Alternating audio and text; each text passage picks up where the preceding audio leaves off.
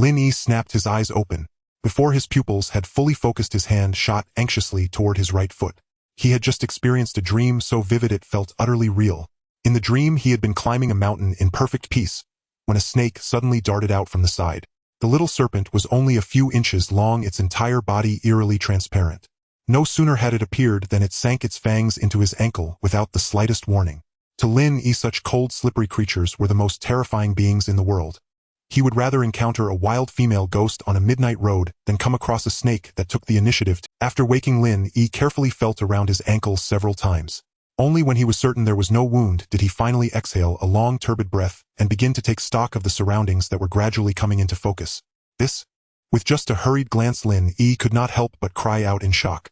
At the very first instant his gaze lifted, he saw an enormous unknown tree towering several dozen zhang high into the heavens. Not only that, but around its roots grew clumps of wildflowers and weeds taller than a person. When he lowered his head slightly, he found the ground beneath his feet carpeted with dead branches and rotting leaves as large as millstones. Besides, there were 8 or 9 raggedly dressed youths lying nearby. Lin Yi could not help but pinch his own thigh hard. The stab of pain told him he was most certainly not dreaming. Wasn't I just climbing Purple Gold Mountain outside Jinling City? How did I end up here? The moment I opened? Just as Lin Yi was about to stand before his thigh could exert any strength, a surge of unfamiliar information barreled unreasonably into his sea of consciousness. Hiss! It hurts. 3 minutes later, when Lin Yi opened his eyes again, a deep, bone-piercing sorrow had settled into his gaze. Yao Yu, Immortal City. The Lin family of the Refining clan. By now Lin Yi had more or less understood his situation. There was no doubt about it. He had joined the great tide of transmigrators. After being bitten by that snake, he had been transported straight from Purple Gold Mountain near Jinling into this new world. That snake was clearly no ordinary serpent. So be it. He had no real attachments back on Earth anyway. He had been single for 26 years, and who knew which kindergarten his future girlfriend was currently attending. His parents were alive and in robust health, with a younger brother and sister to attend to them.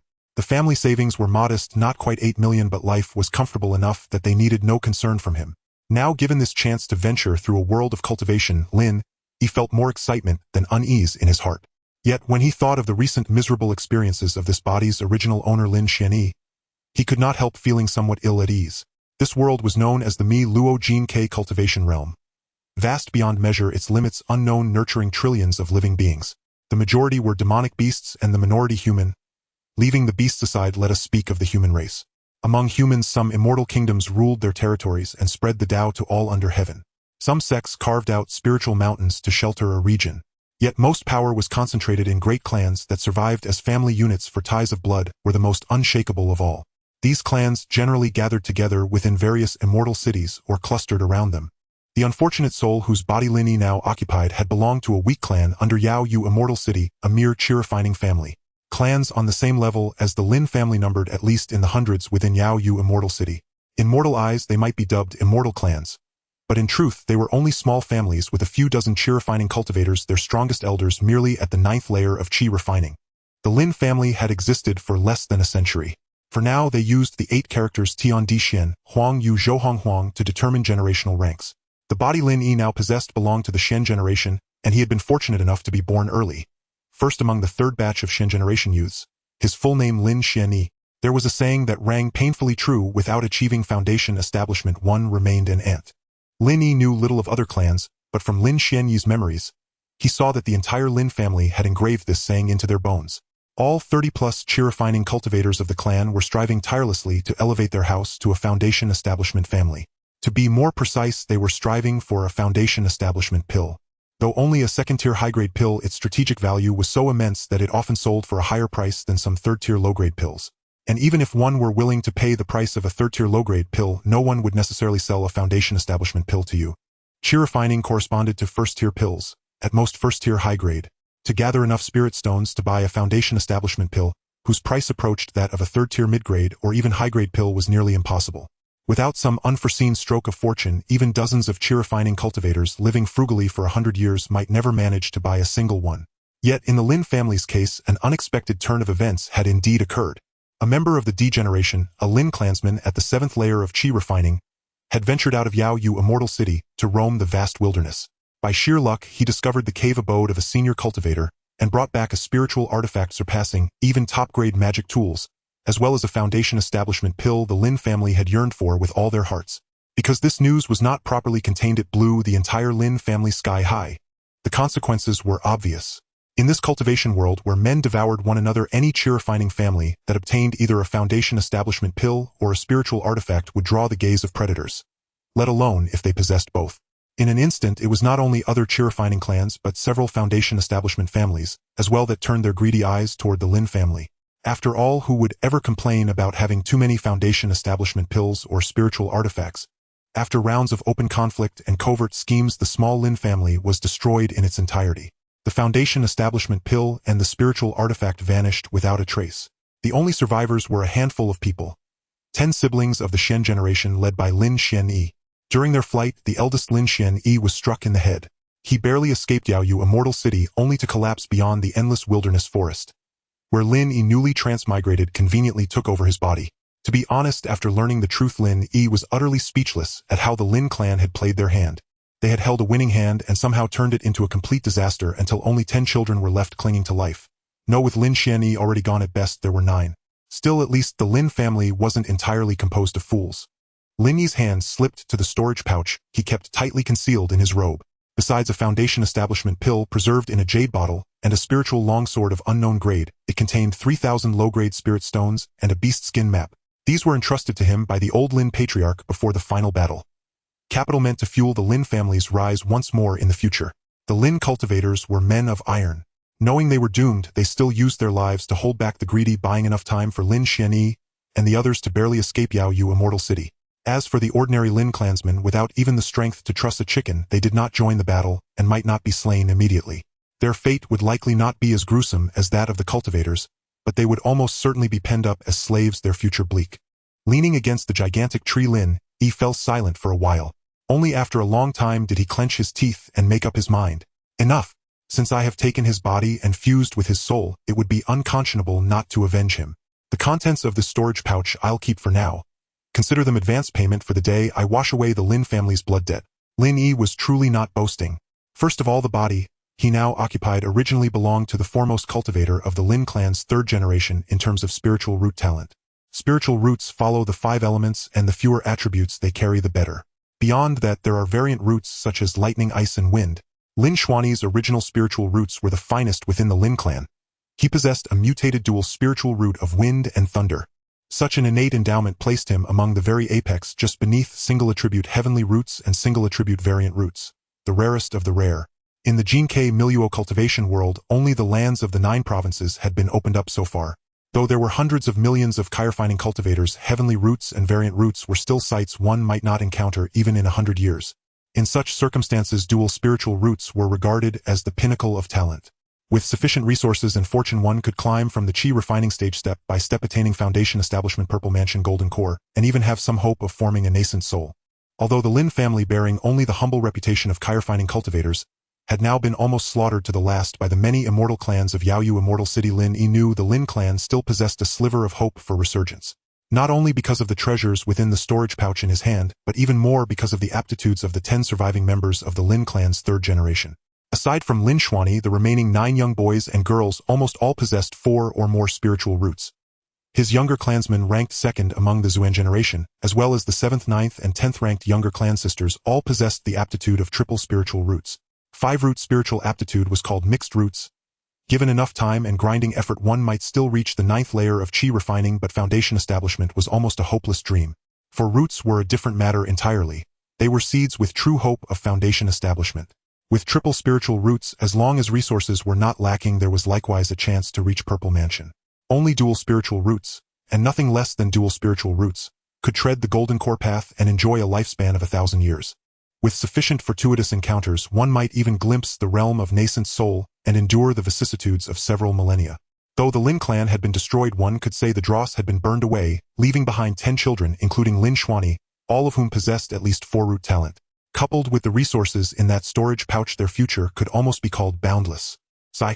Other protagonists who traverse worlds always seem to start out as young clan leaders of Golden Core or Foundation Establishment immortal families, then pick up some golden cheat and go on to kick apart the 6 directions and sweep across the 8 desolations. How was it that, in his case, he ended up in a mere chirofining clan with his home ransacked, leaving only 8 or 9 child soldiers? His current body was only 12 years old, yet somehow he was already the most senior among them. Lin Yi swept his gaze around. Besides himself, there were 9 children, 6 boys and 3 girls. The youngest Lin Xuanyu was only 6, short and thin. Her originally fair and delicate little face was now covered in soot and dirt. One could hardly see a trace of the pampered little princess who had once been the clan's favorite. They had fled for 3 days and nights, already hundreds of li away from Yaoyu Immortal City. Ahead of them now lay the great desolate jungle teeming with countless demonic beasts. Their starting assets were a single storage pouch and 10 people. Not even a dog to their name.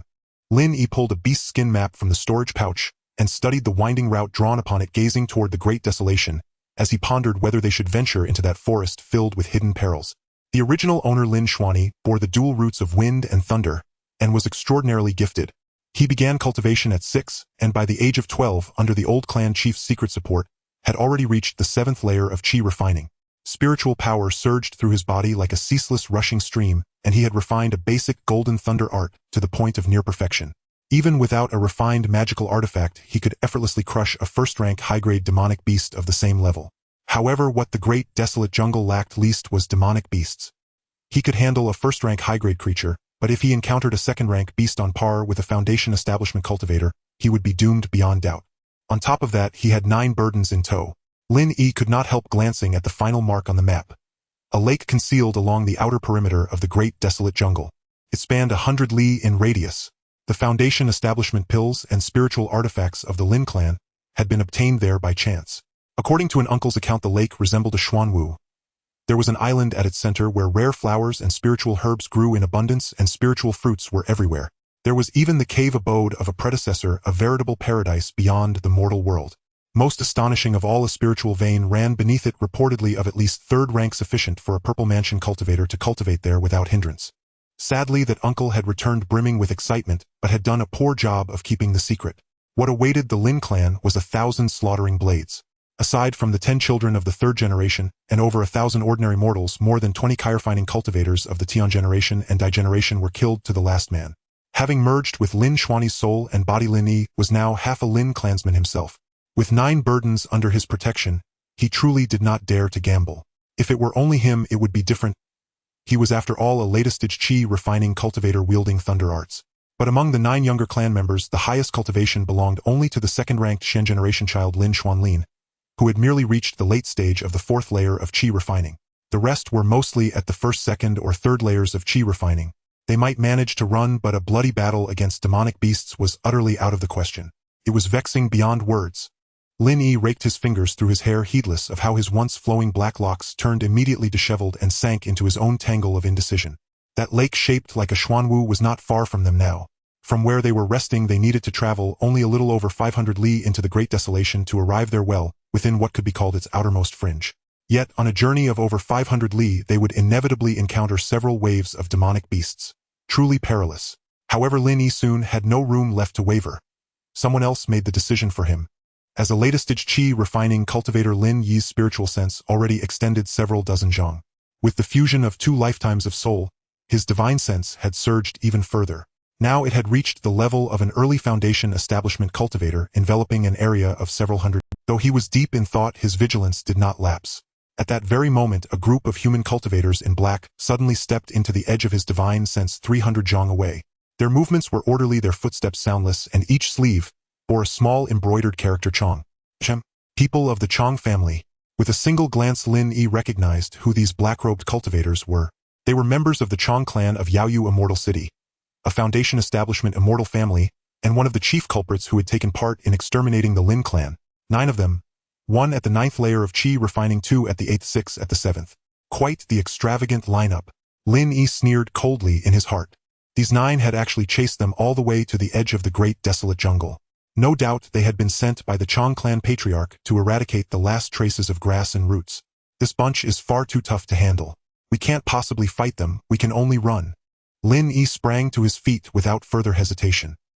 He shook each of his younger brothers and sisters awake in quick succession, warned them not to make a sound, then clutched the beast skin map and led them along the indicated route, plunging headlong into the dense great desolate jungle. Chong clan Yaoyu Immortal City. Lin Yi will return one day. What is the great wilderness? It is filled with numerous beastly creatures surpassing human capabilities. The The Great Wilderness refers to the untamed lands yet to be conquered and developed by humanity. Forests, rivers, mountains, and deserts can all be collectively termed as the Great Wilderness. In order to escape the pursuit of the Chong family, Lin Yi had no choice but to lead his 9 younger siblings into the depths of the Great Wilderness jungle. The Great Wilderness is vast and boundless. It is rumored that even Foundation establishment cultivators dare not venture beyond the outskirts to scavenge for treasures, while Qi refinement cultivators hardly dare to enter. As long as Lin Yi successfully locates the Xuanwu Lake, he can essentially secure his life. Relying on his divine sense comparable to the early Foundation establishment stage, Lin Yi and his companions managed to narrowly avoid 3 waves of beastly hordes after entering the Great Wilderness jungle for just a few miles. They encountered a group of over 10 first-tier low-grade beastly creatures, fang-toothed wild boars, a pack of 5 or 6 first-tier mid-grade Greyford wolves, and a lone first-tier high-grade shadow black panther. Lin Yi could defeat these beasts, but he did not wish to provoke trouble. After all, although his body was only 12 years old, his soul was already 26. With pursuers behind and dangers lurking all around, survival was his only path. However, such comfort soon came to an end as his younger sister Lin Xianyu was hungry. Apart from Lin Xianyu, the other 8 siblings were somewhat hungry as well, but since they were slightly older and more sensible, they mostly remained silent. At the Qi refinement stage, one cannot yet fast. They still need to consume spiritual food every few days for their bodies to absorb nutrients normally. The Lin family's ancestral clan faced a great calamity, and the old patriarch had only managed to give Lin Yi the most precious treasures before he had no time to worry about food. After 3 days and nights of long escape, Lin Xianyu, the youngest sister at the Qi refinement first layer, was the first to collapse from hunger. Lin Yi was a late Qi refinement cultivator. He could go a week without food or water without issue, but seeing his siblings all pale and thin, he knew he had to take a risk. Gathering his 9 siblings, Lin Yi spoke softly, "I need to find some food and water. After I leave, the 2 of you, eldest brother and second brother, who are the most capable, must look after the younger ones." Eldest brother Lin Xianlin and second brother Lin Xianbing, both at the Qi refinement 4th layer, nodded silently in response. They were so hungry that they could hardly speak. If it weren't for the pursuers behind them and the burning desire for revenge in their hearts, they might have collapsed long ago. Looking at the frail bodies and exhausted eyes of his 2 younger brothers, Lin, he felt a pang of sorrow in his heart. They were just 2 children under 10. Not saying anything further, Lin Yi turned and left. He was afraid that if he stayed any longer, he would not be able to hold back his tears. Hunting was not particularly difficult for Lin Yi, who possessed a divine sense at the Foundation establishment stage. He had entered the Great Wilderness for over 50 miles, avoiding multiple beastly hordes and a few powerful solitary beasts along the way, and had discovered many places rich in spiritual herbs and fruits. He had never considered killing beasts to harvest their flesh. Compared to the tough beasts, spiritual fruits that could fill his stomach and replenish water were far more cost-effective. Moreover, while the Great Wilderness was dangerous, it also held many opportunities. Traveling across 50 miles, Lin Yi had indeed encountered many spiritual herbs and fruits, some of which were even unguarded by beasts. This left Lin Yi astonished for quite some time. In the outside world, a first-tier low-grade spiritual herb or fruit could easily sell for the price of 10 low-grade spirit stones. Considering that when the Lin family fell, the old patriarch had only given Lin Yi 3,000 low-grade spirit stones, it was clear that the purchasing power of 10 low-grade spirit stones was not low. According to Lin Yi's merged memories, a disciple of the Qi refinement sect earned only 2 to 10 low-grade spirit stones a year, while most low-level loose cultivators could hardly earn even 2 low-grade spirit stones. He had long heard that the Great Wilderness was fraught with dangers but equally limitless in opportunities. It was only at this moment that Lin Yi truly felt the depth of that saying. After all, while spiritual herbs were one thing, weren't those spiritual fruits all clustered together? Casually picking a few first-tier low-grade spiritual fruits could net him dozens of spirit stones, allowing for a carefree period. This time he planned to go to a depression over 5 miles away to gather a few crimson fruits. He had seen these fruits in a spiritual fruit compendium in the family's library. They were ranked as first-tier low-grade spiritual fruits, water apricots. This spiritual fruit was rare in that it had no beasts guarding it. It was sweet, large, and juicy. Consuming one was sufficient for a Qi refinement cultivator in the early stage to fast for 3 days, and it could slightly increase the internal spiritual power, making it more valuable than the same grade of pills. 5 miles was a mere moment for Lin Yi. Although his primary focus was on lightning techniques, and he had not practiced wind attribute techniques or escape techniques, he still moved with astonishing speed. To be honest, if it weren't for looking after his younger siblings during those 3 days and nights, Lin Yi could have vanished without a trace with his late Qi refinement cultivation. After a short while, Lin Yi's figure appeared above the depression. This depression was situated in a gourd-shaped valley, not very large and roughly the size of a football field. If Lin Yi hadn't happened to pass by this area and scanned it with his divine sense, he would never have discovered that this valley concealed a water apricot spiritual fruit tree. As he approached the center of the valley, a 7-foot-tall verdant fruit tree swayed in the wind, adorned with over 20 fist-sized fruits, all red and incredibly tempting. Even Lin Yi, a late Qi refinement cultivator, couldn't help but salivate at the sight. Just this one first-tier low-grade spiritual fruit tree, if transplanted back to the Lin family, could almost bring in hundreds of low-grade spirit stones in profit every year. Accumulated over decades, it might even buy a single foundation establishment pill. Opening his storage bag, Lin Yi deftly picked the fruits from the tree, and upon counting he found a total of 28 water apricots. This was equivalent to over 200 low-grade spirit stones worth of treasure. Grinning, Lin Yi thought that the great wilderness truly held countless opportunities, easily solving his siblings' food problem, and perhaps these 28 first-tier low-grade water apricots could even elevate their cultivation levels. Eldest 4th and little 7th have been stuck at the late Qi refinement 3rd layer for over half a year. Consuming a water apricot should help them break through to the mid-Qi refinement stage. Eldest 4th Lin Xiando and little 7th Lin Xianxing were among the highest cultivators after eldest brother Lin Xianlin and second brother Lin Xianbing. Once they broke through to the Qi refinement 4th layer, their chances of reaching Xuanwu Lake would undoubtedly increase. However, before Lin Yi could gather everything properly, a thunderous roar suddenly echoed in his ears, followed by the entire valley trembling violently. What the hell? What is happening? Could it be that this spiritual fruit tree has an owner? Lin Yi's expression changed drastically as he hurriedly formed a lightning technique. The Gourd Valley is both narrow and damp, making it a poor habitat for the generally large and dry environment-loving monsters. Thus Lin Yi assumed this water apricot spirit fruit tree was an unguarded wild spirit fruit tree. Upon suddenly hearing the roar of a monster outside, Lin Yi initially panicked but quickly steadied himself. He swiftly formed a spell, allowing the power of golden lightning to conceal itself within his fingertips. In the vast wilderness, his divine sense had remained vigilant without any relaxation. Just moments ago, he had already located the source of the roar within his divine sense. It was a vibrant giant tiger monster that had just entered the range of his divine sense, measuring a full 3 zhang in length and 1 zhang in height. Judging by the malevolent aura surrounding it, its level should be upper first tier. What did he have to fear from an upper first tier? As a top-tier genius with dual spiritual roots, Lin Yi possessed more than just the advantage of faster cultivation than others. At the same time and place, the spiritual energy he absorbed and expelled would be more solid and pure compared to other cultivators with single spiritual roots. With this alone, he could challenge cultivators at the 8th layer of Qi refinement, and coupled with his skillful and rare golden lightning attack technique, he dared to confront even cultivators at the 9th layer of Qi refinement. Without any burdens nearby, even if this giant tiger monster was upper first tier, it would be a delusion to think it could take him down. Filled with confidence, Lin Yi was ready to stride out boldly while maintaining his golden lightning spell.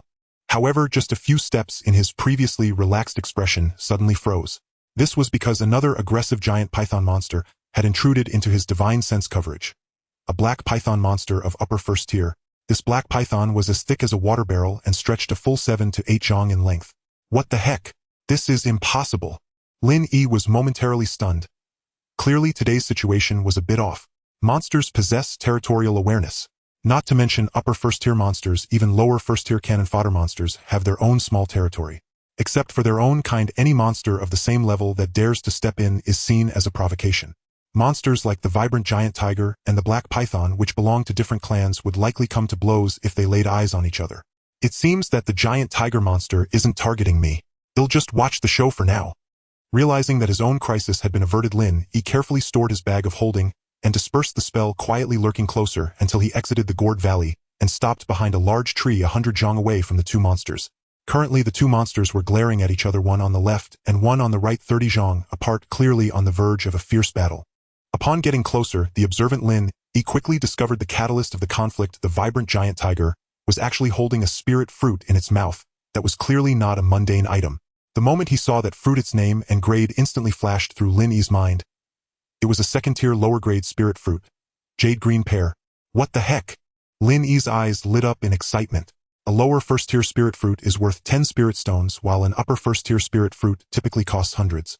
A second-tier lower-grade spirit fruit is worth at least 1,000 spirit stones and often has no market value. To put it dramatically, just this one spirit fruit could easily equate to half the value of the 3,000 lower-grade spirit stones in Lin Yi's bag. It's comparable to the accumulation of decades for a Qi refinement sect. The value of a second-tier spirit fruit cannot simply be measured in spirit stones. If a late-stage Qi refinement cultivator were to consume it, their realm could at least rise a level. For mid-stage and early-stage Qi refinement cultivators, it could allow them to leap 2 or 3 levels. This is a treasure even the foundation establishment sects covet. Yet right before Lin Yi there it was. Knowing its value, Lin Yi felt a rush of excitement, and a bolt of lightning nearly slipped from his control. I must stay composed. I must remain steady. I'll wait until they're engrossed before charging out to clean up.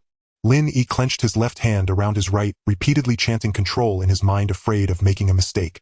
While Lin Yi was secretly ecstatic, hiding nearby, the black python and the vibrant giant tiger had already begun their fight.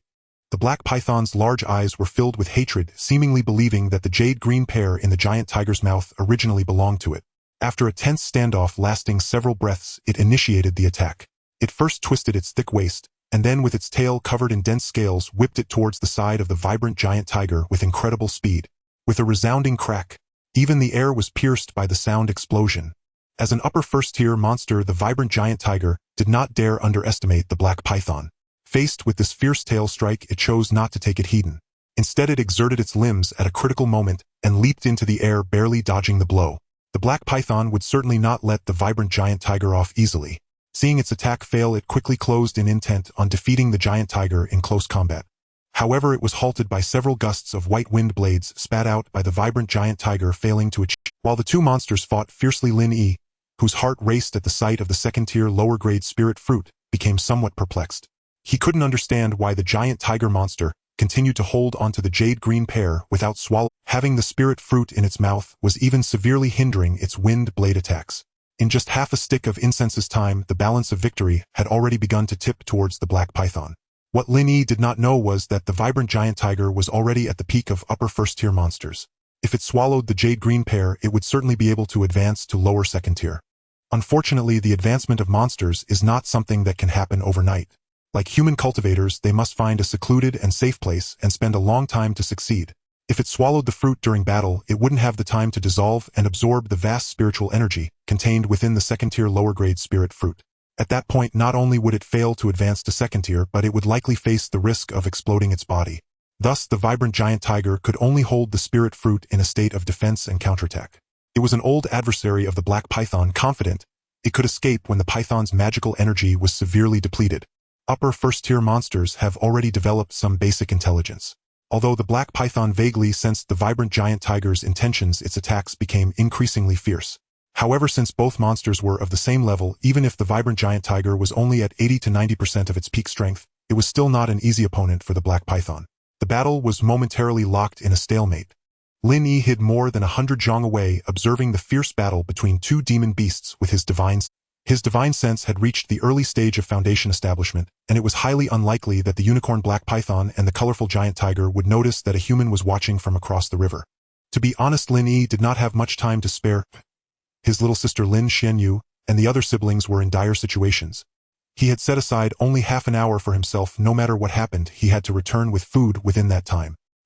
He could only pray that these two demon beasts would soon inflict mutual injuries in their fierce struggle, or at least fight to the point of minor wounds and exhaustion, so he could calmly seize the jade-green pear without fearing their pursuit for revenge. It was unclear whether Lin Yi's prayers had been answered or if the demon beasts were indeed quick-tempered. After a prolonged stalemate in battle, the unicorn black python visibly became enraged. Taking advantage of the colorful giant tiger dodging another tail swipe, it surprisingly opened its foul-smelling serpent mouth and spat out an oval-shaped pill that was thick with demonic energy. The pill was only the size of a soybean and somewhat imperfect in shape, but as soon as it emerged, the pupils of the colorful giant tiger were filled with shock. Not only was the giant tiger startled, but Lin Yi, who had been closely monitoring the scene with his divine sense, also showed a change in expression. However, unlike the colorful giant tiger's panic, Lin Yi felt immense joy in his heart. A semi-finished demon pill. It seems that this unicorn giant python is only one step away from breaking through to the second tier. No wonder it is fighting so desperately over a second-tier low-grade spirit fruit with the colorful giant tiger. Keep fighting. The more fiercely you battle, the happier I will be. As the colorful giant tiger hurriedly spat out a misshapen oval demon pill to counter the unicorn black python, Lin Yi had already discreetly prepared the golden thunder method, a sphere of destructive power leaping and twisting at his fingertips. With even the unfinished semi-finished demon pill in play, the situation would undoubtedly change dramatically within 100 breaths. From now on, every breath could present an opportunity in battle. If all went well, the second-tier low-grade spirit fruit would be surnamed Lin today. As the two beasts exchanged demon pills for the 10th breath, the colorful giant tiger was clearly struggling against the unicorn black python's relentless assaults. At this point, it had already unleashed its fury. By the 20th breath it finally angrily threw away the jade-green pear it had been holding in its mouth, feeling unburdened and ready to launch a counterattack with fiery eyes. It wanted the stubborn snake across from it to understand who was the true ruler within 100 li. The unicorn black python, of course, was not afraid of the colorful giant tiger hissing as it charged forward. It was already of the same tier as the giant tiger, and now it clearly held the advantage. It thought to take this opportunity to eliminate its long-standing rival completely. It could enjoy the spirit fruit later after fulfilling its long-held wish. The two demon beasts fought with abandon, and for a moment it was as if the end of the world had arrived within 100 zhong, with shattered stones and falling trees causing such a ruckus that all living creatures within 1,000 zhong fled in terror. Only Lin Yi remained. It was just Lin Yi. As the battle escalated and progressed to the 30th breath, Lin Yi had a dazed expression as he held the second-tier low-grade spirit fruit, the jade-green pear. The direction in which the colorful giant tiger flung the pear just happened to be the direction where Lin Yi was hiding. How fierce was the power of the giant tiger demon beast! With just a light toss, the jade-green pear flew over 100 zhong, and quite coincidentally rolled directly to. As he held this immensely valuable second-tier spirit fruit, Lin Yi felt as if he were dreaming. He couldn't believe that he could obtain this treasure so easily. He hadn't even unleashed a single bolt of golden thunder. He truly felt like he had plotted in vain. However, this was fine, and Lin Yi happily stored the spirit fruit in his storage bag, quietly leaving the scene, while the two beasts remained oblivious. No matter who wins, they will probably be so furious they might spit blood in the end, right? Lin Yi thought to himself as he ran through the endless forest. Anyone who fought desperately and managed to take down their sworn enemy, at the cost of severe injuries, would surely explode in rage upon discovering that a treasure had gone missing right beside them. Sure enough, after more than 20 breaths had passed just as Lin Yi had run 3 li away, a thunderous roar of a tiger suddenly erupted from the forest behind him. The roar carried 3 parts pain and 7 parts fury, causing all ordinary beasts and low-tier demon beasts within a 10 li radius to cower on the ground, their bodies trembling uncontrollably. Oh, that big cat actually won? Lin Yi was somewhat surprised. He had originally thought that the unicorn black python would be the victor, yet it turned out to be unexpected. This incident also brought Lin Yi some lessons, prompting a change in his character. The world of cultivation is full of wonders. One cannot merely speculate on others based on surface phenomena. Strong individuals often keep their true capabilities hidden. While there are certainly some brash youths who flaunt their strength like in novels, they are definitely not many. Most are quietly growing. If he wished to avenge the Lin Clan and rise to prominence, he must exercise extreme caution. Without 99% certainty, he would resolutely avoid being the first to act. The strongest in Yao Yu Immortal City is at the 7th layer of Foundation Establishment, the clan leader of the Chong Clan, Chong Songhao. If he is cautious, he should consider the 7th layer of Foundation Establishment as the 8th layer. If we account for some hidden cards like magical tools, pills, and talismans, he would even be at the 9th layer of Foundation Establishment. I have a target now. I want seek revenge in Yao Yu Immortal City until I reach the Purple Mansion stage. Lin Yi silently praised himself. No matter what cultivation level you have, once enmity is formed, I will always calculate you as at least 3 small realms higher. If it were a cultivator from a major force like the Purple Mansion or Golden Core factions, Lin Yi might even add several more later. After several hundred breaths, Lin Yi returned safely to the place where his clansmen were hiding and resting. Before he even arrived, his divine sense had already swept over his 9 younger siblings from several hundred zhong away. Fortunately, although the 9 of them looked a bit more fatigued and pale during the short half-hour of his absence, they had not encountered any attacks from demon beasts, and their condition remained largely unchanged. A sudden sound of footsteps approached rapidly like rain hitting banana leaves. Lin Xianlin, who was crouched under a large tree with his eyes closed, immediately looked up and shouted sternly, "Who is it?" This shout instantly drew the attention of the other 8 Lin Clan members, all of whom took a cautious posture, ready to attack at any moment. Even Lin Xianyu, who was on the verge of fainting, strained to raise her hand. "Don't worry, it's me." Of course, the sound of footsteps was something Lin Yi had deliberately created, and the result was very satisfying. After days and nights of fleeing, the remaining 9 sparks of the Lin Clan had all matured and were extraordinarily vigilant. Just pulling one out could very well be a prodigy of the Qi refinement or even Foundation Establishment level. Although it was pitiful and sad, this might indeed be an extremely valuable life experience. With this harsh experience, as long as these 9 younger siblings did not perish midway, they would undoubtedly be able to stand on their own in the future. Elder brother. It's elder brother. Elder brother is back, woohoo. Upon hearing Lin Yi's voice, more than half of the 9 children could not hold back their tears. After the destruction of the Celestial Clan, the elder brother Lin Xian, who led them to escape successfully, was undoubtedly the most crucial pillar among the 9. Heaven knows how terrified and helpless they felt during the time Lin Yi was away. They were afraid Lin Yi would abandon them and leave alone, afraid that he would suddenly perish from an attack by a beast. The setting sun struggled to cast a dim golden light on the ground through the dense foliage. The 9 children, the oldest barely 10, and the youngest only 6, stared intently at Lin Yi as he walked toward them bathed in a soft glow. In his hands he held several bright red fruits wrapped in lotus leaves. Brother found some low-grade spiritual fruits, come and eat. Lin Yi handed 8 spiritual fruits to the second brother Lin Shenlin for distribution, while he took one and passed it to the youngest sister Lin Xuanyu. Lin Xuanyu lay on the ground pale as she accepted the fruit, first sweetly saying, "Thank you, elder brother," before eagerly opening her little mouth and biting into the bright red fruit.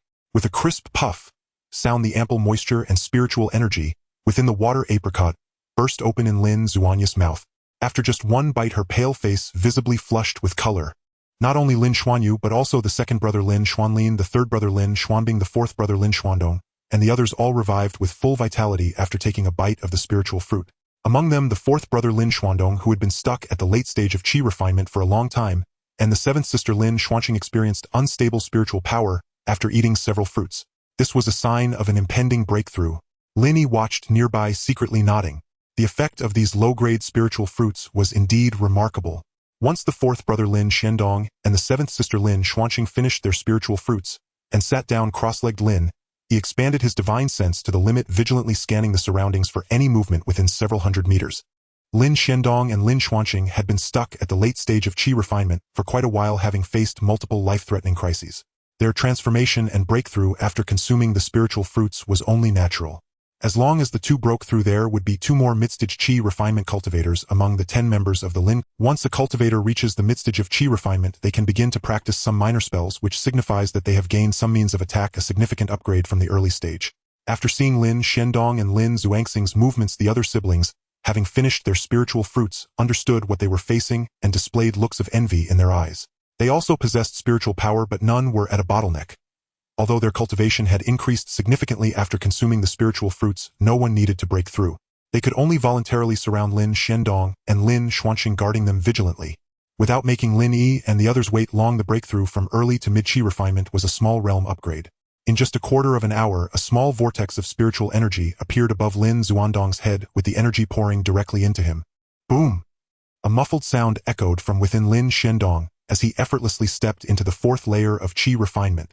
Not long after Lin Xuandong's breakthrough, Lin Xuanqing followed closely, also generating a small vortex of spiritual energy above her head.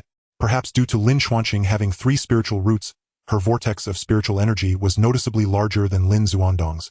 Seeing the two successfully break through one after the other, the Lin Clan members, including Lin Yi, smiled from the bottom of their hearts. This might have been the first time everyone smiled since the fall of the Lin Celestial Clan. After a stick of incense, Lin Shendong and Lin Xuanqing, now mid-stage qi refinement cultivators, stood up. Though it was just a minor realm breakthrough, their faces were filled with excitement, and the second brother Lin Shenlin and others quickly came forward to congratulate them. Lin Yi did not stop them. After the family's destruction, it was not a bad thing to lift their spirits a bit. If they kept frowning every day thinking of revenge, it could lead to more setbacks. Now that the 4th brother and the 7th sister had broken through to the 4th layer of qi refinement among the 10, there was already 1 at the 7th layer, 4 at the 4th layer, 4 at the 3rd layer, and 1 at the 1st layer. The only 1st layer qi refinement cultivator was the 6-year-old youngest sister Lin Xuanyu, who, after consuming the spiritual fruit, had now reached the late stage of the 1st layer. The 4 3rd layer qi refinement cultivators were the 5th brother Lin Xuanjing, who is now 9 years old and has been cultivating for over 3 years, is now at the late stage of the 3rd layer after consuming the spiritual fruit. The 6th brother Lin Xuanlia, 9 years old, is at the mid-stage of the 3rd layer. The 8th brother Lin Xuanqian, 9 years old, is at the mid-stage of the 3rd layer. The 9th sister Lin Xuanya, 8 years old, is at the mid-stage of the 3rd layer. The 4 4th layer qi refinement cultivators were the 2nd brother Lin Xuanlin, now 10 years old, is at the late stage of the 4th layer, nearing the 5th layer after consuming the spiritual fruit. The 3rd brother Lin Xuanbing, now 10 years old, is at the mid-stage of the 4th layer and nearly broke through to the late stage after consuming the spiritual fruit. The 4th brother Lin Xuandong, now 9 years old, is at the early stage of the 4th layer. The 7th sister Lin Xuanqing, now 9 years old, is at the early stage of the 4th layer. It can be seen that the cultivation speed of the 2nd brother, the 7th sister, the 9th brother, and the youngest sister, who all have 3 spiritual roots, is faster than that of their peers with 4 spiritual roots. However, the quality of spiritual roots is not permanently fixed. There are always rare treasures that can enhance and improve spiritual root attributes, but those are merely treasures that one can encounter but not seek.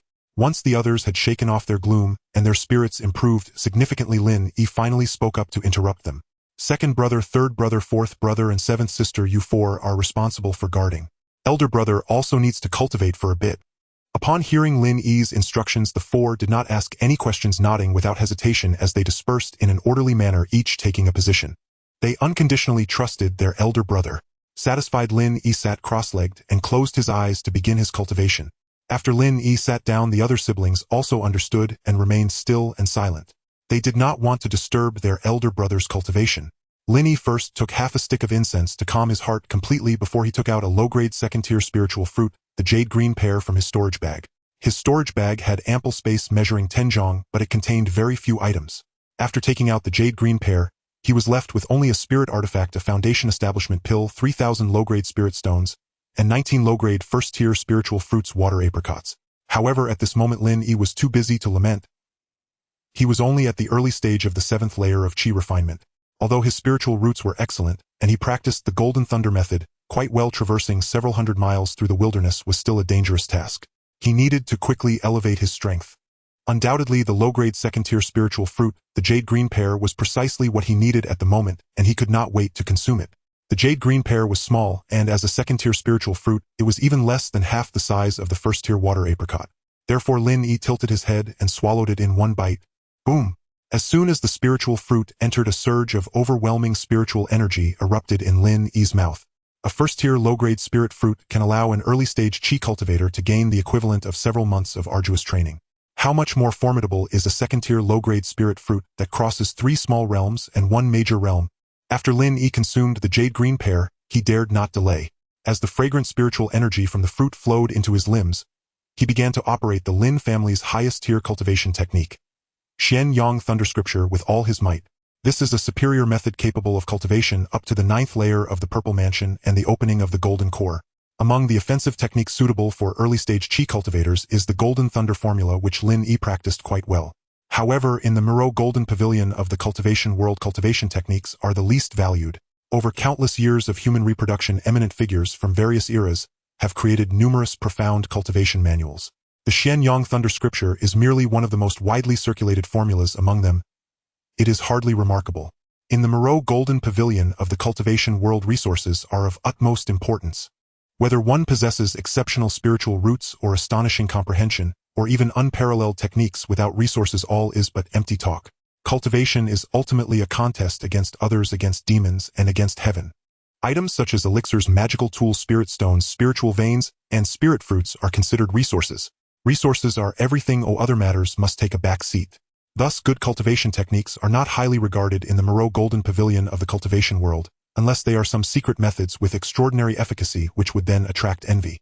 Lin Yi frantically operated the Xian Yang Thunder Scripture, and upon consuming the spirit fruit, he could distinctly feel that with each cycle of the technique the spiritual energy within him surged dramatically. He could clearly sense his rapid strengthening. After half a stick of incense, 1/10 of the jade green pear's medicinal effect was consumed, and Lin Yi's realm had already reached the mid-stage of the 7th layer of qi cultivation. After a stick of incense, 1/3 of the jade green pear's medicinal effect had dissipated, and Lin Yi was already on the brink of breaking through to the latest stage of the 7th layer of qi cultivation. After a little over half an hour, half of the jade green pear's medicinal effect had been absorbed, and Lin Yi officially stepped into the latest stage of the 7th layer of qi cultivation. By the time night fell completely, Lin Yi had been cultivating for a full hour, and 80% of the spirit fruits effect had been lost, yet his momentum had soared to the peak of the latest stage of the 7th layer of qi cultivation. Huff! Success or failure hinges on this moment. Lin Xian Yu, closest to Lin Yi, heard the commotion and instinctively turned to look. He saw Lin Yi's long hair moving without wind, dancing wildly. His originally delicate and fair face tightened in an instant, veins bulging on his forehead and neck, his teeth clenched as if he was caught in a critical moment. Before Lin Xian Yu could regain his senses, Lin Yi suddenly shouted, "Break for me!" Creak, boom, like a dam bursting, astonishing sounds erupted from Lin Yi's body. Even Lin Xianlin and the others, who were on guard several dozen zhong away, turned their heads in astonishment. Finally, the 8th layer of qi cultivation. The second-tier low-grade spirit fruit is indeed extraordinary. The remaining potency in the last 2 layers still has the effect of a breakthrough. Lin Yi relaxed his brow and waved to his worried younger siblings, who wanted to come over and ask, signaling the latest stage of qi cultivation is different from the mid to early stages. Those with slightly inferior spiritual roots cannot hope to advance a level without at least 10 years of effort if relying solely on meditation. Even for a genius like Lin Yi with dual spiritual roots of wind and thunder, it would be unthinkable to cultivate from the early stage of the 7th layer to the early stage of the 8th layer without 3 to 5 years. However, this second-tier low-grade spirit fruit directly saved him several years of effort, and its effect was astonishing. Moreover, after advancing to the 8th layer of Qi cultivation, Lin Yi's true combat power was no weaker, even stronger than latest-stage Qi cultivators of the 9th layer. In the vicinity of Yaoyu Immortal City, he could be considered invincible without a foundation established. My divine sense range has expanded by several dozen zhang, now reaching 380 zhang. Compared to a human, it is comparable to the 3rd layer of foundation establishment. Compared to beasts, it rivals second-tier mid-grade demon beasts. With this, even when encountering second-tier low-grade demon beasts, I can still take the initiative, greatly increasing my survival ability. Lin Yi analyzed his current strength and smiled with satisfaction after a moment. Upon entering the Great Wilderness, the surrounding area could only be considered a marginal zone. Within this margin of 10,000 miles, there are virtually no 3rd-tier demon beasts, and 2nd-tier demon beasts are exceedingly rare. Most are merely 1st-tier demon beasts, so as long as there are ways to avoid 2nd-tier demon beasts, the chances of us entering the Xuanwu Lake area will significantly increase. After closing his eyes and cultivating for a while longer, Lin Yi solidified his realm at the 8th layer of Qi cultivation, and it was now a starry night. He got up and called to his younger siblings, and the 10 of them once again set off under the starlight to search for Xuanwu Lake. The wilderness forest at night is actually more dangerous, but Lin Yi's divine sense and magical power had just greatly increased, making him feel that as long as he was cautious, he could walk safely. However, as they began their journey, it was fine at first. After walking 10 li, they easily avoided 3 waves of 1st-tier demon beasts searching for food under Lin Yi's lead. But the good times did not last long, and the 10 soon encountered an unexpected event. At that moment, Lin Yi was leading the team well. He had not mentioned his divine sense range of 380 zhang, so the remaining younger siblings were all cautiously vigilant of their surroundings, not daring to relax for a moment. Just a few breaths later, Lin Yi, who was at the front, suddenly raised an eyebrow and stopped in his tracks. Lin Xianlin, who was a step behind, instinctively opened his mouth to inquire. Shoo! Lin Yi raised a finger, and the alert Lin Xianlin immediately understood and closed his mouth, then gently pressed his palm towards the other 8 younger siblings behind him. This was the gesture Lin Yi had instructed them to use before setting out, indicating that there was a situation ahead. Lin Yi expanded his divine sense and quickly detected the 2 demon beasts that had just entered his divine sense warning range. There were 2 demon beasts, one large and one small. The large one was a 1st-tier superior grade toad demon beast measuring about 1 zhang in size, with pus rolling all over its body. Except for its head, which was green, the rest of its body was gray-black. The smaller one was a single-horned white horse with an obscure aura indistinguishable as either a 1st-tier superior grade or 2nd-tier low grade, standing 3 feet tall, resembling a just-born foal. At that moment, the 2 demon beasts were rapidly approaching Lin Yi and the others while fighting and fleeing. Lin Yi, staring at the 2 demon beasts that were now about 150 zhang away in his divine sense, immediately extinguished the thought of escaping. In just a few breaths, these 2 brutes would be upon them, and dodging was certainly out of the question. So Lin Yi could only shout, "There are 2 demon beasts rapidly approaching ahead. Everyone prepare for battle." Although he said everyone, Lin Yi was actually only addressing his second brother Lin Xianlin and the 4 younger family members who were in the midstage of Qi cultivation. After all, when facing demon beasts, only they had the power to strike. For the rest, who were in the early stage of Qi cultivation, it was good enough as long as they did not cause trouble. Lin Yi's speculation was not wrong. The white unicorn foal was indeed just a few months old. Their kind was different from ordinary beast tribes, as newborns would be abandoned by their parents a month after birth. The result was evident. What good fate could a 1-month-old young beast have in this perilous wilderness? With its powerful bloodline being born as a 2nd-tier creature, it was coveted not just by humans, but also by other beasts likened to Tangsang's meat. After more than 2 months of continuous battles, the unicorn foal was severely injured, and its original 2nd-tier lower-grade strength had become unstable, appearing almost like an ordinary 1st-tier upper-grade beast. So even though it had managed to escape to the outskirts of the wilderness, it was still targeted by a 1st-tier upper-grade. This was the 3rd hour of the battle between the foal and the toad beast. Its internal demonic power was nearly depleted, and due to serious injuries inside and out, it was prepared to drag the ugly toad down with it before its demise. Just as it turned its head and concentrated the last remnants of demonic power into its single horn to force out its final ball of lightning, the toad beast panicked. Lin Yi's eyes lit up. Quack! After a shrill croak, the toad beast, unable to dodge during its high-speed pursuit, collided desperately with the ball of lightning. Crackle! Boom! The toad beast was engulfed in lightning, and under the influence of paralysis, it fell vertically mid-leap. Before it could hit the ground, its once-hang-sized body had already shrunk significantly from the intense heat, not only charred black from the electricity, but also suffering serious internal injuries. Lin Yi, 100 zhang away, wrinkled his nose, faintly smelling a hint of burnt flesh. The unicorn foal had only this one strike left. Once the lightning ball departed from its horn, it could no longer bear the overwhelming fatigue, sliding helplessly for several zhang before collapsing to the ground. It did not know whether the toad beast was dead. It lacked the strength to check. All it knew was that the last scene it saw before fainting was an unfamiliar bipedal creature squatting down with curiosity. It was simply too exhausted. If it was to be eaten, so be it. It no longer mattered. All it wanted was a good sleep. In the dim jungle, Lin Shenlin saw that the crisis was averted and slowly approached with several younger siblings. Elder brother, this white foal looks extraordinary. The third brother Lin Xuanbing imitated Lin Yi's posture, crouching down with a frown to examine the unconscious foal, becoming increasingly astonished. Even though he was only 10 years old, he was still a genuine fourth-tier Qi practitioner, and his insight was certainly not comparable to that of an ordinary person. This foal looked like it had just been born, and had fainted, but upon closer inspection, even he, a fourth-tier practitioner, felt a sense of trepidation rising. He knew nothing else, but even the elder patriarch of their clan, a ninth-tier Qi practitioner at full circle, had never made him feel this kind of danger. After Lin Shenbing spoke, the younger siblings at the third-tier Qi level said nothing, but Lin Xuanlin, Lin Xuanqing, and others also at the fourth tier nodded in agreement. Lin Yi first scanned the situation with his divine sense, then smiled and said, "Third brother is right. This foal is indeed extraordinary. Though it looks so miserable now, it actually possesses a complete second-tier lower-grade demon core within. It is a genuine second-tier lower-grade beast."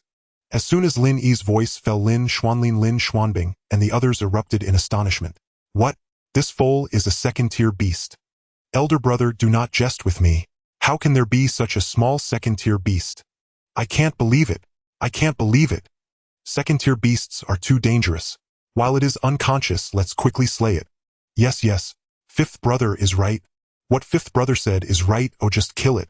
Regardless of whether they believed it, this foal was definitely a beast, and its level was at least upper first tier. Therefore, no one dared to keep it alive and suggested Lin Yi swiftly eliminate it. However, Lin Yi waved his hand to stop them, uttering words that left all 9 of them in shock. "I do not wish to kill it. I want to raise it. It is merely a young beast. To have already advanced to the second tier at such a young age, its bloodline must be extraordinary. If nurtured well, it will surely provide great assistance to our clan in the future." Lin Yi gazed at the foal below, his eyes shining brightly. Beasts generally have lifespans far exceeding that of humans, and certain bloodlines can be dozens of times longer than human practitioners. If nurtured well, it could at least secure the clan's foundation for 1,000 years.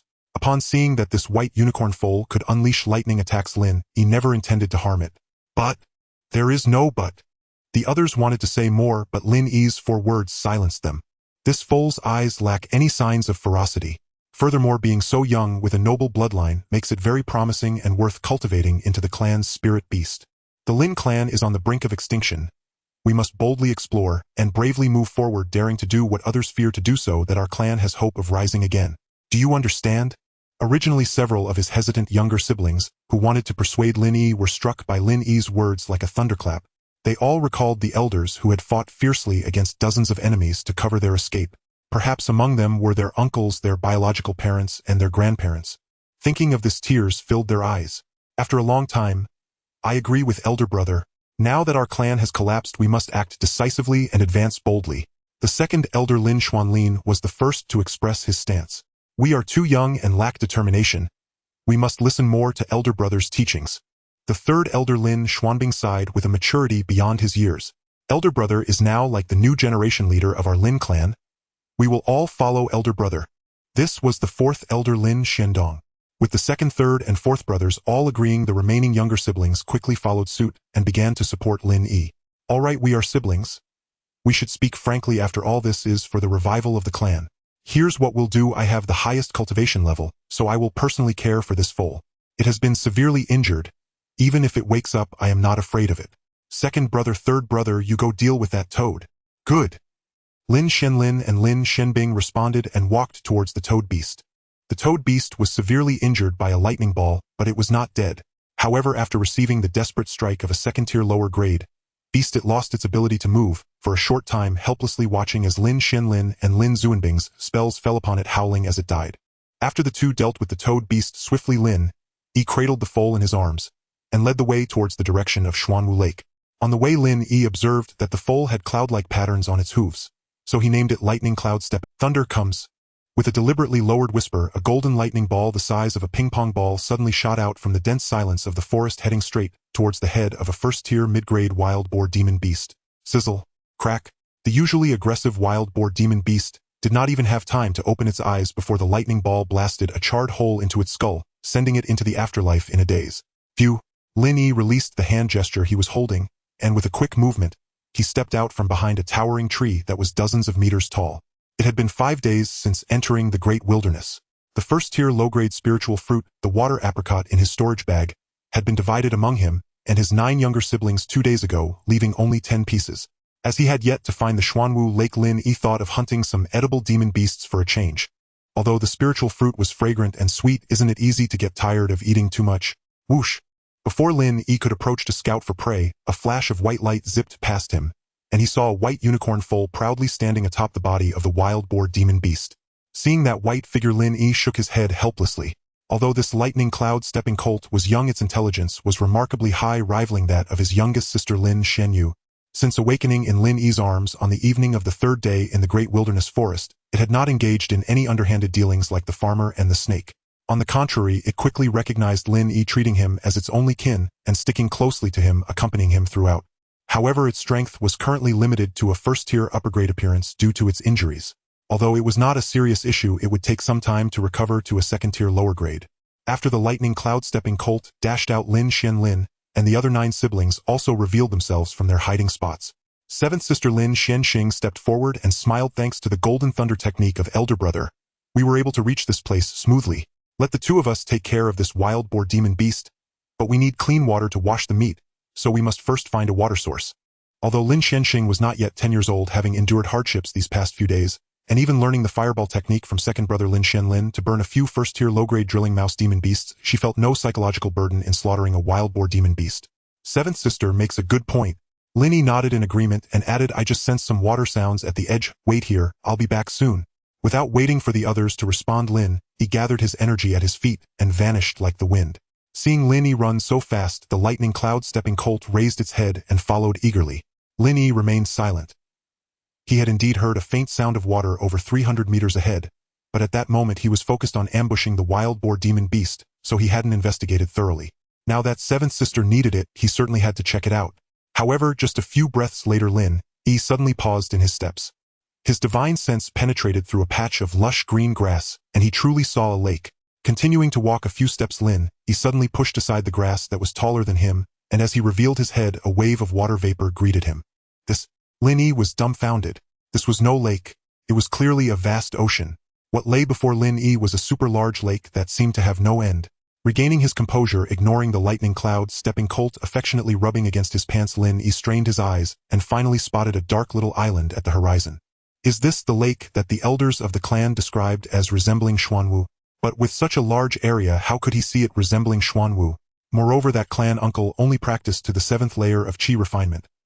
How could he have crossed hundreds of miles of the great wilderness to arrive here? It should be noted that even he, a practitioner at the 8th layer of qi refinement, could only find this place by virtue of his divine sense rivaling that of a foundation establishment practitioner. Could it be due to sheer luck? Lin Yi felt as if a fog enveloped him, leaving him unable to clear his thoughts or escape. Seeing Lin Yi staring blankly into the distance, the little colt didn't mind much and directly bit into Lin. What the hell? Lightning, are you crazy? Lin Yi felt a sharp pain in his leg, involuntarily gasping in cold air. The intense pain instantly pulled him out of his dazed state. Lightning was the simplified name Lin Yi had given to the lightning cloud-stepping colt. The little colt glanced at Lin Yi with disdain, remaining silent, but thought, this two-legged beast has never seen the world. It's just a river, why stare at it like that? Alright, actually Lin Yi had already known that lightning was the one who awakened him after regaining consciousness, but he couldn't bring himself to apologize to a horse, so he simply turned and walked back the way he came.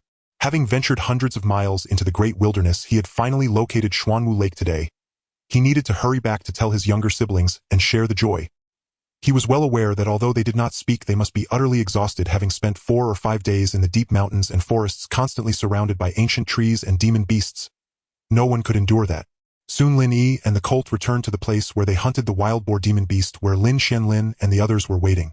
Upon arriving, Lin Yi deliberately built suspense, remaining silent as he directly hoisted the wild boar demon beast. The 9 of them were a bit stunned at this scene, but it was the clever 9th sister Lin Xianyi who called out, "What are you?" Elder brother must have found the water source. Wow. The other 8 suddenly came to their senses and hurriedly stepped forward.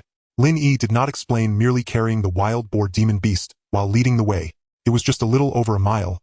For the 10 cultivators of the Lin Clan, it took no more than the time it takes to brew a cup of tea to reach the destination. As Lin Xianlin was the first to part the grass and see the boundless Xuanwu Lake, the remaining 8 also emerged from the dense great wilderness jungle, witnessing this super lake that spanned no less than 100 miles. Xuanwu Lake, this, by the Immortal above. This is really a lake and not a river or sea. Finally found it. Upon seeing Xuanwu Lake, the 9 were filled with astonishment and joy. The elder clan leader had repeatedly emphasized that this Xuanwu Lake could very likely be the opportunity for the family to rise again.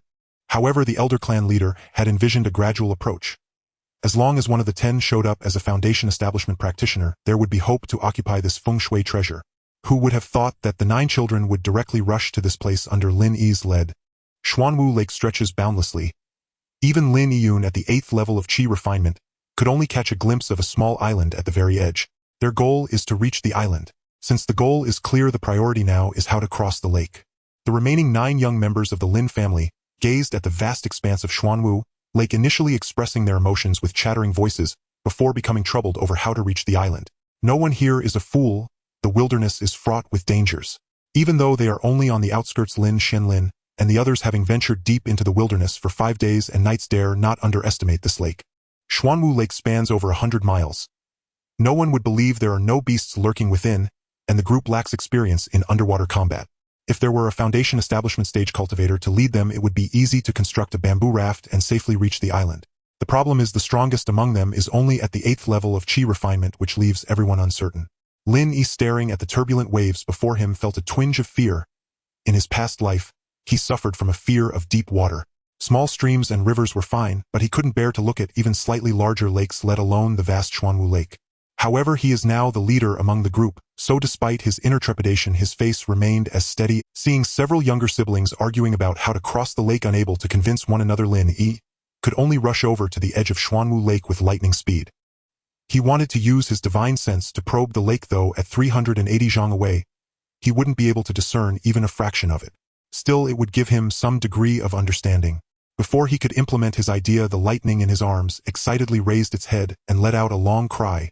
A thunderball the size of a pigeon egg sliced through the air and crashed heavily onto the water's surface dozens of zhang away, emitting a charred scent.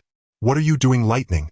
This sudden turn of events genuinely startled Lin Yi, and even Lin Xianlin and the others standing over 10 zhang away from the lake's edge were drawn in by the commotion caused by lightning. 7th sister Lin Xuanqing couldn't help but ask, "What happened, brother?" From a distance, they thought it was Lin Yi who had released the thunderball, as he was the expert in handling lightning.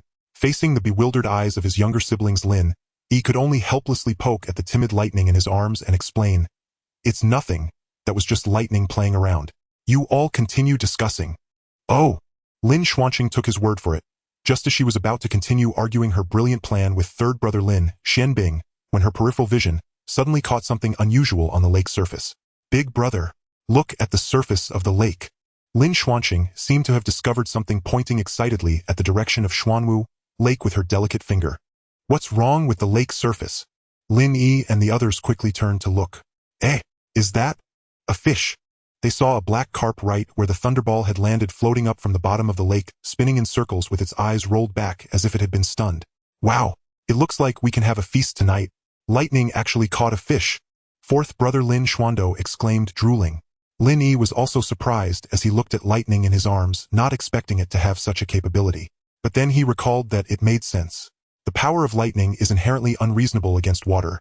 When the thunderball strikes the water, its power amplifies several times, and its attack range expands dramatically. Lin Yi thought about how he was also adept at using lightning. If he were to fight in this 100-mile water area relying on his overwhelming divine sense and the golden thunder technique, he might even be able to pluck a few whiskers from a second-tier low-grade beast. If we add lightning to the mix, crossing the island will be worry-free. Lin Yi excitedly patted lightning's head, causing the little horse to frown slightly at the buzzing sensation in its head. With the strength to cross the lake, Lin Yi no longer hesitated. He signaled 7th sister and 9th sister to hunt wild boar beasts for a hearty meal, while he instructed Lin Xianlin and Lin Xianbing to gather wood to build a boat. He was determined to cross Xuanwu Lake. The younger siblings each took on their tasks. Even the youngest sister Lin Xuanyu helped with some small chores. At that moment Lin Yi remembered his own task and stood by the lake slowly extending his divine sense into Xuanwu Lake. At 10 zhang from the edge of the lake, the water was only deep enough for an adult to stand in. Some small fish and shrimp swam about but nothing significant. As he expanded his divine sense, by the time he reached 30 zhang away, the water's depth had already reached 3 men high, which is 2 zhang deep, sufficient to accommodate larger aquatic creatures. Lin Yi indeed spotted several fish of several feet long, either chasing after aquatic plants or small fish. As his divine sense continued to extend to 60 zhang, Lin Yi's previously calm expression suddenly shook. His divine sense had only reached a few dozen zhang, but that was only vertical. Horizontally, his divine sense was without reservation, covering several hundred zhang. Within this area, the lake's depth suddenly increased, reaching over 3 zhang. What made Lin Yi even more uneasy was that in the range extending from 30 zhang to 60 zhang, he discovered 3 first-tier low-grade demon beasts. Black-green fish, swimming in this water. This type of demon beast is quite ferocious, carnivorous with sharp teeth and large bodies. Even as a first-tier low-grade beast, they could grow up to 5 feet long, making them giants of the water. Most importantly, these demon beasts are very unfriendly to humans, often attacking on sight. If Lin Yi and the others were to board a boat to cross the lake, these black-green fish would undoubtedly leap out to ambush. Fortunately, only 3 were discovered, and they were all first-tier low-grade. Such creatures would not require him or lightning to take action. Even 7th Sister Lin Xuanqing, who had just mastered the fireball technique, could easily handle them. It is said that black-green fish have tender, delicious meat with few bones. If we could catch a few to roast. As he thought about this, his gluttonous nature couldn't help but surface. Lin Yi couldn't resist drooling as he swept past those 3 delicacies. And his divine sense continued to search further. When his divine sense reached 100 zhang, the water was even deeper, estimated to be 4 to 5 zhang. At 150 zhang, the depth here was definitely over 5 zhang, and it might even reach 6 zhang. Lin Yi even discovered 7 or 8 hidden giant shrimp demon beasts, nestled deep within the stone crevices at the bottom of the lake. These resemble small lobsters, but are far from small. One of the giant shrimp had claws measuring over 3 feet and was ranked as a first-tier mid-grade.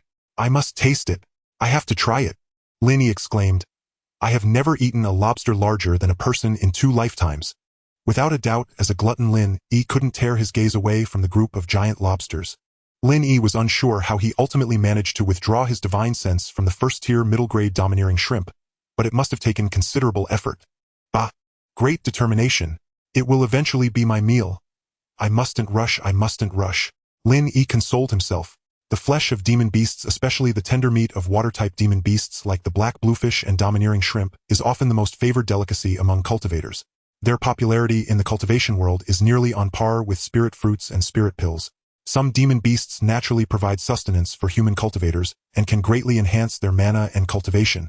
To some extent, even the finest spirit pills of the same level may not be as beneficial as edible demon beasts, especially water-type demon beasts that are even more sought after. After all, medicine contains poison, but the spiritual food made from demon beast meat is different. It is 100% non-toxic and enhances cultivation, not to mention it tastes exquisite. Isn't this much better than chewing on pills? 10 years ago, a member of the Lin Clan at the 5th level of Qi refinement managed to hunt a first-tier lower-grade black bluefish, and after selling it to a restaurant run by cultivators, exchanged it for more than a dozen spirit stones. You must know that a first-tier lower-grade pill of the same level only sells for a few spirit stones, and spirit fruits of the same level are only worth about 10 spirit stones. The divine sense continued to probe into the 200 zhang area of Xuanwu Lake, where the water depth dropped sharply, with some concave areas reaching over 10 zhang deep. Lin Yi found it increasingly laborious to explore. After all, this was underwater, not on land. Although his vision was broad, the pressure of the water made it a bit more challenging than using his divine sense above ground. He planned to take a break after exploring 200 zhang, as the wild boar demon beast beside him had already been fully dissected and was now being roasted on a spit. Sensing the delicious aroma wafting to his nose, Lin Yi could no longer resist. He halted his advance and began to retreat, but as he did so, his pupils suddenly constricted. At 180 zhang into Xuanwu Lake, in an area he had previously searched, a crab the size of a grinding disc was blowing bubbles as it slowly cleared the mud covering its shell. What the heck? Snow crab! As the mud slid off the large crab's shell, Lin Yi instantly recognized this demon beast. A first-tier upper-grade demon beast. Snow crab. This is also a type of water demon beast very suitable for human cultivators, and it is far rarer than the previous first-tier middle-grade domineering shrimp. In short, it's a tremendous supplement. This is a water demon beast comparable to the effects of first-tier upper-grade spirit fruits and spirit pills. The crab meat is snow-white and delicate, and the crab roe is fragrant and enticing. Is this really a lake? This is simply a culinary paradise underwater. Flashes of information occasionally flickered in his mind, causing Lin Yi to almost forget his fear of deep water. He was eager to jump into Xuanwu Lake and catch these exquisite delicacies. Fortunately, at the moment his toes touched the water, reason ultimately triumphed over desire. He chickened out. After all, I need to establish my family on the island. Why rush this moment? He had already envisioned Xuanwu Lake as the future private property of his family. Based on his exploration and conjecture, there should be no demon beasts above the second tier in this lake, otherwise the underwater atmosphere would not be so harmonious. Thinking of this, Lin Yi swiftly withdrew his divine sense and turned to leave his mumbling, causing the lightning that had been secretly observing him to roll its eyes. It felt that this two-legged beast, which gave it a sense of familiarity, was quite foolish. After an hour, smoke began to rise from the edge of Xuanwu Lake. A rich aroma of roasted meat quickly spread within a radius of several hundred zhang. The wild boar demon beast had been cut into chunks and was now being skewered on sticks and roasted. The 10 members of the Lin Clan were each tending several sticks, constantly turning them. The pork itself oozed fat, sizzling as it cooked, naturally releasing a mouth-watering aroma without the need for any seasoning. This was not a simple barbecue. The main ingredient for the grilling was a first-tier middle-grade demon beast, and due to the abundance of demon beast flesh, it could almost provide sustenance for many at once. Initially, Lin Yi's 9 younger siblings had consumed 2 first-tier lower-grade spirit fruits, water apricots. This type of lower-grade spirit fruit is quite effective for cultivators in the early to mid-stages of qi refinement. Among them, the 4th brother Lin Xuando and the 7th sister Lin Xianjing had even broken through to the 4th level of qi refinement, while the others made some minor progress. Now, consuming the flesh of a first-tier middle-grade demon beast again, the blood and flesh of a first-tier middle-grade demon beast would be more effective than the lower-grade spirit fruits, so they were sure to experience breakthroughs. As expected, after they devoured several large pieces of demon beast meat, the 3rd brother Lin Xuanbing, who was on the brink of breakthrough from consuming the 2 spirit fruits, instantly entered the late stage of the 4th level of qi refinement. Following that, the 2nd brother Lin Xianlin was not to be outdone. After swallowing a large chunk of wild boar meat, he began to close his eyes and cultivate, and it seemed that reaching the 5th level of qi refinement was assured. The 4th brother Lin Xuando, at the peak of the early stage of the 4th level of qi refinement, failed to break through to the next small realm. The 5th brother Lin Xuanjing, burdened by his 4 spirit roots, remained at the peak of the late stage of the 3rd level of qi refinement without a breakthrough. The 6th brother Lin Xianlai was quite impressive. After refining the spiritual energy contained in the demon beast meat, he quickly broke through to the late stage of the 3rd level of qi refinement. The 7th sister Lin Xianjing had just broken through to the 4th level of qi refinement and showed no signs of further advancement, barely reaching the peak of the early stage of the 4th level. The 8th brother Lin Xianxian was likewise fortunate, having stuffed himself with extra meat, managing to break through a small realm, and now standing at the late stage of the 3rd level of qi refinement. The 9th sister Lin Xuanye, with 3 spirit roots, did not disappoint Lin Yi, easily breaking through to the late stage of the 3rd level. The youngest sister Lin Xuanyu was the happiest. Due to her low cultivation base and good spirit roots, she directly broke through from the late stage of the 1st level of qi refinement to the 2nd level, leaping over a large realm. As for Lin Yi, with the best spirit roots and having eaten the most, he single-handedly finished off nearly half of a. However, due to his high cultivation base, the flesh of a first-tier middle-grade demon beast was not as effective for him. After consuming several gene of wild boar meat, it equated to about 7 or 8 days of diligent cultivation.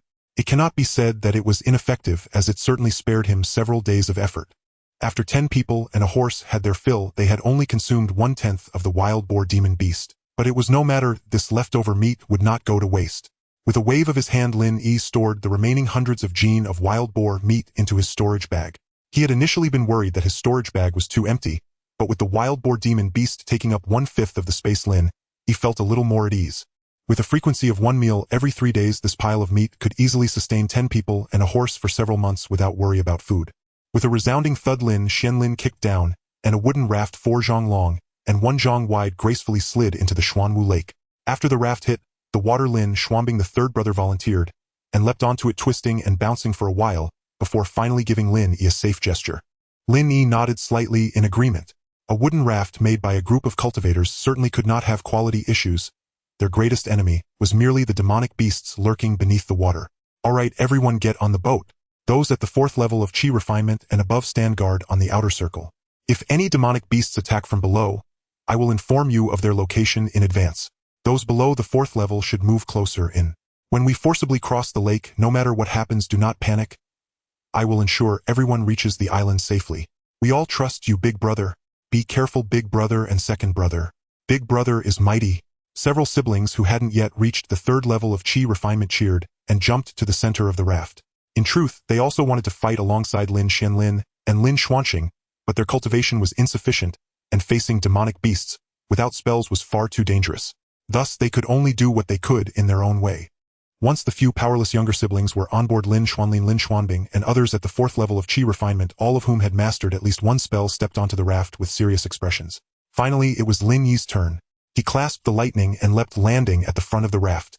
With a light tap of his toes, the entire raft shot forward like an arrow released from a bow, covering several zhang in an instant. The Xuanwu Lake stretched for hundreds of miles. At his speed of controlling the raft, it would take at least an hour to reach the island, assuming there were no demonic beast attacks. But would that really be the case? Just after the raft had departed the shore for a few breaths, the black-blue fish demonic beasts Lin Yi had detected earlier ceased their pursuit of prey and turned their fierce gazes toward the bottom of the raft. First-tier low-grade demonic beasts lacked any intelligence. They only understood the most basic instincts of ferocity. Feeding, feeding, feeding. Human cultivators loved the flesh of demonic beasts, and naturally demonic beasts were also fond of the blood and flesh of human cultivators. To them, it was equally nourishing. Above the raft, the 3 black-blue fish demonic beasts caught a whiff of a scent that could drive them into a frenzy. In the Xuanwu Lake, it was rare to see a blood feast for a decade. Usually these 3 black-blue fish demonic beasts only caught small fish and shrimp to barely fill their bellies. Now, encountering such delicacies, who could resist? Without any fish commanding them, the 3 black-blue fish bared their sharp teeth, and in perfect harmony flicked their tails and charged toward the raft, which was just over 10 zhang away. Unfortunately, they were destined to hit a wall today. Since the raft hit, the water Lin Yi's divine sense had expanded, covering nearly 400 zhang around him, and naturally the 3 black-blue fish demonic beasts were within his surveillance. You seek heaven but choose not to go, and now you come knocking at hell's door. You little beasts are simply laughable. I hadn't planned to eat you, but since you've come knocking, I cannot let your wishes go unfulfilled, can I? 7 Sister, quickly prepare the fireball technique, and in 5 breaths unleash 3 consecutive shots at a distance of 3 zhang directly in front of you. Yes, big brother. Lin Xuanqing, already in a state of vigilance, immediately complied without hesitation upon hearing her brother's command. Soon as Lin Xuanqing finished gathering the fireballs and threw them down with force, the 3 black-blue fish also poked their heads out of the water at the same moment. The first-tier low-grade black-blue fish demonic beasts were skilled in the water arrow technique, which had some power, but they had just surfaced and hadn't yet formed water arrows when 3 orange-eared fireballs landed right on top of them. The 3 black-blue fish were stunned. They had just surfaced, and before they could do anything, 3 large fireballs rained down from the sky. Who could withstand that? It is well known that aquatic demonic beasts fear fire-type spells the most. Not to mention that Lin Xuanqing was at a higher cultivation level than them. Even if they were at the same level, they most dreaded fire and lightning spells. Even if these spells couldn't kill them instantly, they could certainly inflict severe discomfort. There was no way to dodge. They were far too weak, with limited intelligence, and lacking the formidable divine sense power Lin Yi possessed. They had no choice but to brace themselves and endure. Yet it was clear that they had severely overestimated the hardness of their fish heads, and underestimated the power of spells released by a 4th-level Qi refinement cultivator. Under the pressure of cultivation and the fireball techniques restraint, the 3 of them were gloriously sent floating atop the lake by the fireballs. How did the 3 silly fish just pass out? Demonic beasts are just like this. Lin Xuanqian, the 8th brother, scoffed disdainfully upon witnessing his sister take down the 3 demonic fish with a single blow. Although Lin Xuanqing was delighted to have knocked out the 3 first-tier low-grade demonic beasts, she understood the reasons behind it, and couldn't help but scold 8th brother, you are mistaken. If it weren't for big brother's prior warning, I could never have taken down these 3 black-blue fish demonic beasts so quickly. In a battle against demonic beasts, one must never be careless. Oh, I understand now. Lin Xuanqian, having been reprimanded, could only pout and admit his mistake. Lin Yi, who had already commanded lightning to retrieve the 3 black-blue fish, nodded secretly. Although his 7th sister was young, her root talent and insight were exceptional. She was a worthy candidate for cultivation. After knocking out the injured black-blue fish and storing them in his storage bag, Lin Yi continued to channel his spiritual power into the raft, controlling it to move forward. After another 10 breaths, as the raft passed through a group of basha prawns, these basha prawns were not as aggressive as the black-blue fish and did not charge headlong to deliver their heads, yet one first-tier low-grade basha prawn swam up and pursued. Faced with this overly eager lobster, Lin Yi could only helplessly shed tears and let his 2nd brother Lin Xianlin use a fireball to knock it out and drag it up. With such a warm-hearted friend, it would be a waste not to eat it given all that muscle. On the raft, Lin Yi drooled at the sight of the red-shelled lobster that had already been struck dead by Lin Xuanbing, unable to resist, exclaiming, once we successfully land on the island and establish a foothold, we'll feast on this lobster to celebrate. Love for food is a child's nature. As soon as Lin Yi finished speaking, nearly everyone couldn't help but lick their lips. This basha prawn was simply too delicious, and the little horse lightning beside them was practically drooling. As the wooden raft passed through the waters where the snow crab lay in ambush, the snow crab didn't even glance their way. Clearly this was a rather laid-back crab demon beast. Since it posed no threat, Lin Yi naturally did not seek trouble. After noticing the snow crab was motionless, he increased his magical output, and the wooden raft swiftly departed the area at a speed 3 times faster. After half a stick of incense had passed Lin Yi and the others had already traveled about 3 to 4 miles away from, perhaps due to the snow crab demon beast's formidable strength, or perhaps because the waters were getting deeper, the raft sailed several miles without encountering another demon beast. With no demon beasts around, Lin Yi was content to relax holding lightning and playing with it, and in no time the raft had surged a full 10 miles. The shore was already becoming a blur, and the 10 people on horseback had officially arrived at the central area of Xuanwu Lake. The reason it was called the central area was that Lin Yi observed that the water depth beneath them had stabilized at around 30 zhang. 30 zhang, if converted using the metric system from Lin Yi's past life, is roughly 100 meters, about the height of several dozen floors. Floating above such deep waters, even though Lin Yi was being cautious, his calves inevitably trembled. He was not afraid of demon beasts. Rather, he simply feared the deep water. The raft glided smoothly, the sun shining brightly above, and the surroundings sparkled with reflections. The water was gentle, the wind mild. If this weren't a world of cultivation, Lin Yi might have wished to compose a poem about this beautiful scenery. Unfortunately, after delving nearly 20 miles into Xuanwu Lake, they finally encountered a group of troublesome demon beasts. The black-scaled venomous snakes were a type of aquatic snake, but unlike ordinary non-venomous water snakes, they were born with a potent toxin. To be honest, Lin Yi was not fond of such demon beasts. There were several reasons. First, black-scaled water snakes were cold-blooded, soft-bodied reptiles, and not many people genuinely liked such creatures. Second, they were venomous, and being of mid-grade first rank, if they utilized their poison effectively, they could easily overpower high-grade first-rank demon beasts.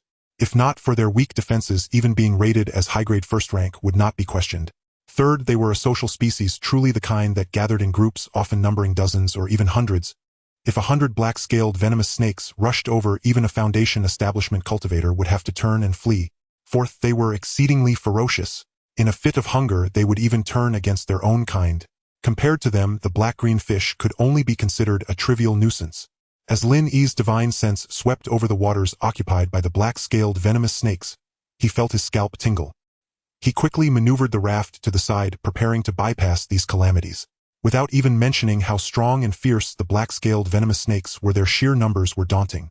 Besides, even if he killed them, what would it matter? He didn't enjoy eating snake meat. Why force a confrontation? This was in direct violation of his survival principle. However, among this group of black-scaled venomous snakes, there was one particularly astute individual, a high-grade first-rank black-scaled venomous snake that had dominated this area of Xuanwu Lake for decades, commanding over 100 subordinates. Although its divine sense could only extend for several dozen zhang, it was lucky. Perhaps tired of playing, it coldly flicked away a few female snakes to surface for air. Aquatic snakes are amphibious and cannot completely avoid the need for air. As it poked its head up to breathe, it spotted Lin Yi and the others speeding away. Hisses! Suddenly a series of hissing sounds echoed across 100 zhang area, and most of the black-scaled venomous snakes heard it. Having encountered such a feast, how could they easily let it go? Seeing the delicacy getting further away with no time to gather all its subordinates, the black-scaled snake leader surged forward with 70 to 80 little brothers in tow. Meanwhile, on the raft, Lin Yi felt a sense of foreboding as he saw the black-scaled snake leader surface. Sure enough, even after he had fled several hundred zhang, the group of black-scaled venomous snakes relentlessly tore through the lake in pursuit. Lin Xuanlin, Lin Xuanqing, and the others also noticed the churning waters in the distance, realizing that a large group of demon beasts was approaching. Ninth sister Lin Xuanye, in a state of panic, asked, "Brother, what should we do now? They are so fast." Since black-scaled venomous snakes are a type of water snake, their speed in the water was certainly not slow. At the very least, they were much faster than the raft controlled by Lin Yi. What to do? A flash of hostility crossed Lin Yi's eyes as he sneered, "I originally just wanted to avoid them. Now they dare treat us like soft persimmons. Let's beat them up." As soon as he finished speaking, Lin Yi began to arrange his troops. He knew that these black-scaled venomous snakes were all at least mid-grade first rank, with the leader being high-grade first rank. Therefore, he did not expect his younger siblings to achieve anything significant. He just needed them to take care of themselves and not panic. This battle would mainly rely on him and Lightning. He patted the head of the little colt in his arms. Lightning was injured and its strength had already decreased to high-grade first rank.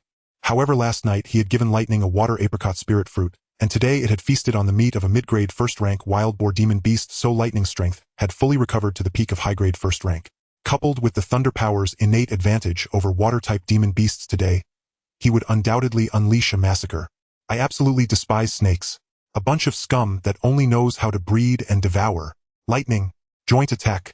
Upon hearing that they could fight, lightning excitedly raised its two snow-white front hooves, with arcs of electricity flashing from its single horn. At that moment, the black-scaled venomous snake group had already swum to within 50 zhang of the raft. The second oldest Lin Xuanlin could even clearly see the murderous intent in the eyes of the first black-scaled venomous snake up front. Just then, from the front of the raft, two massive thunderball projectiles, each nearly the size of a soccer ball, shot at. The two thunderballs fell into the most densely packed area of the black-scaled venomous snake group at an almost imperceptible speed. Whoosh! Suddenly a series of strange sounds rang out across the once tranquil lake surface. The entire black-scaled venomous snake group, from the leader to the minions, was within the attack range of the two thunderballs. One thunderball could cover 50 zhang of water, and the two thunderballs completely enveloped the entire black-scaled snake group. The high-grade first-rank black-scaled venomous snake leader was currently struggling to hold on. With its higher realm, it wouldn't be easily killed by the thunderballs, but it was mostly paralyzed and unable to move, having been electrocuted. The high-grade first-rank black-scaled venomous snake leader was currently struggling to hold on. With its higher realm, it wouldn't be easily killed by the thunderballs, but it was mostly paralyzed and unable to move. Two thunderballs solved it. Truly not worth the effort. Useless. Lin Yi on the raft was speechless. Had he known that thunder-type spells were so effective in water, he wouldn't have bothered avoiding them. After a few breaths, Lin Yi leisurely maneuvered the wooden raft away. Behind the raft was a group of black-scaled venomous snakes that had been charred to a crisp, especially that rare black-scaled venomous snake leader, which was so burnt that even its mother wouldn't recognize it. Lightning spells work wonders in water. Moreover, Lin Yi had read several Xianxia novels in his past life which praised lightning techniques in various exaggerated ways. Power and violence were their synonyms. Lightning techniques are also the nemesis of all evil and demonic forces. Lin Yi estimated that with his exceptional dual-element innate talent of wind and thunder, even at just the 8th level of Qi training, he could stand his ground against foundation-building demon cultivators or practitioners specializing in water techniques. Of course, if it came down to speed or true essence, he would surely be at a disadvantage and might still face defeat in the end. However, he was already quite satisfied. He did not bother to collect the hard black-scaled venomous snakes that had been electrocuted. These snakes had no economic value, so he couldn't be bothered to waste time on them. The wooden raft continued toward the small island in the lake, and after destroying most of the black-scaled venomous snake clan, the journey became significantly easier. The most direct indication was that the raft had traveled several dozen miles, and it was only after crossing half of a 100-mile journey that Lin Yi's divine sense finally scanned a first-tier high-grade clam demon. This river clam was about 3 zhang in size, clearly indicating that it had lived in this lake for some years. The clam demon was gentle by nature. When Lin Yi and the others passed by, it did not move at all, just like the snow crab demon beast, which made someone a bit disappointed. With such a large river clam, it must contain a water element spiritual pearl, which has remarkable uses, and he wanted to see it for himself. After about half an hour, the raft had traveled 60 to 70 miles, and a lush green island could faintly. Strangely enough, the deeper they sailed into the lake, the fewer demonic beasts they encountered. After leaving the territory of the black-scaled venomous snakes, they had only met 3, including that 3-zhang river clam. However, these 3 aquatic demonic beasts were of high quality, each a first-tier high-grade, and one of them, an arrow-shaped fish demon, even exhibited a hint of impending breakthrough. The higher the level of the demonic beasts, the more cautious they became. Upon sensing the presence of 2 powerful auras equivalent to first-tier high-grade demonic beasts on the raft, none of them foolishly revealed themselves to obstruct the passage. Almost all chose to turn a blind eye and tacitly allowed the 10 humans to pass. An hour later, Lin Yi, along with Lightning and his younger siblings, successfully landed on the island. As soon as he stepped ashore, Lin Yi began to estimate. He first explored the edges of the island for a while, then raised his head to the sky above the island and murmured a few incantations. After a long time, he finally stopped his somewhat eccentric actions. This small island should be about 10 li in circumference, which is sufficient to accommodate tens of thousands of people, but to determine its exact size I need to survey it carefully. For now, it should be stable enough as a new residence for the family. Ah, this feels great. Elder brother, the spiritual energy on this island is so dense. Seventh sister is right, such concentrated spiritual energy is probably several times stronger than the second-tier middle-grade spiritual vein of Yaoyu Immortal City. Not just several times. I think it might be 10 times. Ha! If what you're saying is true, doesn't that mean there could be a third-tier spiritual vein on this island? That is something only the Purple Mansion Immortal Clan can possess. No way. As Lin Yi walked by, he overheard the astonished and incredulous exclamations of his younger siblings. Ninth sister Lin Xianyi even bounced over, hugged Lin Yi's arm, and playfully shook it while saying, "Elder brother, you're the one with the highest realm here. What do you think? The others also looked at Lin Yi in unison, hoping he would determine the spiritual energy density on the... Lin Yi did not refuse. After closing his eyes and carefully sensing for a moment, he smiled and said, based on the spiritual energy density at the edge of this island, this spiritual vein should be around the 3rd tier high grade. However, I suspect that the center of the island will be even more concentrated, and I preliminarily determine that there may be a 4th tier low-grade spiritual vein on this island. Upon hearing this, everyone was instantly dumbfounded. They were already stunned when they heard the first part about the 3rd tier high grade. What concept is that? That corresponds to a super spiritual vein of the late Purple Mansion stage. It can support several cultivators at the Purple Mansion stage for their cultivation and meditation. Only established Purple Mansion families can possess it. In comparison, the 2nd tier middle grade spiritual vein beneath Yaoyu Immortal City, which could only support a few foundation establishment cultivators for their training, was simply laughable. What? You say the 2nd tier spiritual vein can only support a few foundation establishment cultivators for their training? What about those at the Chi training stage? Just chill out. They rely on earning spirit stones to cultivate. Then Lin Yi actually said that there might be a 4th tier low-grade spiritual vein on this island. This statement truly shocked everyone. A 4th tier low-grade spiritual vein corresponds to the golden core stage, allowing several early-stage golden core cultivators to absorb chi for cultivation. If converted to the Purple Mansion realm, it could support a dozen or 20, and if converted to foundation establishment, it could support nearly 100, and for chi training, thousands. This? From Lin Xianling to Lin Xianyi, everyone was astonished. Little sister Lin Xianyu and the young cult Lightning were unaffected. One was still too young to understand, and the other was frolicking around with no one able to figure out what was on his mind. Mother, a 4th tier low-grade spiritual vein. Is that possible? After a long time, Lin Xianling finally exhaled a deep breath, regaining his composure. If what Lin Yi said was true, they wouldn't need anything else. They could just cultivate madly on this island with the immense spiritual energy sufficient to supply several chi training cultivators. Wouldn't their cultivation levels soar like a rocket? It wouldn't be surprising if after some time the 10 surviving 3rd-generation cultivators of the Lin Clan could all reach the 9th level of chi training and prepare for foundation establishment. They all knew about Lin Yi possessing foundation establishment pills, as they had been present at that time.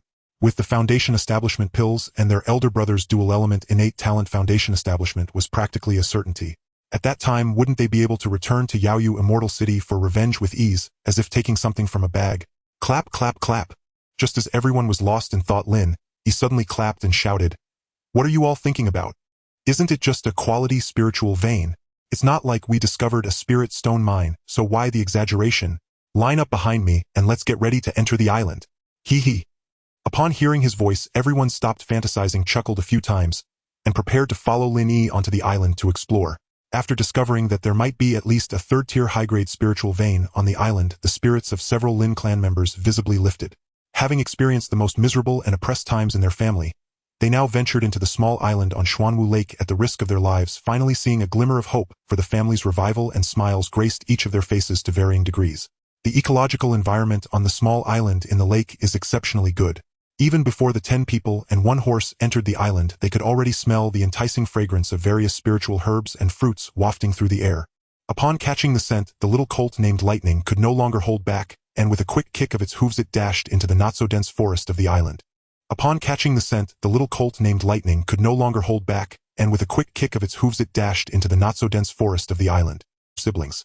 It felt like returning to the vast wilderness, as the 10 of them followed Lightning's trail, weaving through the trees for a good half an incense stick's time before stopping in front of a small tree only 3 zhang tall.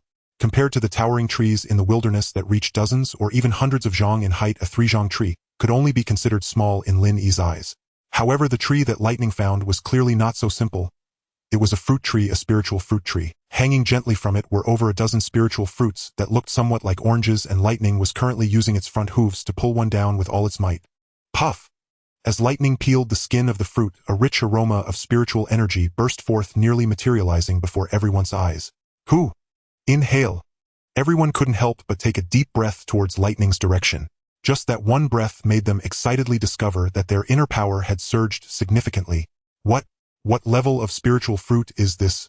Even Lin Yi was stunned. He had also unconsciously inhaled a breath, and the inner spiritual energy conversion that increased his power was equivalent to 10 days of hard training. Just breathing in the aroma had such an effect.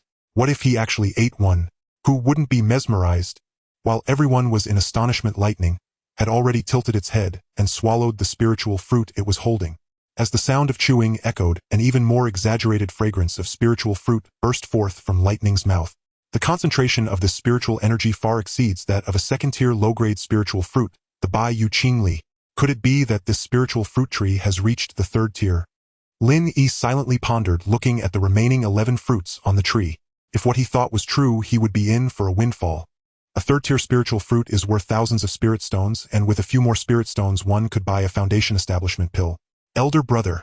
Lin Xuanqing tugged at his arm beside him, his eyes filled with fervor. It was as if they were in sync, and Lin Yi instantly understood Lin Xuanxing's meaning. Who cares? Let's pick them first. Lin Yi opened his storage bag, waved his hand towards the spiritual orange tree, and 11 spiritual fruits fell off, being drawn into the storage bag. With hundreds of thousands of spirit stones in hand, they had struck gold upon entering the small island. However, such a rare treasure Lin Yi obviously wouldn't sell. He could never have enough for himself. These third-tier fruits should not be recklessly consumed by qi refining stage cultivators or first-tier monsters, or else they would likely explode and perish. Only lightning, being a second-tier low-grade monster, dared to eat it directly. If it were a human, one must at least reach the foundation establishment stage to qualify for consuming third-tier spiritual fruits. Therefore, these fruits would obviously have to be stored for the time being, waiting for family members to break through to the foundation establishment stage before they could be consumed. A third-tier spiritual fruit could save a foundation establishment cultivator a long period of hard training, and if used well, it could easily elevate one's cultivation level. After swallowing the spiritual orange, lightning fell into a deep sleep, and Lin Yi had to carry it while walking. With its original realm, once it woke up again, its injuries would surely be fully healed, easily restoring its second-tier low-grade monster strength. This was undoubtedly a boost for the Lin Clan. Departing from the area where the spiritual orange tree was located, Lin Yi continued to explore this treasure island. He thought that after breaking through to foundation establishment, he must go to the market in the Immortal City outside the vast wilderness to buy some powerful formation discs. Otherwise, having such a treasure that could produce third-tier spiritual fruits sitting here every day made him somewhat. This was a genuine money tree. The road ahead is long and arduous. But thankfully the island is naturally rich in spiritual veins with abundant spiritual energy. The time to cultivate to the late stage of the 9th layer of qi refining should be greatly reduced. Foundation establishment. It's not far off. Lin Yi shook his hand. In such a uniquely favorable environment, he was confident he could break into the 9th layer of qi refining within a few months and master the 9th layer to perfection within a year, then officially enter seclusion for foundation establishment. Just as Lin Yi was lost in thought, an excited voice from his second brother Lin Xianlin rang in his ears. Elder brother, come quick.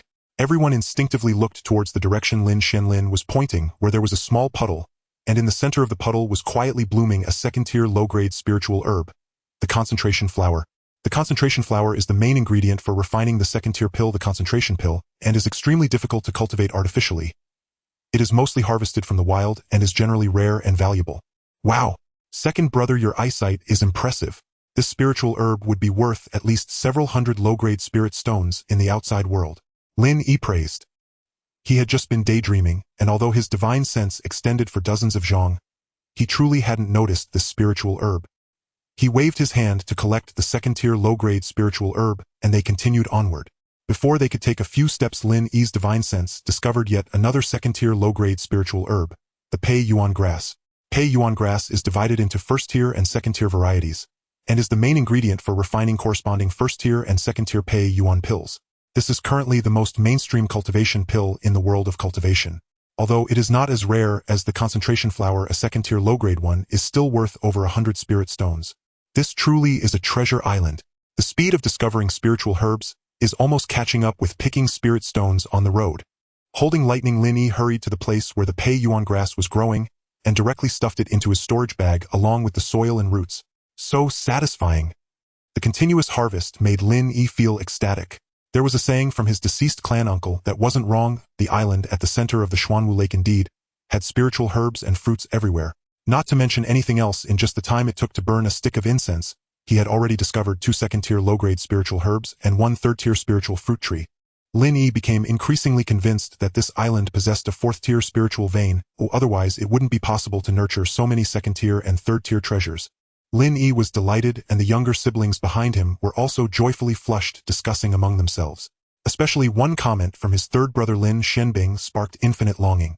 Look at the abundance of resources on this island. If we truly occupy this land for cultivation and propagation, our family not only could restore its previous state, but even achieve the status of a foundation establishment immortal clan, a purple mansion immortal clan, or even a golden core immortal clan is not entirely out of reach. Lin Xuanbing's ambitious spirit surged, aiming even at the golden core immortal clan. 2 hours later, the 10 individuals had roughly circled the island. This island in the lake was indeed abundant, and after just a cursory inspection, Lin Yi and the others had already discovered hundreds of spirit herbs. Of course, most of them were of mid to upper grade first-tier quality, and there were a small number of second-tier spirit herbs. Due to the sheer volume, Lin Yi did not uproot them all but merely glanced over them. Among them, the most precious was undoubtedly a blood-red ginseng that Lin Yi held dearly in his heart.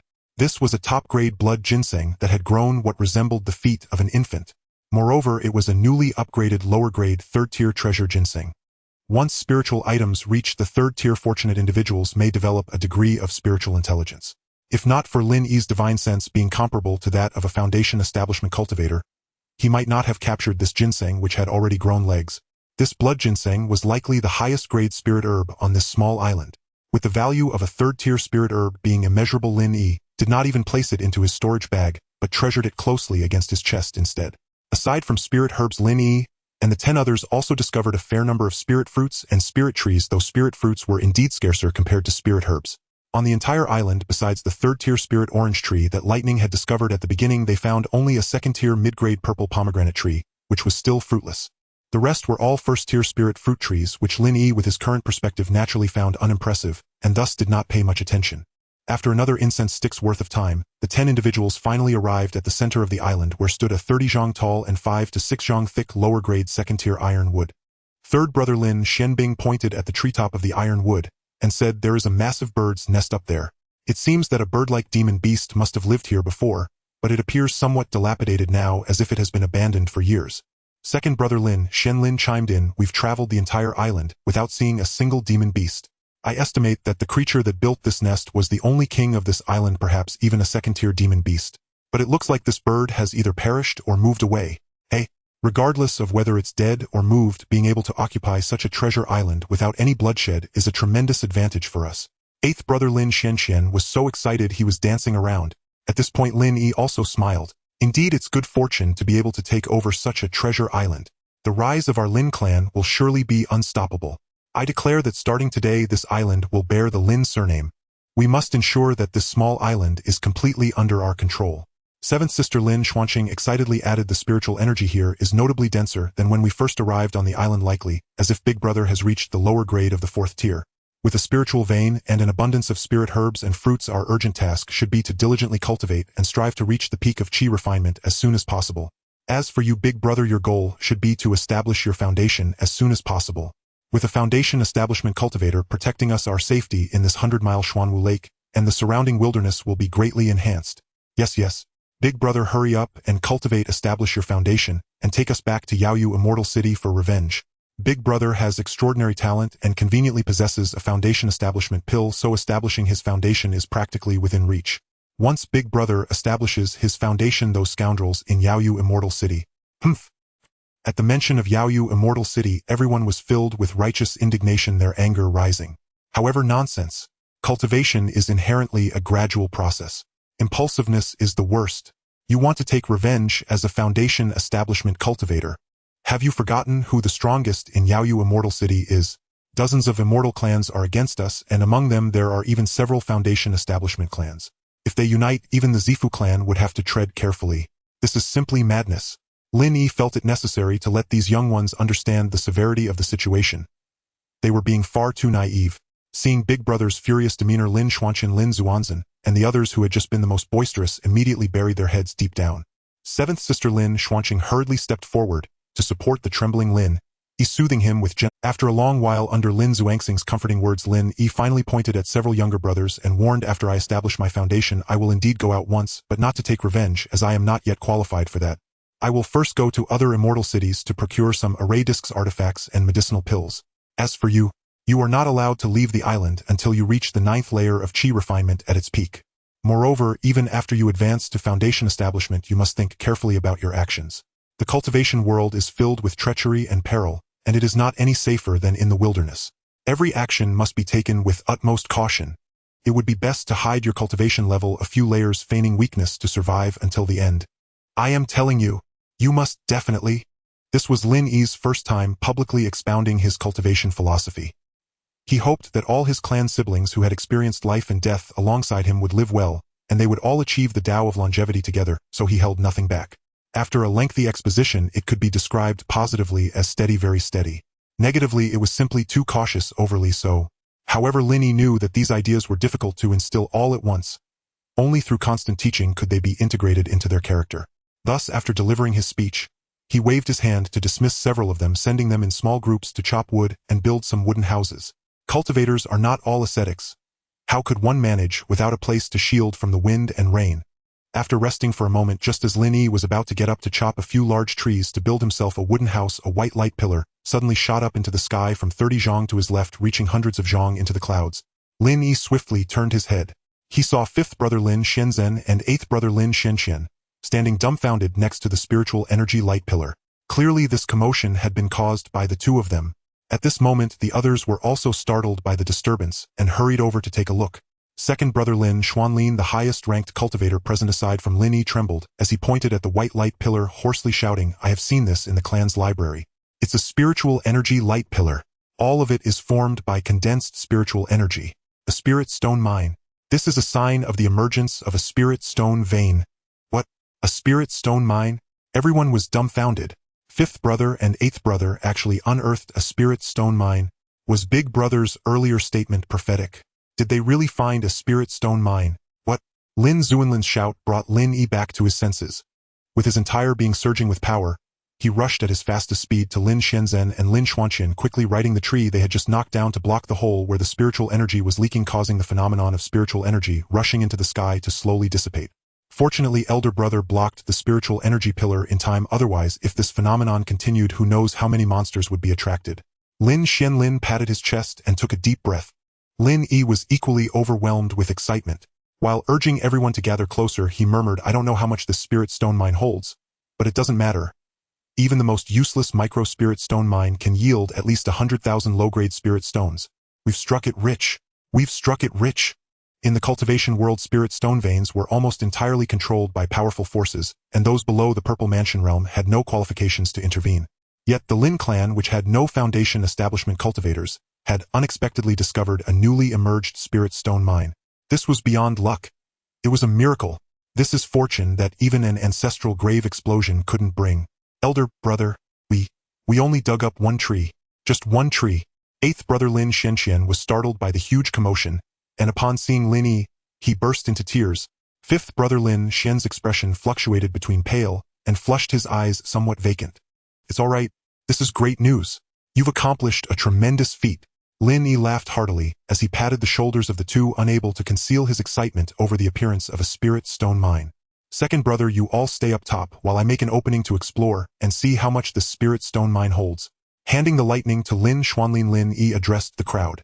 "Elder brother, you can go without worry. We are here." 7th sister Lin Xuanqing smiled, her eyes crescent-shaped. Since arriving on the island, they had been continuously surprised and reaped abundant rewards, and now they had discovered a spirit stone mine. It was divine providence. Truly divine providence. It was as if even the heavens were helping them revive their family. "All right, just be careful, I'll take a look and come right back up." Lin Yi stopped talking nonsense, slightly moved aside a large tree covering the cave entrance, and dove right in. After he jumped into the mine, Lin Shenlin and the others quickly moved the tree back, completely blocking the cave entrance again. Swish! The moment Lin Yi jumped into the mine, he had already formed a lightning ball in his palm, using the golden thunder technique for illumination. At the same time, he took out a spirit weapon from his storage bag. Although he couldn't refine it yet, its sharpness was undeniable, and it would surely be useful. Under the light of the lightning ball, he could clearly see the environment he was in. All around him were white spirit stone tiles. The spiritual energy had almost taken on a liquid form. There wasn't even a single piece of rubble. He casually used his spiritual energy long sword to slice off a piece of spirit stone the size of a plate, and grabbed it in his hand. A torrent of pure majestic spiritual energy surged towards Lin Yi's palm like a fledgling swan seeking warmth. What the heck? Lin Yi was startled and reflexively tossed aside the piece of spirit stone. He had seen spirit stones before. After all, he still had 3,000 low-grade spirit stones lying in his storage bag. However, the spirit stone he had just cut off was clearly different from the ones in his storage bag. Not only was it different in size, but the concentration of spiritual energy it contained was also completely different. The one he had just thrown away had at least 100 times the spiritual energy content compared to a low-grade spirit stone. Could it be a mid-grade spirit stone? In the cultivation world, a single mid-grade spirit stone could be exchanged for 100 low-grade spirit stones, demonstrating a vast difference in value. Lin Yi, undeterred, swung the spirit weapon sword again and carefully sliced off a fist-sized, almost milky white spirit stone, attempting to absorb the spiritual energy within. Upon absorbing, Lin Yi's face twitched. He felt that the milky white spirit stone in his hand contained even more ferocious and purer spiritual energy than the previously cut plate-sized spirit stone. If the spiritual energy contained in a low-grade spirit stone was rated at 1, then the energy in that plate-sized spirit stone was nearly 1,000. Lin Yi could understand this ratio. After all, it was an unbroken spirit stone, or, if it were to be finely divided, it would likely equal the standard of 10 spirit stones. This meant it definitely met the standard of a mid-grade spirit stone. As for the final fist-sized milky white spirit stone, he cut off, its energy content was around 100,000 units. The most direct manifestation was that just by absorbing a tiny bit of the spiritual energy from this milky white spirit stone, his cultivation level surged instantly. He had a feeling that if he held on to this milky white spirit stone and cultivated for a while, he would surely easily break through to the mid-phase of the 8th layer of chi refining. This is definitely a superior grade spirit stone. There's no other possibility. The spirit stone vein actually has superior grade spirit stones. A vein capable of producing superior grade spirit stones must be at least a medium-sized spirit stone mine. There's even a possibility it's a large spirit stone mine. A micro spirit stone mine can yield millions of low-grade spirit stones. A small spirit stone mine can yield tens of millions of low-grade spirit stones. A medium spirit stone mine can yield hundreds of millions of low-grade spirit stones. And large spirit stone mines are virtually endless. Instant wealth. My small goal has been achieved. This vein must be worth at least a fortune. Lin Yi went crazy, thinking about the high probability of a large spirit stone mine existing beneath the center island of Xuanwu Lake. He wielded his spirit weapon sword and began performing a sword dance in the mine. With every thrust of his sword, several pieces of spirit stone tiles, either plate-sized or millstone-sized, crashed down at his feet as he danced faster and faster. The faster he went, the more exhilarating it became. Breathing in the thick fog of spiritual energy surrounding him, he wielded sword techniques he barely recognized, releasing all his pent-up excitement for several hundred breaths. By the time he sheathed his spirit weapon sword, the area within 10 feet was covered entirely with the mid to upper-grade spirit stones he had cut down. In this area, there wasn't even a single low-grade spirit stone. Gasping for breath, he stored the spirit weapon sword and the mid to upper-grade spirit stone fragments at his feet into his storage bag, filling every inch of the 10-foot space until it was overflowing before finally stopping his collection of spirit stones. To make space for the spirit stones, he even took out the hundreds of pounds of meat from the first-grade, mid-grade wild boar demon beast he had hunted and casually tossed it on the ground. With so many spirit stones available, who the hell would still carry wild boar meat? After busily working in the mine for half a day, once his storage bag could no longer hold another spirit stone, Lin Yi finally satisfiedly moved aside the tree roots above him and burst out of the spirit stone mine, his face glowing red with joy. As soon as he surfaced, 9 heads, 6 men and 3 women, quickly gathered around him. Elder brother, how was it? How many spirit stones are down there, elder brother? Elder brother, elder brother. Everyone shut up. I dug up a little, just look for yourselves. Lin Yi, feeling a headache from their questioning, simply flipped his storage bag and poured out all the spirit stones within. Clatter. In the blink of an eye, a small mountain made entirely of spirit stones appeared on the ground. Gulp. Slurp. Some were left dumbfounded. Some gasped in shock. Others were wildly swallowing their saliva. 3,000 low-grade spirit stones. 10,031 medium-grade spirit stones. 109 high-grade spirit stones. All spirit stones have been divided according to the standard. This amounts to a total of 209,601 low-grade spirit stones. On the island in the center of Xuanwu Lake, 10 children surrounded a small mountain of spirit stones, and it was Lin Xianlin who was speaking. Although the excitement of just learning that there might be a large spirit stone vein hidden beneath the island had passed, everyone still struggled to maintain their composure. In front of them stood a mountain of spirit stones. Which cultivator could remain calm? Either their hands trembled or their legs quaked. None of them had a normal mindset. Even Lin Yi felt a bit dizzy at this moment. He had casually dug a bit of ore, and now his worth had surged to 2 million low-grade spirit stones. Over 200 million. How many foundation establishment pills could that buy? Would the Lin family still worry about resources in the future? Let the enemies tremble before me. However, despite his thoughts, Lin Yi still distributed some of the scraps to his younger siblings, leaving him with a total of 3,000 low-grade spirit stones, 10,000 medium-grade spirit stones, and 100 high-grade spirit stones. He liked to keep things whole, so he gave away the remaining 31 medium-grade spirit stones and 9 high-grade spirit stones to his 9 younger siblings, ensuring each got 1 high-grade spirit stone. After all, with their current cultivation levels, even without using spirit stones, the spiritual energy from the island's veins was enough for them to rapidly advance to the late stage of chi refinement, and it wasn't impossible for them to reach the peak of the 9th layer within 20 years. To celebrate the joyous discovery of the spirit stone vein, the 10 of them decided not to build a wooden house. Lin Yi even pulled out the 9 remaining water apricot spirit fruits from his storage bag, along with a low-grade first-tier tyrant shrimp, and 3 low-grade first-tier black-green fish, which he scaled, gutted, and roasted over a fire. To ensure they had enough to eat, he had his second brother Lin, Shenlin, jump down into the spirit stone mine to bring back several dozen pounds of wild boar monster meat.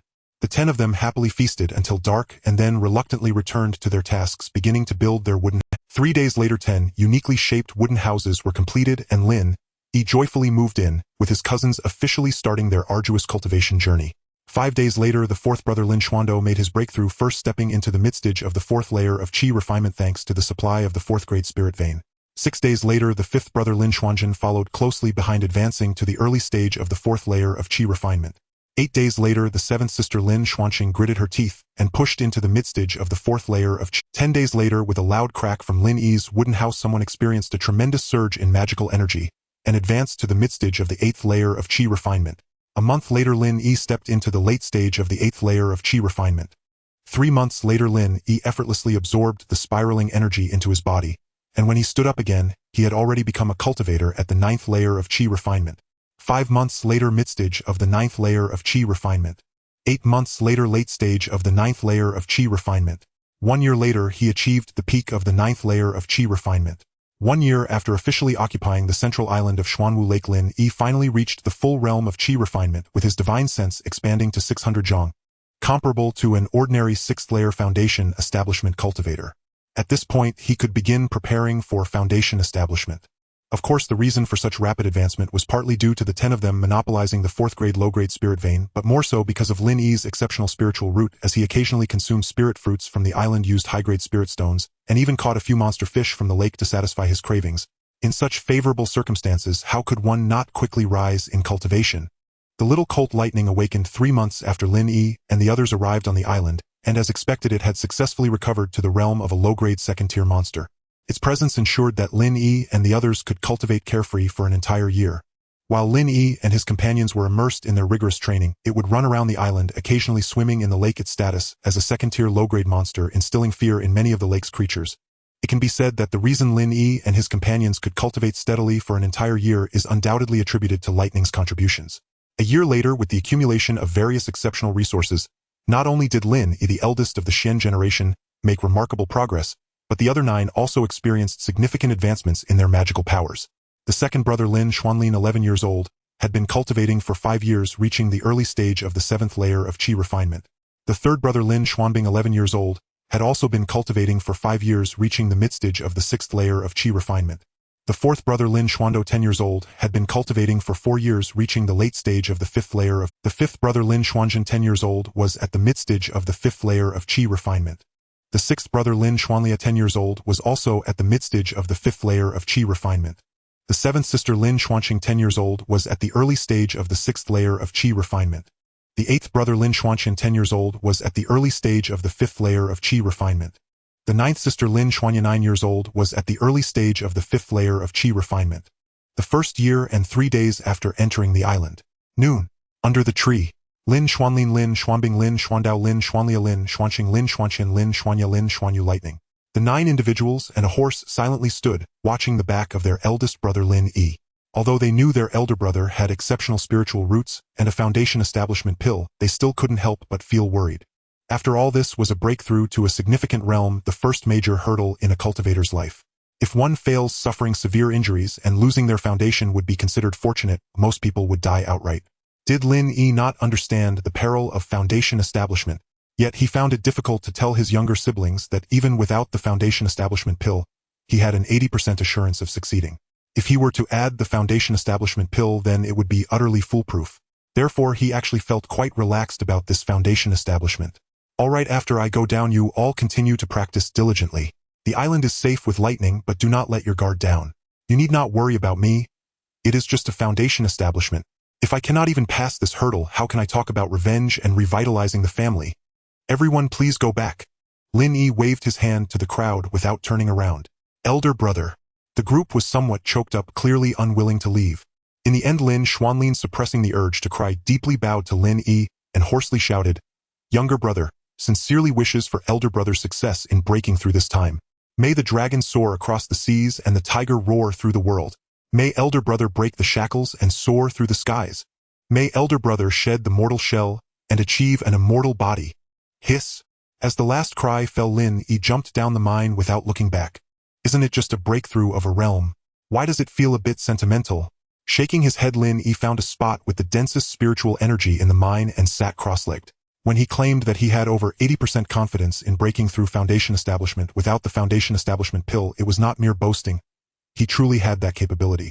Once a cultivator reaches the peak of chi refinement, they can roughly gauge their chances of breaking through Foundation Establishment. For cultivators with mixed spiritual roots, reaching the 9th level of chi refinement is already quite challenging. Most of them are already aging by that time, making it nearly impossible to break through Foundation Establishment. The chances are too slim.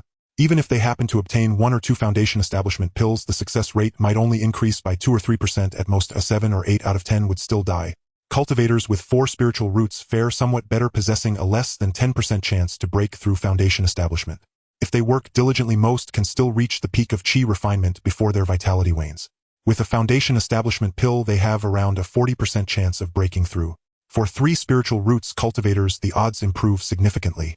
They inherently possess a 20% chance to break through Foundation Establishment, and with a Foundation Establishment pill, their chances rise above 50%. As for dual spiritual roots cultivators, such individuals are considered geniuses, possessing a 35% chance of breaking through Foundation Establishment due to their faster cultivation speed, youthfulness, and superior mana quality. With a Foundation Establishment pill, they almost have a 70% assurance of success. A 70% chance is indeed not low. If resources are abundant, along with some rare materials and a rich spiritual energy environment for seclusion, raising the success rate to over 80% is not difficult. Individuals like Lin Yi are examples of this. He possesses dual spiritual roots, giving him a base 35% chance of breaking through. Additionally, with the Spirit Stone Mine and high-grade Spirit Stones as support, that adds at least another 15%. Logically, without the Foundation Establishment pill, isn't his success rate only 50%? Actually, it is not. Lin Yi has a trump card. That is his Divine Sense power, which has already reached the 6th level of Foundation Establishment. Divine Sense power is incredibly useful for every cultivator during their Foundation Establishment. If Lin Yi engages with the 6th level of Foundation Establishment Divine Sense power, his internal mana will easily be compressed into a liquid form. Once the mana condenses into a liquid, the steps of Foundation Establishment are already more than half complete. The remaining effort is merely to diligently refine all the mana within into liquid form and transform it into the true essence used during Foundation Establishment. Of course, although true essence is an advanced version of mana, many cultivators, even after breaking through Foundation Establishment, still habitually refer to their power broadly as mana.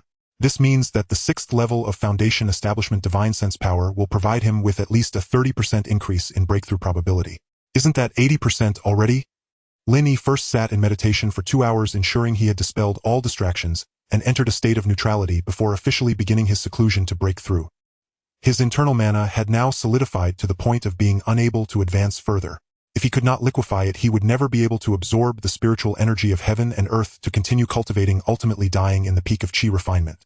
Taking 2 high-grade spirit stones from his storage bag, Lin Yi urged the mana in his dantian to slowly rotate clockwise, quickly forming a tidal vortex. As the vortex spun faster, the mana became increasingly viscous. If one did not observe closely, anyone would think the mana was about to liquefy. Lin Yi's exceptional talent allowed him to start where others ended. If he were to use the current mana vortex to condense liquid true essence, he would have nearly a 40% assurance. However, Lin Yi was evidently not satisfied with such a low success rate, less than 40%. What if he failed? As the mana vortex continued to spin, becoming more viscous, some space in his dantian had already opened up to accommodate new spiritual energy. With a thought, Lin Yi drew on the mist-like spiritual energy from the Spirit Stone vein and the 2 high-grade Spirit Stones in his hand, simultaneously creating a high-quality spiritual energy storm that Lin Yi infused into his body, continuously supplying new strength to the mana vortex. At the same time, Lin Yi also channeled his Divine Sense power, comparable to that of the 6th level of Foundation Establishment, into his dantian beneath his navel. With the powerful assistance of Divine Sense, the mana vortex, which was already close to liquefaction, suddenly condensed the first drop of liquid in an instant. Boom! The moment the liquid took shape, strange sounds echoed within Lin Yi's body. He understood that he had already stepped into a brand new realm. With the first drop of true essence, He could now frantically absorb spiritual energy to liquefy all the mana within him, then use the liquid true essence to elevate his divine sense power. Thus, he would have both feet firmly planted in the foundation establishment realm. This step might take others 10 days or half a month to accomplish slowly, but for Lin Yi it was even simpler than just liquefying the mana.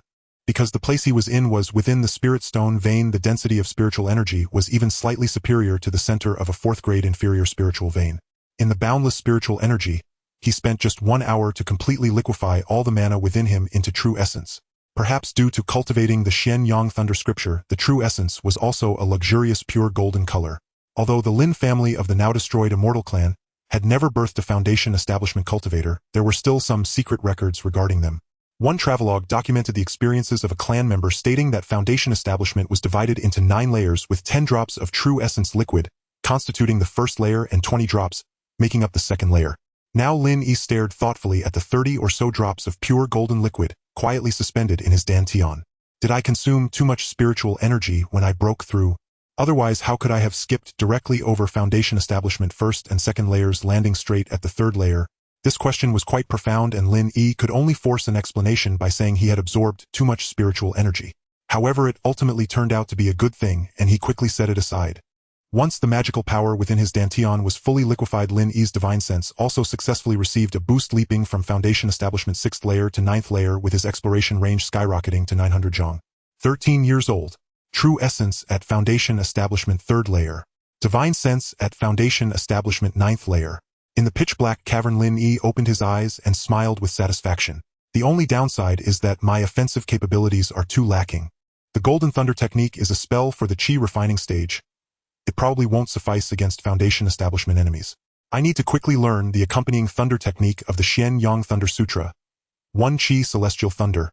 1 Qi Celestial Thunder is considered an advanced version of the Golden Thunder technique, boasting formidable power. Of course, there are very few weak thunder techniques. Oh, I almost forgot about this. Lin Yi suddenly slapped his thigh and took out the spirit weapon long sword that his clan uncle had brought from the predecessor's cave on Xuanwu Lake Island. Speaking of the spirit weapon longsword and the foundation establishment pill, he hadn't used. Lin Yi found it somewhere. The 10 of them had been living on this island in the lake for over a year. Although most of that time was spent cultivating, they had explored every corner of the island during their leisure time, yet they found no signs of any predecessor's caves. Could it be that this clan uncle concealed something? Did he not tell the whole truth? In the absence of evidence, Lin Yi could only think this way. In the realm of the Golden K, the weapons used by cultivators are categorized into 5 levels: magical tools, spirit weapons, magic treasures, spirit treasures, and immortal treasures. Magical tools are usually suitable for Qi refining cultivators or ordinary foundation establishment cultivators. Most spirit weapons are treasures that only cultivators of the Purple Mansion realm can possess, while a few powerful mid-to-late foundation establishment cultivators may also acquire 1 or 2, but most are of inferior quality. Magic treasures. These are entities that only Golden Core elders can wield, and not every Golden Core cultivator possesses such rare objects. Many early-stage Golden Core cultivators still use spirit weapons obtained from the Purple Mansion realm. Above magic treasures, spirit treasures and immortal treasures have become legends. Not to mention spirit treasures, even inferior magic treasures once revealed would likely trigger fierce battles among countless cultivators of the Purple Mansion and even Golden Core realms. Theoretically, foundation establishment cultivators already qualify to refine spirit weapons, but how much power they can exert remains to be seen. Thus Lin Yi presented the spirit weapon longsword at this moment. His offensive methods were too lacking at this moment, and this spirit weapon longsword could undoubtedly alleviate his immediate predicament. His true essence was extremely pure, and within the same tier he rarely encountered opponents. With this spirit weapon for protection, even if it were just the lowest grade inferior spirit weapon, he could stand against an ordinary foundation establishment 4th layer cultivator and emerge victorious. Let me see what level of treasure you are. Lin Yi murmured as he placed the long sword across his lap and began to infuse true essence for refining. This refining took a full day and night. Ironically, Lin Yi spent even more time refining the spirit weapon than he did breaking through to foundation establishment. He had only taken half a day to break through to foundation establishment, but it took him a full day and night to refine the spirit weapon. At this moment, it should be the second night since he entered the cave. After some time had passed, "Go." With a soft command echoing in the dark cave, Lin Yi bit his tongue, and a drop of blood shot toward the spirit weapon on his leg like lightning. Sizzle. The blood transformed upon contact with the sword, and in the next moment Lin Yi established an inexplicable connection with the spirit weapon. He felt as if the spirit weapon long sword had become a part of his body, responding to his every command. Not only could he control it to fly through the air, but he could also store it in his dantian for nurturing, which was incredibly convenient. At the same time, he also understood the grade of the spirit weapon longsword. It turned out to be a rare superior spirit weapon. A superior spirit weapon that even cultivators of the Purple Mansion realm would covet. With Lin Yi's current level, he could only utilize up to 30% of its power. Even this 30% would be enough to make Lin Yi unafraid of any average Foundation Establishment 7th layer cultivator. What a treasure! From now on you shall be called the Wind-Whispering Sword.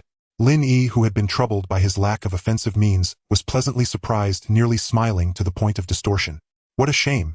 If a broken thing like this were given to me, I wouldn't even bother to look at it. A strange voice suddenly echoed within the cave, sounding somewhat unrestrained. The sudden silence was the most frightening. Lin Yi's previously raised corners of his mouth slowly fell and beads of cold sweat began to unconsciously surface on his back. For a long time it seemed that the owner of that voice couldn't hold back and shouted again, "Hey, why aren't you talking? Why don't you say something? If nothing else, you can continue laughing. Do you know how scary it is when you don't say anything, human? Don't tell me you were scared to death by me. Darn." The slightly rambling voice echoed in the narrow, dark cave. For some reason Lin Yi, who had been panicking, suddenly felt less scared. This guy speaking from the dark sounded just like some foolish person from his previous life, even sharing a similar catchphrase, giving him an oddly familiar feeling. Gathering his courage, Lin Yi firmly gripped the hilt of the spirit weapon long sword and said in a deep voice, "Who are you?" "You finally spoke again. Who am I? Human, do you still remember that handsome, suave little snake on Purple Gold Mountain? You finally reached Foundation Establishment. You nearly suffocated me. Purple Gold Mountain. Are you the little snake that bit me and caused me to travel through? What? That's right. The spiritual energy on that planet is dwindling. It's almost a spiritual energy. I had no choice but to exhaust my life force to break free from the spatial shackles of that world. Just before I left, I happened to run into you, thinking it might be fate, so I brought you along. How about that? Are you grateful to me? All right. My true form is a space attribute white dragon possessing pure dragon blood. From now on, don't call me little snake. Just call me Dragon Bro. Hee. Lin Yi chuckled perfunctorily. He didn't know whether coming here was a blessing or a curse, so naturally he couldn't express gratitude to this snake. Dragon, what's wrong? You seem rather unwilling. Well. Who told me to bite you without reason first? As a fellow traveler, I will gift you a little gadget I created out of boredom. You take it as compensation. Seeing that Lin Yi didn't seem very enthusiastic, Bai Jiao could only awkwardly toss out an item from the spatial storage he had forged. Clang! A rusty iron basin was flung out from his ankle and crashed to the ground. Although Lin Yi did not speak, he could see very clearly that this iron basin had appeared from his right ankle. You were hiding in my foot? Lin Yi was shocked. What's wrong? I haven't said anything. Why are you making such a fuss? Study the treasure I gave you well. Its name is the treasure-changing basin. Don't underestimate it. It took me countless ancient materials and over 100 years of painstaking effort to create this treasure. Bai Jiao's tone was very arrogant, as if he had truly given something remarkable. Treasure. Lin Yi rubbed a thunderball and carefully examined the upside-down rusty iron basin on the ground. This doesn't look like a good thing at all, does it? You ignorant human child. You really need me to teach you step by step. Just take the Foundation Establishment pill from your bag and toss it into the treasure-changing basin along with some spirit stones and see what happens. Seeming to guess Lin Yi's thoughts, Bai Jiao huffed in annoyance. Lin Yi was surprised.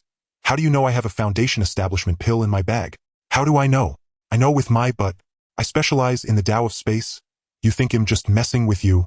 As long as I want, your storage bag is as good as non-existent to me. I can take whatever I want. Bai Jiao's nose was crooked with anger. Fine then.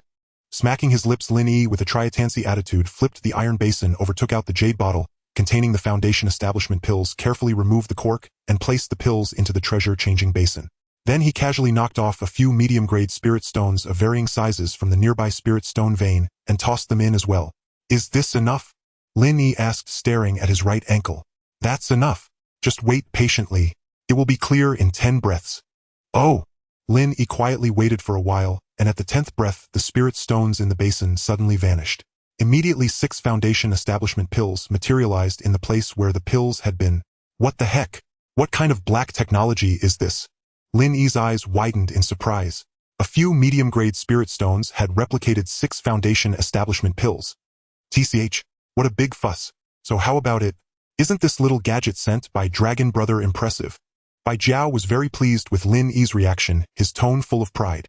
This time Lin Yi flattered him graciously. This is more than impressive. It's like a little cow standing on its head, absolutely phenomenal. It's good that you understand Dragon Brother's greatness. Just a friendly reminder, this treasure-changing basin works well, but it can only replicate pills that are one major realm higher than the user's cultivation. And if there is no sample, it can only replicate loneliness. Bai Jiao reminded him. I am currently at the early stage of foundation establishment, which means I can at most replicate low-grade third-tier pills. That's enough. That will do.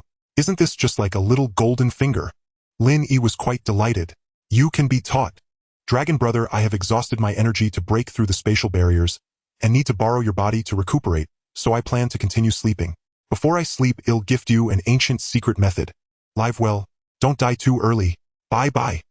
As Bai Jiao's last words fell, a page of shimmering golden paper slowly rose from beneath Lin Yi's feet, floated to his forehead, and then before Lin Yi could react, it directly penetrated his skull and drilled into his sea of consciousness. Ancient secret method, spirit concealment technique. This is quite to my taste. Bai Jiao came quickly and left quickly, even gifting a very practical auxiliary spell before falling into a deep sleep. This spell is easy to master. Once learned, it allows you to autonomously adjust the aura around you, usable by someone at the foundation establishment stage. Regular golden core cultivators absolutely cannot see through it. Of course, this does not include those rare cultivators who have practiced the breaking illusion divine ability or those born with spiritual sight. This spirit concealment technique is simply a must-have secret method for pretending to be weak and wandering the cultivation world. In the mind, Lin Yi played around, adjusting his aura to the 3rd layer of qi, refining one moment, then to the 8th layer the next, thoroughly enjoying himself. After playing for a while, Lin Yi finally used the jade bottle to store the 7 foundation establishment pills, carefully putting both the bottle and the treasure-changing basin into his storage bag. Spirit stone mine paired with the treasure-changing basin. TSK, TSK, TSK. He could already imagine how rapidly the Lin family would rise in the future. Since he closed his door to cultivate, it has barely been 2 days. How many normal cultivators take 10 days or half a month to break through? Rather than going out so early, it would be better to practice the accompanying thunder technique of the Shenyang Thunder Sutra for the foundation establishment stage, the 1 Qi Heavenly Gang Divine Thunder, so that he would have a powerful offensive method when he finally ventured out. After all, he couldn't just summon a high-grade spirit weapon sword right at the start of a battle, could he? That would be quite uncivilized and wouldn't align with Lin Yi's cautious principles. Lin Yi quickly became familiar with the 1 Qi Heavenly Gang Divine Thunder, especially since he had a foundation in the Golden Thunder technique. In essence, the Golden Thunder technique was just a precursor to the 1 Qi Heavenly Gang Divine Thunder. Lin Yi spent a day and night successfully refining it to a minor success, and with a casual wave, he could unleash a basketball-sized Golden Divine Thunder against his enemies. Although its size hadn't increased much, the destructive power contained within was absolutely several times greater than the Thunderball produced by the previous Golden Thunder technique. With this 1 Qi Heavenly Gang Divine Thunder to protect him, ordinary cultivators at the 4th or 5th layer of foundation establishment would find it hard to gain the upper hand against him. However, Divine Thunder is most effective against practitioners of ghostly or demonic paths. The magnificent Shenyang Divine Thunder repels all evils and causes 100 ghosts to retreat. If faced with practitioners of demonic or ghostly paths, it is possible to slay those at the later stage, even at the early stage of foundation establishment. After mastering the 1 Qi Heavenly Gang Divine Thunder, Lin Yi's retreat from cultivation was complete, and although the spiritual energy in the mine was thick, he was not inclined to stay any longer. Rustle, rustle. 3 days later, the large tree branches and leaves suppressing the spirit stone mine suddenly began to shake. This unusual scene immediately drew the attention of the Lin family members, who were sitting cross-legged around the tree to guard Lin Yi. What happened? Why is the tree moving? I didn't move. Did any of you move? Do you think it's possible that Big Brother is moving? Impossible. How long has Big Brother been in closed-door cultivation? It's impossible for it to be him. That's true. Although the 9 of them were discussing, the tree continued to tremble. Soon the large tree suppressing the spirit stone mine moved away several feet, revealing a cave that was exhaling rich spiritual energy. All 9 of them stared solemnly at the cave entrance, and from the second brother Lin Xianlin to the youngest sister Lin Xuanyu, everyone had already begun to prepare their attack spells discreetly. Always remain vigilant, always appear weak, and never easily trust others. These were the 3 always that Big Brother Lin Yi frequently told them within a year of arriving on the island. Lin Yi had to do this as the mentalities of his younger siblings were still far inferior to his as a transmigrator. He might be able to discern good and bad based on his 20+ years of experience in the previous life, but well done. Worthy of praise. A familiar voice suddenly echoed within the mine, causing the 9 Lin family members to tremble in shock, and their divine senses quickly intertwined to probe into the cave. Don't look. It's me. Lin Yi, beaming with a smile, leaped out of the mine. Ah, it's Big Brother. The 9 of them instantly erupted in joy. At Xuanwu Lake on Tenglong Island in the central, wooden cabin 10 individuals sat cross-legged, with a young white unicorn perched nearby. Tenglong Island was named by Lin Yi after he exited seclusion. After breaking through Foundation establishment, his spirits soared, and with a wave of his hand, the island was given an official name. It was noon, and the door to the wooden cabin was ajar, allowing the bright sunlight to stream in, filling the hearts of the Lin Clan members with warmth. As soon as he sat down, the impulsive third brother Lin Xuanbing couldn't help but shout, "Brother, you came out of seclusion in just 3 days. I heard that breaking through a major realm usually takes at least 10 days to half a month." The sixth brother Lin Xuanlia echoed, "Could it be that something went wrong? It's fine. We have spirit stone mines beneath our feet. If one Foundation establishment pill isn't enough, well, buy another. If 2 aren't enough, well, buy a whole bottle. I guarantee you'll succeed in Foundation establishment." "Shut up. Look at you acting like a nouveau riche. How embarrassing." Lin Yi scolded with a furrowed brow. Lin Xuanlia, reprimanded, immediately sulked. Seeing the others intimidated, Lin Yi smiled and said, "My situation is quite special. I successfully broke through Foundation establishment in just 2 days without using any Foundation establishment pills." Upon hearing this, the room erupted in excitement. "Wow, brother is now a Foundation establishment cultivator. What? He didn't use any Foundation establishment pills? Second brother, is your focus a bit off? The most crucial point is that brother succeeded in Foundation establishment without any pills. Ancestor bless us. Our Lin Clan has produced a 13-year-old Foundation establishment cultivator. There is hope for revenge, hope for revival. Little sister congratulates big brother on eternal blessings and achieving the Tao. Younger brother wishes big brother great power. From now on, ascend to the heavens. Alright, we're all family here. No need for flattery. Since I've already broken through Foundation establishment, I should soon leave the island to procure some urgently needed supplies. You'll be going alone this time, and lightning will stay behind with you. The island's spiritual veins and spirit stone mines must not encounter any issues." Lin Yi interrupted everyone with a shake of his head. "So where is your destination for this trip, big brother?" asked the seventh sister Lin Xuanqing with a bright smile.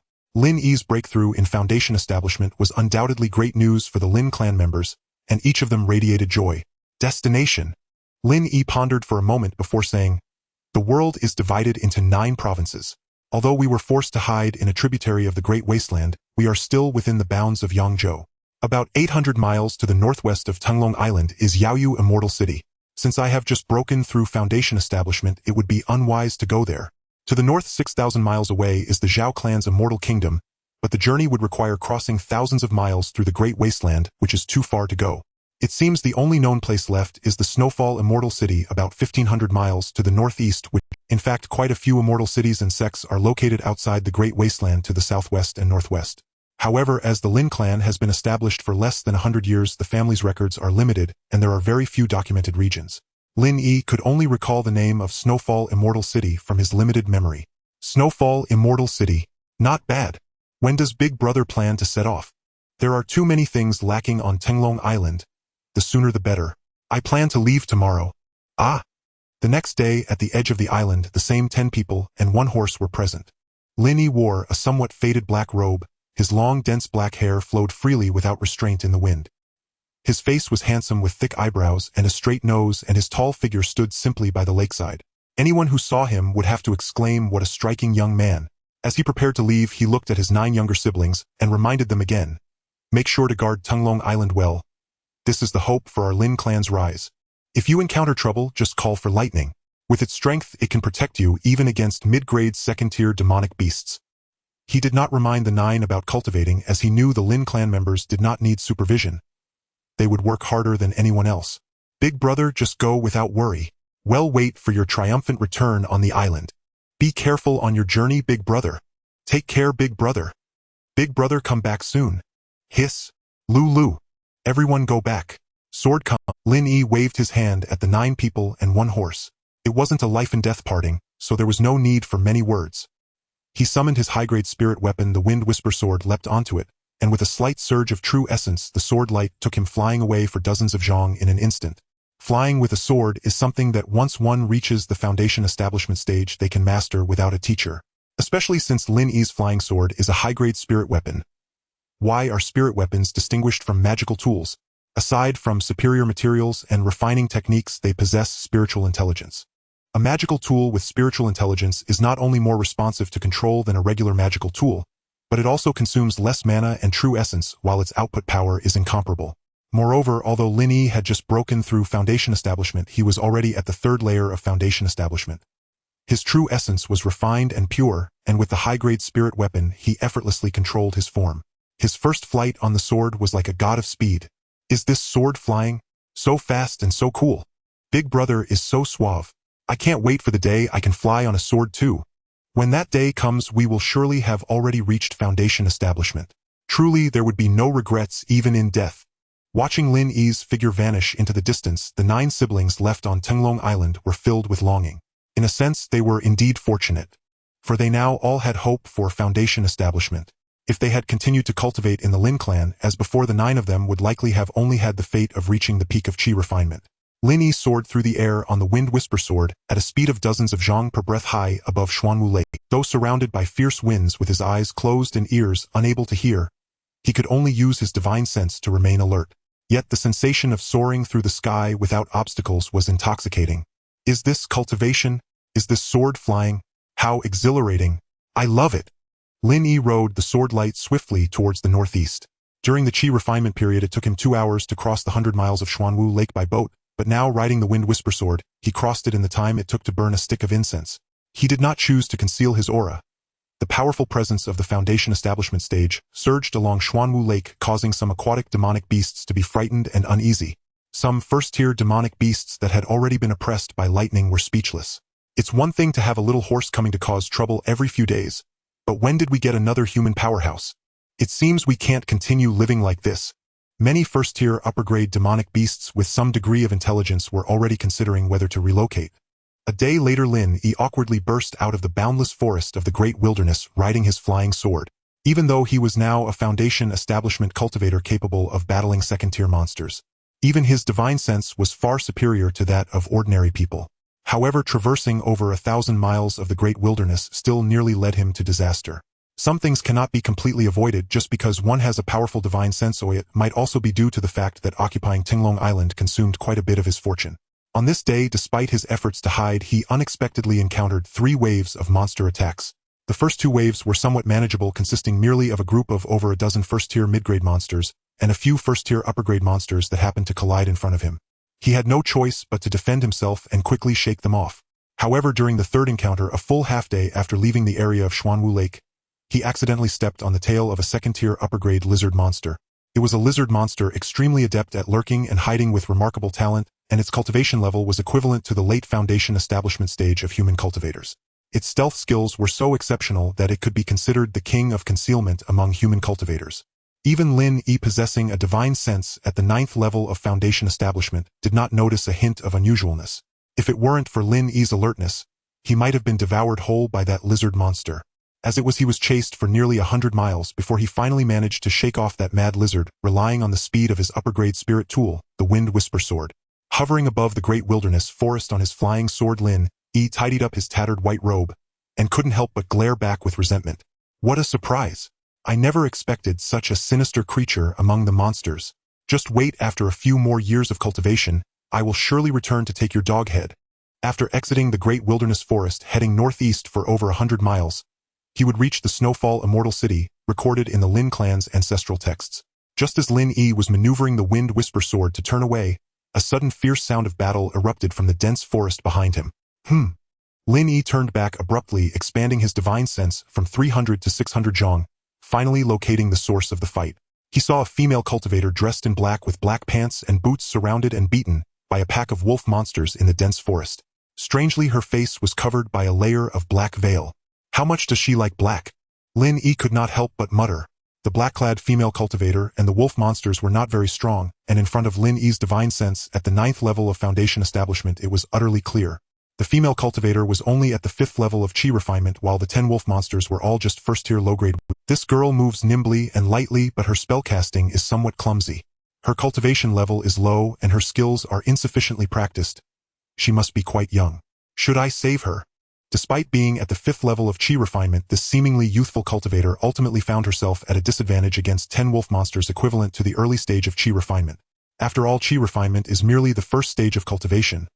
The differences within the first 3 levels are certainly noticeable but not overly vast. She wore a veil making it difficult for Lin Yi to discern her complexion, but he could tell from her increasingly sluggish movements and her inability to cast a spell in dozens of breaths that her situation was certainly dire. The battle was still 600 zhang away from the Great Wilderness, and judging by the current situation, unless this girl had some impressive trump card, she was 90% likely to meet her end in the Great Wilderness today. Lin Yi preferred a steady approach, but that did not mean he would shy away from trouble and leave someone to die. His previous life's education did not allow him to do such things. Just as Shi Yunyun's magical energy was completely exhausted, and she was despairingly caught by a wolf monster that took the opportunity to strike, a sudden voice of a strange man echoed in her ears. "Do you need help, fairy?" "Who?" I want." Shi Yunyun, suspended in midair, was stunned at first, but then joyfully shouted in the next breath. Her shout came so suddenly, reaching over 100 decibels. It even startled a wolf demon that was about to leap in for the kill, making its legs tremble and nearly fall. "As you wish."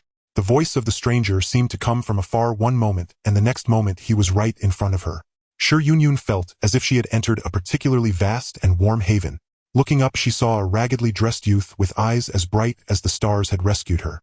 "No, wait." Shi Yunyun's mind jolted and the mouth beneath the black veil opened slightly as she urged. "You should leave quickly. There are 10 first-tier low-grade wolf monsters here. You can't fight them." Her voice was as melodious as the song of a nightingale, clear and unmatched. In both of his lives, Lin Yi had never heard such a captivating and enchanting sound. Letting out a sigh of relief, Lin Yi gently lowered the urging female cultivator to the ground. "Fortunately, my first act of heroism didn't encounter any cliché plot." This female cultivator, urging him to flee upon seeing his youthful face, clearly showed she was not the type to be ungrateful. Given that, he decided to take charge of the situation today. Releasing her, Lin Yi set the girl down safely on the ground, completely ignoring her incessant urging. He first activated his true energy without even looking and casually smashed the skull of a wolf monster that dared to leap at him. Then, as if nothing had happened, he asked, "May I ask if the fairy is a cultivator from near Snowfall Immortal City?" "You should run and not worry about me." "Quickly. My home is in Snowfall Immortal City." Clearly, Lin Yi's casual act of killing a wolf monster nearly left Shi Yunyun dumbfounded. A monster just died in such a disgraceful manner. Shi Yunyun instinctively looked toward the remaining 9 wolf monsters, and found that these beasts, which had nearly driven her to her death moments ago, now looked as if they had seen something extraordinarily terrifying. Their pupils dilated, legs trembling, and tails tucked tight. This youth turned out to be so powerful. Hope ignited fiercely in Shi Yunyun's eyes. "That's great. In that case, I'll save your life, and you can be my tour guide for a day in Snowfall Immortal City. How about that?" Lin Yi was worried about being unfamiliar with the area, and upon hearing that the girl was a local, he couldn't help but smile. He was carrying a total of over 2,003,000 low-grade spirit stones, needing to buy numerous items. If he didn't find someone familiar with the market of Snowfall Immortal City to accompany him, he would easily fall victim to being overcharged. Okay. Shi Yunyun squinted her bright, sparkling eyes and happily agreed.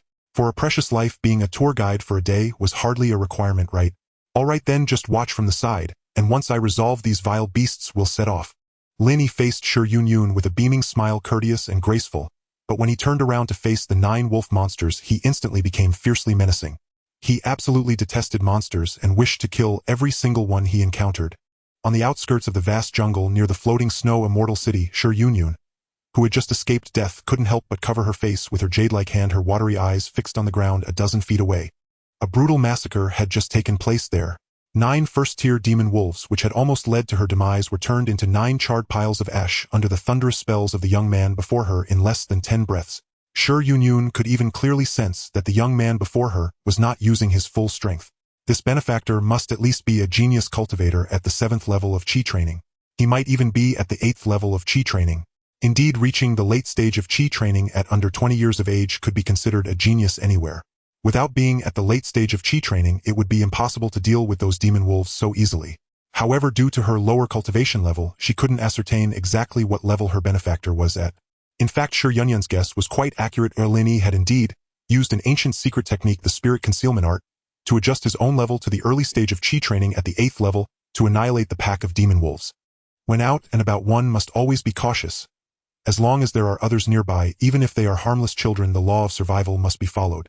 The eyesore has been dealt with. Let's go, fairy. Lin Yi clapped his hands and turned around with a smile, as if he had just discarded a piece of trash. All right, benefactor. Shi Yunyun looked at Lin Yi with sparkling eyes. There's no need for such formality.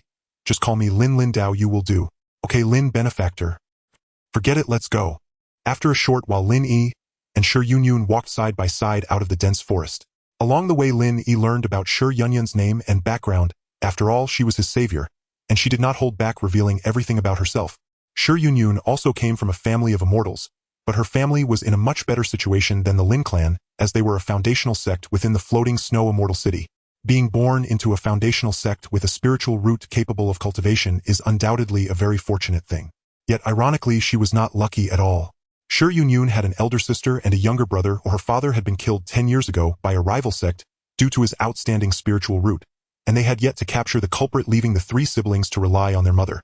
It is worth mentioning that Shi Yunyun was only 12 this year, her sister was 1 year older, and her brother was 1 year younger. Perhaps due to inheriting their father's genes, all 3 of them possessed above-average qualifications with 3 spiritual roots. Such qualifications are considered above average in the cultivation world, but among foundational sects it is not too rare for one to appear every few years. However, after losing their father's protection, Shi Yunyun and her sibling status in the family diminished sharply. Since their mother and sister were both gentle and mild, they frequently faced bullying and ridicule from others in the clan, especially when Lin Yi asked her why she was alone in the vast jungle. Tears like broken pearls slid down Shi Yunyun's face in an instant. I came out to hunt some demon beasts to earn spirit stones. Those heartless people in the clan bully us year after year, day after day. Even our cultivation resources are divided among them, yet they still won't let us be. Whenever they have the chance, they come to mock us, saying we eat the clan's food for free. Mother and sister have always been gentle, never arguing with those people, teaching me and my brother not to stoop to their level. But do they know the principle that kind people are often bullied and good horses are ridden? Blindly enduring is not a solution. Finally, one day, I couldn't hold back anymore and slapped a child from my second aunt's family. That time I really couldn't be blamed. She could insult me, my sister and my brother, but she couldn't insult my father. What right does she have to insult him? My father fought valiantly for the Shi clan, leading the charge, and even lost his life in the end. What qualifications does a little brat have to insult him, just because his father is still alive? As Shi Yunyun spoke quicker and more aggrieved, perhaps due to just having walked through the gates of hell, this girl, even younger than Lin, he completely opened her heart, crying like a weeping pear blossom before him. Women are indeed made of water. Before Lin Yi could react, Shi Yunyun's veil was drenched by her tears. Being a straightforward girl, she acted decisively, and noticing the veil was inconvenient, removed it in front of Lin Yi's astonished gaze. Hiss! What a breathtaking beauty!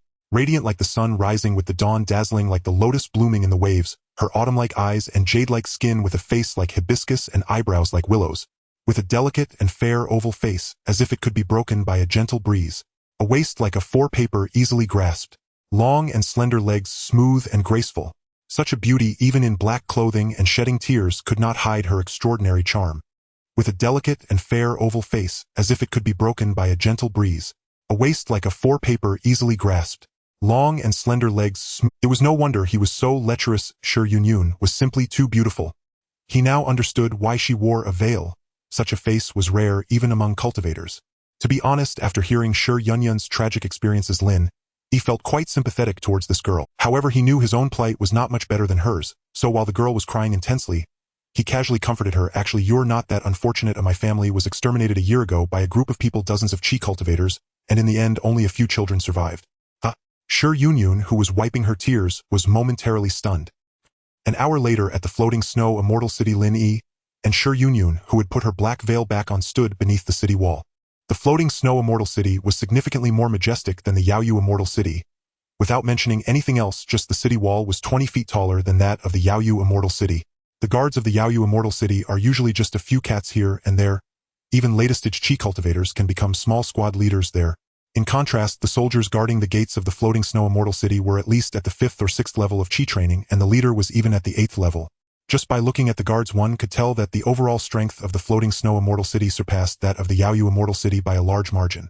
Indeed, as expected of a city guarded by the Zifu immortal clan, Lin Yi exclaimed. Indeed, along the way, Shi Yunyun briefly introduced the current power situation of the floating snow immortal city to Lin Yi. Hundreds of chi cultivation clans, dozens of foundational clans, and a Zifu clan are the current situation of the floating snow immortal city. Among them, the strongest member of the Shi clan, to which Shi Yunyun belonged, was merely a second-level foundational cultivator, undoubtedly the weakest among dozens of foundational clans. Brother Lin Yi, the Snowfall Fairy City, is divided into 4 streets, among which the north and south main streets are where mortals and cultivators coexist, with many celestial clans taking root in these two areas. The West Street is a place for wandering cultivators to set up stalls and trade freely, while the East Street is lined with various shops and taverns. If you need to buy something, let's head to the East Street. Upon entering the city gate, Shi Yunyun clung to Lin Yi's arm, chattering away. As if she had returned home, her face flushed as she changed her address for him.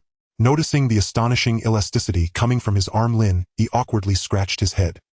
He wanted to remind the girl about the propriety between men and women, but seeing her joyful demeanor made him reluctant, so he ultimately kept his mouth shut and nodded with a smile.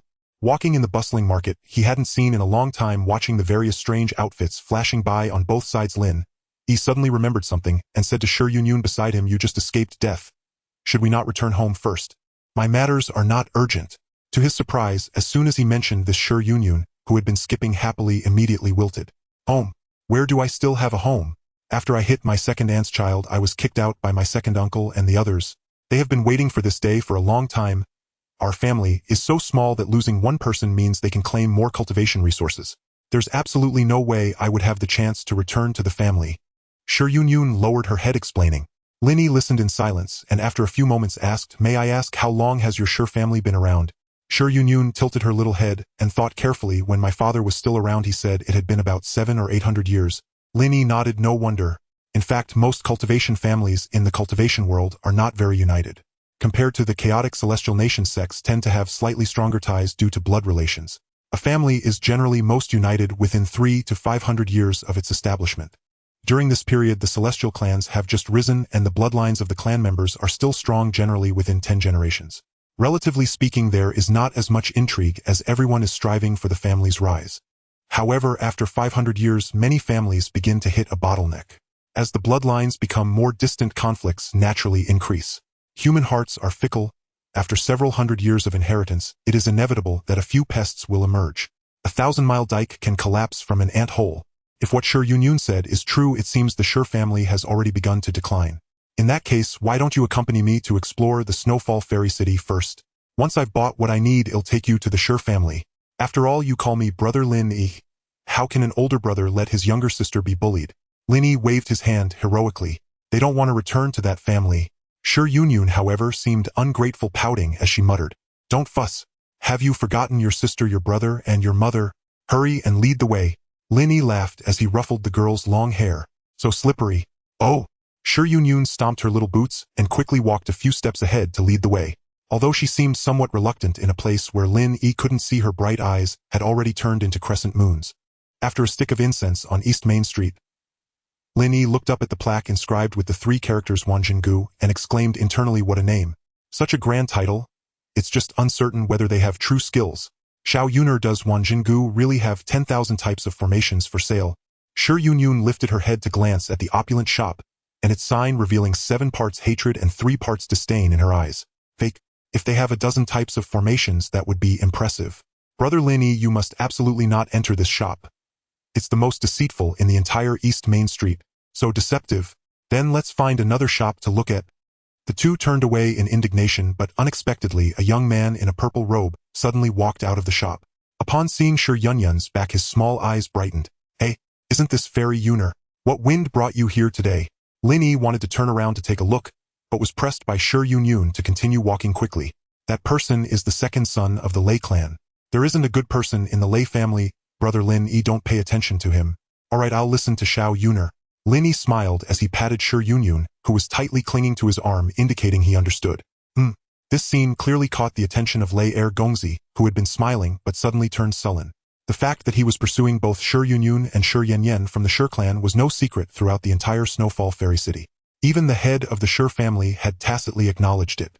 Seeing that the betrothal gifts were already being prepared, how could someone dare to embrace his woman right in front of him? "You brat, you're seeking death." Lei Gongzi glared viciously at the departing figures of the two, then called over the manager from Wanjingu and ordered, "Go find out that person's background for me. I want to know all his information within 3 days. In the cultivation world, almost no one is a fool. The Lin clan's strength ranks among the top 5 among all celestial clans in Snowfall Fairy City, and they even have an ancestor at the 9th level of Foundation establishment overseeing them. Lei Gongzi is indeed a second-generation cultivator, but even so he wouldn't easily target a stranger. He would choose to investigate everything thoroughly before delivering a fatal blow. Meanwhile, Shi Yunyun, who had already walked far away, was also informing Lin Yi about the Lin Clan. The Lin Clan has always acted domineeringly, and they have some old grievances with the Shi clan. I even suspect that my father's death 10 years ago was orchestrated by the Lin Clan. The Lin Clan is powerful, and Lei Jichuan is even more unruly. Previously, he constantly harassed me and my sister. This time, seeing us together, brother Lin Yi, I might drag you into trouble. Shi Yunyun said with some guilt, lowering her head. Oh, it's just a small matter, right? By the way, you just said the Lei family has only 3 foundation establishment cultivators. One of them is at the 9th level of foundation establishment, who is often in seclusion, the other is at the 3rd level, and another is at the 5th level. Lin Yi was not worried at all, even feeling steady as a rock. With his current strength, a cultivator at the 8th level of foundation establishment could not possibly defeat him, and that Lei Jichuan was merely a 3rd-generation cultivator. Although he ranked 2nd, his spiritual root aptitude was even inferior to Shi Yunyun's. It was already impressive to be able to invite a cultivator at the 9th level of Qi refinement, let alone have a foundation establishment cultivator take action personally. It seemed unlikely. That's right, the Lei family has only 3 foundation establishment cultivators, and these cultivators rarely handle matters. Their presence is merely to intimidate the other celestial clans. The actual management is done by the Lin Clan members at the 9th level of Qi refinement. Shi Yunyun replied. That's settled. Let's officially start our shopping spree. Lin Yi instantly relaxed. The mere Lei family was nothing to worry about. This was the 2nd establishment that the two encountered after leaving the Wanjin Pavilion, which appeared relatively. From its name, it was clear that it was a shop primarily dealing in elixirs. After inquiring with Shi Yunyun, the two stepped into the Dan Tower together. As soon as they stepped inside, a graceful and beautiful maid came to greet them, treating the two with courtesy despite their youthful appearances. This was Lin Yi's first time entering such a large shop, and it was completely different from what he had imagined. Inside the shop named Starcloud Dan Tower, there were no rows of elixir bottles. Instead, there were more soft and comfortable tables and chairs.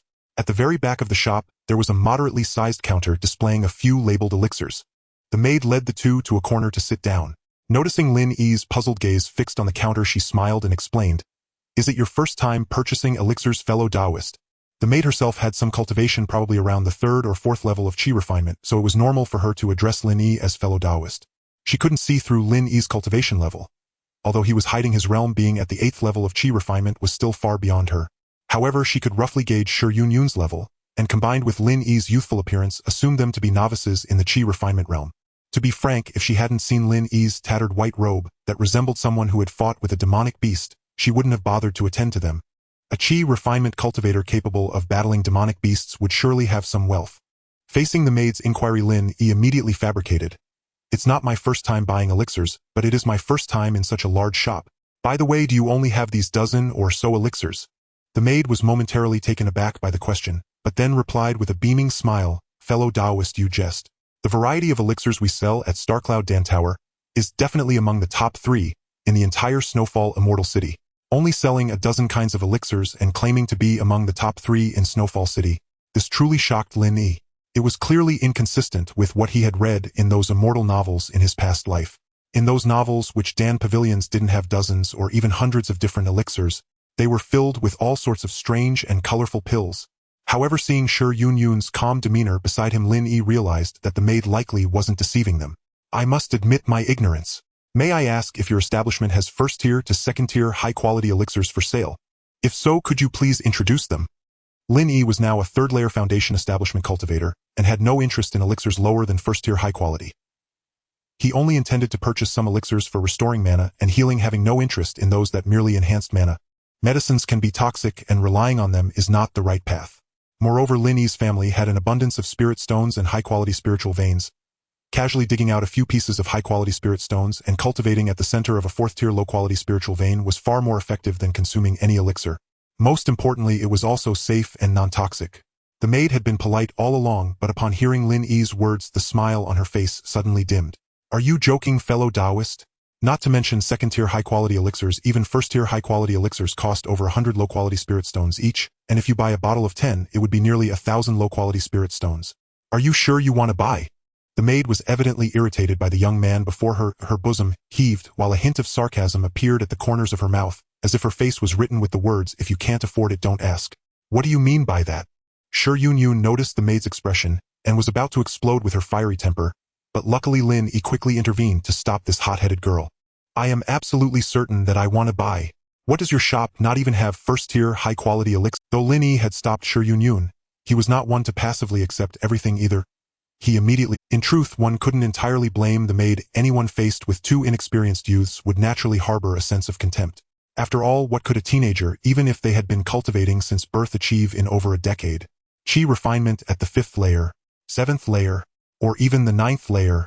Yet here they were speaking with airs greater than senior cultivators at the foundation establishment stage, casually mentioning first-tier high-quality to second-tier high-quality elixirs without fear of overstepping. This was precisely what the maid was thinking. She had already given up on extracting any wealth from Lin Yi, and now just wanted to see him leave the Starcloud Dan Tower with his tail between his legs. Of course we have elixirs. We'll go get them right away. Just hope that both of you can afford it. The maid emphasized the words by with a clenched jaw. Seeing the maid swaying her hips to fetch the elixirs, Shi Yunyun, who was previously somewhat angry, suddenly felt a bit anxious. She leaned in and shook Lin Yi's arm vigorously, saying, "Brother Lin Yi, let's hurry and leave. Otherwise, when that woman comes back, she'll definitely mock us." Hiss. Leave? Ah, why should we leave? No, we won't leave. Lin Yi felt as though his left arm had fallen into two soft traps, leaving him somewhat defenseless. What on earth was this girl eating every day to develop so well?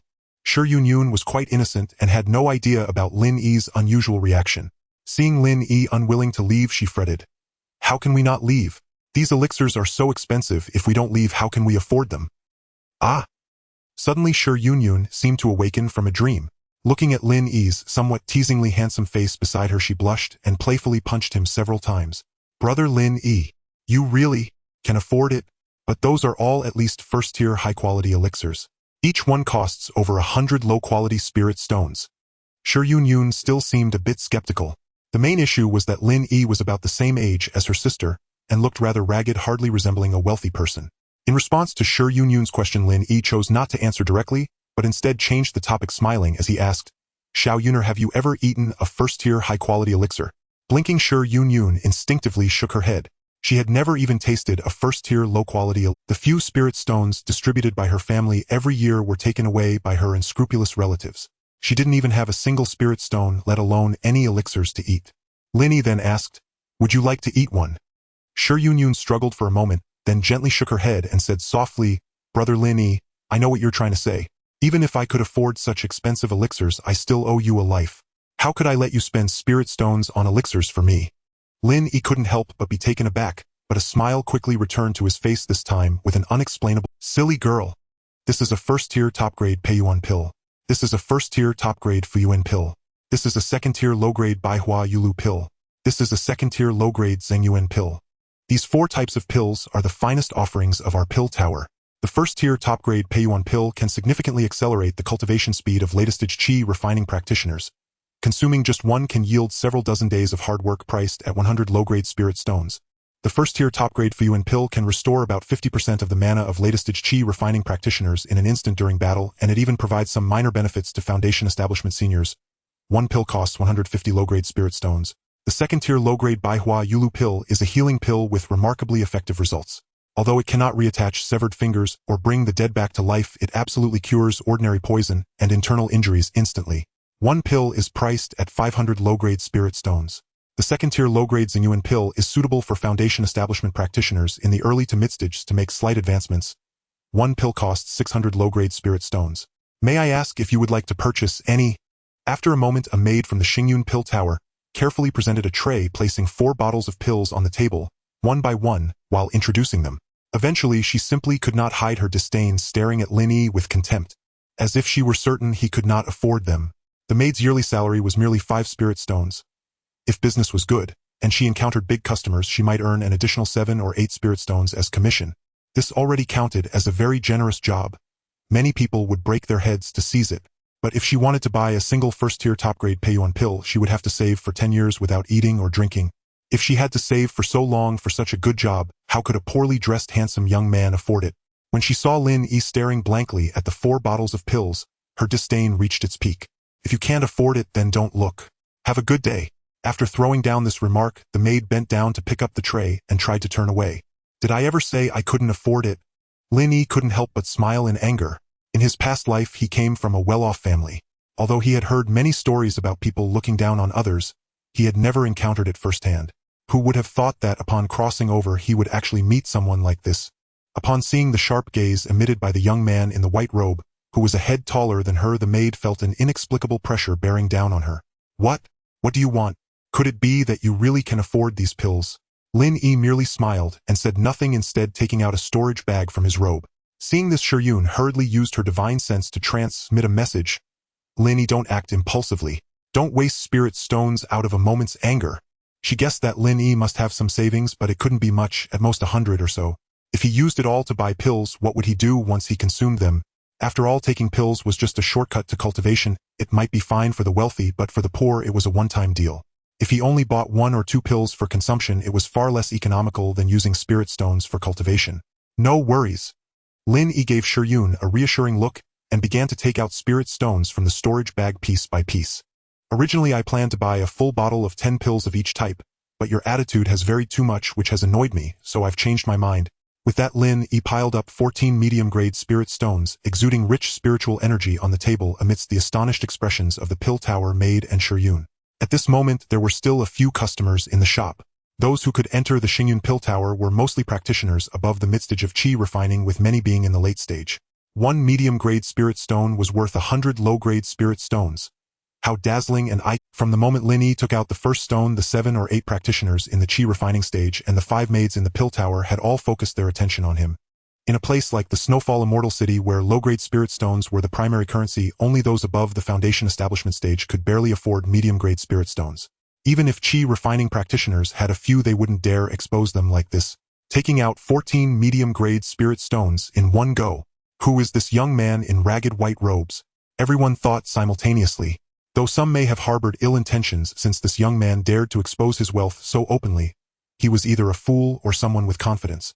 The 2 highest-level practitioners, both at the 9th layer of qi refining, couldn't help but glance at Lin Yi's dantian, resulting in their expressions changing dramatically. He was actually at the 8th layer of qi refining. A young practitioner at the late stage of qi refining, casually waving around medium-grade spirit stones worth over 1,000 low-grade spirit stones. This person must have a powerful background. Do not provoke him, do not provoke him. The 2 9th-layer qi refining practitioners exchanged glances, then very tacitly returned to their own affairs, no longer daring to glance toward the corner. With both big shots reacting this way, the remaining practitioners who had been observing their expressions also felt a chill in their hearts and put aside the flicker of malicious intent that had just arisen. After all, how many among those who could tread the long path of immortality are fools? This was all within Lin Yi's expectations. At this moment Lin Yi considered himself the strongest in the room. Even if it was just the superficial 8th layer of qi refining combined with his youthful appearance and exaggerated wealth, it was enough to make everyone wary of him. At this moment, the beautiful maid who had received Lin Yi and Yun was captivated by the 14 medium-grade spirit stones. Her mind was filled with regret. Unexpectedly, this ragged young man turned out to be a big spender. This was truly hard for her to accept. 14 medium-grade spirit stones. That could be wealth she would never earn in her lifetime. And yet, it was so casually laid out in front of her. According to this young man's statement, just half a stick of incense ago, she could have sold pills worth 10 times this amount. 10 times. 140 medium-grade spirit stones. 14,000 low-grade spirit stones. If she could close this deal, she would earn hundreds of low-grade spirit stones in commission. Several hundred spirit stones would be her salary for dozens of years. Upon thinking of the spirit stones that slipped away, the maid suddenly felt a bit oxygen-deprived. She felt heartache. She felt dizzy. Once a windfall had fallen from the sky, and she had failed to seize it properly. Now all she wanted was to die. Friend. No. Esteemed guest. I truly did not recognize the greatness of your presence. I apologize if my previous hospitality was lacking. Shall we move to the inner room? I can serve you some spiritual tea and fruit for a more detailed discussion if that pleases you. Perhaps feeling that mere apologies were insufficient, the maid quietly stood on tiptoe, bending slightly to present the 2 indistinct yet unmistakably evident mounds before Lin Yi's eyes. The woman's attitude had completely flipped 180 degrees since the appearance of the 14 middle-grade spirit stones. Now she appeared to Lin Yi like a little cat wagging its tail, eager to please its master, a servant ready to give whatever was asked, displaying a demeanor of utter humility. Even Yun, no matter how pure, now understood what the maid was doing. She instinctively tightened her embrace around her arm, her large misty eyes glaring fiercely at the maid. Truly shameless. She dared not voice her thoughts aloud, only silently cursing the capricious maid. Lin Yi, of course, had no idea what Yun was thinking. She was deliberately toying with this unpredictable woman, hence, she wouldn't bother to respond. No need to say more, let's settle the bill. 4 pills, a total of 1,350 low-grade spirit stones. The maid attempted to say more, but was immediately silenced by Shi Yunyun's fierce glare, reluctantly handing over the 4 pills contained in a jade bottle, along with 50 low-grade spirit stones. The maid could only watch as the two left the Xingyundan building with their heads held high. Afterward, the maid, who earned a commission of over 20 low-grade spirit stones from the sale, was not delighted, but rather fell into a gloomy state for over half a year before gradually returning to normal. This was Lin Yi's cleverness. In dealing with adversaries, striking at the heart is paramount. To see what one cannot obtain is the most torturous. Picking up sesame seeds while discarding watermelons can leave one feeling disgusted for a long time. After leaving the Xingyundan building, the two turned and entered a shop called Falling Array Hall. Falling Array Hall. As the name implies, it specializes in formations. A significant reason for Lin Yi's trip off the island was to purchase several array discs. He welcomed both defensive and offensive types. Of course, there was a prerequisite: the level must be at least of second-tier medium grade or higher. Array discs, like pills, are categorized into 9 tiers and 27 grades. However, array discs differ somewhat from pills. While a first-tier upper-grade pill may have some effect on Foundation establishment cultivators, a first-tier upper-grade array disc or formation would be utterly useless to them. Lin Yi considered that the array disc set at key locations on Tinglong Island must at least be of second-tier medium grade. For core areas like the third-tier lower-grade spirit orange trees and the fourth-tier lower-grade spiritual vein centers, he even wanted to deploy third-tier array discs. These assets were more precious than the last, not to mention third-tier array discs. Even if there were fourth or fifth-tier discs, Lin Yi would not hesitate to set them up. Falling Array Hall was not too large, and its layout was not much different from that of Xingyundan building. Perhaps the entire Shueisha Immortal City shared this style. As soon as they entered the shop, a young attendant in a blue Taoist robe, at the 3rd level of Qi, refining, approached them enthusiastically. Are you two looking to purchase array discs? Yes, Lin Yi nodded. Do you have any array discs of second tier or higher? I prefer to be direct about my needs and have no interest in browsing further, as I just did a quick scan, and the only counter inside displays merely a dozen array discs exuding first-tier energy, and a few books like True Understanding of Arrays, Falling Rock Formation, Illusory Butterfly Formation, and Silk Garment Internal Engraving Formation, indicating they are all of first-tier medium to upper grade. Second-tier array discs. Then you two have indeed come to the right place. Our Falling Array Hall is directly governed by the City Lord of Shueisha City. Not to mention second-tier array discs. As long as you have enough spirit stones, you could even take away third-tier array discs. Really? The young attendant boasted with great flair, as if this Falling Array Hall belonged to him. Is that true? Lin Yi, intrigued by the prospect of a third-tier array disc, immediately showed great interest. Perhaps spurred by excitement, the young attendant smirked and pulled out a dark storage bag, loudly declaring, "Since we are in business, how could there be any deception? Coincidentally, my uncle is not here today. If you wish to buy, I can personally sell you these 2 array discs." Wow, this young attendant wasn't exaggerating. Lin Yi's eyes nearly popped out as he gazed at the 2 array discs, exuding third-tier energy, tightly held by the young attendant. Could you introduce the functions and values of these 2 array discs? If they are suitable, I will buy them. Lin Yi uttered a statement that once again stunned Shi Yunyun. Any item reaching second tier is priced at a minimum of 100 low-grade spirit stones, while third-tier items rarely fall below 1,000 low-grade spirit stones. After spending 1,350 spirit stones to purchase 4 pills, could Lin Yi really have spare cash left for third-tier array discs? Shi Yunyun felt her head spinning. Well, had the world changed, or was she dreaming? In the Qi refining stage, she had not a single spirit stone on her, while others were spending in thousands. Is this normal? Is this reasonable? The young attendant, whether oblivious or indifferent, was not shocked like Shi Yunyun. After hearing Lin Yi's words, he self-assuredly began explaining the 2 array discs. Both of these array discs in my hands are defensive-type array discs of third-tier lower grade. One is called the 18 Celestial Constellations Array. Once activated with spirit stones, it can protect a maximum radius of 10 miles with 18 stars, and a minimum of 10 zhong around the user. As long as the spirit stones are abundant and continuously supplied, even mid-stage cultivators of the Purple Mansion realm, or third-tier medium-grade beasts, can only gaze from afar, unable to breach the defense. The other is called the Small 5 Elements Array. Once activated with spirit stones, the 5 elements rotate endlessly, consuming relatively few spirit stones, but its defensive ability is slightly inferior, merely capable of withstanding attacks from early-stage Purple Mansion realm cultivators or third-tier lower-grade beasts. The 18 Celestial Constellations Array is priced at 8,000 low-grade spirit stones, while the Small 5 Elements Array is priced at 6,000 low-grade spirit stones. If both are purchased together, a discount of 500 low-grade spirit stones can be offered.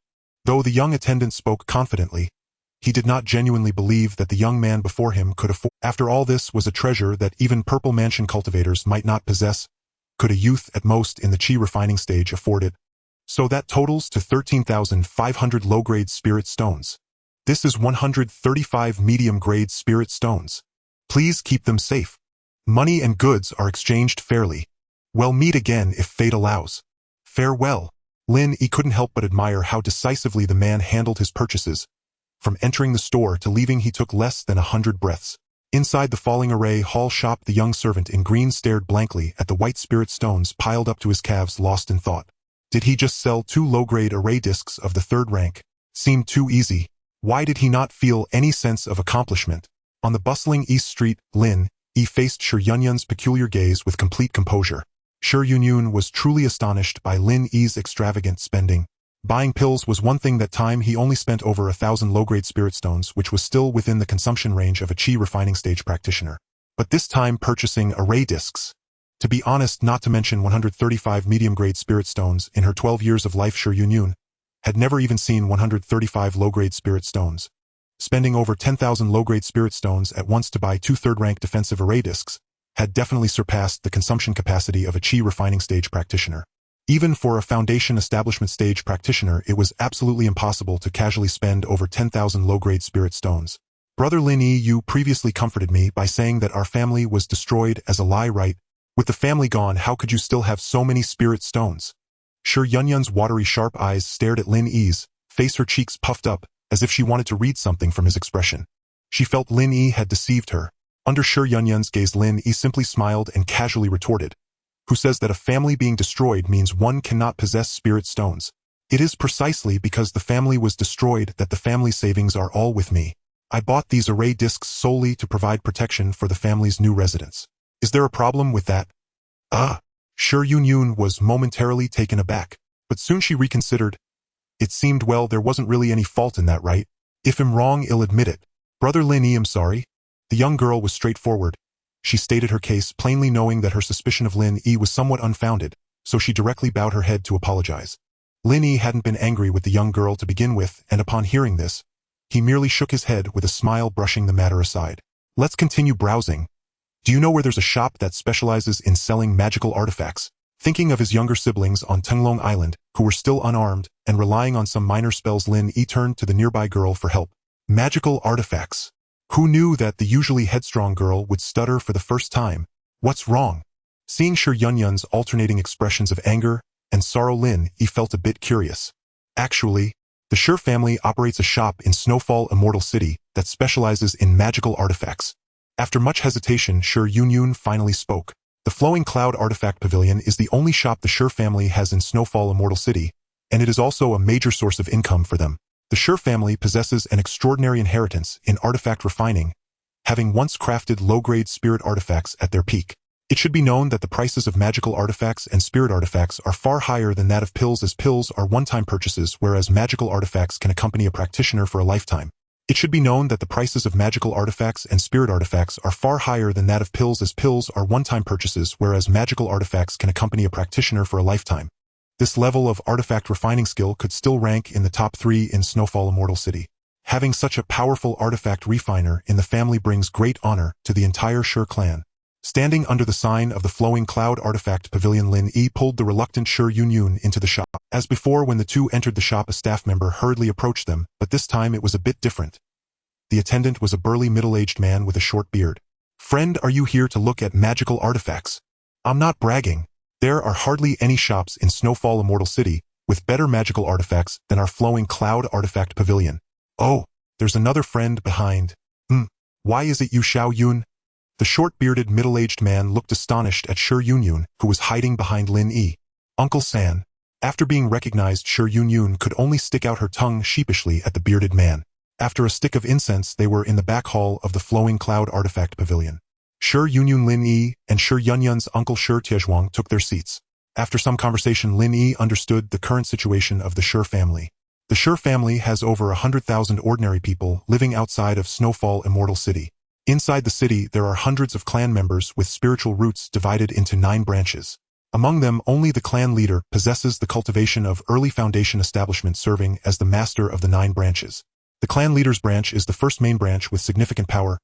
It is essentially responsible for all external affairs, and Shi Yunyun's uncle Shi Tiezhuang belongs to the clan leader's branch, primarily managing the sales at the Flowing Cloud Artifact Pavilion.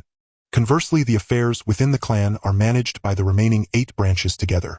Interestingly, Shi Yunyun's father is actually the master of one of those branches. Originally, the Shi family only had 8 branches, but due to Shi Yunyun's father's exceptional talent, being a dual spiritual root, they quickly established a new branch claiming it to be the 9th branch of the Shi Immortal clan, and he also became the 9th elder of the family. Aside from the clan leader of the main branch, who is at the foundation establishment stage, the other branches are managed by formidable practitioners at the peak of the 9th layer of Qi refining, respectfully referred to as clan elders. It is evident that the 9th branch has completely fallen, being suppressed by the other branches in the family in a Currently, only Shi Tiezhuang, the uncle of the main branch, still holds a shred of compassion for Shi Yunyun's family of 4. If it weren't for his occasional assistance, their situation would likely be even more dire. Thus, even though Shi Yunyun despises all the people in the Shi family, and is unwilling to return to the clan, when Lin Yi inquired about where to buy magical artifacts, she immediately thought of the flowing cloud artifact pavilion managed by her uncle. At the same time, upon learning that Shi Yunyun had barged into the great wilderness forest after slapping her second aunt's child, and nearly died, Shi Tiezhuang lectured her severely. Facing this only remaining relative who still cared for her family in the clan, Shi Yunyun dared not argue back, and could only pretend to be a good girl and admit her mistakes. After scolding Shi Yunyun for not living up to her potential, Shi Tiezhuang turned to Lin Yi, repeatedly expressing his gratitude, and generously patted his chest, saying, "There are over 100 magical artifacts in this shop, with 76 low-grade artifacts, 21 medium-grade artifacts, and 7 high-grade artifacts. Aside from those 7 high-grade artifacts, feel free to take any other artifact you want as a token of gratitude from me, your uncle, for saving the life of my unfortunate sister-in-law's family. A low-grade magical artifact is worth several dozen low-grade spirit stones. A mid-grade magical artifact is worth over 100, even several hundred low-grade spirit stones. Logically, if it were someone else, they would surely be delighted to choose a mid-grade magical artifact. After all, it's like earning several hundred low-grade spirit stones. However, was Lin Yi really saving someone for just a mere magical artifact? Let alone a mid-grade magical artifact, he already had a high-grade spiritual tool nurtured within his dantian. So in response to Shi Tiezhuang's words, Lin Yi simply smiled and shook his head. Seeing Lin Yi shake his head in silence, Shi Tiezhuang's thick brows couldn't help but furrow. He thought Lin Yi felt that a mid-grade magical artifact was a bit too few. And just as he was about to say something, Lin Yi had already pulled out a storage bag from his pocket. Originally looking down, Shi Yunyun immediately lifted her head upon seeing this scene. He's coming, he's coming. Lin Yi's action was very familiar to her. He was going to start extravagantly spending again. Sure enough, as piles of mid-grade spirit stones were taken out and neatly stacked on the table, Shi Tiezhuang's eyes instantly widened. What? Lin? Young master, what? What does this mean? It wasn't until the entire table was filled with glimmering mid-grade spirit stones that Shi Tiezhuang stammered in a trembling voice. Despite managing the Luyun artifact pavilion for many years, he was still blinded by the pile of mid-grade spirit stones before him. Lin Yi had pulled out nearly 100 mid-grade spirit stones. What on earth was he trying to do? Shi Tiezhuang was a bit confused. Meanwhile, Shi Yunyun, having witnessed such scenes many times today, wore a calm expression beneath her black veil, even wanting to laugh a little. It turned out that not only herself but even her third uncle, who had seen the world, could be shocked to such an extent. I have a connection with little Yun, so we can consider ourselves as siblings. Coincidentally, my family urgently needs to purchase a batch of magical artifacts. Following little Yun's introduction, I came to you. Here are a total of 100 mid-grade spirit stones, and I would like to purchase 7 high-grade magical artifacts and 10 mid-grade magical artifacts. Do you think that's sufficient?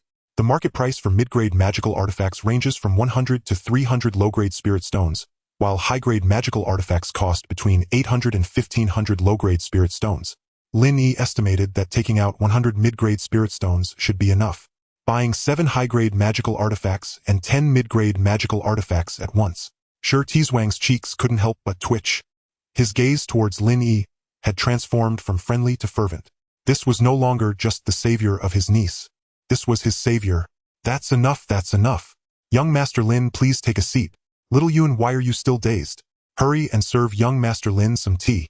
With 100 glimmering mid-grade spirit stones at the side, even someone as composed as Shi Tiezhuang couldn't suppress his excitement.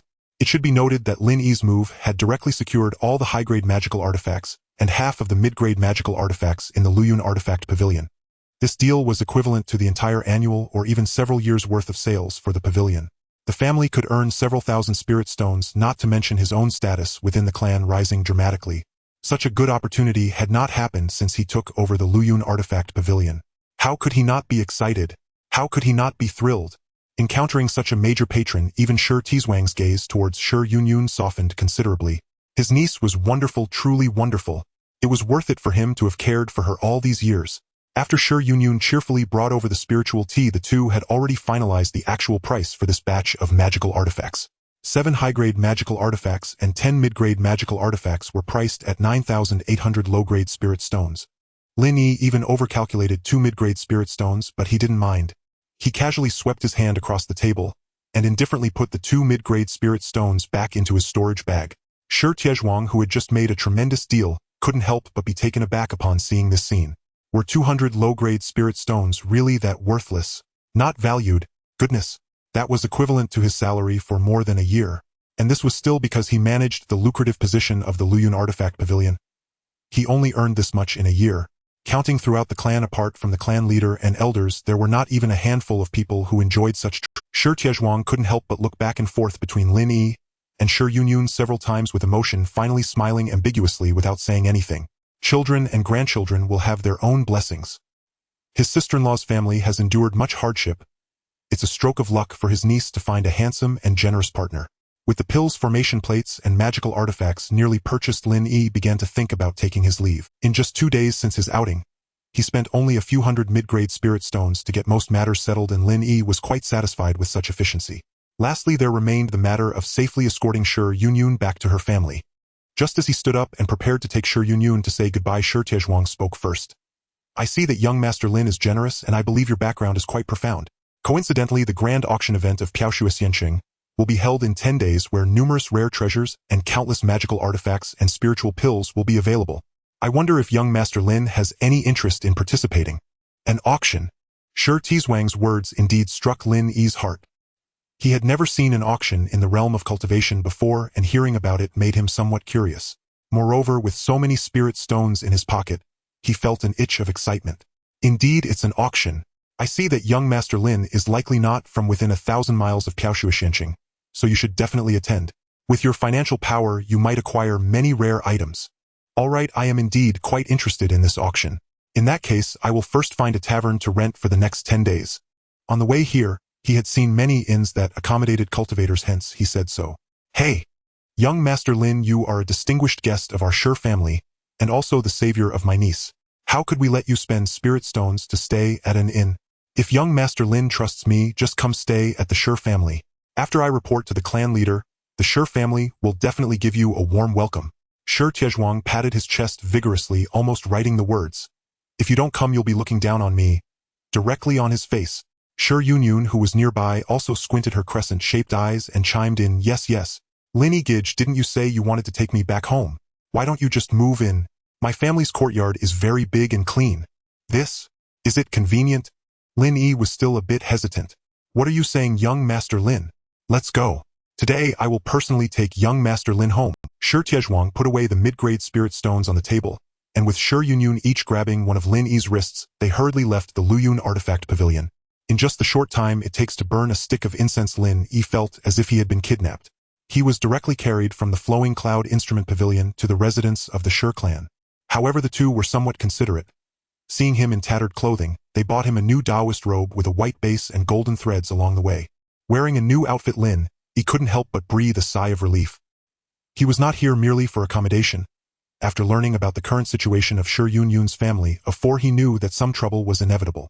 He certainly did not want to be mocked for his attire. Not long after Shi Tiezhuang and the others arrived at the Shi residence, the foundation establishment ancestor Shi Songnian, upon receiving the notification of a distinguished guest's arrival, immediately had someone ring the welcoming bell 9 times and hurriedly tidied his appearance before leaving his seclusion.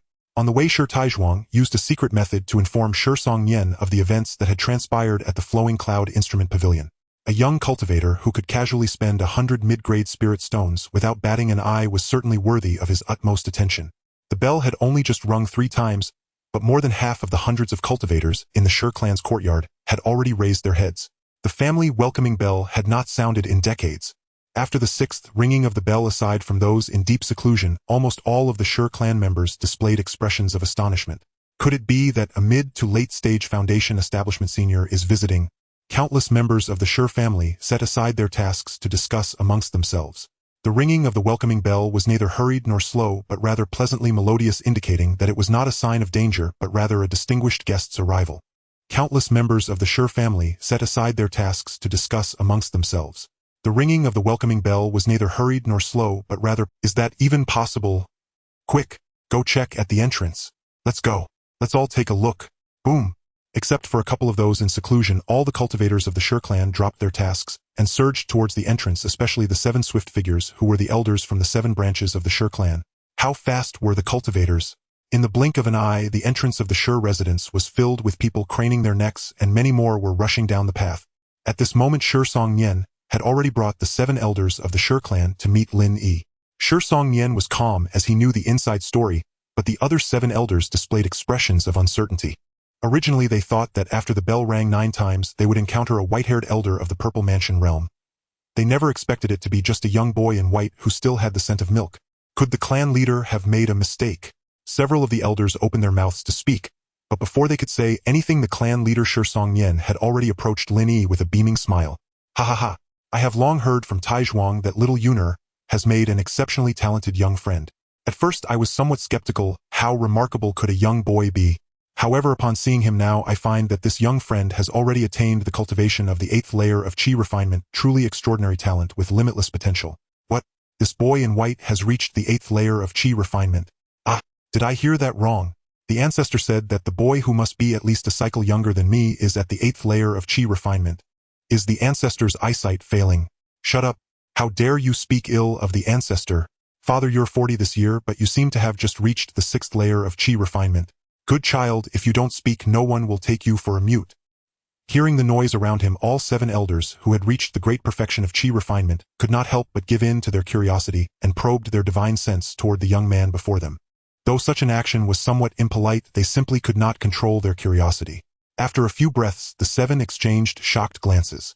With their cultivation at the 9th layer of Qi refinement, they could naturally perceive the realm Lin Yi was currently exuding. It was undoubtedly the early stage of the 8th layer of Qi refinement, and his entire being was brimming with abundant spiritual power, his aura repressed. It was clear he was a solidly grounded top-tier cultivator of the same level. The 7 elders looked at Lin Yi's still youthful face, silently pondering that this boy's real age probably did not exceed 15. Generally, one begins to cultivate at the age of 6 after testing for their spiritual root. What kind of talent reaches the 8th layer of Qi refinement in just a few years? After all, when they reached the 8th layer of Qi refinement, they were already middle-aged. Truly a prodigy. Judging by such talent, establishing a foundation is as certain as death and taxes, and even reaching the Purple Mansion is likewise expected. No wonder the clan leader rang the welcoming bell 9 times. The 7 elders of the Shi clan instantly felt relieved. Fostering a young genius like this was something every family would be eager to do. Even if they could not befriend him, they certainly could not afford to make an enemy of him. They had good intentions, but they subconsciously overlooked the presence of Shi Yun, and some enmity had already been. As a few elders and a group of Shi clan cultivators pondered, murmuring amongst themselves, the next words from clan leader Shi Song-Nyen astonished them. Shi Song-Nyen warmly took Lin Yi's arm and led him toward the Shi clan's courtyard, laughing, as he said, "Young friend, your exceptional talent is one thing, but I've heard that you purchased 7 top-grade magical artifacts and 10 mid-grade magical artifacts at our Shi clan's Flowing Cloud Instrument Pavilion in one go. You are so generous towards my Shi clan. I truly feel overwhelmed." This statement undoubtedly injected a dose of adrenaline into the members of Shi Yun's clan. Hiss! A series of gasps filled the air, creating a near vacuum around the Shi residence. What kind of family is this? Spending over 10,000 low-grade spirit stones in one go? Some of the keen ones had already calculated the approximate value of this pile of magical artifacts. I don't believe it. I can't believe there is such a celestial prodigy in the world. Others found it hard to accept. With talent, with spirit stones, and still young and handsome. I can't take it anymore. If I die, so be it. Don't stop me. I want to pursue him. There were also those who felt out of place, not particularly caring for Lin Yi. They were a middle-aged, beautiful woman, a graceful and gentle young girl, and a chubby boy with a tiger-like face. The gazes of these 3 were focused on Shi Yun, who was closely following Lin Yi, clearly her immediate family. Shi Song-Nyen warmly held Lin Yi's arm, followed closely by Shi Taizhuang, Shi Yun, and the 7 elders of the Shi clan, as they chatted all the way to the reception hall of the Shi clan. Aside from a few who entered, the remaining members of the Shi clan were watching outside the hall. After all, it had been decades since the clan had received such a distinguished guest, and the clan members were very curious and understanding, so Shi Song-Nyen did not chase them away. After the guests and hosts took their seats, Lin Yi waved his sleeve, and 2 jade boxes appeared in the great hall. As this is my first visit, these 2 spirit herbs shall serve as a token of my respect. I hope Senior Shi and the esteemed elders will not stand on ceremony. Initially he had no intention of bringing anything, but considering he would be staying for a few days, and needed to rely on the Shi family to participate in the auction, he felt that some etiquette was necessary to avoid gossip. The spirit herbs were his, and the jade boxes were borrowed from Shi Tiezhuang on the way. Although he came to support the Shi family, he knew that courtesy must precede any conflict. Only a fool would act violently from the outset. Lin Yi preferred to win without a fight. Shi Songyan and several elders were momentarily taken aback. Sending spirit herbs at the first disagreement. This child was indeed too sincere. Shi Songyan initially wanted to decline as the Shi family had already taken advantage of Lin Yi. Accepting gifts would be somewhat awkward. However, Lin Yi's tone was resolute, showing no signs of insincerity. This left Shi Songyan in a difficult position. Ultimately, he had no choice but to let the second elder of the Shi family accept the jade boxes. Before accepting, the second elder slightly opened the seam of one of the jade boxes. He initially thought it would just contain a mediocre first-grade spirit herb, but upon opening it, a rich fragrance of spirit herbs filled the entire great hall. This is second-grade spirit herbs. The second elder of the Shi family, an elderly man, trembled upon discovering the second-grade spirit herbs inside the jade box and nearly dropped it. Second-grade spirit herbs are worth at least 100 low-grade spirit stones, while some more precious ones can be valued at several hundred low-grade spirit stones. If both boxes contained second-grade spirit herbs, their actual value could approach 1,000 low-grade spirit stones. It wasn't that the Shi family couldn't afford them. It was simply that such herbs beyond the first grade were rarely seen, and were considered treasures that were difficult to acquire even with spirit stones. Just a couple of these herbs would be snatched up in minutes. While the market price was indeed high, encountering an urgent need from an alchemist could easily lead to a markup. What? Second-grade spirit herbs? Hearing the second elders murmuring and smelling the overwhelming fragrance of spirit herbs that filled the hall, not only were the elders shocked, but even those outside the hall erupted into commotion. Most people here had never even seen a middle-quality first-grade spirit herb, let alone second-grade spirit herbs. Those are treasures worthy of foundation establishment. The family's development was challenging, with meager income needed to support hundreds of Qi refinement stage cultivators. Therefore, even 7 elders at the 9th level of Qi refinement had never owned second-grade spirit herbs.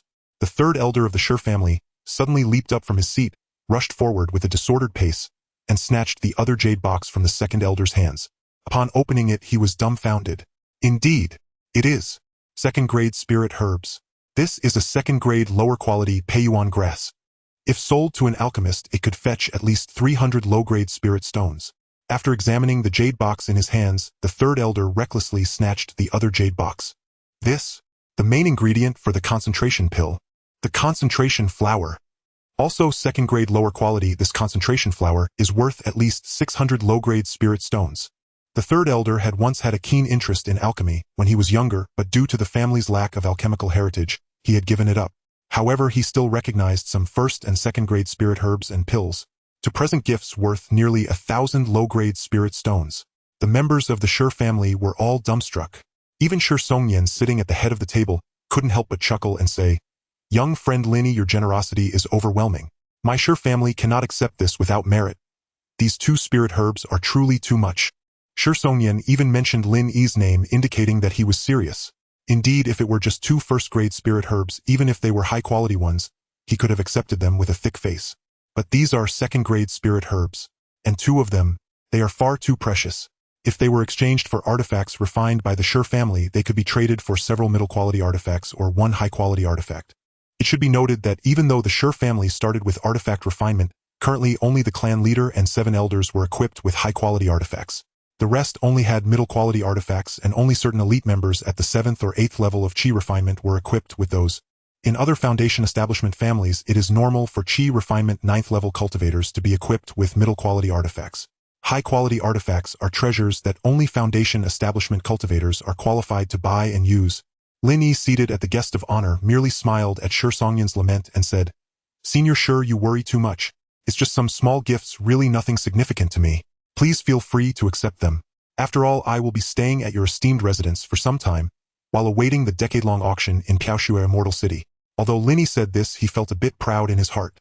No matter how distinguished you are as a foundation establishment family, what does it matter? Aren't you all dumbfounded by these 2 casually thrown spirit herbs from your brother? There are countless such spirit herbs on Tenglong Island. They are hardly worth anything. Seeing the entire family astonished by her brother Lin Yi Shi Yunyu, who had been obediently standing behind him, proudly raised her little head. Who would have thought that after her trip to the great wilderness forest fortune would turn in her favor? What about the elders? What about the clan leader? Don't they all have to curry favor with her brother Lin Yi? Today is the day for her to take pride in herself. Her personality is straightforward, saying exactly. Now the entire family marvels at her brother Lin Yi's talent and wealth, but it doesn't matter. They will soon know that her brother Lin Yi is closest to her, and with this powerful backing, who would dare bully them? The little girl doesn't care about having someone to rely on.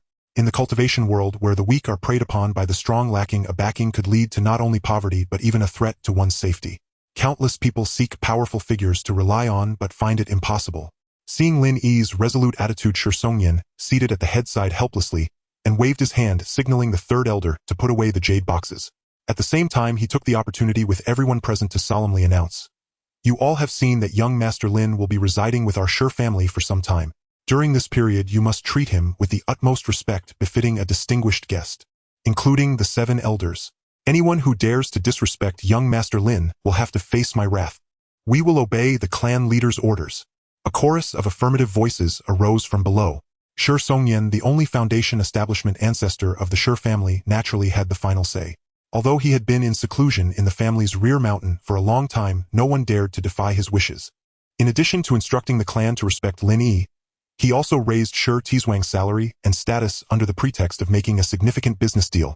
Receiving praise from the clan's ancestor, Shi Tizhuang was overjoyed, grinning from ear to ear. Finally, as the meeting was drawing to a close, Shi Songyan glanced at Shi Yunya's location and added, "Xiao Yun's family has had a tough time these past few years. I hope they can have a better life in the future." As soon as Shi Songyan's words fell, dozens of people among the hundreds outside the hall changed their expressions simultaneously. These dozens of people were undoubtedly members of the Shi family who had either bullied Shi Yunyan's family or directly participated in it. They were still immersed in the shock brought by the esteemed guest young Master Lin until they were roused by the words of the clan leader Shi Songyan. Indeed, it seems this esteemed guest was brought back by that girl Shi Yunyun. Could this young Master Lin be standing up for Shi Yunyun's family? Thinking of this, the expressions of the dozens of people who had some grievances with Shi Yunyun's family instantly fell to the lowest point, especially Shi Yunyun's second aunt's family, who resolved to pack their bags and leave the clan to avoid the storm. However, a small portion of people felt indifferent. After all, there were so many who were unfriendly towards Shi Yunyun's family.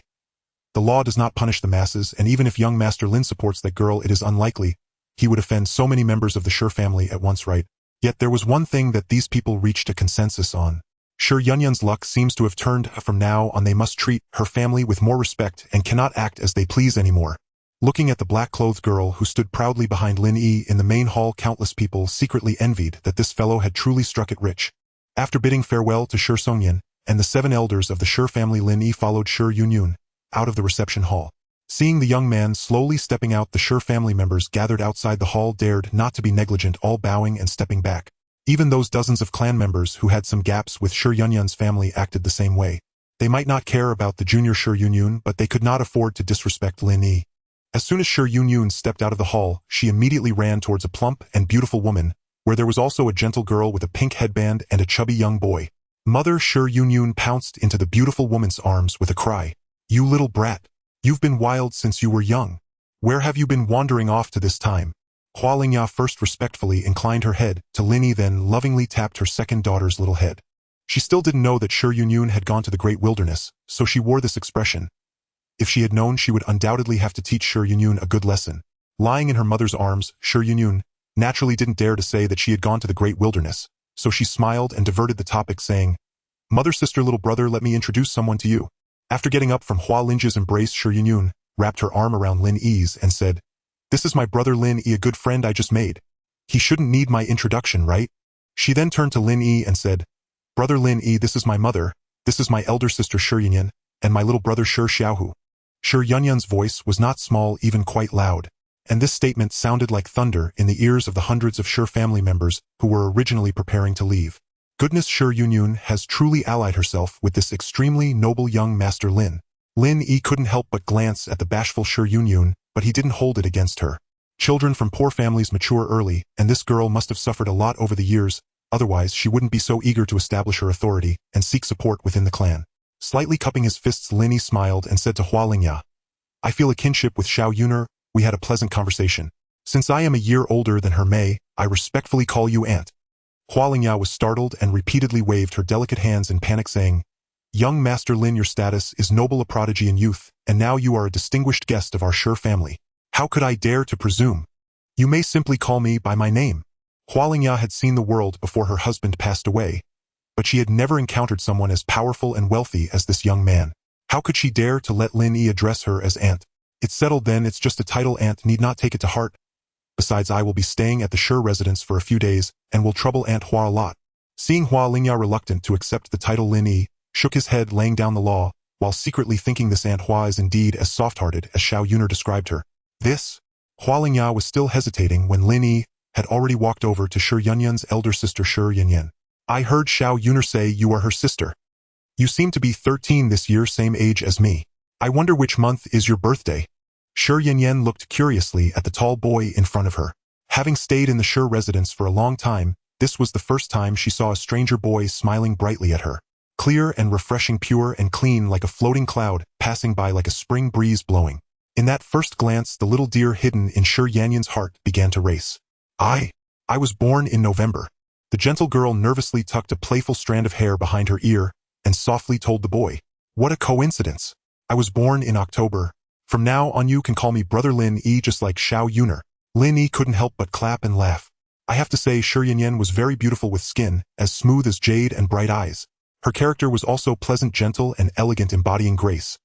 This appearance, matched with her personality, was simply a reincarnation of the fairy Lu Yifei from my past life. As for Shi Yunyun, while she might lean more towards Lin Yu, these two sisters are simply yet to mature and still carry a hint of youthful innocence. Once a few more years pass, they will undoubtedly possess unmatched beauty, captivating all. Lin Yi was smiling, and at that moment Shi Yanyan surprisingly called out softly, Lin Yi, brother. How sharp are the senses of a foundation establishment practitioner. Even though Shi Yanyan herself might not have heard it clearly, Lin Yi still caught it. Good. Since you called me brother, as a brother meeting you for the first time, I must show my sincerity. I see your cultivation has reached the peak of the early stage of qi refining, right? Here, this Pei Yuan Dan is a gift for you. I believe that taking this pill will allow you to break through to the mid-stage of qi refining within 3 days without any problem. Having gained a beautiful little sister, Lin Yi was overjoyed and directly took out a flawless pill from his storage bag obtained by exchanging several low-grade spirit stones and handed it to Shi Yanyan. While handing her the pill, their fingertips inevitably brushed against each other. Lin Yi was fine, only sighing inwardly how smooth it felt. But for Shi Yanyan, who had never touched a stranger of the opposite sex, her ears instantly turned red. At this moment, although most of the Shi family members had already dispersed, a small portion still remained. Those with keen eyes upon seeing the pill Lin Yi took out instinctively gasped. The pill is perfect, round, and flawless. Is this a top-quality Pei Yuan Dan of the first rank? My heavens! This one pill must be worth at least 100 low-grade spirit stones. Wow! Shi Yanyan is truly lucky. Young Master Lin is indeed extraordinary. He produces top-quality pills right from the start. We are truly envious. How envious we are. The people from the Shi family, watching from a distance, showed no restraint, some shouting and yelling, while others were left dumbfounded, with some even having red veins nearly bursting from their eyes. A single first-grade upper-grade pill costs over 100 low-grade spirit stones. Although they are cultivators of the Foundation Establishment Celestial Clan, some among them could only afford a first-grade lower-grade pill after tasting just a few low-grade spirit stones. While such pills do have some effects, they are only slightly faster than using spirit stones, yet their efficacy is still... They wouldn't even spare the spirit stones to buy a first-grade middle-grade pill, so how could they possibly afford the much more expensive first-grade upper-grade pills? Yet now a delicate and weak girl effortlessly obtained one, and as she was about to consume it, she would undoubtedly advance a small step in her cultivation. How could they not feel envy, jealousy, and hatred?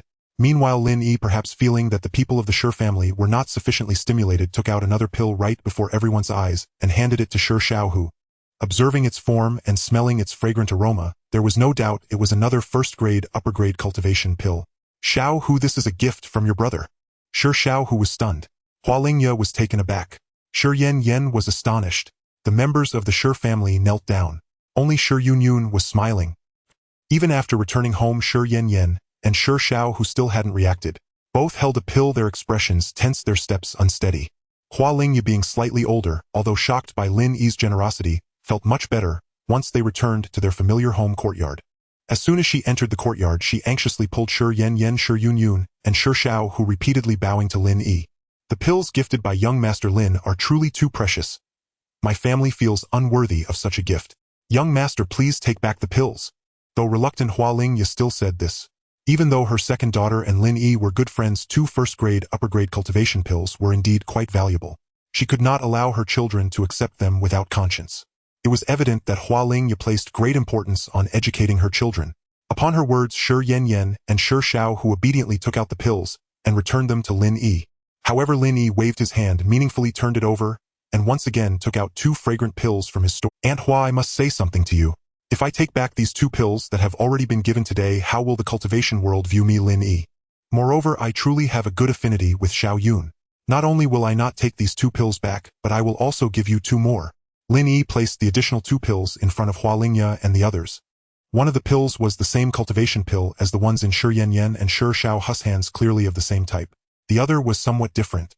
Lin Yi couldn't help but gently sniff the pill's fragrance, and in the next moment she felt her years-long bottleneck at the late stage of Qi refinement 6th layer faintly loosening. Ah! What level of pill is this? Lin Yi exclaimed, covering her red lips. Shi Yanyan and Shi Shao, who were puzzled, not understanding why their mother was suddenly so excited. Only Shi Yun, with her big watery eyes wide open, stared unblinkingly at the pill in Lin Yi's hand. Mother! I know what kind of pill this is. This is a second-grade, lower-grade, yuan-increasing pill. What? Second grade. Lin Yi's legs weakened, nearly collapsing to the ground. No wonder just by smelling the pill her bottleneck at the late stage of Qi refinement 6th layer felt slightly loosened. Lin Yi's spiritual root was not very good, as she was merely an ordinary 4 spiritual roots. Moreover, having given birth to 3 children, she was nearly 30, and had only cultivated to the late stage of Qi refinement 6th layer. Logically speaking, reaching this level before 30 should be considered quite good. But one must know she had already reached the Qi refinement 6th layer 10 years ago. At that time, because her husband had an outstanding spiritual root, they had excellent resources allowing her to cultivate rapidly. However, after the death of Shi Yun's father, she had remained stuck at the Qi refinement 6th layer. This illustrates the importance of resources. Lin Yi first smiled as he handed the cultivation pill to Shi Yun, then gently placed the yuan-increasing pill in Lin Yi's delicate palm. The yuan-increasing pill was quite potent, but it was still the mildest type among second-grade, lower-grade pills. For someone like Lin Yi with a solid foundation, taking one would not pose much of a problem. These 2 second-grade, lower-grade pills would only cost him a few dozen low-grade spirit stones to replicate. What was wrong with taking them out as a favor? Earlier outside, I didn't take them out because the quality of personnel within a celestial clan is uneven. 1 or 2 first-grade pills are fine, but when it comes to second-grade pills it becomes unsafe. That's why I only brought them out now. Xiao Yun, keep this cultivation pill, and Aunt Hua, you must not refuse the yuan-increasing pill. Consider it my accommodation fee. Lin Yi insisted, forcing the pills into Lin Yi's hands, his tone leaving no room for refusal. Lin Yi cried. Since the passing of her husband Shi Jian, it was the first time she had cried. No matter how difficult life was, or how her clan members ostracized her, she had never cried before. Instead, she often smiled and taught her 2 daughters and young son to be humble, not arrogant, and not to bicker with those harsh clan members as if that would be a disgrace. But today she could no longer hold back. This might also be the first time Shi Yun and her siblings saw their mother in tears, and the 3 were somewhat at a loss, unsure of what to do. Having lived 2 lives, Lin Yi could somewhat guess Lin Yi's state of mind, so he remarked, I have heard a bit from Xiao Yun and know that Aunt Hua has faced a lot of grievances over the years. To be honest, I truly admire you. It has been many years since I have met someone who is so kind to our family. Forgive me for my rudeness. Lin Yi's emotions came quickly and left just as fast. Soon she elegantly wiped her tears with a handkerchief under the worried gazes of Shi Yanyan, Shi Yun, and Shi Shao, who, perhaps her emotions were contagious, as Shi Yun suddenly spoke up. That's right, mother, you have no idea. Brother Lin Yi is the best. Today he even saved me. Just as she was about to finish her sentence, Shi Yun suddenly froze. In her heart she thought, oh no. Sure enough. In the next moment, Lin Yi noticed the flaw in Shi Yun's words and immediately frowned. Yuner, what did you just say? Young Master Lin saved you. Be honest with your mother. Where exactly did you go then? Furious, Lin Yi caused Shi Yun to spill out the whole story like beans from a pod. After a cup of tea's time, Lin Yi first glared at Shi Yun, then immediately lifted her skirt and bowed deeply toward Lin Yi. Lin Yi never expected such a situation. He was momentarily taken aback, allowing Lin Yi to kneel on the ground. Time flies and the days pass swiftly. In the blink of an eye, Lin Yi had been staying at the Shi family for several days. After putting away 2 high-grade spirit stones, he felt the true essence in his dantian had greatly improved and Lin Yi stretched contentedly. Today marks the 9th day since he moved into the Shi family. During these 9 days, thanks to the medicinal pills gifted by Lin Yi, the cultivation levels of Shi Yunyun's family of 4 had all seen significant progress. First was Lin Yi, who had been stuck at the late stage of qi refinement for many years.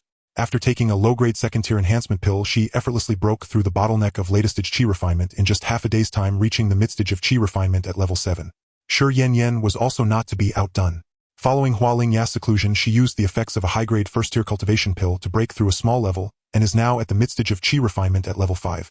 Shi Yunyun lagged slightly behind. She had only just broken through to level 5 not long ago, so a single cultivation pill did not allow her to progress, but her magical power had still greatly increased. The youngest Shi Xiao, who had the lowest cultivation level, but he relied on the cultivation pill to advance from the early stage of qi refinement level 4 to the late stage of qi refinement level 4, marking remarkable progress. It can be said that due to Lin Yi's presence, the spirit and demeanor of Shi Yunyun's family had undergone a tremendous change in just a few days. It was not only in terms of cultivation improvements, but also in how other clan members treated them. Since Lin Yi moved into the small courtyard of Shi Yunyun's family, the originally quiet courtyard immediately became bustling with visitors from the clan leader Shi Songyan to ordinary clan members who believed they had some status in the clan, all wanting to pay a visit to the young Master Lin. After all, everyone in the Shi family now knew that young Master Lin had a noble status and was generous, but who wouldn't want to take advantage of that? At first, Lin Yi greeted many visitors with a smile, but as more and more people came, he grew weary of the constant interruptions. Apart from a few select individuals, almost everyone else was turned away by Lin Yi and the others under the pretense of him being in seclusion. Today is the 9th day, and there is only 1 day left until the auction event in the Snowfall Immortal City, so Lin Yi decided to stop hiding and rarely stepped out of his room. As he stepped out of the house, he saw Shi Yanyan wearing a blue hairband and dressed in a flowing white dress, watering the flowers and plants in the courtyard. Her figure was graceful and her movements were serene. Under the warm morning sunlight, Shi Yanyan appeared to be enveloped in a hazy glow, just a silhouette, yet she was more beautiful than any earthly being. Just as Lin Yi was lost in admiration, the courtyard door was suddenly kicked open with a loud bang. It was Shi Xiao who, bursting in with 3 playmates, not even looking back. As he walked in, he loudly declared to his similarly aged friends, "What I say is true. Young Master Lin must be my future brother-in-law." One freckled boy laughed mockingly. "Xiao, who don't brag. Young Master Lin is only staying at your house for a few days waiting for tomorrow's auction. Otherwise, he would have left already. Your brother-in-law? You must be dreaming." The 2 boys next to the freckled one chimed in. "Exactly. If you say young Master Lin is your brother-in-law, then is he your eldest brother-in-law or your second brother-in-law? Ha ha ha." The group of boys laughed as they entered the Shi family's courtyard, just in time to bump into Shi Yanyan, who was carrying a watering can and had a face that was alternating between green and red. "Eldest sister. Oh my. Yanjia. Run. Stop." Moments later, the 4 children, including Shi Xiao, who were cornered in the courtyard by the furious Shi Yanyan. These 3 boys' families were among the few that maintained a decent relationship with Shi Yanyan's family. Perhaps it was because they were also at the bottom tier of the Shi clan, so they interacted quite a bit. Shi Xiao, who often hung out with them. But how could they say such shameful things? Shi Yanyan had a good temper and had rarely lost her temper with anyone, but for some reason, upon hearing these boys discussing her and her sister's relationship with young Master Lin without permission, she felt anger for the first time. She was unsure of her own feelings at that moment. All she knew was that she wanted to properly educate them. How could they? How could they say such things? Just as Shi Yanyan put down the watering can to grab Shi Xiao, who by the ear, a man's dry cough suddenly came from behind her. "What lovely weather today, oh. Yan Xiao, who, what are you 2 doing?" Upon hearing this voice, Shi Yan instantly froze, while Shi Xiao, who was indirectly saved, quickly turned and ran towards Lin Yi, eyes wide with excitement. "Brother-in-law. Brother-in-law, save me. My eldest sister wants to hit me." Hearing Shi Xiao, who loudly calling Lin Yi brother-in-law, Shi Yanyan's frozen state instantly shattered. She pointed a jade-like finger, her face crimson, stammering as she tried to scold her little brother. However, before she could utter a word, Lin Yi's divine sense transmission rang in her ears. "Yan, don't be angry just yet. Xiao, who also cares about face, and there are a few friends here, give him a little face. Once they leave, isn't he at your mercy?" But... Shi Yan wanted to say something more, but was interrupted by Lin Yi waving his hand. Lin Yi first smiled and patted Shi Xiao's head, who had just run up to him, then pulled out a dozen spirit stones from his storage bag and tossed them to the 3 boys at the entrance. "You are Xiao's friends, right? Nice to meet you. Take these spirit stones to buy some food." The freckled boys were stunned as they looked at the 3 or 4 low-grade spirit stones in their hands. Everyone said young Master Lin was outstandingly handsome and generous, but they truly never expected to receive a reward. What are you staring at? Don't you want to take the reward from my brother-in-law? If you don't want it, it's fine with me. While the freckled boys were still in a daze, Shi Shao, who had already jumped up, he had just taken a gamble, not expecting Lin Yi to really give him face. Handing out more than a dozen spirit stones left his friends astonished. Who would dare to say he was bragging in the future? At this moment, Shi Shao, who wished more than anything that the boy in front of him was truly his brother-in-law. No way. Such an excellent brother-in-law must be mine. As he watched his three friends leave happily, Shi Shao, who made a secret resolution. But, Shi Shao, who? A voice seemingly suppressed for a long time rang out in the Shi family's courtyard. Brother-in-law, save me. Second sister, save me. Mother. Moments later, Lin Yi chuckled and closed the door to his room again. He had initially intended to step out to get some fresh air, now that he felt relieved and had witnessed a good show. With everything perfectly concluded, all that was left was to quietly wait for the arrival of the 10th day and attend the... On the morning of the 10th day, Shi Songyan hurriedly led 7 elders of the Shi family towards the small courtyard of Shi Yunyun's family. On the way, they encountered a few clansmen who immediately sensed the urgency and understood that the clan leader was taking young Master Lin to the auction. As word spread, the team of 8 quickly grew to over 100 surrounding the small courtyard of Shi Yunyun's family with great momentum. Upon arriving at the courtyard's entrance, Shi Songyan politely knocked on the wooden door. Although they were all cultivators, using divine sense to convey messages was faster and more convenient. This method was often used by those in power towards those below them. For the esteemed guest Lin Yi, Shi Songyan did not wish to do so. Though he was a foundation establishment cultivator, he wasn't foolish enough to ruin his own reputation. As the leader of a clan, he understood the most basic etiquette in receiving guests. In fact, Lin Yi had noticed this from the moment Shi Songyan set off. After all, his divine sense was comparable to that of a 9th-layer foundation establishment, and most of the Shi family was within his monitoring range. Except for a few secret chambers with arrays, the entire Shi family was virtually transparent to him. However, he could not expose himself, so he waited a little while. It wasn't until Shi Songyan knocked on the door, and Hualingya Shi Yunyun and Shi Yunyun woke up that he adjusted his robe and smiled as he opened the courtyard door. Elder Shi, is it the day of the auction? Shi Songyan quickly replied. Indeed, the auction is about to commence as scheduled. I have come to invite young Master Lin to join us. The auction in Piaoshuaxianqing only occurs once every 10 years, and each time many treasures urgently needed by the Shi family emerge. This time Shi Songyan had gathered the entire clan's strength to collect 10,000 low-grade spirit stones, ready for a substantial purchase. In fact, considering the power of the Shi Xian clan, gathering 5,000 or 6,000 low-grade spirit stones for fluid funds every 10 years was already challenging. This time, being able to gather 10,000 stones was largely thanks to Lin Yi's significant contribution. The magical tools he purchased for the Shi family had brought in at least 3,000 to 4,000 low-grade spirit stones in profit. Coupled with Shi Songyan's own resources, they finally managed to gather 10,000 low-grade spirit stones. 10,000 low-grade spirit stones is not a small figure. With good fortune, it might even be possible to bid on a 3rd-tier low-grade treasure.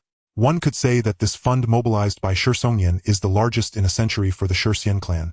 Thus, he came early in the morning to invite Lin Yi and personally knock on the door, showing ample respect. All right then, let's go, Aunt Hua.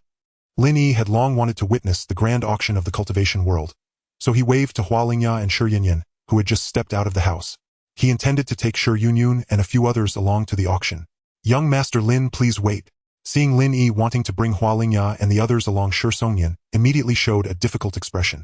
One elder from the Shi family behind him pointed at Hualingya, and the others loudly stating, "Young Master Lin, they cannot go." Lin Yi's smile visibly faded. Seeing this, Shi Songyan's heart sank, thinking not good. He swiftly blocked the 8th elder, who was about to continue speaking, pulling him back. If there weren't so many clan members present, Shi Songyan would have wanted to scold him directly. At his age, how could he lack such awareness? Didn't he see that young Master Lin's expression was unsatisfactory? Blocking the somewhat foolish 8th elder, Shi Songyan personally explained, "Young Master Lin, you may not know this, but although our Shi family is one of the dozens of foundation establishment clans in Piaoshuaxianqing, we can only obtain the right to use a small room on the upper floor when attending the auction. However, that is a small room accommodating 8 or 9 people is already crowded. If we add Xiao Yun and the others, there may not be enough space." After stating this, Shi Songyan's face flushed slightly. After all, it was not unreasonable for Lin Yi to want to bring a few people to the auction. It was their Shi family's inadequacy. He also wanted to dismiss a few Shi family elders, but these people had previously claimed they had things to buy at the auction. Additionally, with this 10,000 low-grade spirit stones gathered, they had all contributed somewhat, making it even harder to say. Lin Yi glared at the 8th elder of the Shi family, unambiguously standing at the door and asking, "Isn't there a larger room at the auction?" The eighth elder instinctively shrank his head but quickly felt that he had lost face in front of a young man murmuring, "Of course there are larger rooms, but only the major families with ancestors in the later stages of Foundation establishment are qualified to enter. We don't have that capability." Shi Songyan also nodded with a bitter smile saying, "The Shi family's foundation is insufficient." It indeed puts young Master Lin in a difficult position. Looking at the somewhat disappointed Shi Yunyun and others, Lin Yi also felt a bit upset. Later stages of Foundation establishment. That indeed makes things complicated. His true cultivation was at the third layer of Foundation establishment, and he still had a long way to go before reaching the later stages. Moreover, even if he broke through to the later stages, he couldn't completely expose his cultivation. Wanting a larger room would lead to a dead end. But if he did not use the larger room, he could not bring Shi Yunyun and the others along. He certainly wouldn't let everyone pile up in the noisy hall. After all, he was a distinguished transmigrator. He couldn't lose face. Lin Yi stubbornly asked, "Isn't there any other way?" Shi Songyan shook his head. "Difficult." Just then the second elder of the Shi family, who was already trembling as if facing death, suddenly had a moment of inspiration and interjected. "It's not that there is no way. It is said that as long as you consign a second-tier low-grade treasure to the auction house, you can obtain a small room. Consigning a treasure of second-tier upper grade will even unconditionally grant a luxurious large room." As the situation took a turn, Lin Yi immediately turned to the second elder of the Shi family and asked, "Is this true? Consigning a second-tier upper-grade treasure would grant us a luxurious large room." Before the second elder could respond, Shi Songyan hurriedly waved his hand to stop him, saying, "Young Master Lin, do not act impulsively. I know you are wealthy, but we can easily consign a second-tier low-grade item. With our group of over a dozen people, having 2 small rooms is sufficient. After all, wealth should not be flaunted." Given Lin Yi's lavishness, if he could take out a second-tier upper-grade treasure from his storage bag, Shi Songyan wouldn't be surprised. After all, his initial greeting was 2 second-tier low-grade spirit herbs. Having a higher-grade treasure would not be unusual. However, if one were to specifically consign a second-tier upper-grade treasure just for a large room, that would be entirely unworthy. Moreover, if Lin Yi's wealth attracted the attention of other Foundation establishment clans, the Shi family would not be able to protect him. But to everyone's surprise, Lin Yi shook his head. In the past few days, he had also figured out the situation in Piaoxue Xianqing. There was indeed a Purple Mansion clan. But the ancestor of that Purple Mansion clan had been traveling outside for years. The ancestor in the early stages of the Purple Mansion had a lifespan of 800 years, and if he consumed some longevity-enhancing treasures, he could live for over 1,000 years. That ancestor might not return even once in decades. With his strength capable of contending against those in the later stages of Foundation establishment, he could completely disregard the risks. If he couldn't defeat them, could he not escape with his upper-grade spiritual weapon, the wind-whispering sword? A tiny private chamber. Aren't you afraid it will be unbearably cramped? If he had not known, one might let it pass. But now that he did, there was no way he would use that little room that could scarcely hold 10 people. Moreover, he wanted to pick up some lower-grade spirit stones. If he happened upon something desirable at the auction, he could not very well pay entirely with middle and high-grade spirit stones, could he? That would truly be squandering. Treasures above the second tier seldom appear. At best 1 or 2 show up, and no one believes such things can be mass-produced. Spirit stones were different. Parading out large sums of middling or high-grade stones would instantly draw hungry eyes. Once he made up his mind, Lin Yi stopped hesitating, and with a wave of his hand led Hua Lingya and her family of 4. Given his manner, Shi Songyan and the few elders of the Shi family had no grounds to object and could only hurry to keep pace. Outside the mansion, 100 or so envious Shi clansmen lingered behind. Though they were too far away to hear what the clan leader and young Master Lin were saying, everyone assumed it was nothing more than a trip to the auction. Most of them had never set foot in an auction, let alone enjoyed a private chamber. How many must have been green with envy that Shi Yunyun's household could accompany them? The auction house of Piaoxue Immortal City sat at the city center and was called the Zhao Auction House. It was a large chain, not an outpost of the Zifu clan of Piaoxue, but directly controlled by the Zhao royal family of the Zhao Immortal State, tens of thousands of li away. The Zhao state was said to be a behemoth. Inside its borders, Foundation establishment clans were as numerous as dogs. The Zifu clans were everywhere, and there were multiple golden core clans that owed their rise to the Zhao state. Especially now, the ruler of the Zhao state was a latest-stage golden core cultivator of great repute. Across the vast lands under Zhao authority, no one did not heed the royal command. His power was titanic. As a city with the Zifu clan seated within Piaoxue could barely fall beneath the Zhao royal gaze, and thus the Zhao auction house came into being. In truth, it was preferable for such high-stakes auctions not to be controlled by the local strongest clan. Without a native boss running shadowy schemes, bidders felt far more at ease. Coupled with the Zhao auction house's impeccable reputation, almost no leaks of buyer or seller information, almost no double-crossing. Wherever an auction opened, cultivators of every rank came swarming. This day happened to be Piaoxue Immortal City's decennial auction festival. Shi Songyan and Lin Yi hurried along the scattered streets toward the Zhao auction house. The Shi residents sat on North Avenue. They walked south. Now the whole avenue revealed itself. Anyone on the street was almost invariably a hurried cultivator making haste to the auction. Some came alone, some in groups of 7 or 8, but without exception nearly all of them cultivated at the 7th layer of Qi refinement or above. For today's grand event, cultivators below the late stage of Qi refinement were not even allowed through the auction. They were easy to pick out. Those who walked alone were most likely Qi refinement cultivators, while the larger formations were almost all foundation establishment practitioners. As Lin Yi's party hurried toward the Zhao auction house, a squad of about the same size suddenly cut across the leader of that squad was an old man with black hair, white brows, a hooked nose, and a jagged scar across his face. From his features alone one could tell he was no pushover and not young. The hooked-nosed scarred elder froze for a moment when he saw the Shi family's large procession, but after quietly sizing them up and counting their numbers, he sneered contemptuously. "Haven't seen you in years, Shi Songyan. You're getting more and more passé. Your family can only secure a small private chamber, right? Why bring so many people, trying to squeeze into the auction? It amuses me to no end. Old Kong, do not speak so arrogantly. The Shi family does not take orders from you." Shi Songyan snapped back without mercy. Flustered. "This is nothing. Honestly, with your temper, it's no wonder I've kept you underfoot all these years. I was in a hurry myself earlier. Tsk, but now I'm suddenly not. Today I'll follow you just to see how you manage to squeeze into a small private chamber. Ha ha ha. Delightful." The hooked-nosed scarred elder, whom Shi Songyan derisively called Old Kong, taunted as if nursing a long-standing grudge.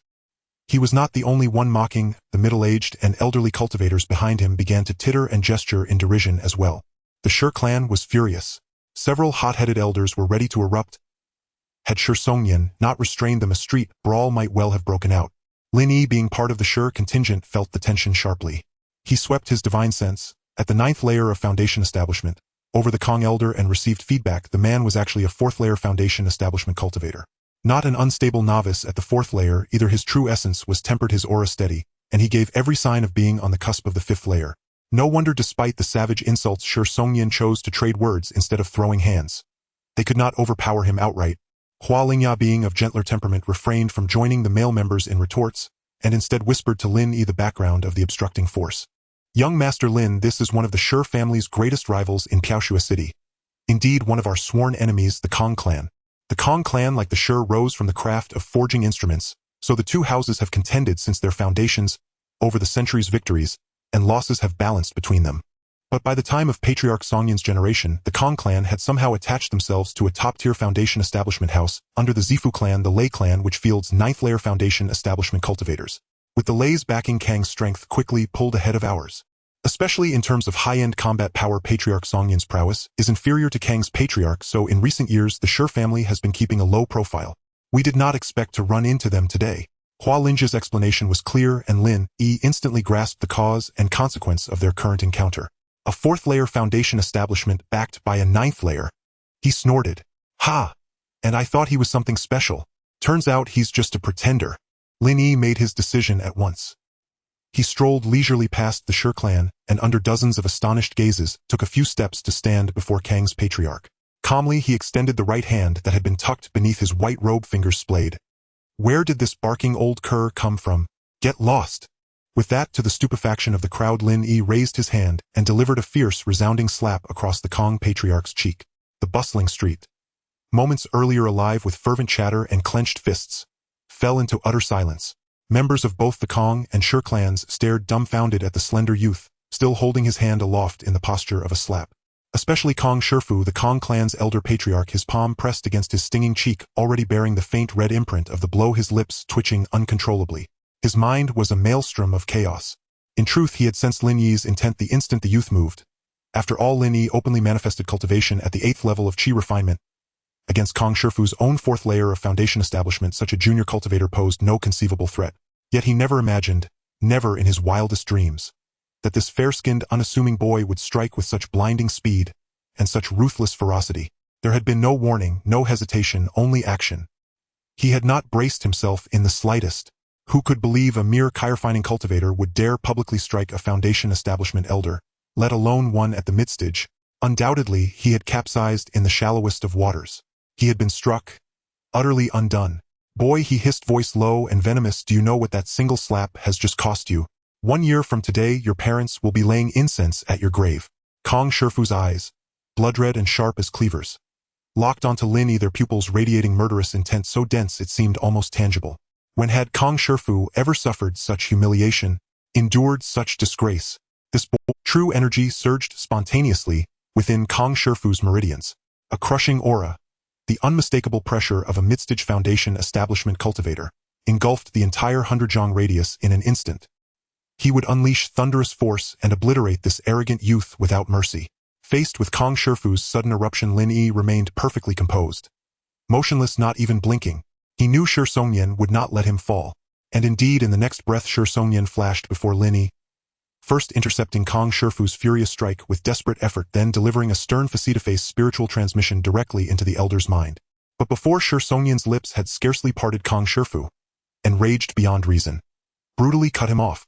Sure, you mangy cur, today no words you speak shall sway me. Old dog Kong, if you truly wish your entire Kong clan erased from existence, then by all means try. Shi Songyan retorted, utterly unflinching, his voice booming like spring thunder. Based on Lin Yi's extraordinary talent and staggering wealth, Shi Songyan had long regarded him as scion of some formidable, deeply entrenched power. Indeed, this was the shared conviction across the Shi clan, a youth barely in his teens yet already at the 8th level of Qi refinement, spending 10,000 low-grade spirit stones and second-rank inferior spirit herbs as casually as pocket change. To doubt his noble origins would defy credulity. Given Lin Yi's prodigious generosity, he must hail from a sect or clan boasting at least a Purple Mansion realm cultivator, or possibly even a Golden Core realm powerhouse.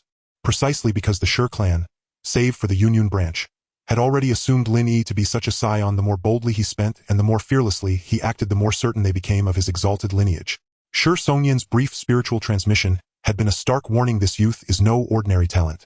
He may well be a disciple of a Golden Core sect. To offend him recklessly would exceed even your Kong clan's capacity to withstand. After all, Kong Shifu had merely suffered a slap. A humiliating sting, yes, but nothing compared to the existential peril now looming over his entire clan. That sobering realization tempered his fury, if only slightly. The Kong clan's current prestige had been forged through decades of blood, sweat, and sacrifice. Kong Shifu's own life's work. Once the Kong clan had been insignificant, its name barely whispered. Hearing those veiled threats from his old rival Shi Songyan, Kong Shifu glanced once more at the white-robed youth, standing calmly before him, hands clasped behind his back. And a chill ran down his spine. What chirifying cultivator facing a foundation establishment elder, especially one radiating mid-stage pressure, could remain so utterly unruffled? Did he not see how even the Shi clan's senior elders, each at the 9th level of Qi refinement nearing culmination, were flushed crimson and struggling to draw breath beneath that oppressive aura? Yet this boy stood unscathed. His features still serene, his complexion still porcelain pale. Something was profoundly wrong. Shi Songyan's warning was likely no bluff. Kong Shifu's expression shifted rapidly. Storm clouds gathering, then dissipating, then churning anew. Part of him burned to strike again, to erase that insolent smile. But reason held him fast. Even if Shi Songyan were not present to intervene, he dared not risk lethal force over a single slap. The stakes were too catastrophic. What elite young genius from a great sect did not possess hidden life-saving techniques? This youth's unwavering confidence spoke volumes. Killing him would be no simple feat. As if sensing Kong Shifu's inner turmoil, Shi Songyan, desperate to prevent any escalation that might endanger Lin Yi, delivered the final decisive stroke. The auction is about to commence. We mustn't dawdle. Let us hasten to the auction house without delay. Elder Patriarch Kong, farewell, until we meet again. All Shi clan members, follow me now. With that, Shi Songyan seized Lin Yi's arm and bolted away. Though bewildered, the Shi clan's followers fell in line without hesitation. Seeing the Shi clan depart, several Kong clan cultivators grew frantic, drawing their magical artifacts ready to give chase and block their path. Enough. Let them go. But, Elder Patriarch, Grandfather, Kong Shifu sighed deeply. He knew with grim certainty that Slap would remain unavenged. Yet to preserve his authority within the clan, he offered a terse explanation: that youth is almost certainly a disciple of a major sect, or a scion of a high-tier immortal clan. I may survive provoking him, but the Kong clan will not. This matter ends here. No one shall speak of it again. The Kong clan members fell silent. Even the most indignant elders, faces burning with suppressed rage, swallowed their fury whole. Their patriarch had endured public humiliation. For them, what right had they to feel outrage? Their anger belonged not outward, but inward toward their own weakness. A mere youth, yet 8th level chi refinement. He must be a seed disciple nurtured with utmost devotion by a Purple Mansion sect. The Sure clan proves shrewder than we thought, quietly securing patronage from such a towering power. We must temper our suppression of the Sure clan, for now. As the Sure procession receded into the distance, Kong Shifu watched in quiet resignation. Meanwhile, Lin Yi sensed an unfamiliar formidable divine sense sweeping over him. Kong Shifu's probing gaze. Go ahead. Stare all you like. Just don't frighten yourself to death. Lin Yi rather enjoyed this persona. Feigning the arrogance of a scion from a mighty sect allowed him to conceal his true cultivation while indulging in bold, unrestrained conduct. It also laid perfect groundwork for his imminent extravagant spending at the auction house. On South Street, the residence of the top-tier foundation establishment sect, the Lin Clan, Lei Jichuan was fuming, holding a piece of paper while berating several young cultivators who were bowing and scraping. Are you all a bunch of useless idiots? It's been several days already. Ha! This is all the information you've gathered for me. Why don't you go die? What a bunch of useless fools. Ever since he noticed a strange boy had appeared beside the girl he fancied, Shi Yunyun, a naturally cautious Lei Jichuan had sent the steward of the family shop to investigate the boy's background. However, the steward evidently lacked any talent for this kind of work. After several days of effort, he not only failed to uncover anything but also wasted several days of Lei Zikan's time. With no other choice, he had to summon a few sycophants from the chi refining sect who usually hovered around him. These individuals often mingled among the various circles and should be able to gather some useful information. To his surprise, after several more days, these people returned with a scroll of blank paper, upon which were written only a few sparse words: name unknown, only known to have the surname Lin. Age unknown, but definitely not over 16. Cultivation unknown, but it appeared to be no lower than the midstage of chi refinement. Influence unknown. According to a bribed member of the Sure clan, this person with the surname Lin is a distinguished guest of their clan, known to be quite generous, but nothing else is known. Damn it, apart from that last piece of information which was somewhat useful, the rest was completely useless. After nearly 10 days of effort, he had hardly obtained any useful information. With the annual auction event of the Snowfall Immortal City about to begin, Lei Jichuan grew tired of scolding these fools, tearing the paper in his hand to shreds before hastily heading towards the auction house. At 26 years old, he was of above-average talent with 3 spirit roots. With the abundant resources of the top-tier foundation establishment sect, the Lin Clan, he had already reached the late stage of chi refinement at level 8. With hopes of breaking through to the 9th level of chi refinement by the age of 30, his father Lei Tianhong had already begun hoarding spirit stones, preparing to seize the opportunity at this decade's auction to acquire a foundation establishment pill. To secure a foundation establishment pill at this auction, his father had gathered a total of 20,000 low-grade spirit stones. Regarding his own foundation establishment, Lei Jichuan couldn't afford to be careless and hurriedly sought to meet with his father. As for the pretty boy beside Shi Yunyun, let him live a little longer. Once he was done with this, he would directly propose marriage and deal with the pretty boy.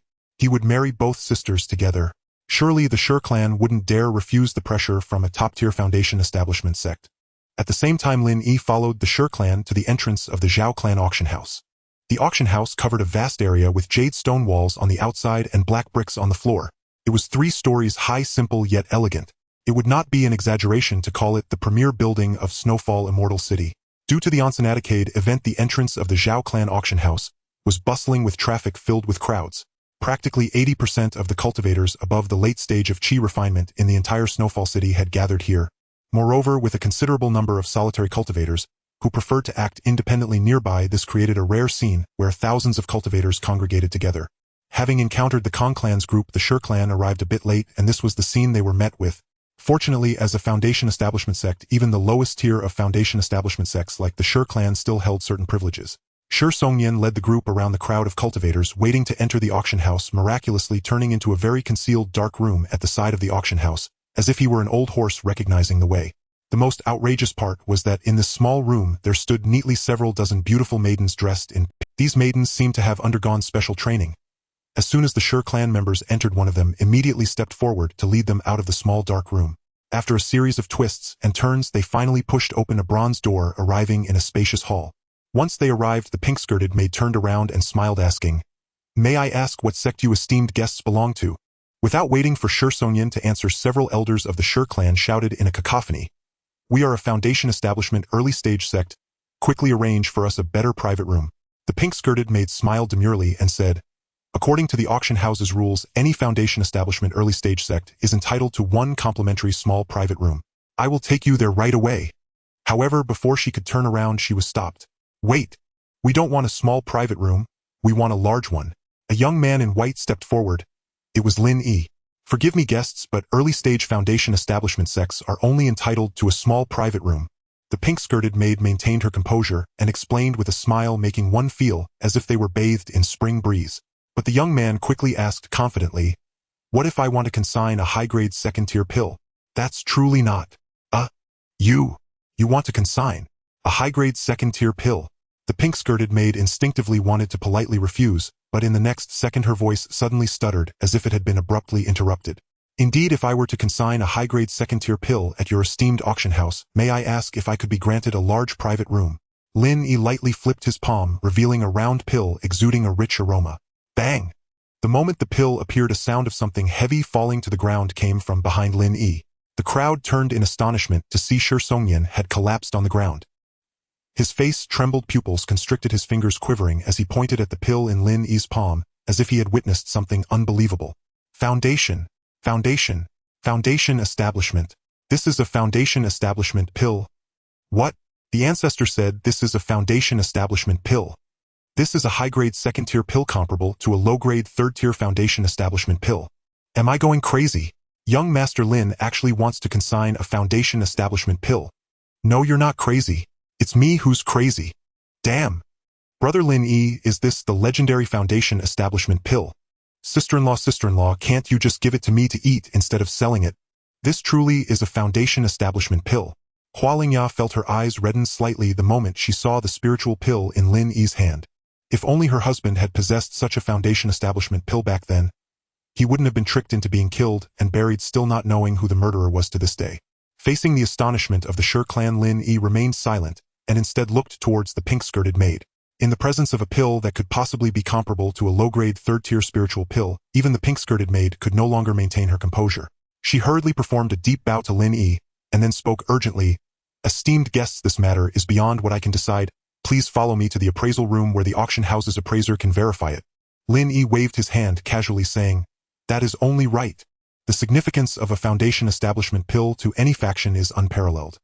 Above all, if one speaks in terms of immortal clans, the most eager, the most desperate to obtain a foundation establishment pill are undoubtedly those vast clans filled with chi-refining cultivators. They are unquestionably the group who thirst for such a pill above all others. One could say that to obtain a single foundation establishment pill, they would do anything. Next in line are the clans at the foundation establishment realm, especially those clans that possess only one elderly foundation establishment cultivator. Such clans occupy the second tier of demand for foundation establishment pills just after the chi-refining clans. They long for the birth of another foundation establishment progenitor to preserve centuries of prosperity. They must spare no effort to seek a second foundation establishment pill. After them come the top foundation establishment clans that boast several foundation establishment cultivators. These forces can muster the strength and resources of multiple foundation establishment cultivators, so obtaining a foundation establishment pill is seldom difficult for them. Finally, there are the Zifu and Golden Core clans. Such powerful factions no longer fret over foundation establishment pills. If they desire one, countless methods and channels are available. As long as they can ensure a steady stream of Zifu and Golden Core cultivators in the clan, foundation establishment pills become readily attainable. Within the 10th radius of Piaoxue Immortal City, foundation establishment pills are still exceeding. Usually only the auction houses belonging to the great cities can afford to offer one every decade. Wild-found foundation establishment pills are almost unseen. It may take decades without hearing of a chi-refining cultivator fortuitously receiving a pill and ascending.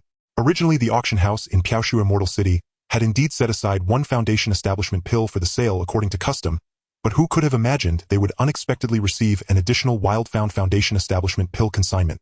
At the thought of the pill's value, the maid in a pink skirt leading the way felt her heart blaze with excitement. A second-rank upper-grade foundation establishment pill rivals the worth of a third-rank lower-grade spirit elixir. In some respects, a foundation establishment pill is even more precious than a third-rank lower-grade spirit elixir. If this foundation establishment pill were authenticated as genuine, given the generosity of Zhao Auction House as the escort maid, she could easily pocket several hundred lower-grade spirit stones as her share. Wasn't this like a pie falling from the sky? The thought made the maid in pink utterly delighted. She briskly guided Shi Songyan and the others to the door of the auction house's appraisal room, then turned and said, "The appraisal room is small. The consignor may enter with me. The other honored guests, please wait outside." "Very well." Shi Songyan and the others were regular customers of the auction house and knew the rules, so they agreed without hesitation. The group remained outside while Lin Yi followed the maid alone and pushed open the appraisal room door. No sooner had they entered than the maid impatiently called to a middle-aged man reclining in a rattan chair and sipping tea. Master Zhao, a guest wishes to consign a pill. The man tilted his head and mumbled, "Who is it? Always arriving just for auctions." He rose reluctantly from the rattan chair, clearly displeased. Fearing the big deal might fall through, the maid hurriedly whispered, "Master Zhao, this guest seeks to consign a foundation establishment pill." "A foundation establishment pill, is it?" Old Zhao has seen all sorts of pills in his life. The appraiser began until his voice abruptly cut off. He swallowed and asked the maid, "Did you say a foundation establishment pill? Are you sure you haven't misled me?" Lin Yi did not speak. He slightly extended his right palm and opened his fingers. A superior spirit pill exuding a rich medicinal aroma lay quietly there. Master Zhao could not help but inhale the pill's fragrance deeply. A look of rapture crossed his face and he closed his eyes. The aroma is rich, the aura blended. This is certainly a foundation establishment pill. May I ask the guest's family name? Are you certain you wish to consign this foundation establishment pill? Master Zhao asked Lin Yi with unusual seriousness. In over 20 years in the business, this was his first time handling a consignment of a foundation establishment pill. Hearing that the pill was genuine, the maid beside them nearly burst with excitement. The large commission was now assured. "My family name is Lin. I'm certain. Prepare the paperwork quickly. Oh, reserve me a grand private chamber." Lin Yi had his mind set on that luxurious chamber. As for the foundation establishment pill, he was consigning just one, yet he still carried 6 more. If he wished, he could spend a hefty sum of spirit stones and replicate dozens more at any time. What to others was a rare and treasured object was scarcely noteworthy to him. "Very well. Since young Master Lin insists, old Zhao will comply. I'll process the paperwork at once." After tossing the pill to the appraiser, Lin Yi followed the maid to the 3rd floor and entered the grand private chamber. Behind them followed the Shi family, elated. Riding Lin Yi's coattails, they had been given a taste in advance of the treatment afforded to clans above the late foundation establishment, a rare privilege for them. Meanwhile, in the appraisal room, old Zhao carefully placed the foundation establishment pill into a fine jade vial, then left and walked a few steps into the auction house's rear courtyard. After the time it takes to drink a single cup of tea, old Zhao stood hesitating before the door of the only room in the room. Suddenly a clear, moon-like female voice sounded near his ear. "Zhao Lei, what brings you here?" Old Zhao bowed his head and cupped his hands respectfully. Reporting to the house master, a person just came to consign a foundation establishment pill. Its worth rivals a 3rd-rank spirit elixir. I came to report it to you. Silence hung in the courtyard for more than 10 breaths. Someone in this territory consigning a foundation establishment pill. That is rather interesting, the voice observed. But that is not the reason you have come to the rear courtyard. When the cool voice spoke again, the air rippled slightly. Indeed, in Piaoshu Immortal City, where the most powerful clans scarcely exceed the Zifu realm, anyone producing a foundation establishment pill for auction would naturally attract attention. Yes, house master. The crucial detail is that the consigner was a youth already at the 8th layer of qi refining, and he behaved with remarkable nonchalance when consigning the pill as if it meant nothing to him. At the Zhao auction house on the 3rd floor, in front of the door of box No. 7, the maid in a pink dress left after escorting a group of people here. Along the way, she introduced the situation of the 3rd floor of the auction house. According to her, there are only 10 boxes on the 3rd floor, each several times larger than the small boxes on the 2nd floor, and the level of luxury is on a completely different scale. The differences in size and luxury are only part of the story. The 10 boxes on the 3rd floor almost symbolize the largest powers within a radius of thousands of miles around the floating snow fairy city. Since the establishment of the auction house, these boxes on the 3rd floor have been reserved by various immortal clans of the floating snow fairy city. For example, box No. 1 on the 3rd floor has been unchanging for nearly 1,000 years. It has always been the exclusive box of the only purple mansion immortal clan in the floating snow fairy city, the Shui clan. No one dares to compete with them. Ranking below the Shui clan is the 2nd largest power in the floating snow fairy city, the Zhang clan, which has 7 foundation establishment cultivators, and has maintained 3 latest-stage foundation establishment cultivators for hundreds of years. Box No. 2 on the 3rd floor is their exclusive throne. The Wang clan, the 3rd largest force in the floating snow fairy city, also has 7 foundation establishment cultivators, just like the Zhang clan. However, their quality is slightly inferior. They only have 1 latest-stage foundation establishment cultivator, while the rest are early to mid-stage foundation establishment, so they can only settle for being the 3rd in the floating snow city. The owner of box No. 4 is the Su clan. The Su clan is not weak, with 5 foundation establishment ancestors in the family, one of whom is at the 8th level of foundation establishment. They firmly occupy the position of the fourth Immortal Clan in the Floating Snow City. The Floating Snow Fairy City has one Purple Mansion Immortal Clan and four top-tier Foundation Establishment clans with latest-stage Foundation Establishment cultivators. The fifth and last of these top-tier Foundation Establishment clans is the Lin Clan, where Lin Yi is. The rise of the Lin Clan resembles that of a nouveau riche rapidly emerging as a new force in the Floating Snow Fairy City within 300 years. The Lin Clan has only 3 Foundation Establishment cultivators, but because one of them is at the 9th level of Foundation Establishment, they barely made it onto the tail end of the top-tier Foundation Establishment clans in Box No. 5 is a place commonly reserved for them. Perhaps due to receiving a substantial commission, the maid in the pink dress revealed quite a bit of information that even Shi Songyan, a Foundation Establishment cultivator, did not know. Since the first 5 boxes had already been reserved, Lin Yi initially thought that the maid would take them to the door of Box No. 6. However, the maid in the pink dress slightly turned at the door of Box No. 6 and unexpectedly led them to the front of Box No. 7. At that time, Xiao, who was quite puzzled, and asked, "Why are we brought to Box No. 7? Isn't Box No. 6 unoccupied?" Upon mentioning Box No.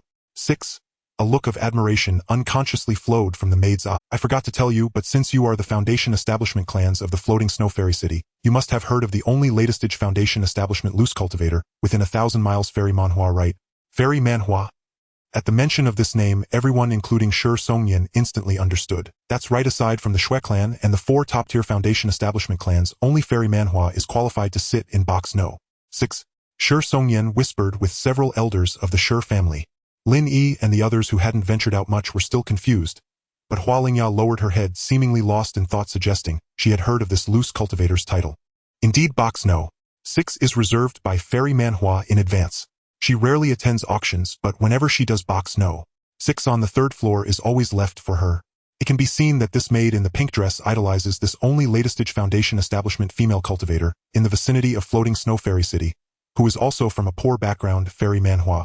After the maid left, Shi Yun and Xiao, who exchanged glances quietly, then very tacitly each extended a hand to push open the purple sandalwood door of Box No. 7. As the door opened, the luxury and spaciousness inside the box left the Shi family members momentarily stunned. The reflective jade stone floor, dozens of sparkling pearls embedded in the walls, genuine leather long benches that can accommodate dozens of people together, spirit fruits and spirit wine ranking at the first tier of low grade, almost completely transparent observation view. It can be said that even if Lin Yi were to be offered several hundred spirit stones to buy the usage rights of this box right now, he would not hesitate to pull out his storage bag. This is the lifestyle that a family with resources should have. Forget about small boxes and halls. I love luxurious large boxes. After a brief moment of astonishment, the group surged into Box No. 7. As the purple sandalwood door closed once again, a visible array light curtain enveloped the entire Box No. 7. This is a special formation only found in the 10 large boxes on the 3rd floor of the auction house. Being within this formation can block external divine sense probing and all sounds. However, the people inside the box can instead spy on those outside on the 2nd floor and in the hall. Of course, the prerequisite for this is that your cultivation level must be higher than others. Otherwise, once discovered, the peeping party often becomes furious, as it is not uncommon for serious fights to break out over such matters. As Lin Yi stroked the transparent large screen inside the box, he couldn't help but sigh slightly. The cultivation civilization indeed has its unique aspects, being able to create such glass-like items. Once Lin Yi and the Shi family members got over the novelty of the large box, people began to enter the 1st floor hall and the 2nd floor small boxes one after another. The Zhao auction house in Floating Snow Fairy City occupies a vast area. Due to the auction being held once every 10 years, at least several thousand cultivators must attend each time, so the hall on the 1st floor is built to be extremely spacious. The hall is circular, somewhat resembling a sports arena Lin Yi had seen in his previous life. At the center is a standalone auction stage, surrounded by seats for Qi refinement cultivators. A rough scan suggests it can accommodate around 7,000 to 8,000 people. The 2nd floor houses nearly 100 small boxes, mostly occupied by early to mid-stage Foundation Establishment cultivator families, or loose cultivators from around the Floating Snow Fairy City. As time slowly passed, Lin Yi's divine sense detected that the number of people in the 1st floor hall and the 2nd floor small boxes was steadily increasing. After a full incense stick of time, when the sun was high in the sky, no one else entered the entire Zhao auction house. The 1st floor hall was packed to the brim. More than half of the small boxes on the 2nd floor were also occupied. As for the 3rd floor, Lin Yi was not quite sure. After all, which family that could go up to the 3rd floor does not have a latest-stage Foundation Establishment ancestor?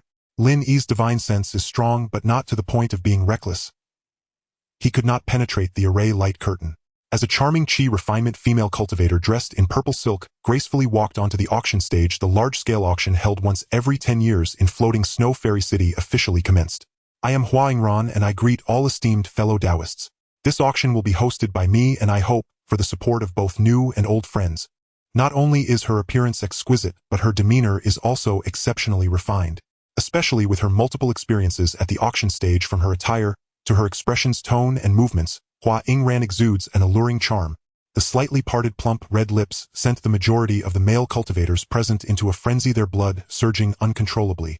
Even the few female cultivators couldn't help but praise her innate allure, calling her a reincarnated fox. Rest assured, Fairy Hua, I will spend all the spirit stones in my storage bag to support you.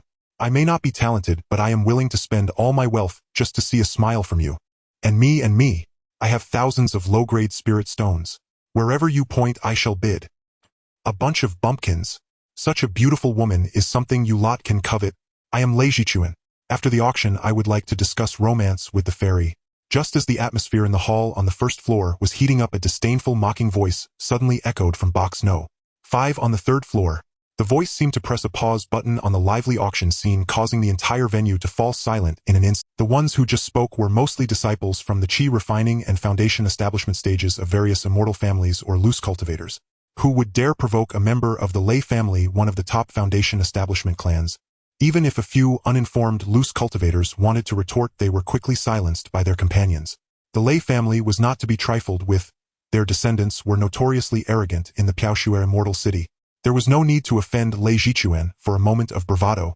On the third floor inside box No. 5, Lei Jichuan looked down proudly at the silent auction hall. 10 years ago he had also dominated the crowd in this way. The feeling of being the center of attention was utterly delightful. That's enough, Quainer, sit down and watch. In the same box, a middle-aged man with thin lips and hawk-like eyes spoke with a hint of indulgence. This man was Lei Tianhong, one of the 3 foundation establishment cultivators of the Lei family, currently managing most of the family's affairs. The latest stage foundation establishment ancestor, being the stabilizing force of the family, would not easily leave seclusion. For events like this auction, the top immortal families in Piaoshu Immortal City usually sent their mid-stage foundation establishment clan heads to participate. Since cultivating is challenging, Lei Tianhong doted on Lei Jichuan. He never bothered with trivial matters like these. Yes, father. Lei Jichuan, filled with youthful zeal, was eager to make a name for himself. Now that he had finished showing off, he naturally was pleased to give Lei Tianhong face. In the hall on the auction stage, seeing the atmosphere that had just been stirred up once again fade, and even worse than when she first entered, Hua Yingran shot a displeased glance at box No. 5 on the third floor. A beauty is indeed a beauty. That glance was full of a myriad of charms, making Lei Jichuan swallow. Ahem. Thank you all for your kind attention, esteemed fellow Taoists. I imagine you have waited long enough. Let us cut to the chase and get to the main topic. Let us invite the first auction item. Although the atmosphere hadn't heated up yet, the auction had to continue, so Hua Yingran could only helplessly clap her jade hands, signaling for her maid to present the first treasure. She believed that with the quality of the items at this auction, even if the initial atmosphere hadn't gotten heated, it could still be very successful. It was the same familiar formula, the same familiar color. The maid in a pink dress leisurely brought a tray covered with red cloth to the auction stage. After the maid retreated, Hua Yingran held the auction hammer in one hand, pulled away the red cloth with the other, took a deep breath, and concentrated her mana in her throat, saying sweetly, "The first auction item today is 1 foundation establishment pill comparable to a 3rd-grade spirit pill. Starting bid, 8,000 low-grade spirit stones. Each bid must increase by no less than 100 low-grade spirit stones. Let the bidding begin." Boom. Just as Hua Yingran's voice fell, the entire auction hall erupted. Even those in the 2nd and 3rd floor boxes were shaken to their core. Some were astonished, some were hesitant, some were horrified, all looked taken aback. Yet no one doubted it. The reputation of the Zhao's auction house is truly exceptional. In box No. 7 on the 3rd floor, the Sure family members were also quite surprised. They were speculating whether this foundation establishment pill was consigned by Lin Yi. If so, then this auction house would seem a bit frivolous. A treasure like the foundation establishment pill could easily be saved for the final auction. However, they soon learned the reason. The pink-dressed maid knocked on the door array to bring a message from Lin Yi, and our auction master asked me to inform all esteemed guests that due to this auction featuring 2 foundation establishment pills, the auction house has chosen to present one for the first auction, while the other will be saved for the final few precious items. Regardless of what prices these 2 foundation establishment pills fetch, the final settlement of spirit stones for Lin Gongzi will be based on the higher-priced pill. After the maid left, the Shi family members finally sighed in relief, with Shi Yunyun praising the auction master for being savvy. Whether he is savvy or not is another matter, but this auction master truly knows how to do business. Dividing the 2 foundation establishment pills for auctioning at the beginning and end will undoubtedly maximize profits. Those who miss out on the first foundation establishment pill will surely go crazy when they see there's another one. Lin Yi chuckled lightly in front of the transparent screen. Meanwhile, in the hall and the small box on the second floor, countless cultivators, having regained their composure, began bidding with red eyes. 8,500 spirit stones. I want this foundation establishment pill. 8,800 spirit stones. Get lost. You think you can buy a foundation establishment pill with such a low amount of spirit stones? Take a look in the mirror. 9,100 spirit stones. I am Lu family's ancestor. I kindly ask everyone to give me face. I give you a slap. Is the Lu family that impressive? I, the Kai family, offer 9,600 low-grade spirit stones. 10,500. 11,100. 12,300. I bid 13,000. The Zhao's auction house began with a bang, directly opening up the situation. The auction prices skyrocketed like a rocket, leaving the majority of Qi refining cultivators speechless. Even the Shi family, who had prepared 10,000 low-grade spirit stones, could only watch helplessly as the prices surged higher and higher without being able to participate. Who wouldn't want a foundation establishment pill? 14,000 low-grade spirit stones. This foundation establishment pill is wanted by my Lei family. With that annoying voice of Lei Jichuan echoing from the 5th box on the 3rd floor, the auction officially entered a heated phase. The Lei family's rise has been too rapid. They do not even have a single foundation establishment pill in reserve. Meanwhile, several top-tier foundation establishment clans with comparable status have at least 1 or 2 foundation establishment pills on hand. This is the difference between established families and new ones. Thus, Lei Jichuan is determined to obtain this foundation establishment pill today. It is not just for the family but for himself. What prestige do Qi refinement stage cultivators have compared to a senior ancestor at the foundation establishment stage? Foundation establishment pills are always obtained by those who have spirit stones. Brother Jichuan, your offered price is too low. Isn't that a bit disrespectful to the auction house? I Su family am willing to offer 15,000 low-grade spirit stones. Just as the atmosphere grew dull due to Lei Zikin's offer, a young man's bidding voice came from the 4th box next door. Su Yaozu, don't go too far. Your Su family has been established for 1,000 years. Does your clan really lack this foundation establishment pill? Lei Jichuan shouted towards the direction of the 4th box. So what if we've been established for 1,000 years? Who would say no to more foundation establishment pills? Lei Jichuan, others may fear you, but I do not. If you're not convinced, just raise your bid and stop with the incessant chatter. In the 4th box, a tall young man clad in luxurious clothing retorted gracefully while waving a folding. The Su family is the 4th largest force in Snowfall Immortal City, with the Lei family closely trailing behind. In recent years, they have shown signs of catching up. If Lei Jichuan were to acquire this foundation establishment pill, the power gap between the 2 families would narrow further. Su Yaozu, as the top genius of the 3rd generation of the Su family, could not possibly allow Lei Jichuan to win the auction. Alright, you want to stir trouble, huh? Fine. I will raise by 500 low-grade spirit stones, making it 15,500. His father Lei Tianhong had gathered a total of 20,000 low-grade spirit stones for the foundation establishment pill. And if that is not enough with the reputation of the Lei family at the auction house, they could still owe another 10,000 low-grade spirit stones, which means Lei Zikin's confidence rests on a total of 30,000 low-grade spirit stones. 30,000 low-grade spirit stones. That could buy a 3rd-grade upper-tier spirit pill. How could they not win a single foundation establishment pill? However, evidently Su Yaozu was oblivious to Lei Zikin's mindset. At the moment Lei Jichuan called out 15,500 low-grade spirit stones, Su Yaozu immediately countered, shouting 16,600 low-grade spirit stones. Is it really worth it to raise by just 100? I'll bid 16,000 low-grade spirit stones. Su Yaozu, you should learn properly from the side.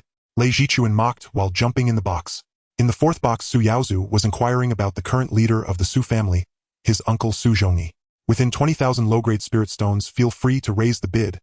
Even if our Su family fails to obtain this foundation establishment pill, your Lei family will find it difficult to win easily. Nephew understands. Su Yaozu felt reassured with Su Zhongyi's guarantee. Indeed, the Su family currently has foundation establishment pills in reserve, so there is no need to clash fiercely with the Lei family over a pill that they do not need immediately, but the Lei family should not expect to obtain the foundation establishment pill so easily. Determined to win, today I will make your Lei family spit out a mouthful of old blood. Su Yaozu smiled sinisterly. Suppressing a rival family is something every cultivator is more than willing to do. The Su family bids 16,100 low-grade spirit stones. Lei Jichuan, do you dare to continue bidding? Do you think I'm afraid? I will bid 16,300 low-grade spirit stones. Oh, young Master Lei is quite bold. Then I will raise it to 16,400 low-grade spirit stones. 16,600 low-grade spirit stones. Su Yaozu, stop with the sarcastic comments. Can we use spirit stones to speak? 17,000 low-grade spirit stones. Aren't you disgusting? Raising the bid by just 100 each time. If your Su family needs money, feel free to come to me. I can support your family with a few thousand just like that. 17,000 low-grade spirit stones. What do you care? I'll bid however I like. Unbeknownst to whether they enjoyed watching a dogfight or if the price of this foundation establishment pill had surpassed the usual market value, the entire auction house was filled with only the sounds of bidding from Lei Jichuan and Su Yaozu. No one else dared to speak. In box 7, as the price of the foundation establishment pill soared higher, the smile on Lin Yi's face grew increasingly radiant. The market price for foundation establishment pills typically hovers around 10,000 low-grade spirit stones, and even with a premium it usually ranges between 12 to 15,000. However, today, due to the intense competition between the Su and Lei families, this foundation establishment pill has already been driven up to a staggering 17,000. The auction house stated that they would pay him based on the highest price of one of the two foundation establishment pills. How could he not be happy? Moreover, it seemed that the final price of this foundation establishment pill would exceed this amount. Even with the auction house taking a 5% handling fee, he would still make a significant profit. After all, he could use a treasure basin to replicate a foundation establishment pill for just a few medium-grade spirit stones, totaling only a few hundred low-grade spirit stones. A turnover profit of several times over is simply outrageous. Not just him, but the members of the Sure family in box 7 were also focused intently on the situation outside, with two elders from the Sure family breathing heavily in excitement. After all, although this pill does not belong to them, they are witnesses to this event. Previously, Sure Xiaohu had jokingly suggested that Lin Yi should eat a foundation establishment pill, and now he was being pinched by Sure Yunyu with a dazed expression on his face. How could he have known that this pill could be worth so many spirit stones? In his current view, even 10 low-grade spirit stones is a large sum, and the concept of over 10,000 is entirely beyond his imagination. He only knows it is a lot. Outside, by the time Lei Jichuan raised the price to 18,500 low-grade spirit stones, the speed of bidding from the fourth box had noticeably slowed down. At this price, even if they were to win the foundation establishment pill, it would obviously incur a loss of a few thousand low-grade spirit stones, so Su Yaozu had no choice but to be cautious. In box 5, Lei Jichuan was also clenching his fists, forcing himself to continue bidding. After all, the Lei family's foundation is indeed not as deep as the Su family's. His father had only really prepared 20,000 low-grade spirit stones, and anything beyond that would require credit. Now the gazes of thousands of cultivators on the first floor were all focused on the Su and Lei families, and many cultivators had already begun to secretly communicate through divine sense that Lei Jichuan and Su Yaozu were just foolishly wealthy. Some families that had originally bid for the foundation establishment pill were also gloating in the small boxes on the second floor. Of course, the most delighted were the auctioneer Hua Yingran and Lin Yi. Seeing the price rise to 18,500 low-grade spirit stones, the dozens in the fourth box stopped bidding, and Hua Yingran gently lowered the auction hammer. Alright, the current price for this foundation establishment pill has been raised by Taoist Lei Jichuan of the Lin Clan to 18,500 low-grade spirit stones. Is there anyone willing to bid higher? This foundation establishment pill is a rare find, only appearing once in a decade. If you miss out today, you may not have another chance. A friendly reminder to everyone, don't forget, 10 years later. Cough, 18,500 low-grade spirit stones for the first time. 18,500 low-grade spirit stones for the second. 19,000 low-grade spirit stones. Before the second hammer from Hua Yingran could fall, a soft female voice suddenly came from VIP room 6 on the third floor. VIP room 6, it's the rogue cultivator fairy Manhua. The expressions of Sure Songyan and several elders from the Sure clan in room 7 changed in shock. The woman's voice was clearly coming from the neighboring room, so it was undoubtedly fairy Manhua from room 6. They hadn't expected that the foundation establishment pill, which was thought to be claimed by the foolish Lei Jichuan, would suddenly be interrupted by the renowned female rogue cultivator fairy Manhua because of a single remark from Hua Yingran. Inside room 5, Lei Jichuan, who had thought the foundation establishment pill was within his grasp, suppressed his inner fury and said, "Fairy, you are an elder of the late foundation establishment stage. The foundation establishment pill is of no use to you anymore. What do you intend to do with it?" Facing Lei Zikan's inquiry, there was silence for a few moments in room 6 before the soft voice replied, "I have just accepted a true disciple and wish to bid for this foundation establishment pill to prepare for him." What? Does the Lin Clan have any objections? As a rogue cultivator, she had no fixed abode, and was completely independent, not fearing the Lin Clan at all due to her profound cultivation. "Fairy, you misunderstand. The The Lin Clan has no objections at all. Concerning a cultivator of the late Foundation establishment stage, even Lei Tianhong, who had been meditating with his eyes closed, quickly spoke up to explain. The Lin Clan was indeed a powerful family ranking among the top 5 in Piaoxua City. However, they would never dare to offend a high-level cultivator like Fairy Manhua, who was all alone. The one who wears shoes fears those who go barefoot the most. As long as there are no objections, I will make this one bid. If anyone bids higher, even by 100 low-grade spirit stones, I will withdraw. The soft voice from room 6 echoed again. Clearly, she did not hold much hope for winning the Foundation establishment pill. It was merely a casual bid. Hearing this, Lei Tianhong breathed a sigh of relief and called out, 19,500 low-grade spirit stones. Thank you, Fairy. Although she mentioned she would give up if the bid was only 100 low-grade spirit stones, higher people generally did not act that way. If one truly did so, they would surely leave a rift in the other's heart. Therefore, Lei Tianhong personally stopped Lei Jichuan and added 500 low-grade spirit stones, which was a proper gesture towards a late Foundation establishment cultivator. Indeed, as the price of 19,500 low-grade spirit stones was announced, there was silence in room 6. After several moments, the hammer struck 3 times. Hua Ingran, supporting herself on the auction stage, cheerfully announced that the first auction item had been sold to room 5 for 19,500 low-grade spirit stones. It was just shy of breaking 20,000. This was undoubtedly a tremendous success for the Zhao clan's auction house in Piaoxua City. Hua Ingran seized the momentum and immediately rolled out several more auction items after selling the Foundation establishment pill. And these auction items did not disappoint her, nearly all of them sold at a premium. As the auction scene became increasingly heated, thousands of cultivators clamored passionately for their desired items, with the total transaction amount rising sharply. Hua Ingran threw out another heavy bombshell. The 17th auction item, the 3 Suns Pursuing Soul Sword. This sword is formed as a set of 3 blades. When the 3 swords are separated, they are all top-grade superior artifacts. When combined, they are comparable to low-grade spiritual weapons. The starting bid for this sword is 3,000 low-grade spirit stones. Each bid must not be lower than 100 low-grade spirit stones. The bidding starts now. Wow, a complete set of formed superior artifacts. Hiss, what a treasure! The quality of this year's items is quite high, isn't it? In previous years, such a set of artifacts comparable to low-grade spiritual weapons would have been the main highlight of the auction. TCH, you don't think about what day it will be 10 years from now. It's perfectly normal for the auction house to be selling some good items this year. What about 10 years later? Hehe, the junior has just cultivated for over 20 years, and am still new to this, so please guide me, senior. Considering the spirit stones at stake, I will explain it to you in detail. Come closer to listen. Room 7. After the 3 Suns Pursuing Soul Sword was brought out, Lin Yi, who had been lazily leaning on his chair, finally showed some interest. Since the first auction, the items presented by the auction house had all been ordinary low-grade spirit pills and mid-grade artifacts suitable for late Qi refinement and early Foundation establishment cultivators.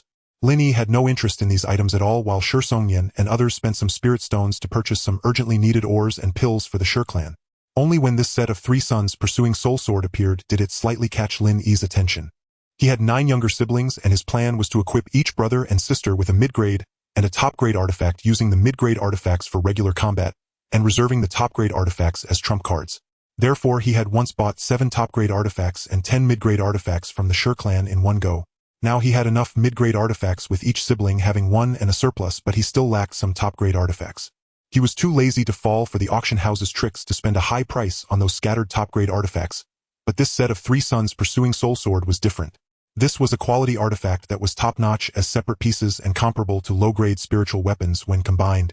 In a place where spiritual weapons were rarely seen, it was already worth Lin Yi's effort to bid for it. At this moment in the first floor hall, bidding had started sparsely. Whether it was 3 top-grade artifacts or 1 low-grade spiritual weapon, its value could not be lower than 6,000 low-grade spirit stones, so the price was quickly pushed up to over 4,000 low-grade spirit stones by some relatively wealthy late Qi refinement cultivators in the hall. By this time, the Qi refinement cultivators had largely stopped bidding, putting the pressure on dozens of Foundation establishment cultivators and rogue cultivators in the small VIP rooms on the second floor. The Foundation establishment cultivators were also quite generous, at least much more so than the Qi refinement cultivators. Before half a stick of incense had burned, the price for the 3 Suns Pursuing Soul Sword had already been driven up to 6,000 low-grade spirit stones by the crowd on the second floor. This was already very close to the price of a low-grade spiritual weapon.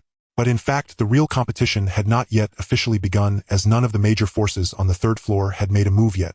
The astonishing yield stemmed partly from pre-existing stock. Most of the Foundation establishment pills were already in his possession, and the storage pouch itself had been prepared well before his departure from Snowfall Immortal City. The Wang clan had entered the bidding. Even for a low-grade spirit implement, the family ranked third in Piaoxua City stirred, and a great house like that naturally spoke in units of mid-grade spirit stones. They raised the bid by more than 1,000 low-grade spirit stones at a single stroke. 7,000 low-grade spirit stones. The sum seemed to have nearly fixed the price for this set of Sanzi Zuahan swords. After the Wang clan showed up, the entire hall fell into a stunned silence for dozens of breaths. Is that the kind of face the top three families show? No wonder they are far stronger than those ordinary Foundation establishment clans. Lin Yi murmured with interest as he stared toward the position of Chamber 3. Shi Songyan, seated beside Lin Yi, awkwardly echoed. What Lin Gongzi says is true. The Wang clan has been established in Piaoxua Immortal City for thousands of years. Their foundation and discernment are not something our small families who were fortunate enough to reach Foundation establishment can compare with. If they wished, they could present several Foundation establishment cultivators at will. It truly makes one envious. The top three families in Piaoxua City all have their own channels for obtaining Foundation establishment pills. If the auction had not been for a comparatively rare spirit implement, they might not even have bothered to bid. Lin Yi nodded knowingly when he heard this. Shi Songyan thought the matter closed and was about to turn his attention outward, but Lin Yi suddenly asked, "How is the temperament of the people from the Wang clan? Are they arrogant? Are they of the same sort as Lei Jichuan?" Shi Songyan was momentarily uncertain of Lin Yi's intent. After a pause, he answered carefully, "The people of the Wang clan are generally low-key. Though the family is powerful, their conduct is decent, vastly different from the upstart Lei clan." "Oh, that is good." Lin Yi relaxed slightly, then to Shi Songyan's horror opened his mouth and announced, "I will offer 7,500 low-grade spirit stones for this set of spirit implements." A clear, somewhat youthful voice echoed from the third floor and instantly drew every eye. "Who is that? Dare to compete with the Wang family? It sounds very young." It came from private Chamber 7 on the third floor. "That Chamber 7 has not seen visitors in decades, right?" "Hush! Silence! Whoever may enter a third-floor chamber is no simple character." Because of Lin Yi's sudden intervention, the thousands of cultivators on the first and second floors began to buzz wildly. Even those occupying a few chambers on the third floor were surprised at this moment. The auction house had not informed anyone that there were people in Chamber 7. In previous Onsenadicate auctions, there were seldom more than 3 or 4 occupied chambers on the third floor, at most 5 or 6, and most had long forgotten that chambers 7 through 10 even existed. When Shi Songyan and the others had bid for pills and ores earlier, they did so amid a clamor, and no one paid them much mind. Now, under the hush of the whole hall, Lin Yi's presence was magnified 100-fold. Especially the Wang clan, who had some interest in this set of spirit implements, were baffled, and had no idea what manner of opponent had suddenly appeared. The atmosphere inside private Chamber 7 was likewise unsettled. "Lin Gongzi, you fancy this set of spirit implements as well? Brother Lin Yi, are you going to bid? Throwing away thousands of spirit stones without a blink? I admire you, brother-in-law." Shi Songyan intended to warn Lin Yi that the Wang clan was formidable, and that he should not bid against them, but his mouth closed as soon as it had opened. Does Lin Gongzi not know how strong the Wang clan is? If he still bids after knowing that, it only shows how fearless he is. Why add needless words? It seems I judged correctly. Unfazed by a top Foundation establishment clan, Lin Gongzi truly must have background, Shi Songyan thought, as he restrained a few panicked elders from urging Lin Yi to withdraw. On the other side, after a brief consultation, the elders seated in Chamber 3 quietly raised the price to 80 mid-grade spirit stones. Shi Songyan had been right. The Wang clan was indeed low-key, not at all like the domineering Lei family. An auction is what it is, the highest bidder wins. It is perfectly normal for someone to bid. Most people think that if you bid and I bid, everyone wins. Only those of crooked intent and narrow temper would fly into a rage at competition. Seeing Chamber 3 raise the price again, Lin Yi did not hesitate and calmly added another 500 low-grade spirit stones. Once one chooses to bid, one intends to obtain the lot, otherwise it would be a waste of effort. 10 mid-grade spirit stones. With Lin Yi's declaration of 8,500 low-grade spirit stones, Chamber 3 hesitated for a moment. But the Wang clan ultimately could not bring themselves to relent and tried to hold the line for another round. At that price, the implement was already becoming scarcely worth it for a low-grade spirit tool. If the mysterious cultivator in Chamber 7 raised the bid again, they planned to bow out. After all, with that many spirit stones, one could take a trip to Zhao Immortal State and buy something of similar value. Lin Yi would not disappoint them. He currently lacked little besides spirit stones. Having finally found something he desired, he would not easily let it go. Make it a round number, 10,000 low-grade spirit stones. Chamber 7's bid was delivered without hesitation, and smashed the price skyward. The calm tone bore the flavor of a lavish fortune, and it sent a fresh ripple through the auction hall. This was already the second lot that day to break the 10,000 low-grade spirit stone mark.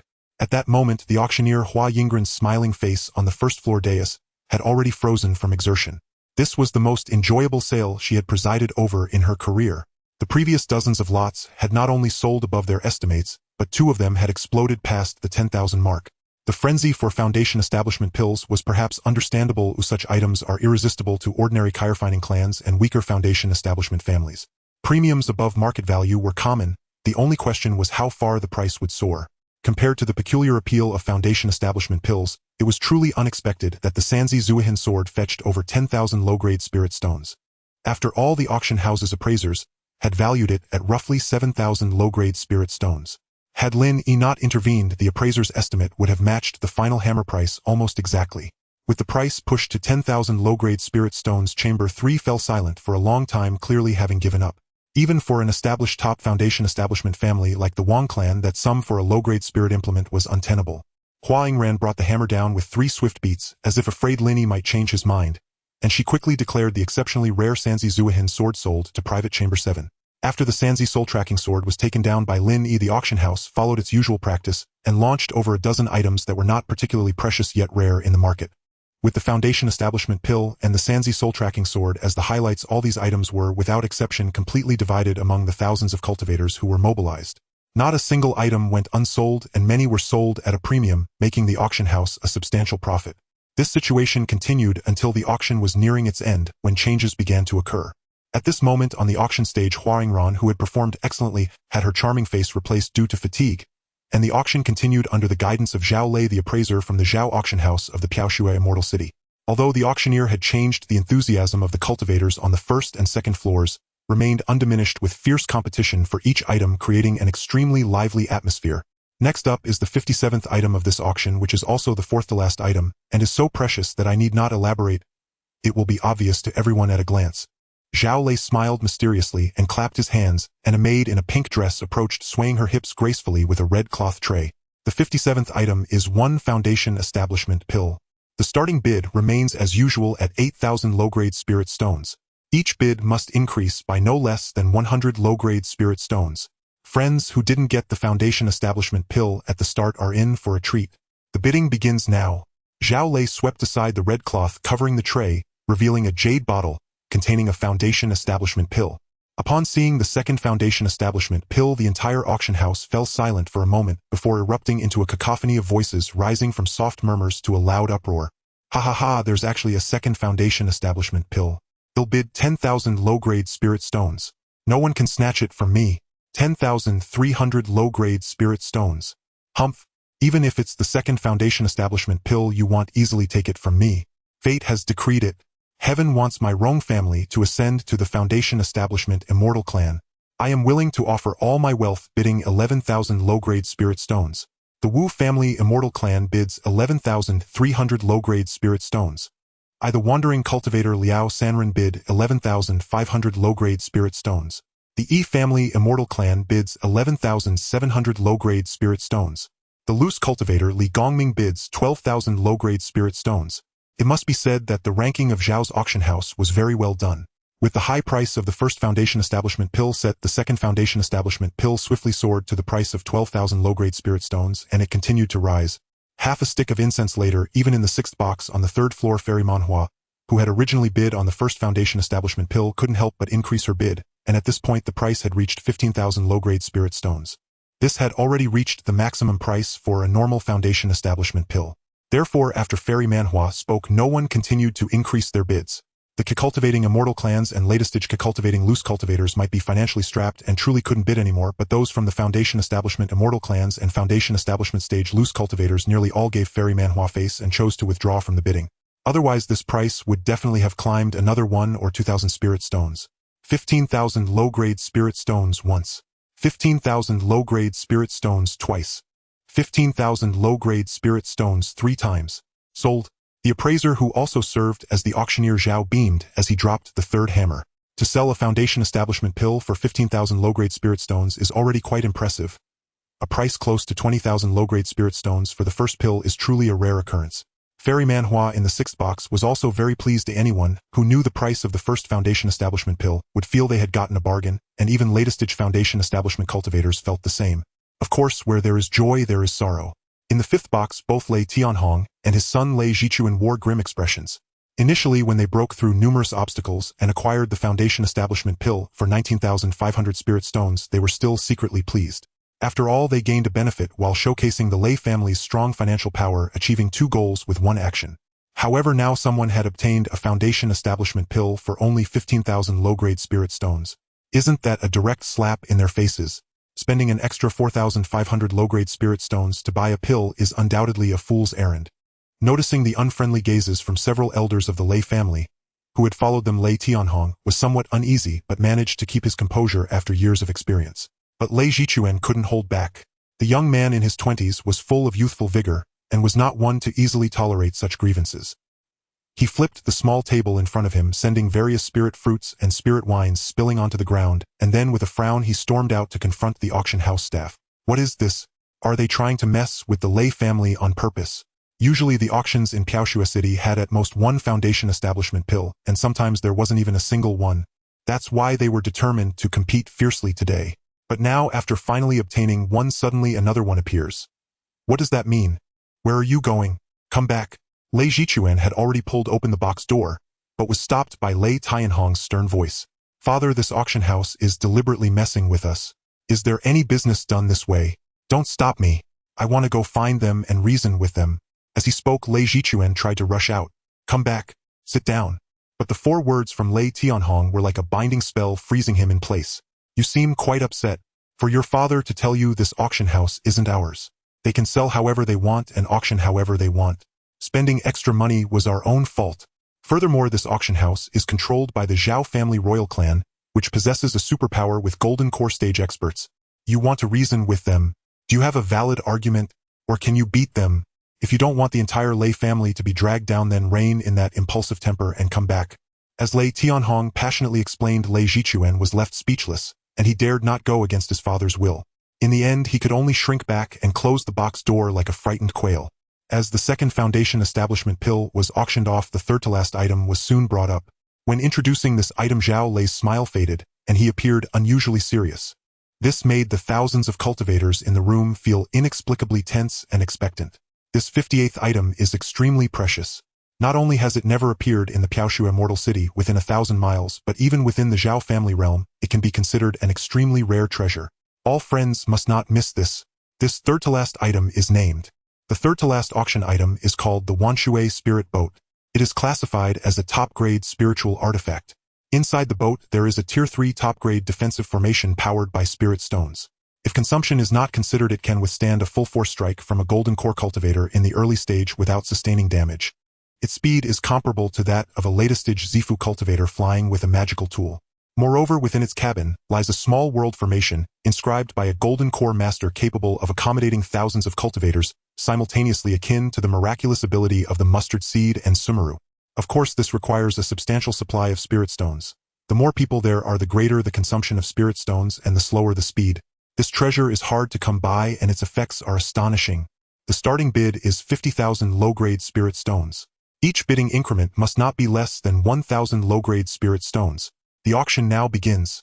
From the moment Zhao Lei introduced the Wanshui Spirit Boat, the auction hall on the first floor fell complete. This item, let alone its impressive features, simply its classification as a top-grade spiritual artifact, is beyond the reach of the Qi refinement cultivators on the first floor. This item is destined to be fervently contested by the Foundation Establishment Masters on the second floor. Even the mid-stage Foundation Establishment cultivators on the second floor may not be enough to contend for it. The ultimate winner will likely be among the 7 private rooms on the third floor.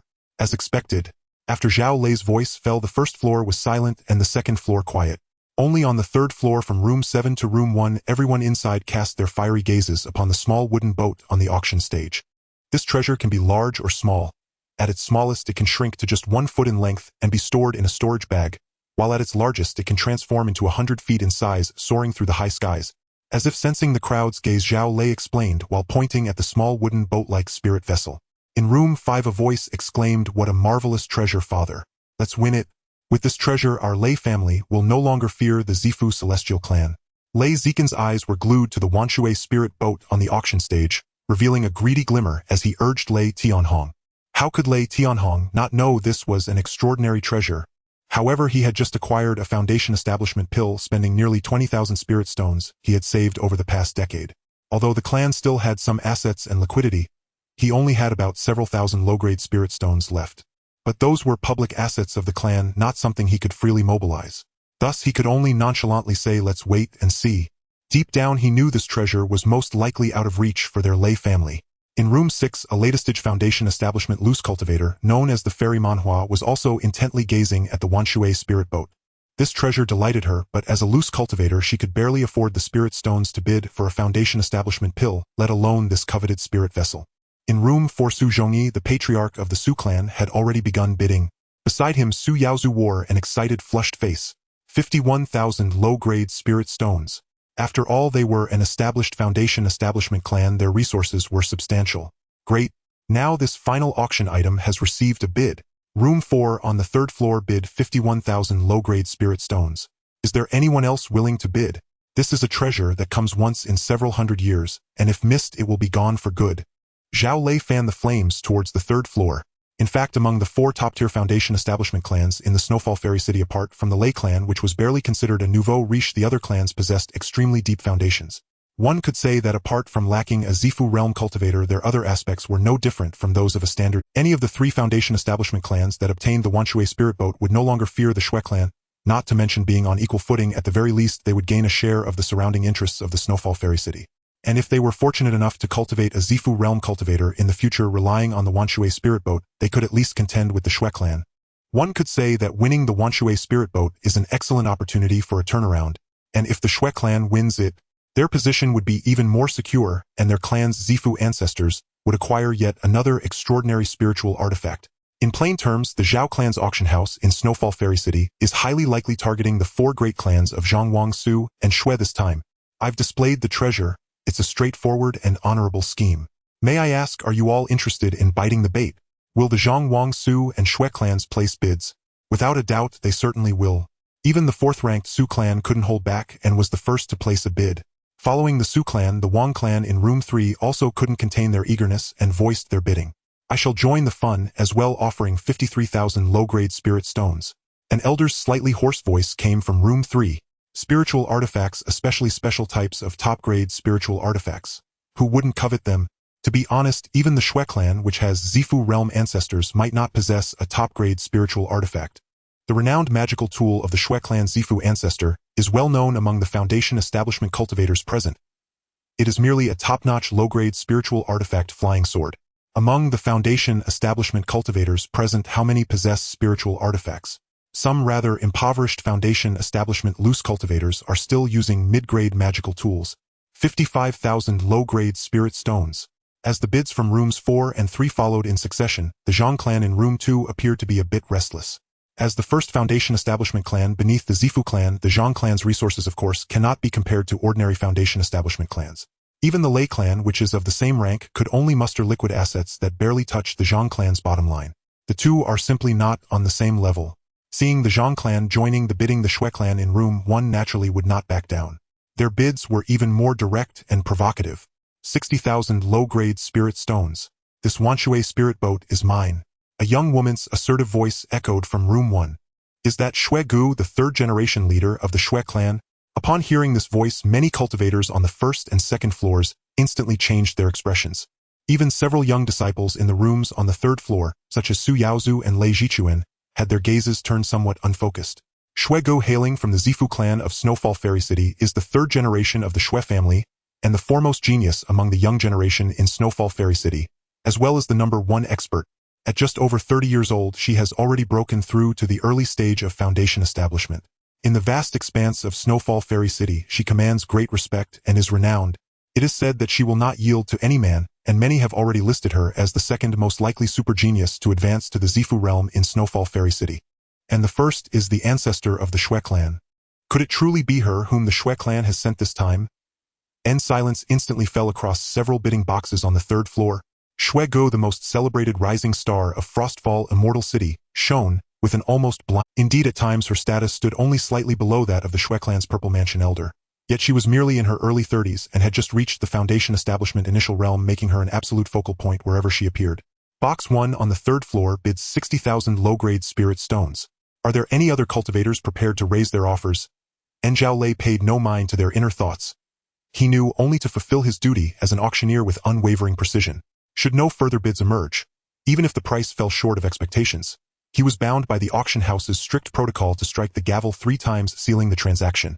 60,100 low-grade spirit stones. And from box 4 Su Zhongyi gritted his teeth and declared his bid.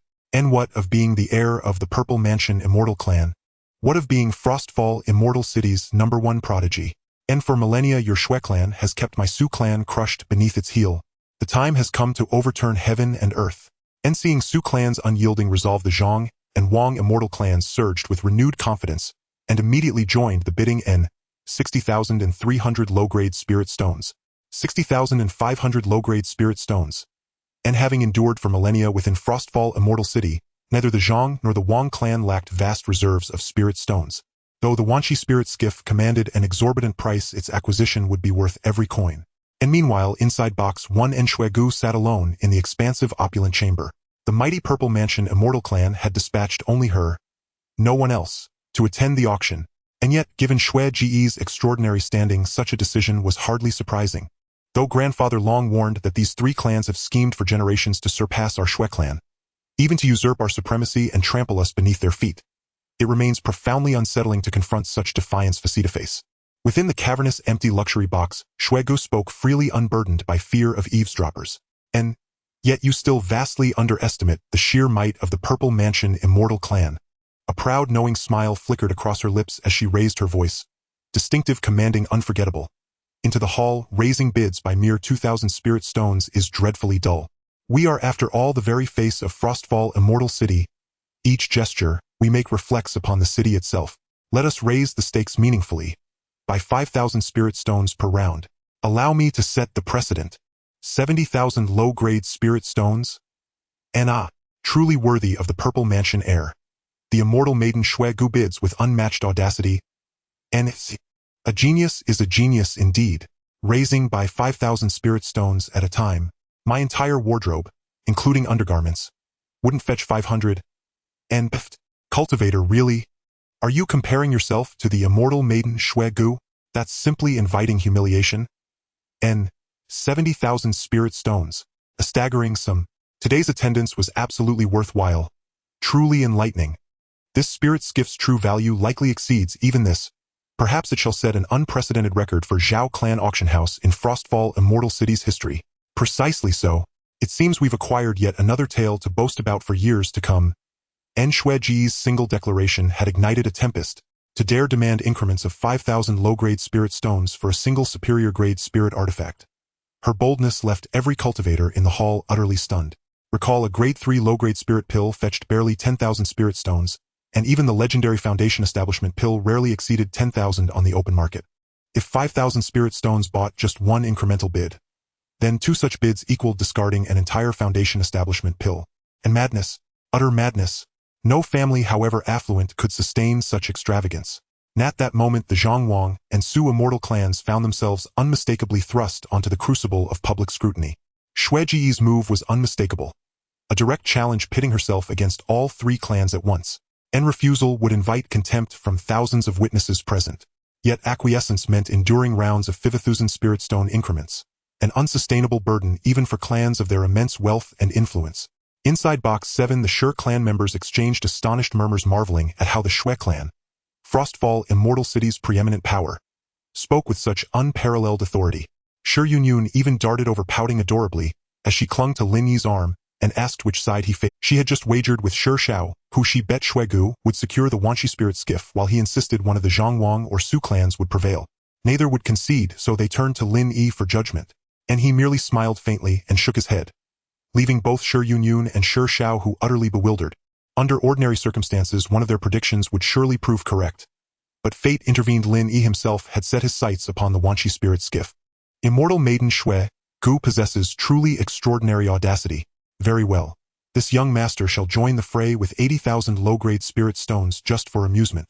From box 7, silent since acquiring the 3-sun soul-chasing sword, came once again a youthful, clear yet remarkably composed voice. Whoa, the mysterious magnate from Box 7 has struck again. And indeed, we'd assumed he was all flash and no substance. First bid jumps 5,000. Is he mad? N. Whether the occupant of Box 7 is mad I cannot say, but his wealth is undeniable. You likely wouldn't match even a single fingertip of his fortune. Nat Lin Yi's announcement 6 boxes on the 3rd floor. Boxes 1 through 6 swung their startled gazes toward Box 7. One who could casually produce 80,000 low-grade spirit stones was certainly no obscure figure, and more crucially, he had already spent a colossal sum acquiring the 3-sun soul-chasing sword. This cultivator was undeniably exceptional. And could he be a Purple Mansion elder touring the city with a disciple, and by chance attending this auction? Every 3rd-floor cultivator, including Xue Gu, began speculating wildly.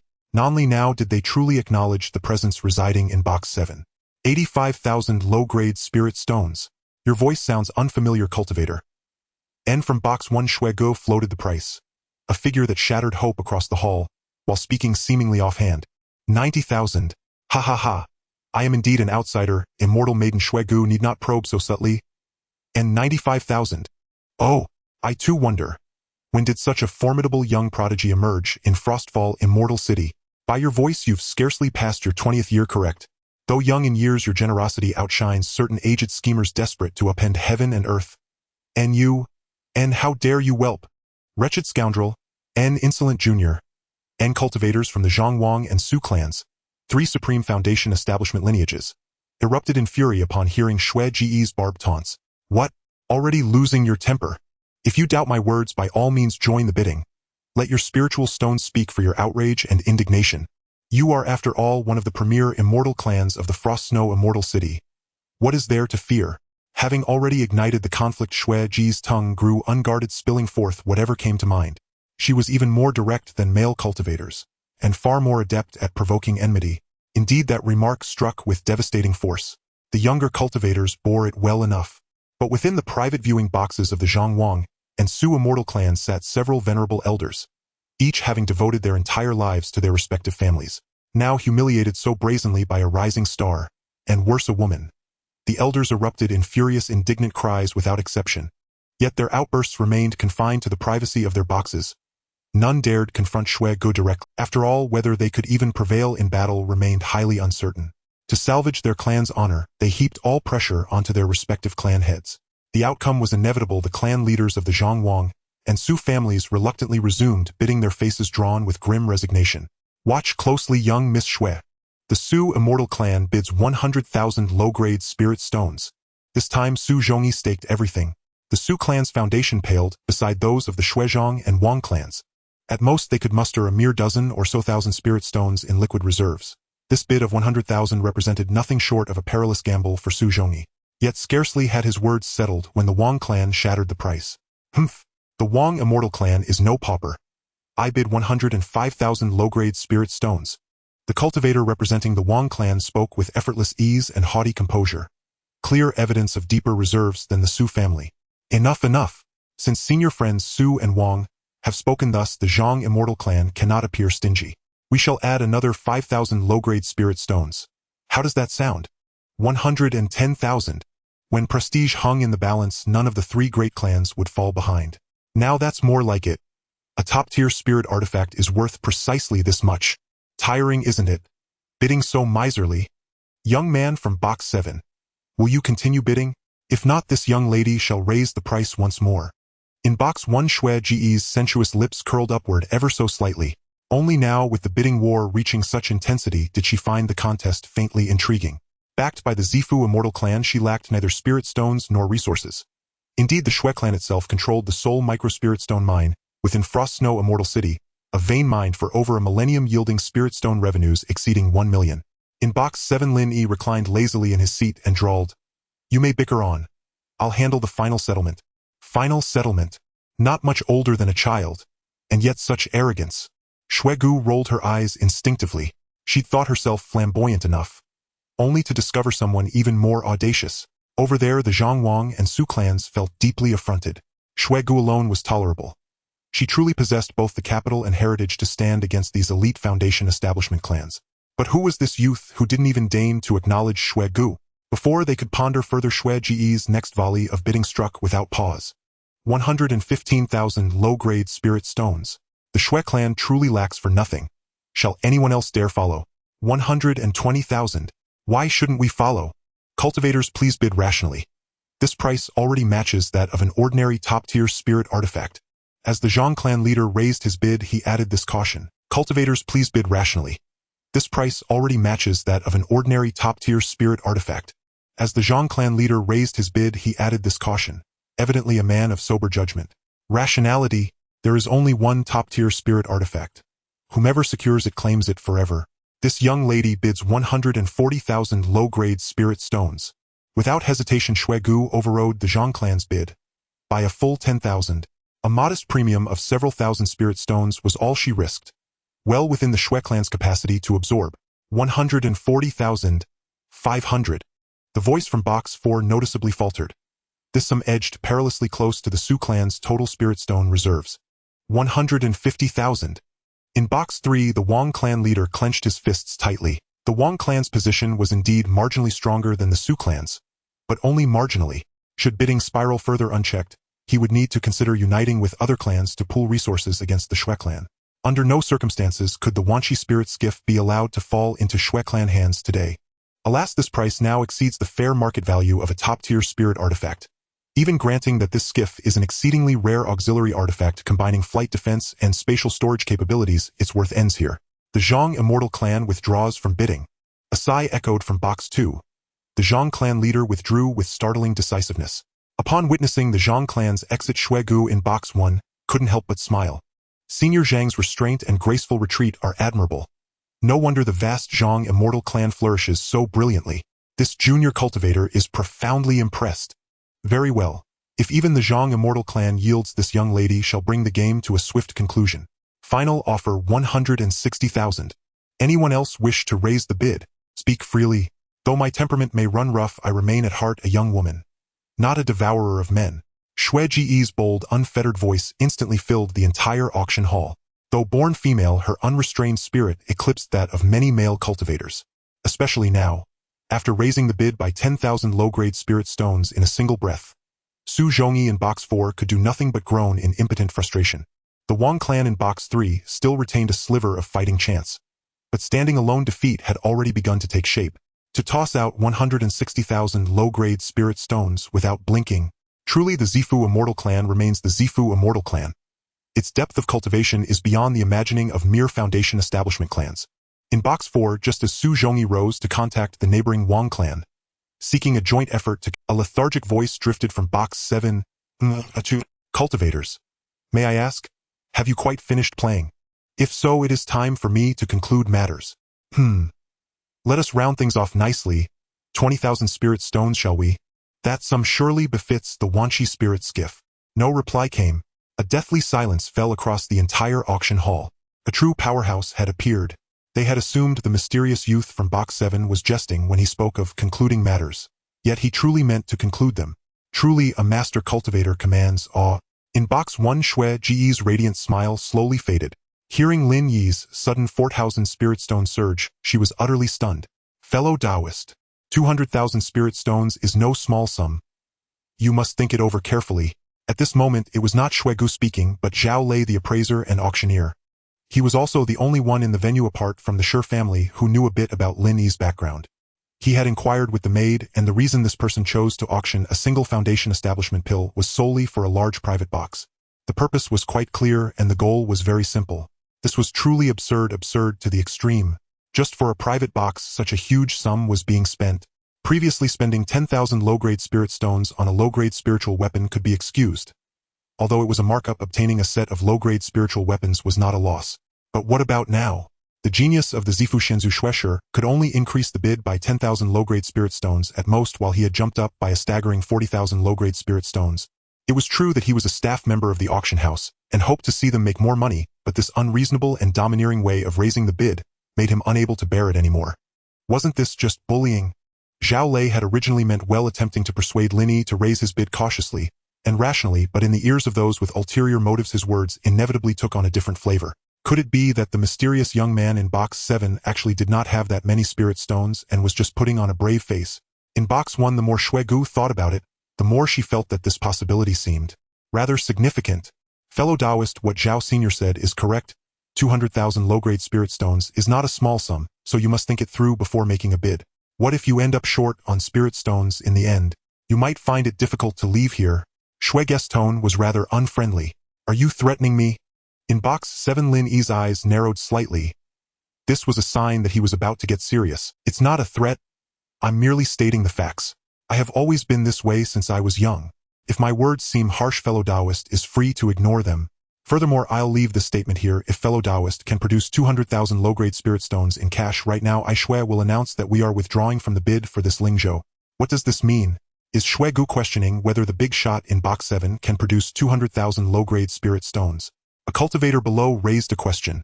It seems so, but I have a feeling of foreboding. I completely agree with Shui Gu. Have you not seen how the top foundation establishment families Zhang Wang, Su and Lei cannot produce them either? Listening to the voices, this was likely just a young brat. How could he possibly have such a wealth of spirit stones? No, not necessarily. This mysterious big shot in box 7 claimed to be an outsider, didn't he? Our Snowfall Immortal City is adjacent to the Zhao family's Immortal Kingdom. With the Zhao family's vast territory, it wouldn't be surprising for some big shot to pass by Snowfall Immortal City occasionally. Nonsense. You're all mistaken. I think the person in box 7 is most likely a plant hired by the auction house or the item consigner. Hiss. Fellow Taoist, you make a valid point. Your words truly wake the dreamer. Who cares? We'll find out what's going on soon enough. Haven't you seen that the auction house has already sent someone to verify the situation in box 7? Regarding the high-grade spiritual weapon and the enormous sum of 200,000 low-grade spirit stones, the auction house certainly needed to act cautiously. Although Zhao Lei believed that Lin Yi should not lack spirit stones since Shui Gu raised doubts, they still had to give some face and verify the matter. And the best person to verify this was naturally the auctioneer himself. Puff puff puff. Outside box 7, the formation barrier was triggered. Lin Yi slightly withdrew a bit of the formation's power, leaving a gap wide enough for one person to pass through. A few moments later, Zhao Lei pushed the door and entered. As soon as he entered the box, Zhao Lei was firmly locked onto by the gazes of the Shi family members, and every face looked rather unpleasant. It was perfectly normal for the Shi family to react this way. After all, Lin Yi was now in the same boat as them, and doubting Lin Yi was tantamount to doubting them. Not to mention that there were also the Shi family of 4 inside who were orphans and widows that held gratitude towards Lin. Although they were also somewhat hesitant to believe that Lin Yi would possess 200,000 low-grade spirit stones in cash.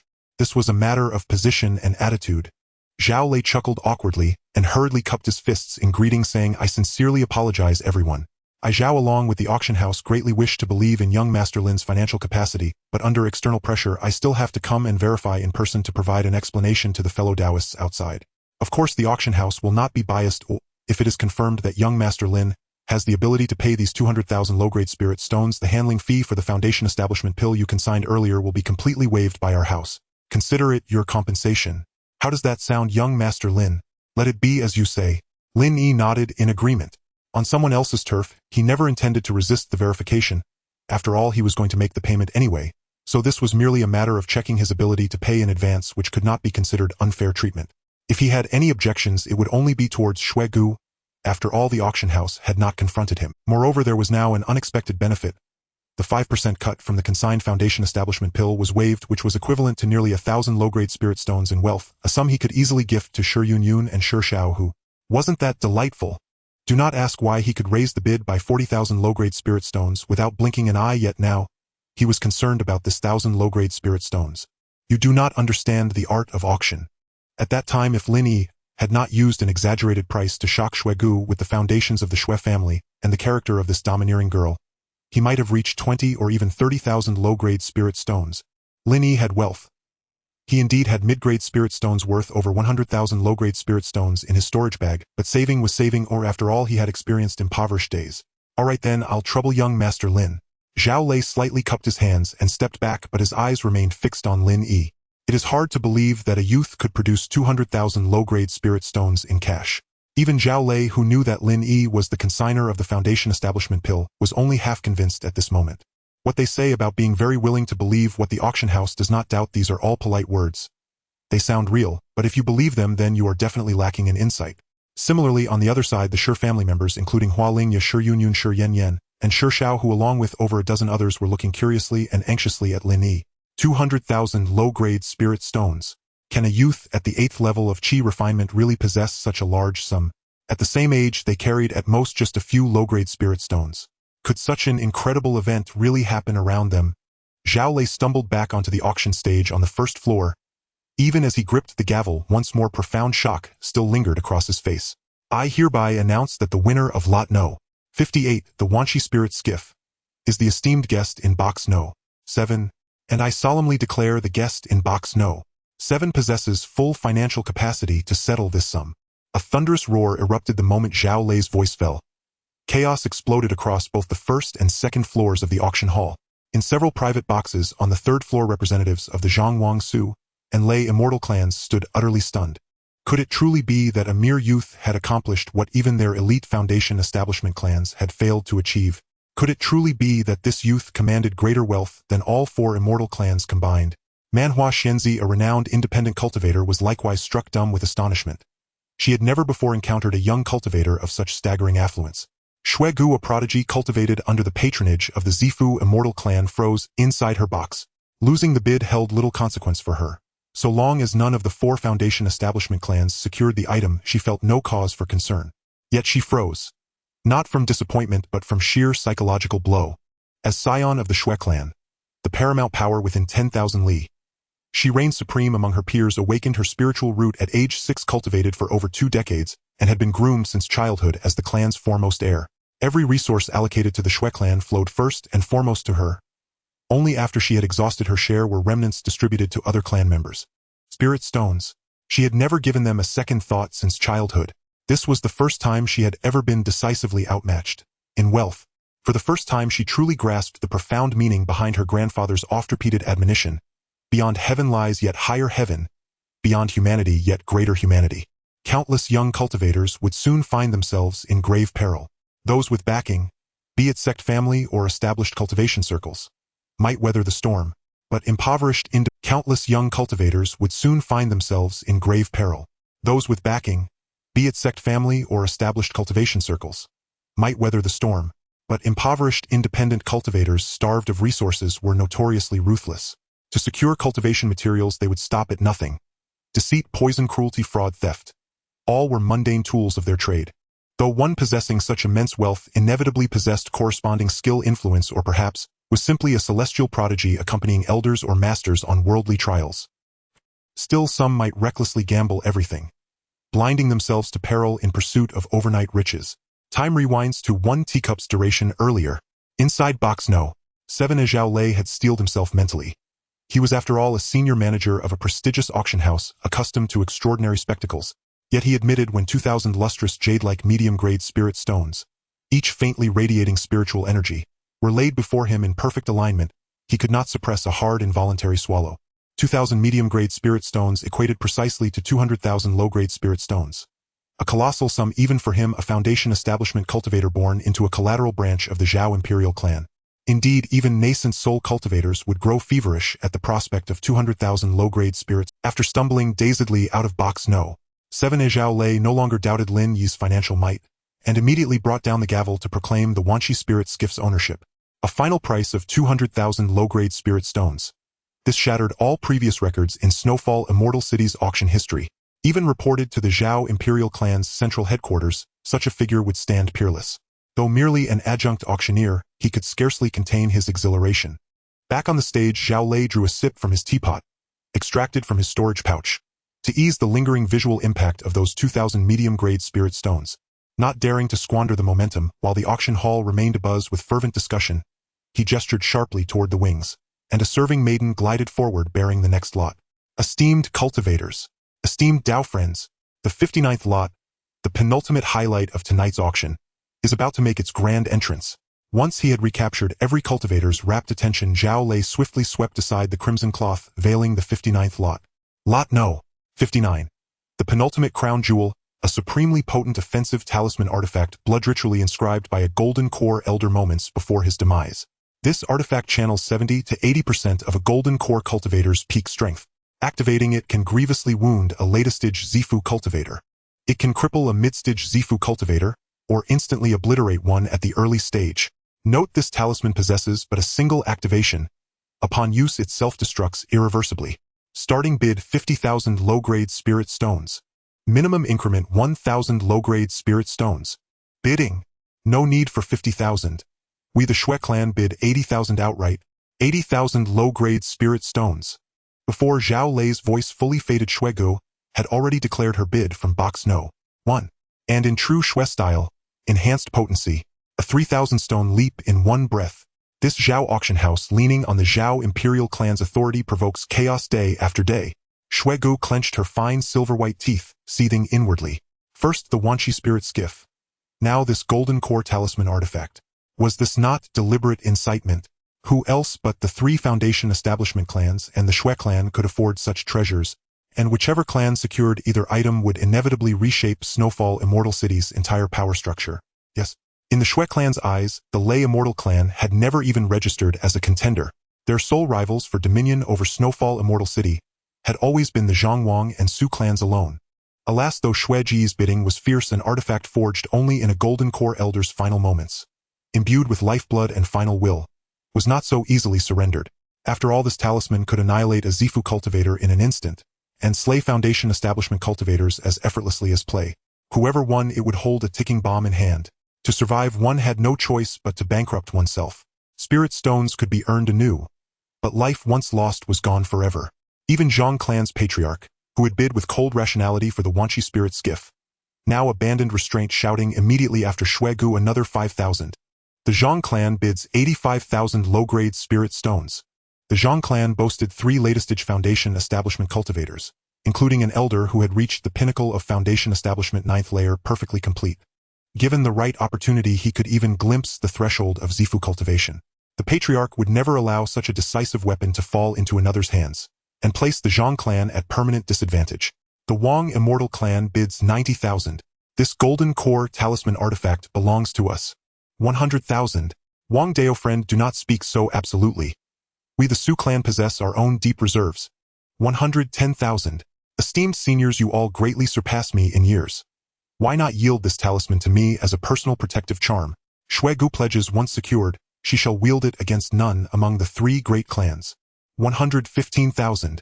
Shui Gu Dao, friend, jests, having broken through to foundation establishment, you are now our peer. Where then is the question of yielding or not yielding? 120,000. The Wang Immortal clan likewise guarantees, once acquired this talisman, shall threaten no immortal clan. I'd believe you only if I were mad. 125,000. 130,000. 140,000. 145,000. 10.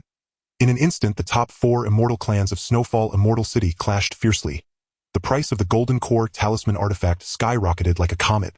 In the private room number 7, Shi Songyan and the elders of the Shi family sat upright, their backs straight, their expressions serious, appearing very solemn. This situation occurred after Lin Yi casually threw out 2,000 medium-grade spirit stones. Occasionally there would be some changes, but only when Lin Yi spoke to them would they smile ingratiatingly. Previously, although they treated Lin Yi very well, it was merely out of respect for a distinguished guest, not the deliberate flattery and reverence seen now. By now, how could they not realize that they had encountered a benefactor, using foundation establishment pills to exchange for a private room? 10,000 low-grade spirit stones to purchase a low-grade spiritual artifact. 200,000 low-grade spirit stones to buy a top-grade spiritual artifact, the Wanquan spirit boat. The auction had not even ended, and they had already spent over 200,000 spirit stones. Who would believe that he didn't have an extraordinary background? This was no mere distinguished guest of the Shi family. He was practically the Shi family's own father. As long as they could establish some connection with this big shot and receive some benefits from him, how could the Shi family not soar to greatness in the future? Thinking of this, Shi Songyan and several elders of the Shi family felt their hearts burn with excitement as they looked at Shi Yunyun and Shi Yinyan sitting on either side of their father. The members of the Shi family laughed confidently. As the clan leader, Shi Songyan thought even further ahead. He decided that once the auction was over, he would return to the clan and severely punish all those who had bullied Shi Yunyan's family over the years. Even the branch elders would receive stern warnings. They must absolutely not allow any grievances to arise between the Shi family and young Master Lin. Elder Songyan, can you guess what the final price of this golden core talisman will be? Outside, the price of the golden core talisman kept rising, and the brains of the 4 great celestial clans seemed to be about to explode, while inside room number 7 Lin Yi suddenly asked this. Upon receiving Lin Yi's question, Shi Songyan did not dare to delay. After a moment of careful thought, he replied with some caution. Although this golden core talisman is a one-time treasure, it cannot compare to the fully functional Wanquan spirit boat that young master purchased, which also features a reusable third-level top-grade defensive formation. However, this talisman can exert its maximum power even in the hands of a chi refining stage cultivator capable of directly annihilating a purple mansion realm cultivator. This aspect of the golden core talisman is something the Wanquan spirit boat cannot match. If used wisely, it can serve as a powerful trump card even without being employed directly. As the saying goes, there are always thieves, but never a thief-proof method. Eventually, a defensive position will fail. Thus, I dare to estimate this talisman at 220,000 low-grade spirit stones. After all, it was made from the blood of a golden core expert before their demise, and its deterrent power and value may be slightly higher than the Wanquan spirit boat. Nodding, Lin Yi patted Shi Yunyun's hand beside him and said, "Little Yuner, what do you think?" Shi Yunyun was munching on a spirit fruit, having never tasted such a delicacy before, outside the market price for one with several spirit stones. Hearing Lin Yi's words, she simply smiled and looked up, her cheeks puffed as she mumbled, "Lin Yi, the largest amount of spirit stones I've ever encountered since childhood was from a gift. How would I know this?" Shi Xiaohu, don't snatch it from me." As she spoke halfway, Shi Yunyun began to squabble with Shi Xiaohu over the last spirit fruit, much to Lin Yi's amusement. Shi Yanyan and Hua Lingya, sitting quietly beside them, exchanged awkward smiles of apology towards Lin Yi. There was no helping it. They were so used to being poor that they had never had the privilege to enter such a luxurious environment, even when Hua Lingya's husband was alive. While Shi Yanyan inherited Hua Lingya's temperament well, Shi Yunyun and Shi Xiaohu were both lively and energetic, unable to resist the allure of the free spirit fruits right at their lips. Lin Yi waved his hand to indicate it was no problem. His attention had gradually shifted to the external bidding war. After a stick of incense's worth of fierce competition, the price of the golden core talisman had already soared to 200,000 low-grade spirit stones. And the one making the bids was the formidable Lady Xuegu. Perhaps she thought that Lin Yi had spent all his spirit stones on the Wanquan spirit boat and no longer posed a threat. Thus, at this moment, Miss Xuegu seemed to have regained her previous brilliance as the top genius of the Purple Mansion Celestial Clan, overpowering the other three great celestial clans with ease. Once the price reached 200,000 low-grade spirit stones, the three major foundation establishment celestial clans could no longer compete with Xuegu alone. The fierce bidding slowed significantly. Everyone could clearly see that the three great celestial clans had surely noticed Xuegu's relentless pressure, and were now stalling for time, while the Zhongwang and Su clans had sent representatives to discuss a potential alliance.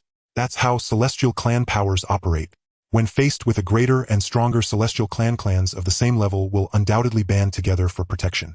However, once the threat above them is eliminated, they will instantly shatter and fragment.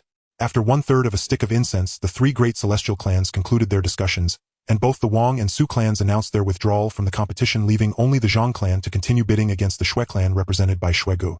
Clearly, both the Wang and Su clans had lent their resources to the Zhang clan.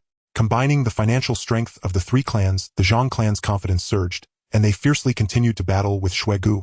The Wang and Su clans promised to lend 15,000 low-grade spirit stones, each to the Zhang clan, totaling 30,000 low-grade spirit stones, along with the Zhang clan's own promise of 15,000, making for a total of 45,000 low-grade spirit stones. Once the talisman was secured, it would not be placed into storage bags. Each clan would assign a foundation establishment cultivator to guard it.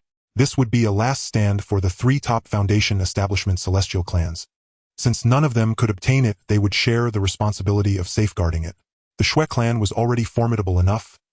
It would be impossible to let them acquire such a golden core talisman. The clan leader of the Zhang clan, representing the three top families of the snowy celestial city, kept raising the bid, while the domineering Xuegu, equal in temperament to any man, showed no signs of backing down. In mere moments, the auction price soared to a new height, surpassing 250,000 low-grade spirit stones. This price had far exceeded Shi Songyan's earlier estimate. At this moment, even Lin Yi felt a sense of admiration for the masterminds behind the auction house of the Zhao clan from snowy celestial city. Not only was their marketing plan top-notch, but their methods were also extraordinary. It should be noted that both the Wanquan spirit boat and the golden core talisman were treasures that only golden core experts could create. However, one thing Lin Yi did not quite understand was how these two centerpiece auction items ended up being auctioned in this snowy celestial city, which only had one Purple Mansion celestial clan. While it couldn't be said to be a waste of heavenly materials, it certainly seemed inappropriate. After surging to 250,000 low-grade spirit stones, the price of the golden core talismanic treasure plateaued once more. This in truth was its genuine market value. Though formidable enough to slay a nascent soul cultivator at the initial stage of the Purple Mansion realm, the artifact possessed but a single use, and even then success was not guaranteed. After all, no cultivator would stand motionless inviting death. its worth thus approximated that of a supreme-grade spirit artifact. Though the Shui Zhongwang and Su clans each harbored deep reserves, none could squander spirit stones recklessly. To lose 1,000 spirit stones is a loss, to lose 10,000 is likewise a loss. Yet between them lies an unbridgeable chasm. Zhao Lei, presiding from the first-floor auction podium, watched the bidding stall and raised his gavel. Distinguished guests, the No. 1 private chamber has bid 250,000 low-grade spirit stones. Is there any further bidding? If none step forward, I shall strike the gavel. He bore no greed. 250,000 low-grade spirit stones already ensured a handsome profit for the auction house. Any further increase would merely be ornamental. Others remained unaware, but as one of the auction house's senior managers, he knew certain truths behind the scenes. In truth, Zhao Auction House had never intended to incite rivalry among the 4 great immortal clans, Shui Zhongwang and Su. Even the final most coveted lots were personally contributed by the enigmatic head curator Zhao Hanjun, a direct scion of the imperial Zhao clan, whose motives ran far deeper than mere commerce. Ironically, those very clans still believed the auction house targeted them, fiercely competing amongst themselves, unaware that their so-called adversary hadn't deigned to glance their way. 253,000. No sooner had Zhao Lei spoken than the patriarch of the Zhang clan, seated in chamber No. 2, raised the bid by another 3,000 low-grade spirit stones. Their collective ceiling stood at 450,000 low-grade spirit stones. But spirit stones did not fall from the sky. None wished to bleed dry before the final moment. With the Zhang clan having raised the bid, what choice did Xuegu have? 256,000. She too was cornered, holding firm against mounting pressure. She stood alone, yet the Shui clan was a vast lineage. Even her exceptional status granted access to only 200,000 or 300,000 spirit stones. Beyond that, whispers would surely erupt throughout the clan.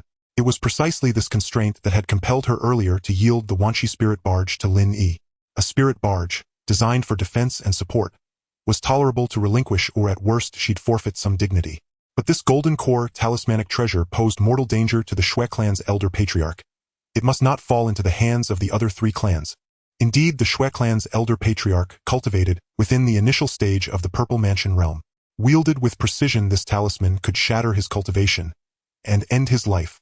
Observing Shui Ji's tenacious bidding, Su Zhongyi of the Su clan interjected, "Esteemed Taoist Xuegu, our 3 clans have already forged an alliance. Withdraw, I beg you. You fear we might deploy this talisman against your Purple Mansion elder patriarch. I swear upon the entire Su clan's honor, we shall never conspire with the Zhang or Wang clans to commit such treachery. Indeed, immortal Lady Xuegu, why must we contend so bitterly? Let us each retreat one step. The Wang clan likewise pledges, should we secure the talisman, we shall never stoop to such dishonorable conduct." The patriarch of the Wang clan echoed the sentiment. Within chamber No. 1, a Xuegu wavered, tempted to concede. Yet unease coiled tightly in her chest. For now relations remained cordial. But what if conflict arose tomorrow? Would not that talisman then descend upon the Shui clan like a thunderbolt? Sensing her hesitation, the Zhang clan patriarch added, "We shall swear the grand oath of inner demons so long as the Shui clan refrains from holding today's events against us, and undertakes no unwarranted suppression. We shall never turn this talisman against you. Does this satisfy you, Taoist Xuegu?" Privately he added, "Should the Shui clan ever move to suppress us, even the slightest sign, we shall bear." His words struck like the final straw upon a burdened camel, landing precisely where doubt had taken root in Shui Ji's heart. Just as Xuegu prepared to assent, a calm, unhurried voice drifted from chamber No. 7. "Wait. Honored sirs, have you truly decided the talisman's fate without consulting me?" No sooner had Lin Yi spoken than Xuegu erupted. "Not the 3 clan patriarchs. Taoist of chamber No. 7. I acknowledge your wealth. You bid on supreme-grade spirit artifacts without hesitation and dispense 200,000 spirit stones as though they were dust. Yet you've already spent 200,000 low-grade spirit stones. This lot is distinct and precious. You possess no remaining funds. Please refrain from disrupting proceedings." Taoist Xuegu speaks rightly. The bidding is beyond your reach. Child, first safeguard your own supreme-grade spirit artifact. He. Having spent so much, why persist in playing the peacock? A youth loves spectacle, we understand. In an instant, the vast auction hall resounded with the Zhongwang and Su clans biting mockery of Lin Yi. Victory seemed imminent. Threats had dissolved. Long-suppressed arrogance now surged forth. They may have forgotten the sheer magnitude of expending 200,000 low-grade spirit stones at once. Within chamber No. 7, Lin Yi merely let out a soft, derisive chuckle. "You grasp nothing of true wealth. Did I ever claim my funds were exhausted after spending 200,000 spirit stones? How laughable! How shallow! How dare a frog in a well mock a soaring crane? Today I shall enlighten you. To witness the meaning of true fortune. Chamber No. 7 bids 280,000 low-grade spirit stones. Should any doubt my ability to produce them, invite senior appraiser Zhao to verify. Immediately, the chamber's array shielded his identity completely. As for the auction house, he planned to depart immediately after the auction. No nascent soul cultivator, let alone a mere foundation establishment expert, could detain him. So, what harm in one final glorious display of audacity? For the Zhao auction house, this marked yet another moment of stunned silence descending upon the hall. The 3 clan patriarchs, moments ago roaring with scorn, now sat mute. Shui Gutu stared blankly speechless. How could they fathom that this mysterious youth from Chamber No. 7 retained both the will and means to continue bidding? What manner of terrifying figure had they just encountered? 200,000 plus 280,000. Nearly 500,000 low-grade spirit stones. Could such a sum truly issue from the lips of a youth whose voice still carried the timbre of adolescence? None dared believe it. They preferred to imagine him a mere messenger. While within Chamber No. 7 lurked a true master, perhaps a nascent soul cultivator or even a golden core sovereign. For 180,000 low-grade spirit stones. A sum so colossal that even the Shui clan's strongest among the Frostfall immortal cities' lineages would suffer grievous depletion attempting to raise it outright. Today's events were utterly preposterous.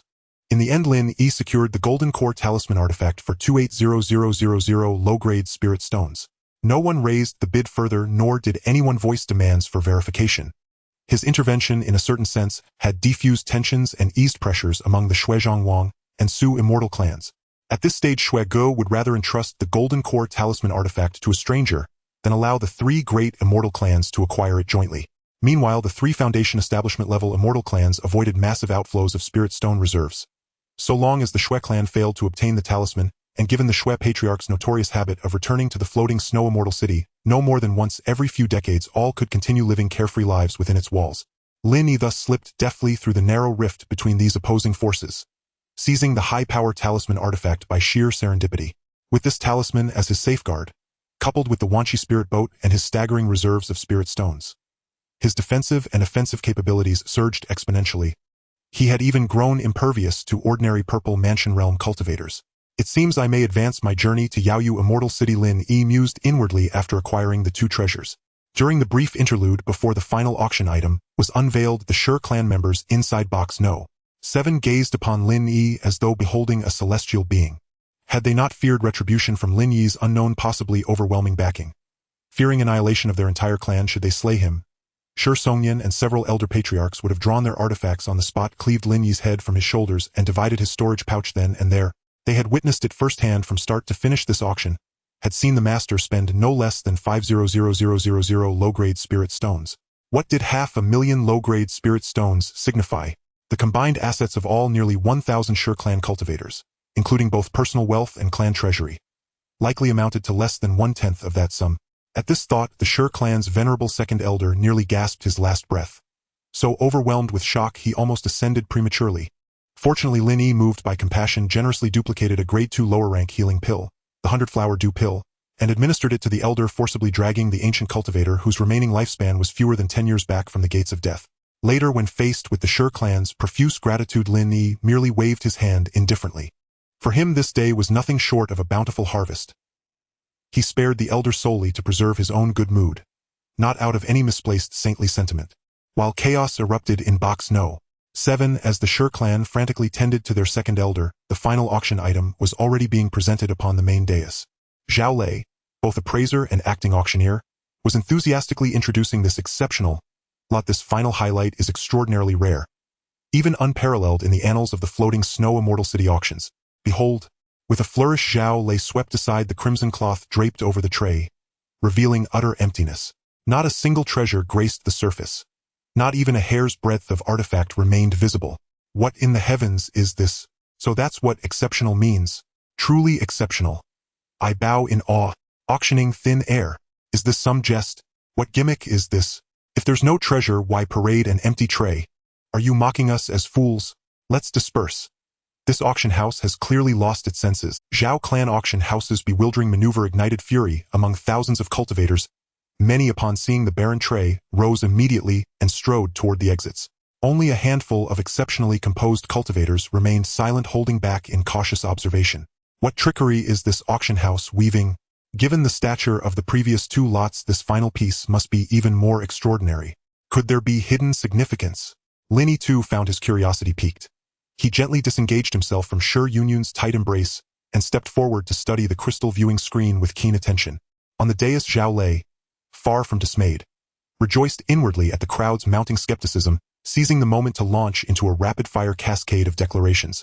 Lot 60, the final highlight of this grand auction, is not an object but an opportunity. It grants exclusive access to a joint exploration of the sealed cultivation cave of a deceased golden core realm cultivator. The Zhao Imperial clan solemnly swears any cultivator who secures this opportunity shall receive precisely 1/10 of the total value of all treasures unearthed within that golden core cultivator's cave. The starting bid is 1,000,000 low-grade spirit stones. Each increment must be no less than 3,000 low-grade spirit stones. Bidding begins now.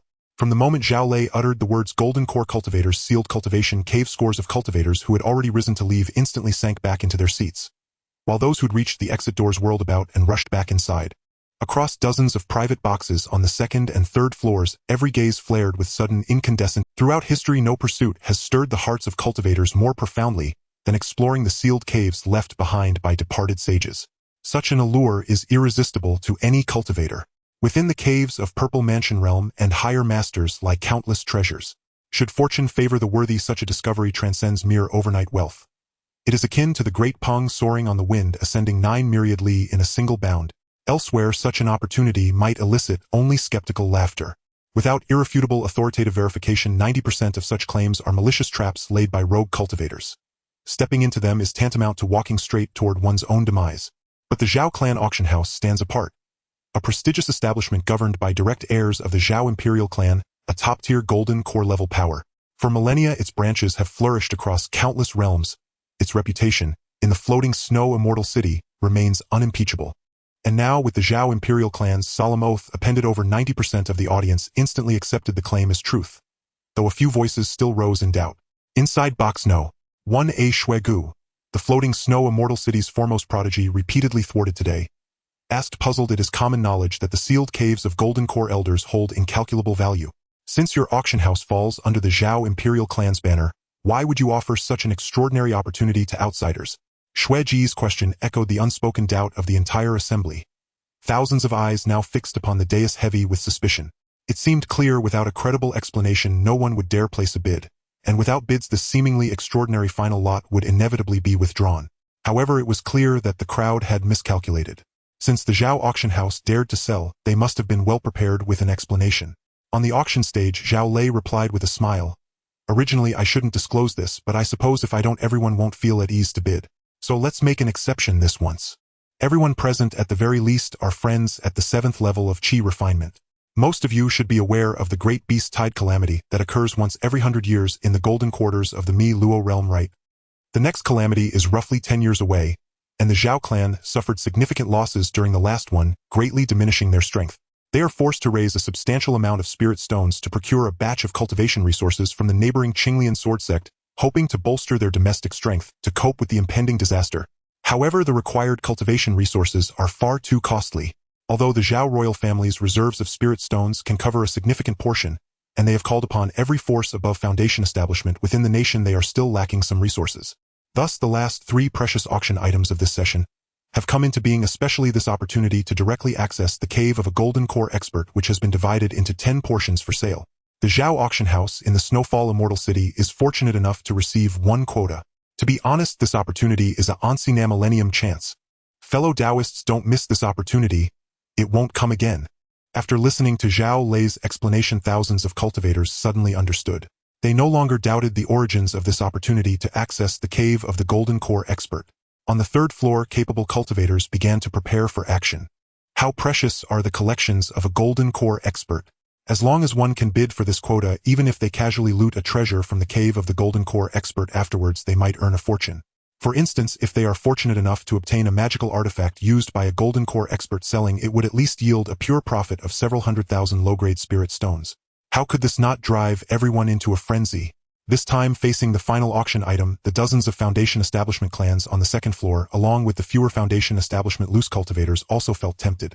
They understood that with the strength of their clan or themselves alone, they could never compete against the big shots on the third floor, so they imitated the earlier approach of the Zhongwang and Su clans, forming alliances to send representatives to negotiate among the various private rooms. Soon 2 organizations formed by the Foundation Establishment clans of Snowfall Immortal City and the nearby loose cultivators appeared rapidly. The spokesperson representing the alliance of Foundation Establishment clans from the second floor was a Midstage Foundation Establishment cultivator from the Gao clan, temporarily taking charge of calling out bids. As for the loose cultivators at the Foundation Establishment stage, their power was simply too weak, and with each harboring their own intentions, they were essentially a scattered group, leading to disunity no matter who took charge. In the end, they had no choice but to ask Sister Manhua, who was also a loose cultivator on the third floor, to step. All loose cultivators on the second floor would heed her command, pooling their resources in an attempt to take a chance at this extraordinary opportunity. As for the profits gained after entering the cave of the Golden Core Expert, that would naturally be distributed evenly according to the amount of spirit stones contributed. In an instant, the Midstage Foundation Establishment cultivator Sister Manhua and the 1st to 4th private rooms on the third floor began the final chase. The quota for entering the cave of the Golden Core Expert skyrocketed from 100,000 low-grade spirit stone, 100,300 stones, 100,600 stones, 111,200 stones, 128,000 stones, 143,000 stones, 169,000 stones, 186,000 stones, 234,000 stones, until the price once again broke through 250,000. Many who were particularly impressed by this price instinctively turned their gaze toward the direction of box number 7. Even among the private rooms on the third floor, the members of the Zhongwang and Su clans who had been pressed down by Lin Yi with spirit stones felt a strange sense of tension. It was not surprising they felt this way. The boy inside box number 7 was simply too mysterious. He had already splurged nearly 500,000 low-grade spirit stones in one go. Who would dare to say he had no more left? The last person who dared to question him was still silent inside box number 1. On the auction stage of the first floor, Zhao lay holding the auction hammer, and doing nothing had seen the price escalate wildly without requiring his provocation. He too looked toward the direction of box number 7. That young expert was equally unfathomable to him. He did not know whether he still had the strength to bid for the last auction item. At this moment in box number 7, Lin Yi was somewhat speechless as he looked at the thousands of cultivators' gazes from the outside. Even though his true cultivation level had reached the 3rd level of Foundation Establishment, being the focus of thousands still made him somewhat uneasy. Deep down, he actually did not wish to bid for this so-called opportunity. After all, this thing sounded unreliable. If it were just 1 or 2 people, it might be manageable. But to enter a Golden Core Expert's remains with 10 others simultaneously, there would undoubtedly be the Zhao royal family's spies. With hearts concealed, such matters are extremely dangerous. What if that Golden Core Expert was also a malevolent figure leaving a few traps behind? Under internal and external troubles, there could be a risk to one's life. Not only would he lose spirit stones, but he might also pay with his life. Lin Yi, who aimed to take a steady approach, would never do such a foolish thing. No need to look any further. This young master is not interested in this extraordinary opportunity. You all can bid however you like. I won't intervene. Huff. With this guarantee from the young master, the 6 factions competing relaxed their shoulders in relief. The onlookers on the first floor all wore disappointed expressions. However, after a moment, many cultivators suddenly reacted. Did this young master say he was not interested in this opportunity, which is why he won't intervene? He didn't say he wouldn't participate due to lack of spirit stones, did he?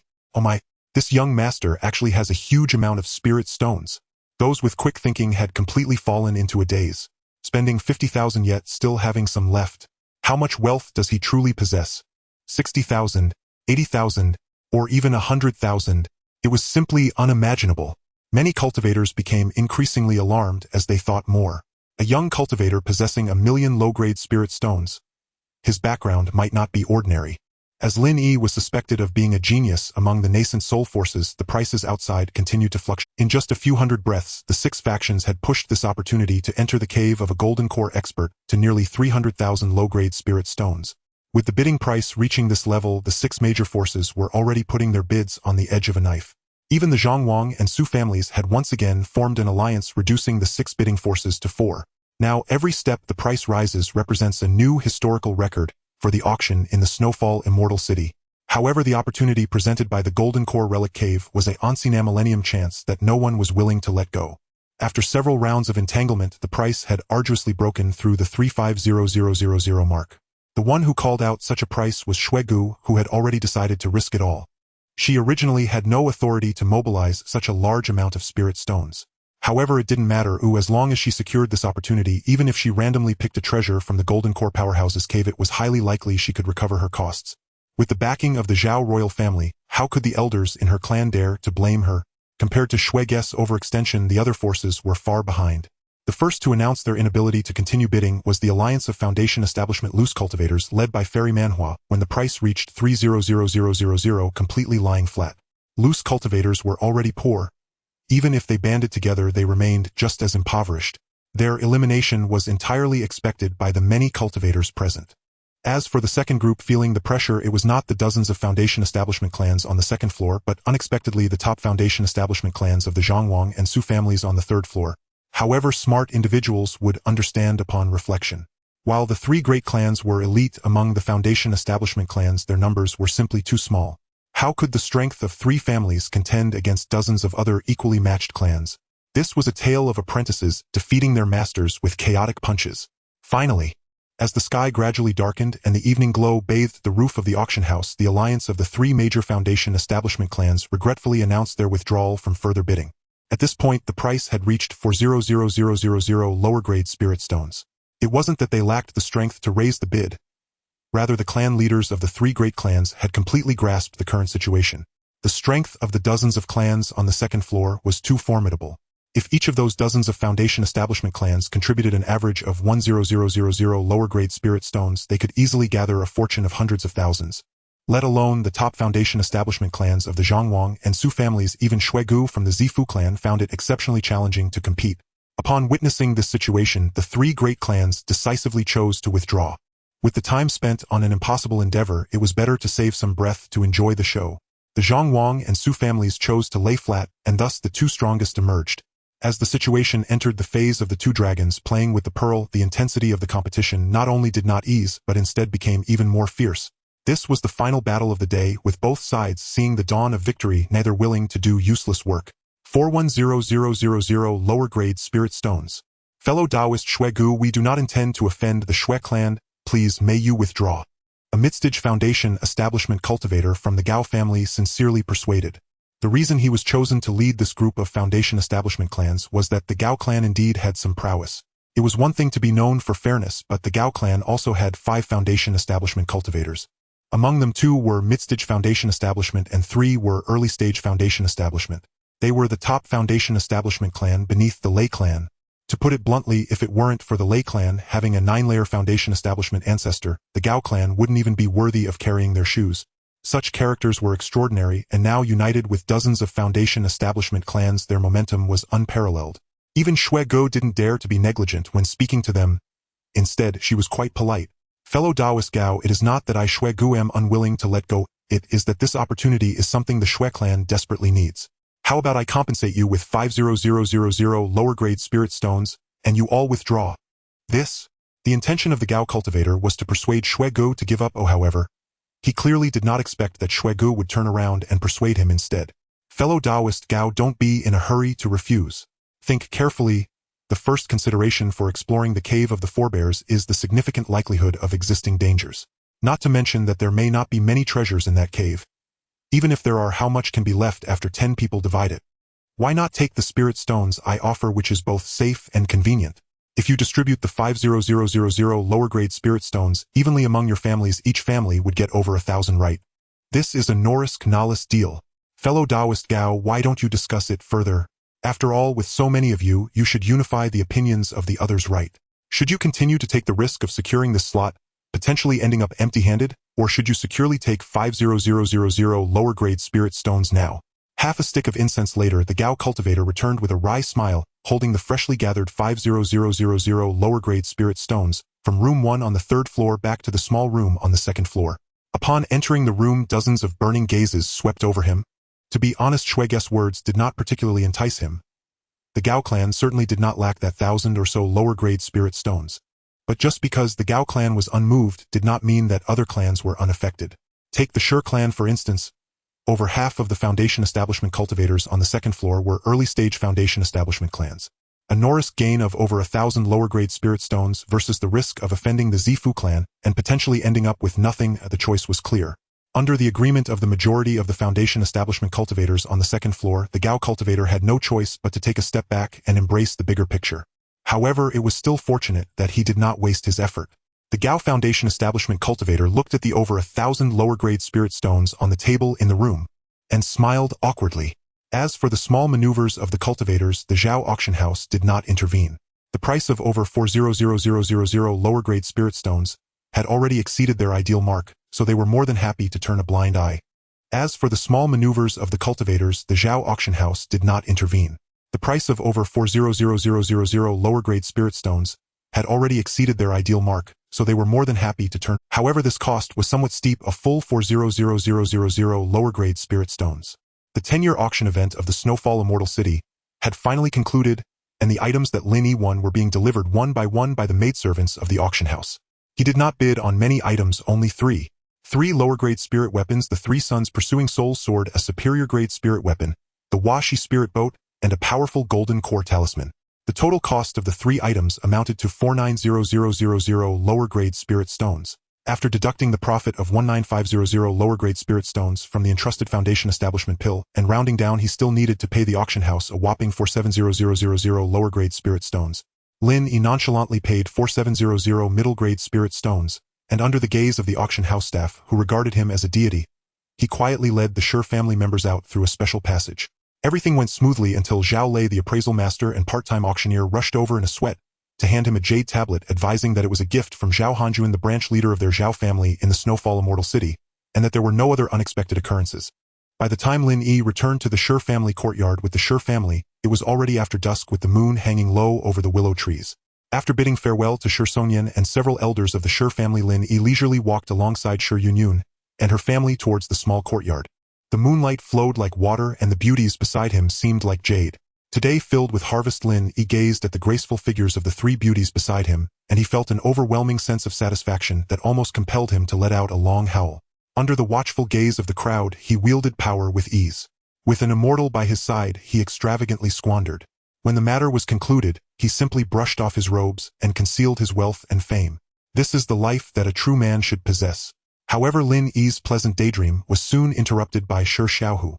The little rascal sneakily darted from beside Hua Lingya to Lin Yi's side, mimicking his second sister Shi Yunyun by wrapping his arms around Lin Yi's, and then spoke in a voice as thin as a mosquito's buzz, brother-in-law. Will you always look after us in the future? Lin Yi patted Shi Ziya's sturdy shoulder, and smilingly retorted, why do you say that? Well, brother-in-law, look at you. You're so wealthy, talented, and handsome. In the future, there will surely be many people around you trying to curry favor, and I'm just a bit worried that you might forget about us. Today, he finally witnessed what a true grand occasion looked like. Among the 60 auction items, not a single one had a starting bid below 500 low-grade spirit stones. Those people casually calling out prices were amounts he had never seen in over a decade. What took his breath away even more was the scene of Lin Yi sweeping through the Snowfall Immortal City, with his financial prowess causing the various powerful clans to be left in a state of disarray. What is a grand occasion? This is it. What is the cultivation world? This is it. He even had a premonition that although he was just stepping into the world today, he might have already reached the pinnacle. Though he was small, he was still a boy. Today's enriching experiences made his once playful and restless heart swell, slightly awakening his masculine nature. In just one day, or perhaps it was only in the brief moments spent strolling under the moonlight, he felt as though he had grown considerably. He wanted to closely follow Lin Yi to become a significant figure capable of commanding the winds and rains. But this was merely his one-sided dream. He feared that Lin Yi might look down on him. Years of poverty had left Shi Xiaohu with a sense of inferiority. Yet when Lin Yi heard this, he just laughed heartily and responded in a powerful tone, I won't forget you all. In fact, if you are willing, I can take you back to my family's place. Originally, Lin Yi had no such confidence or intention, but since he had won that Lingzhou boat, taking a few people across the wilderness was no longer a problem, so he casually mentioned it. He did not lower his voice intentionally, and naturally Hua Lingya and Shi Yunyun heard him. Of course, Shi Ziya's cultivation level was the lowest in the entire venue, and he thought he was speaking softly, but his words had already reached the ears of the 3 girls, Shi Yunyun included. Really, brother-in-law? Are you really willing to take us with you? In an instant, Shi Ziya's eyes seemed to be electrified, shining with dazzling brilliance under the moonlight. Beside them, Shi Yanyan and Shi Yunyun also had their faces flushed, unsure whether it was due to Shi Ziya's unrestrained words or something else. However, if someone looked closely, they could clearly see a hue of happiness in their eyes. Perhaps in their hearts, there was not a shred of nostalgia for the Shi family. If someone were willing to take them to another place to live to start a new journey, they might hesitate to refuse. But if that person was Lin Yi, they would likely accept with great joy. Of course it's true, but we also need to consider Aunt Hua's thoughts. If she disagrees, then I can't do anything about it. Lin Yi did not even ask Shi Yunyun and Shi Yanyan, but from their expressions it was evident that they were all in favor of the idea. Lingya naturally felt delighted upon hearing Lin Yi was willing to take her family away from their hardships. However, being older, she had many considerations. Seeing Lingya's somewhat troubled expression, Lin Yi immediately understood and selectively introduced his current situation. "Aunt Hua, to be honest, first, I am actually a member of a family.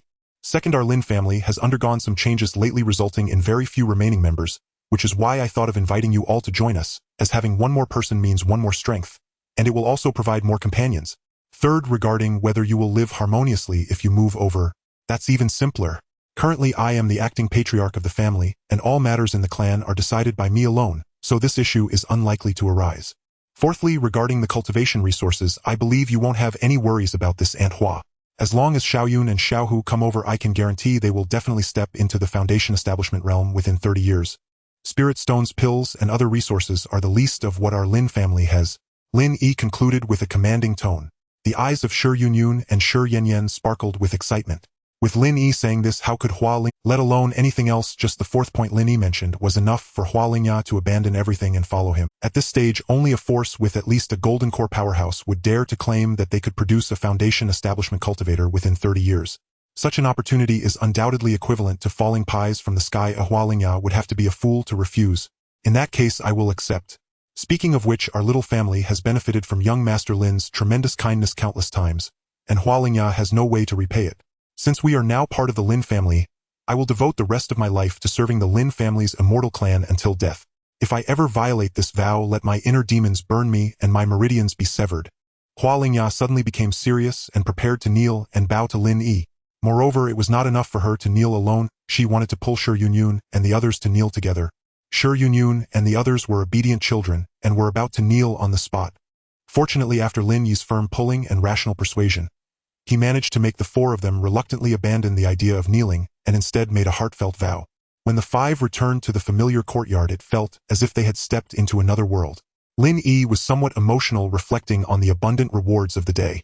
Not only had they acquired 3 treasures, but they had also brought some fresh blood into the severely dwindled Lin. In just a day's time, they had re-encountered a new side of the cultivation world.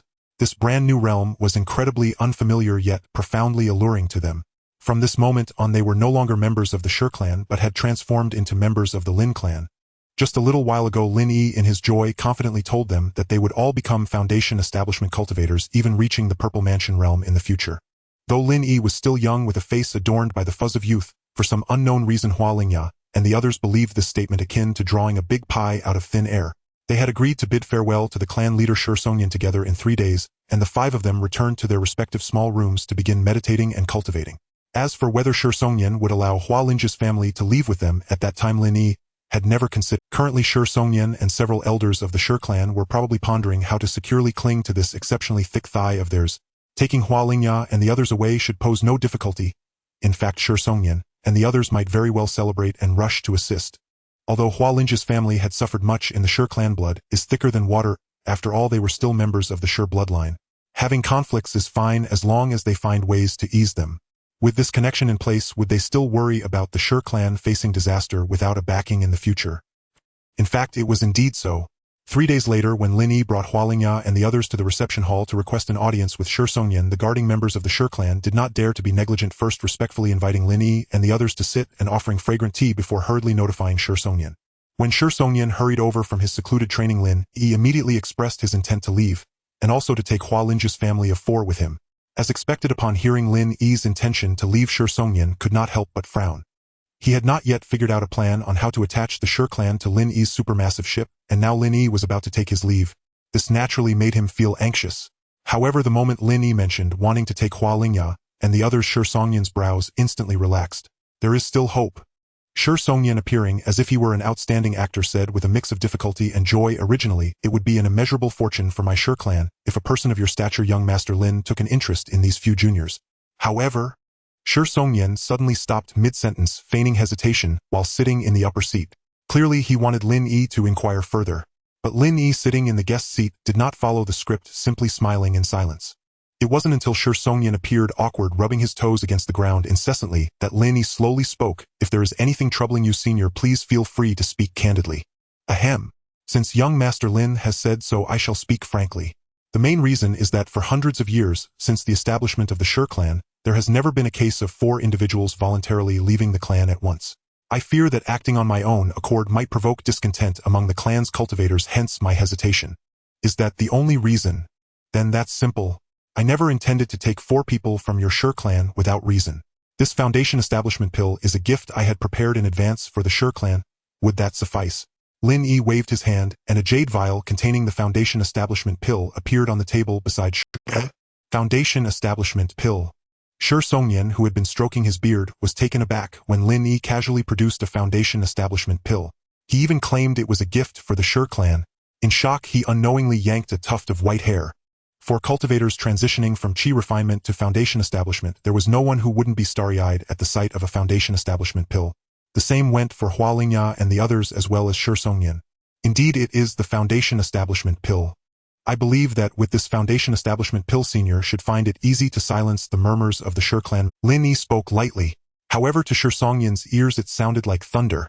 Shi Songyan truly did not expect Lin Yi to be willing to part with such substantial resources just to take 4 members of the Shi clan. Of course, this substantial resource was merely what he perceived. To Lin Yi, it was a trivial matter of using a few mid-grade spirit stones to replicate.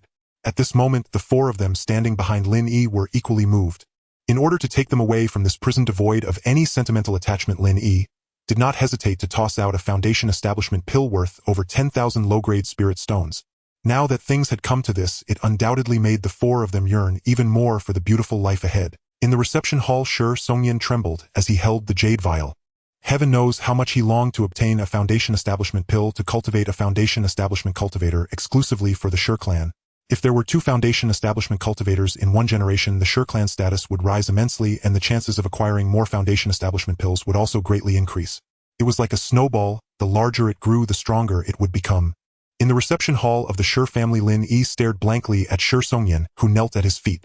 Behind him, Hualingya, Shi Yinyan, Shi Yunyun, and Shi Shao, who were also frozen in shock. Little did they expect to encounter such a situation just before leaving. Lin Yi initially wanted to use his true essence to lift Shi Songyan, but suddenly remembered that he was only at the 8th level of chi refinement, feeling it was inappropriate. After pondering for a moment, he decided to help him directly with his hands. However, Shi Songyan turned his head and stubbornly threw a tantrum, insisting that he wouldn't get up no matter what unless he agreed. Lin Yi couldn't help but smile wryly. Senior Songyan, it's not that I don't wish to accept the Shi family as a vassal. On the contrary, I'm quite willing. But for such a significant matter, shouldn't you consult with the others in the clan? At the very least, you should discuss it with the 7 elders. Lin Yi earnestly advised. Unexpectedly, Shi Songyan, like a stubborn turtle, resolutely refused, saying, "No need to ask. I am the only foundation establishment cultivator in the entire Shi family. As long as I speak, the whole clan must listen to me. Whatever I say, they must obey. Young Master Lin need not go through all this trouble." Faced with such unreasonable Shi Songyan, Lin Yi truly had no way out. Fortunately, in this critical moment, a flash of inspiration struck him. "Senior Songyan, please rise. Isn't it enough for me to agree to accept the Shi family?" "Really? Young Master Lin isn't just teasing this old bone of mine, right?" Shi Songyan was overjoyed upon hearing Lin Yi's concession. "What benefit would I gain from teasing you?" Lin Yi, frustrated, even dropped the formalities. "I just thought about it. I indeed need to establish a base in this snowfall immortal city. Since the Shi family has taken the initiative to approach me, it seems we are quite compatible. However, the Shi family, as my vassal clan, must operate discreetly. If it's placed in the open, its effectiveness will be greatly diminished. Thus, the ordinary disciples of the Shi family need not be informed. Let them continue to regard me as an honored guest. As for the elders of the branches, I will trouble Senior Songyan to notify them. They are the backbone of the Shi clan and must be made aware of such matters."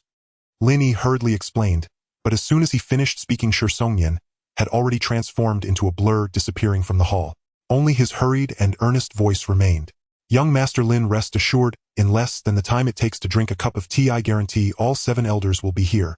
Indeed, Shi Songyan's speed at foundation establishment was not exaggerated. In less time than it took to drink a cup of tea, all 7 elders of the Shi family had been. Indeed, Shi Songyan's speed at foundation establishment was not exaggerated. In less time than it took to drink a cup of tea, all 7 elders of the Shi family had been brought over. After the 7 confused greeted Lin Yi, Shi Songyan directly poured out the details of what he had just done. Upon hearing that Shi Songyan intended to make Lin Yi his personal vassal family, the elders did not react with the expected resistance. Instead, they were eager to agree wholeheartedly. None among them had the foresight of Shi Songyan. They simply wanted to cling to Lin Yi. After all, someone who casually spent 500,000 low-grade spirit stones was not someone to pass up. Most of them were old and lacked the ability to break through to higher realms, but who among them didn't have a few juniors with spirit? As long as they could cling to this powerful figure, the chances of their juniors achieving foundation establishment would significantly increase. Only a fool would refuse. It was just a title of vassal which would lead to a bright future for the family and the younger generation. It was simply too advantageous. Things went smoothly. To express their sincerity, the 7 elders of the Shi family, under Shi Songyan's insistence, each swore an oath of inner demon to declare their willingness to become Lin Yi's vassals, promising not to betray him and other vows. Since the Shi family had expressed their sincerity, Lin Yi could not afford to lose face. Not only did he leave behind the foundation establishment pills he originally intended to give to the Shi family, but he also left a bottle containing 10 second-tier low-grade spirit enhancement pills, 50 medium-grade spirit stones, as well as 10 bottles of first-tier high-grade vitality enhancement pills totaling 100 pills. These cultivation resources were meant to serve as the starting capital he provided to the Shi family. From now on, all the higher-ups of the Shi family would be at his disposal. Even if these higher-ups were to die in the future, Shi Songyan vowed to ensure that the incoming Shi cultivators must swear allegiance to Lin Yi in order to ascend to their positions. It was unimaginable how stirred the Shi family members were upon seeing 12 bottles of pills and a neatly arranged 50 medium-grade spirit stones. On their faces, Lin Yi saw 2 words: fervent. Let alone the foundation establishment pills, just those 10 bottles of first-tier high-grade vitality enhancement pills were worth 10,000 low-grade spirit stones. If used effectively, the number of Qi refinement stage cultivators in the Shi family could increase several folds. That single bottle of 10 spirit enhancement pills was even more extraordinary. Though it contained only 10 pills, it was valued at 6,000 low-grade spirit stones. This was prepared by Lin Yi specifically for Shi Songyan, the only foundation establishment cultivator in the Shi family. With this bottle of second-tier low-grade spirit enhancement pills, he would be able to break through to the mid-foundation establishment stage within 10 years. As for those 50 medium-grade spirit stones, they were simply what Lin Yi casually took out during his inventory clearing. Now there were still 3,000 low-grade spirit stones, 5,050 medium-grade spirit stones, and a full 100 high-grade spirit stones left in his storage bag. Alright. He admitted he had a bit of OCD and intentionally threw out those 50 medium-grade spirit stones. He might cause cultivators outside to collapse if he mentioned it. While others were struggling for a single low-grade spirit stone, living on the edge of a knife, Lin Yi had already grown tired of having 50 medium-grade spirit stones cluttering up his storage bag. It was simply extravagant beyond reason. Even dogs would shake their heads at such flaunting of wealth. Put away the pills and spirit stones. This will be the starting capital I hand over to you. From now on, you must strive to elevate the overall strength of the Shi family. In 10 years, during the Great Wasteland upheaval, I want to see the changes in the Shi family. Not minor changes, but a monumental transformation. Can you all achieve that? Since all the higher-ups of the Shi family had already sworn allegiance to him, his tone naturally was no longer as polite as before. Having given them carrots, he naturally had to wield the stick. They couldn't just take his free meals, right?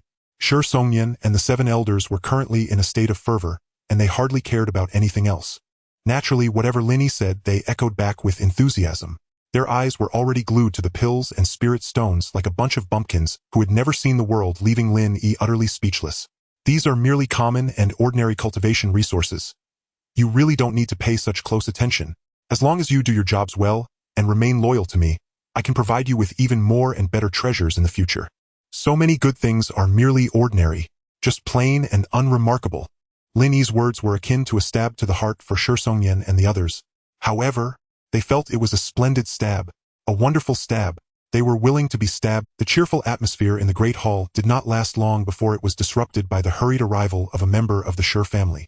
Patriarch elders, something bad has happened. That Lei Zichuan really came to propose. A Shi family disciple on duty at the door rushed into the reception hall in a panic. What? Lei Zichuan came so quickly. Shi Songyan was taken aback, and upon hearing this news, his earlier joy from receiving the foundation establishment pill and the qi-enhancing pill diminished significantly.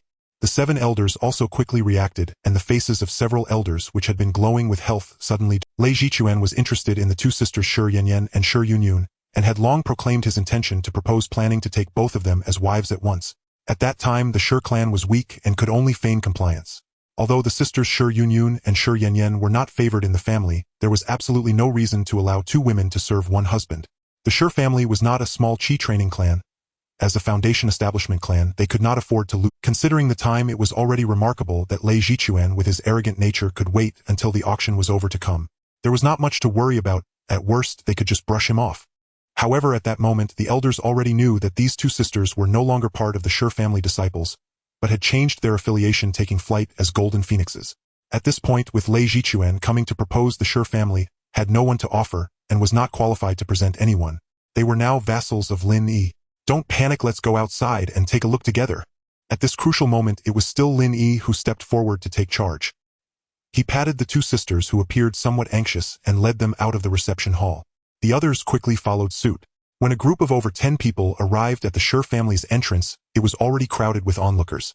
There were both Shi family members and passing cultivators.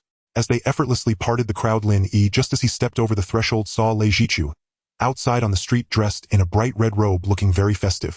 Behind him were two middle-aged cultivators at the peak of chi training. The pair of beady eyes on this man were simply too striking, ruining what was otherwise a fairly decent appearance. People often say that one's appearance is reflective of their heart, which clearly holds some truth. After Lin Yi parted the crowd, Shi Songyan and the others also approached. Among them, sisters Shi Yanyan and Shi Yunyun stood out like a pair of intertwined flowers. One was gentle, the other lively, and their appearance captivated more than 90% of the cultivators present. The moment Lei Zichuan saw the main subjects appear, he immediately moved to close the distance. He had long coveted these two charming beauties, and was determined to secure this pair of sisters today. Just thinking about the possible indulgences to come made Lei Zichuan's legs tremble with excitement. Just as his hand was about to reach out to the two sisters, a sudden sharp voice interrupted. "Remove your dirty hands." It was Lin Yi who, gathering his energy in his palm, swatted Lei Zichuan's hand away. Normally, this should have been addressed by Shi Songyan or an elder of the Shi family. However, just on the way here, Lin Yi had suggested that they proceed cautiously, and that he would handle today's events, as the Shi family still needed to develop in the Snowfall Immortal City, and the Lin Clan could not be dealt with in just a day or two. "You brat! Do you dare to hit me, the young master? Do you believe I can kill you in an instant?" Lin Yi's slap was not held back. Lei Zichuan's hand turned red from the impact, and it was clear that it was about to swell. Of course, the injury on his hand was nothing to be concerned about. What truly infuriated Lei Zichuan was being humiliated by a young boy in front of so many people. That was the real reason for his anger. "Whether I live or die is not up to you. Get lost, a good dog does not block the way, I am leaving." Lin Yi ignored Lei Zichuan's words and pretended to leave. As he moved, Shi Yunyun and Shi Yanyan naturally followed suit. It was only after they had walked a considerable distance that Lei Zichuan finally reacted. Had he just been insulted? Moreover, it seemed that the two little beauties he intended to take home today were also being taken away. "Damn! Are you two dead? Go and kill him." Lei Zichuan was nearly enraged to the point of being dumbfounded. His trembling finger pointed in the direction Lin Yi and the five were leaving as he roared at the two middle-aged chi training cultivators beside him. "Yes, young master." After the two guards drew their weapons and charged forward, Lei Zichuan suddenly remembered that he had seen Lin Yi's face somewhere before. Shaking his head, Lei Zichuan could not be bothered to waste any more time. Anyway, with his two peak chi training guards focused on Lin Yi, that young man who dared to insult him was undoubtedly doomed today. Taking a healing pill from his storage bag, he crushed it and applied it to his visibly swollen right hand before turning his darkened face towards Shi Songyan and the elders of the Shi family, who had remained completely still. "Today I brought the bride price. Do you see it? 3 first-grade high-quality chi-enhancing pills. Yet you treat me like this. Why is my woman leaving with that guy? Shi family, do you owe me an explanation?" Lei Zichuan seemed to be firing off consecutive questions, waving a few pills in his hand wildly as he spoke.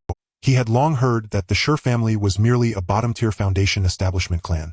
For a top-tier foundation establishment clan's direct heir to personally come to propose and spend 3 first-grade high-quality spirit pills was already a considerable show of respect to the Shi family.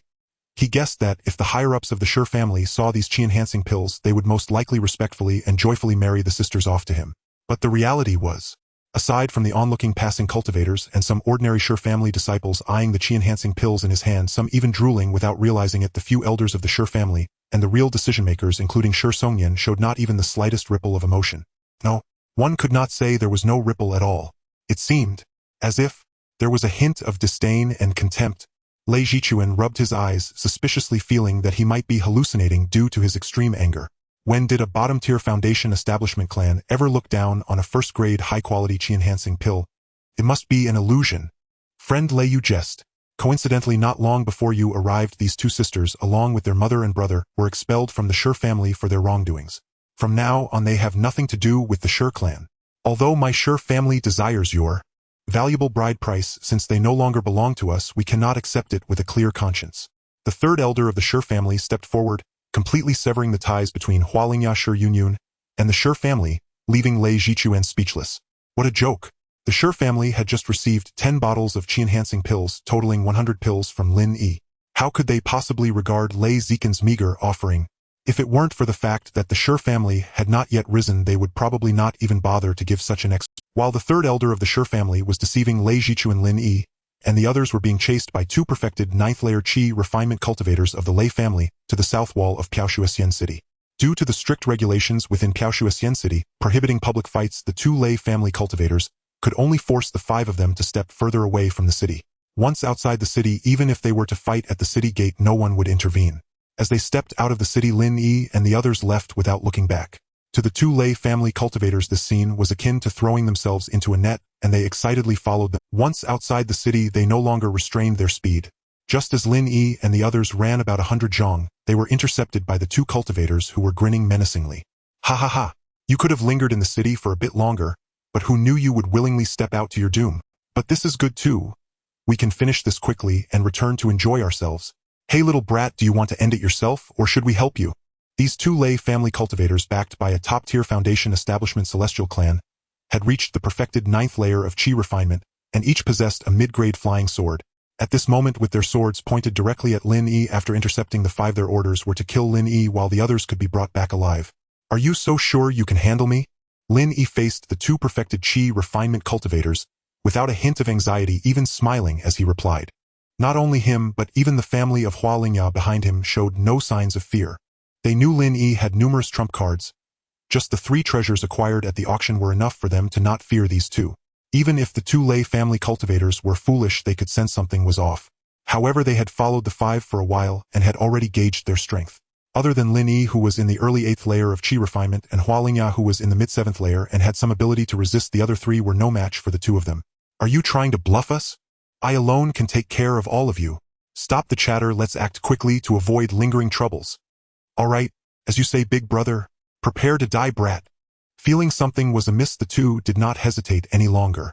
As their palms surged with power, the mid-grade sword in their hands trembled violently, ready to unleash a burst of light, but 2 dazzling bolts of lightning struck down upon them even faster.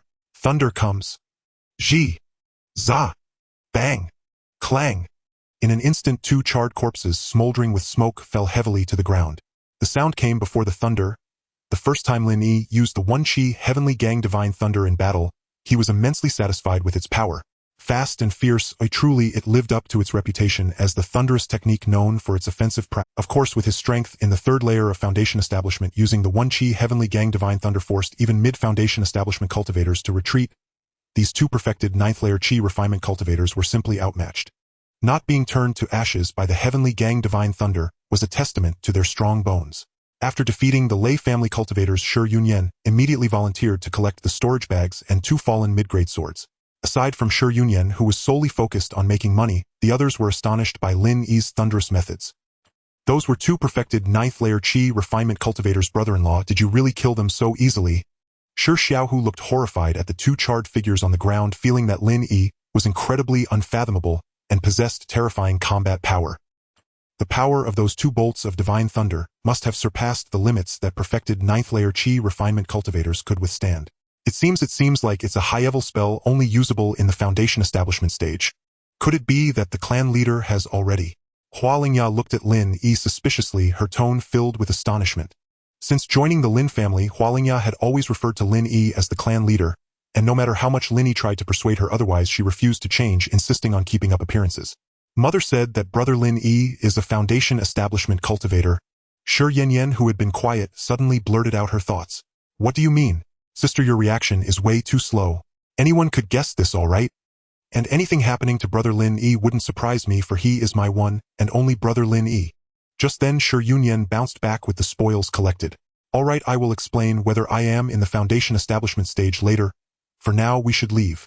Seeing that Shi Yunyan had returned, Lin Yi deliberately left the battle scene unclean, simply taking out a spirit stone to recover the true essence consumed by the One Qi heavenly gang divine thunder, before heading toward the direction of the great wilderness with the four. Kaohsiuan City Lei Manor. Having returned to the family from the Shi family, Lei Jichuan waited in vain and gradually began to worry about the two Lei family members. After all, every perfected 9th layer Qi refinement cultivator was a foundation establishment seed, and nurturing them was not easy. Helpless, he finally mustered the courage to knock on his father Lei Tianhong's study. After a moment of tea, a sword light swiftly rose from the sky above the Lei family's estate, pointing directly at the south gate of Kaohsiuan City. Lei Tianhong, a 5th layer foundation establishment cultivator, had a divine sense that could sweep a radius of 500 zhang. As he flew past the south city gate on his flying sword, he easily spotted the two charred corpses lying by the roadside and immediately recognized them as his family's cultivators based on their aura and shapes. "You dare, you rascal!" A furious howl echoed through the south gate of Kaohsiuan City. The death of the two perfected 9th layer Qi refinement cultivators caused Lei Tianhong's heart to bleed with pain. As the clan leader of the Lei family, "You can't escape. Not one of you will get away." Lei Tianhong, controlling his flying sword, ascended once more and flew at full speed in the direction Lin Yi and the others had departed. His anger had clouded his vision. Even knowing that flying at full speed would consume a significant amount of true essence, he disregarded it completely. He was determined to chase down the culprit and personally slay them. Perhaps it was due to Lin Yi bringing Shi Yunyan and Shi Xiaohu along, or maybe it was because Lei Tianhong, as a 5th layer foundation establishment cultivator, flew at an incredible speed after a stick of incense. He indeed managed to catch up to Lin Yi and the others who were focused on their journey when they were still several li away from the great wilderness. Upon reaching Lin Yi, Lei Tianhong controlled his flying sword to hover in the air, his fiery gaze fixated on the five. "Are you the ones who killed my Lei family cultivators?" Upon seeing Lei Tianhong, Lin Yi felt delighted instead of startled. "Finally, you old man have arrived. We've been waiting for you for so long. If you hadn't shown up, I would have already dived into the great wilderness." Indeed, Lin Yi had intentionally drawn the higher-ups of the Lei family to chase him. He wanted to deliver one last grand gift to the Shi family before entering the great wilderness. "I killed him. What of it?" Lin Yi admitted without hesitation. "So it seems our Lei clan has not asserted its might in decades. Perhaps our renown has faded. Now even a mere Chi-refining cultivator dares slaughter our kin. What do you intend to do?" "I will slay you, to avenge my Lei clan." Lei Tianhong laughed, a laugh born of seething fury, as his wrist flicked upward. Instantly, a massive seal 3 zhang wide and forged entirely from refined true energy coalesced midair and thundered down upon Lin Yi's head. "Dare you slay a member of the Lei clan? No matter. Soon you shall be reduced to a pool. Cultivators who break through to foundation establishment wield arts of power incomparable to those of the Chi-refining realm. Let alone Lei Tianhong, a seasoned mid-stage foundation establishment expert. A single casual spell from him could crush an entire cohort of 9th layer Chi-refining cultivators. Had Lin Yi truly been only 8th layer Chi-refining, that one effortless incantation would have erased him utterly. Not even ash remaining. Alas, he was not. Thus Lei Tianhong's expectations were doomed to disappointment. Mid-stage foundation establishment. So what? Come. Clang. Shush. At the very moment the energy seal descended upon his crown, Lin fully released the ancient spirit stealth art seal. His spiritual energy instantly transmuted into true energy, his aura surging with overwhelming grandeur. Simultaneously, a crystalline sword chime rang forth from within his dantian. A long sword materialized. Not as if conjured, but as if it had always been there. Its blade tracing a subtle flourish, and Lei Tianhong's mighty energy seal burst apart like a pricked balloon dissolving into chaotic wisps. 3rd layer foundation establishment. A supreme grade spirit artifact. Who are you? The sudden reversal sent chills racing down Lei Tianhong's spine. He nearly lost control of his true energy and tumbled from his flying sword. Even setting aside that lethally sharp supreme grade spirit artifact, the sheer youth of such a foundation establishment cultivator was enough to make Lei Tianhong tremble inwardly. This configuration clearly signaled someone far beyond his reach. Behind him, Hua Lingya and the other 3 stared stunned. Though they had earlier suspected Lin Yi concealed his true cultivation, perhaps even foundation establishment, 3rd layer was simply staggering. And that supreme grade spirit sword, was it real? It shattered the limits of their comprehension. "Who I am matters little to you. Just as you said moments ago, soon you'll be dead. Why dwell on trivialities?" With a light chuckle, and before Lei Tianhong could reply, Lin Yi summoned Feng Yin's sword once more, its tip aimed unerringly at his throat. "Senior friend, hold. Hold. There must be a misunderstanding. Surely a misunderstanding." Lei Tianhong paled as the supreme grade spirit weapon hurtled toward him. What did a supreme-grade offensive spirit artifact mean? With third-layer foundation establishment cultivation, its bearer could challenge even latest-stage foundation establishment experts. He himself was merely an ordinary mid-stage foundation establishment cultivator. How could he possibly withstand it? No misunderstanding. You sought my life. I seek yours. Enough talk. Die. Feng Yin's sword cleaved through several hastily drawn defensive talismans like parchment, pierced a supreme-grade spirit shield as effortlessly as paper, and finally severed Lei Tianhong's head. His eyes frozen in abject terror. One strike, slaying a mid-stage foundation establishment expert. Though Lei Tianhong's overconfidence, fear, and exhaustion from high-speed flight contributed, the decisive edge lay unquestionably in the supreme-grade spirit artifact's unparalleled lethality. Guiding Feng Yin's sword to retrieve Lei Tianhong's storage pouch, Lin Yi then withdrew the Wanqi spirit vessel from his own storage pouch. In truth, had he wished to flee, he could have long since escaped with Hua Lingya and the others aboard the vessel. With the Wanqi spirit vessel's speed and his vast reserves of spirit stones, how could Lei Tianhong ever have cornered them? He had slain those two peak Kyrfining Lei Clan cultivators and left no trace of concealment, precisely to draw the Lei Clan's pursuit. Given Lei Zhichuan's arrogant nature as a scion of privilege, how could he not hunt down the man who'd stolen? The Lei Clan possessed only 3 foundation establishment experts. Eliminating one would significantly ease future pressure on the Shi clan's development. Since the opportunity presented itself so readily, why not seize it? Poor Lei Tianhong would never realize he'd been doomed by his own son. And tragically, though he perished, his son remained alive, unburdened and scathed. On the Wanqi spirit vessel's deck, Lin Yi's first act upon boarding was to embed a supreme-grade spirit stone into the vessel's innate spirit-gathering array. With this stone fueling its flow of spiritual energy, the Wanqi spirit vessel could sustain normal flight at the speed of a nascent soul cultivator for several months. Activating its engraved third-tier supreme-grade defensive formation would consume this stone thrice, meaning each activation cost roughly 3300 low-grade spirit stones to withstand a single strike from an early-stage golden core cultivator. Yet should a golden core cultivator unleash even a few spells or spirit artifacts, over 10,000 low-grade spirit stones would vanish in an instant. Such expense might cripple most. Indeed, even a purple mansion Immortal clan's treasury could afford no more than a single incensestic's worth of defense against a golden core cultivator. After that brief time, annihilation would follow. But for Lin Yi, it remained well within control. To begin with, he currently possessed spirit stone resources totaling the equivalent of 1.5 million low-grade spirit stones, enough to absorb over 400 consecutive strikes from an early-stage golden core cultivator. Though golden core cultivators are formidable, their spiritual energy is finite, likely exhausted after barely 100 strikes. With Lin Yi's staggering reserves, he might well exhaust, or even reduce to tears, 1 or 2 golden core experts. Bathed in abundant spiritual energy, the Wanqi spirit vessel under Lin Yi's command transformed into a slender craft, 3 zhang long and 1 zhang wide, then rose lightly into the air, vanishing hundreds of zhang away in mere heartbeats. Its speed dwarfed their previous pace on foot by orders of magnitude. Lin Yi extended a sliver of spiritual sense to guide the vessel along its general course, then strolled slowly into the cabin with Hua Lingya and the others, wide-eyed at their first flight, eager to examine his newly won spoils. Shi Yunyun had even offered to hand over the 2 storage pouches and 2 mid-grade spirit swords she'd retrieved from the slain cultivators. After all, they belonged to Lin Yi as spoils of war, but Lin Yi declined with a shake of his head. He held no interest in the meager possessions of 2 peak Kyrfining cultivators. So with a casual wave, he bestowed them upon Shi Yunyun's family, granting them full liberty to divide the spoils as they wished. While the 4 reveled in their spirited division of booty, Lin Yi seated himself quietly in a corner of the cabin and drew forth the storage pouch seized from Lei Tianhong. Lei Tianhong, not only a mid-stage foundation establishment expert but also patriarch of his clan, carried a storage pouch worthy, barely, of Lin Yi's scrutiny. 3,000 low-grade spirit stones. 20 mid-grade spirit stones. Opening Lei Tianhong's storage pouch, Lin Yi sent his spiritual sense within and first discovered 2 heaps of spirit stones, 1 large and 1 small. How miserly! Lin Yi was momentarily stunned. After all, he was the chieftain of a top-tier foundation establishment Shinzu. Although his clan ranked last among the 4 Shinzu, the rank was still legitimate. And yet, he carried only 5,000 spirit stones in total.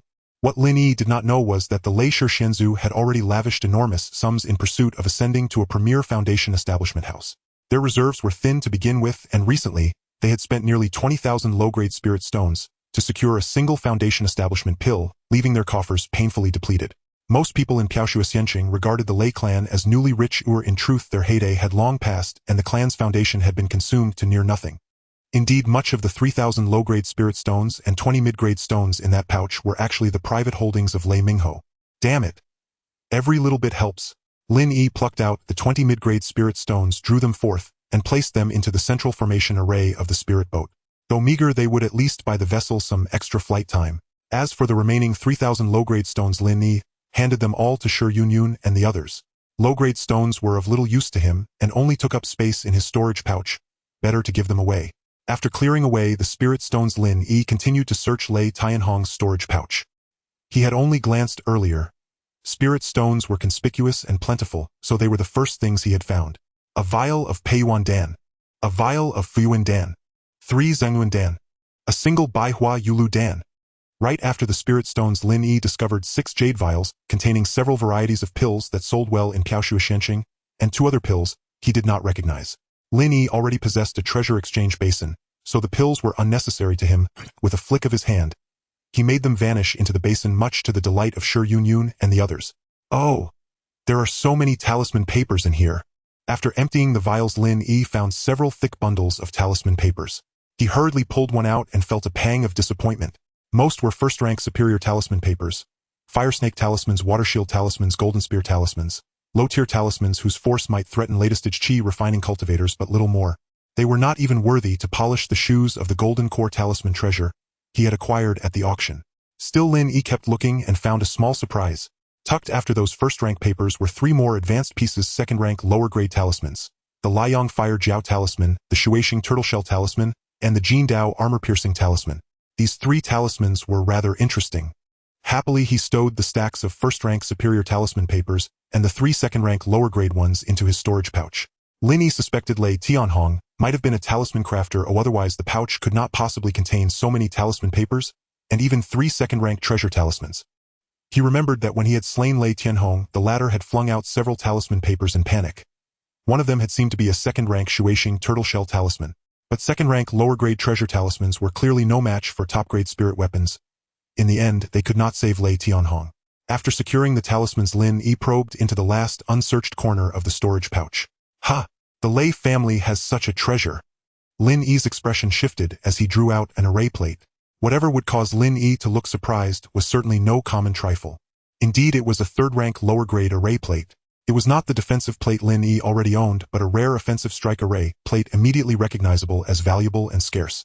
The plate was engraved with 7 long swords. Lin Yi grinned and decided to call it the Qi Sha Jinpan, the 7-kill array plate. With this assault array plate together with the 2 third-rank defensive plates he had purchased, the security of Tinglong Island would be immeasurably improved. In fact, so long as no one of Golden Core stage appeared, only a concerted assault by several cultivators from the Zifu realm could threaten Tinglong Island, otherwise the isle would be as steady as Mount Tai. This array plate was truly worthy of your status. Having looted everything in the pouch, Lin Yi casually tossed the storage bag away.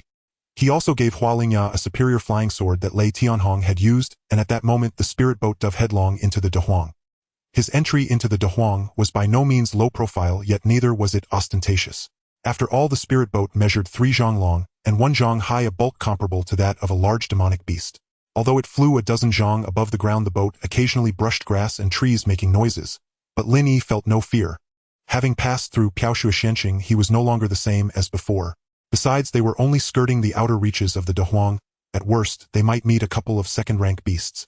He had little chance of encountering anything above third rank. Indeed, the stretch of wilderness was a graveyard for chi refining practitioners. Even Foundation establishment novices would hesitate to enter, but to Lin Yi, who seemed to move with a cheat, such dangers mattered little.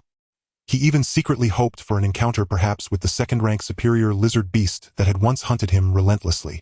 Alas, the 5 of them threaded through the wilds for half a day. Apart from Lin Yi idly shaping a few thunderballs to dispatch several first-rank beasts, and a single second-rank lower-grade flying avian, they did not find that cunning lizard beast. He lamented the missed chance for some time. The Wanqi speed was not something Lin Yi's sword flight could match. In half a day, it had crossed thousands of li of the wilds, and safely smoothly arrived beside Xuanwu Lake. Standing on the deck of the spirit boat, Lin Yi pointed at the dark islet faintly visible within 100 li, and explained to the 4 beside him, "This lake spans roughly 100 li across, and my Lin Shenzhou now sits on a small island at its center.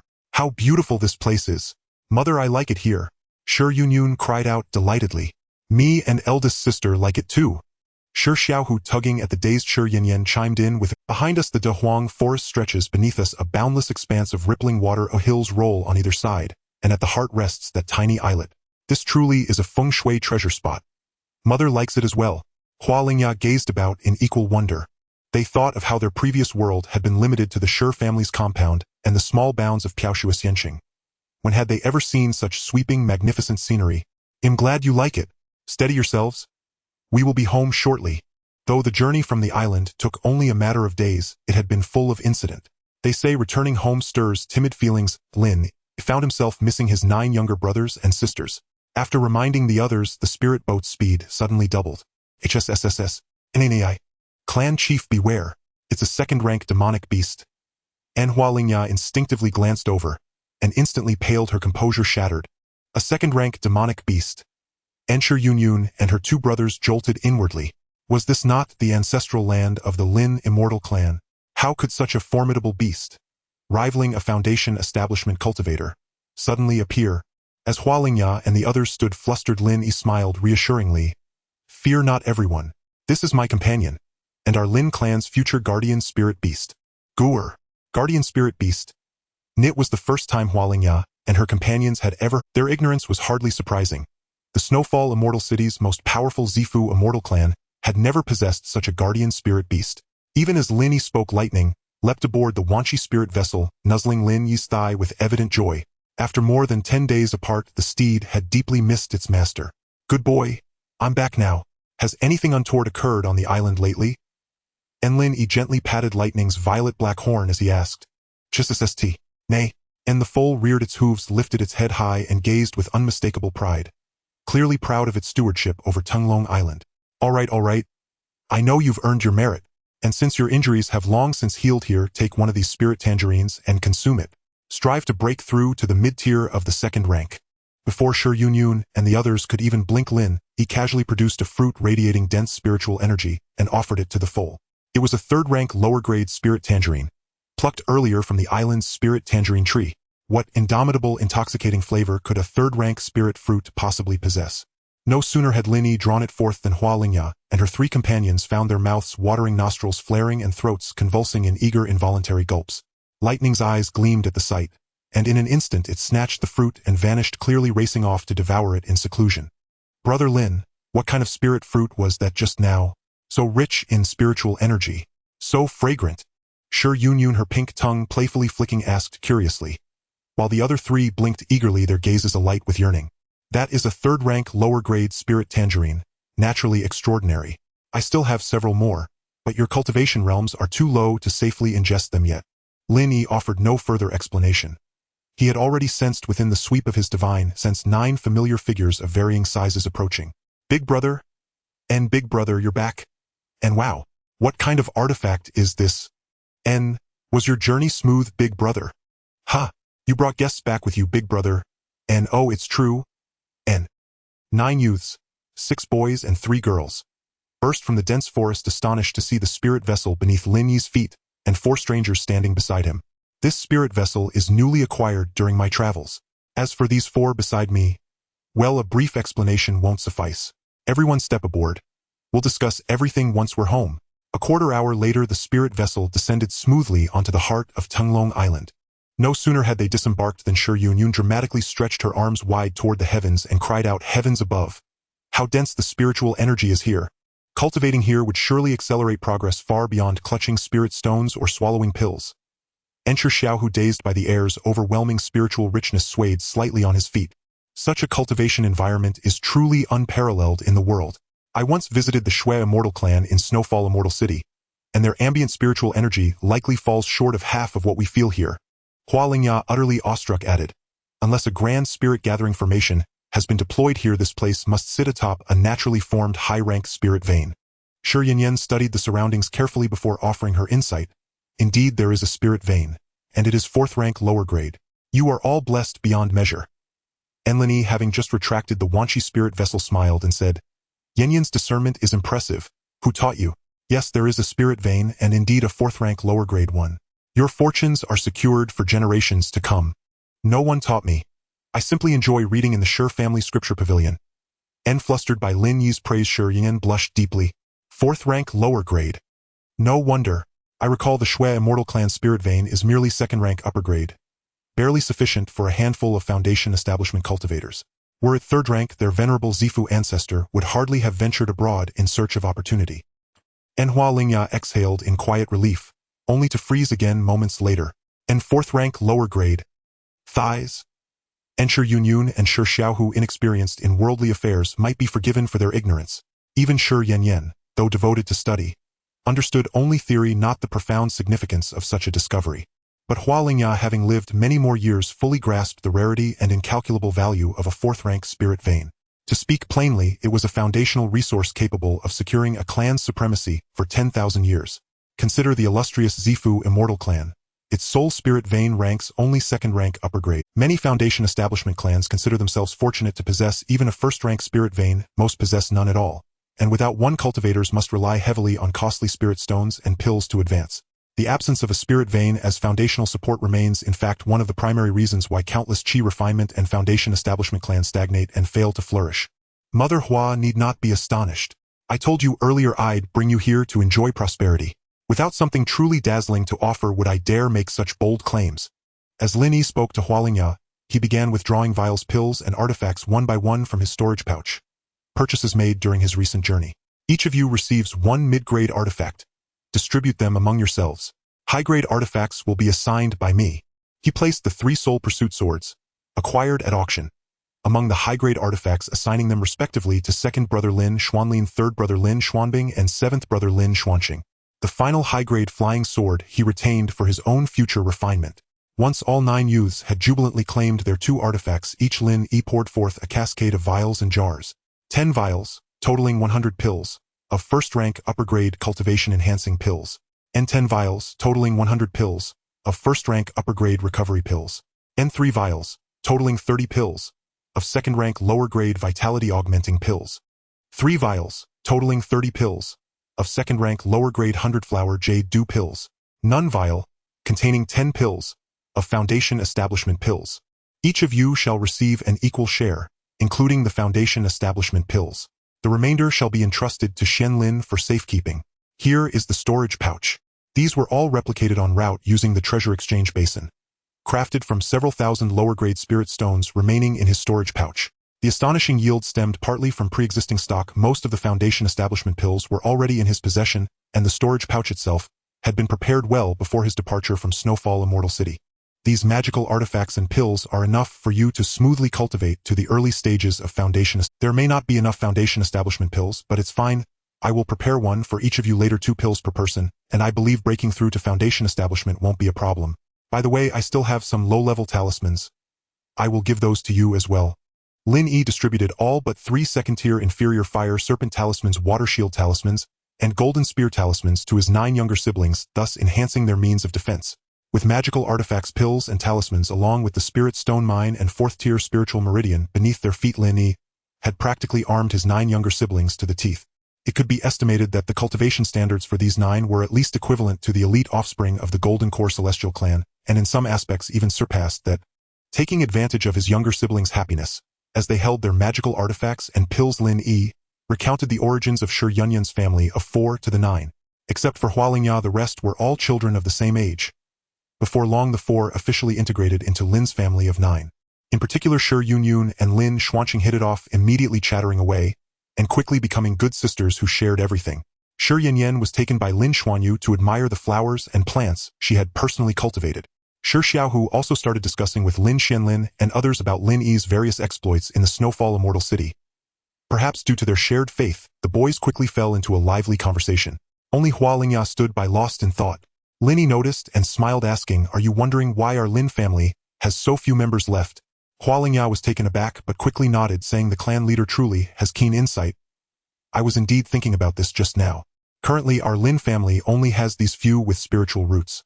However, I will soon try to see if I can bring in a batch of ordinary clan members to settle around Tunglong Island. The Lin family is now in a state of rebuilding, or in the future, I may need you to look after things a bit more, Hua Baru.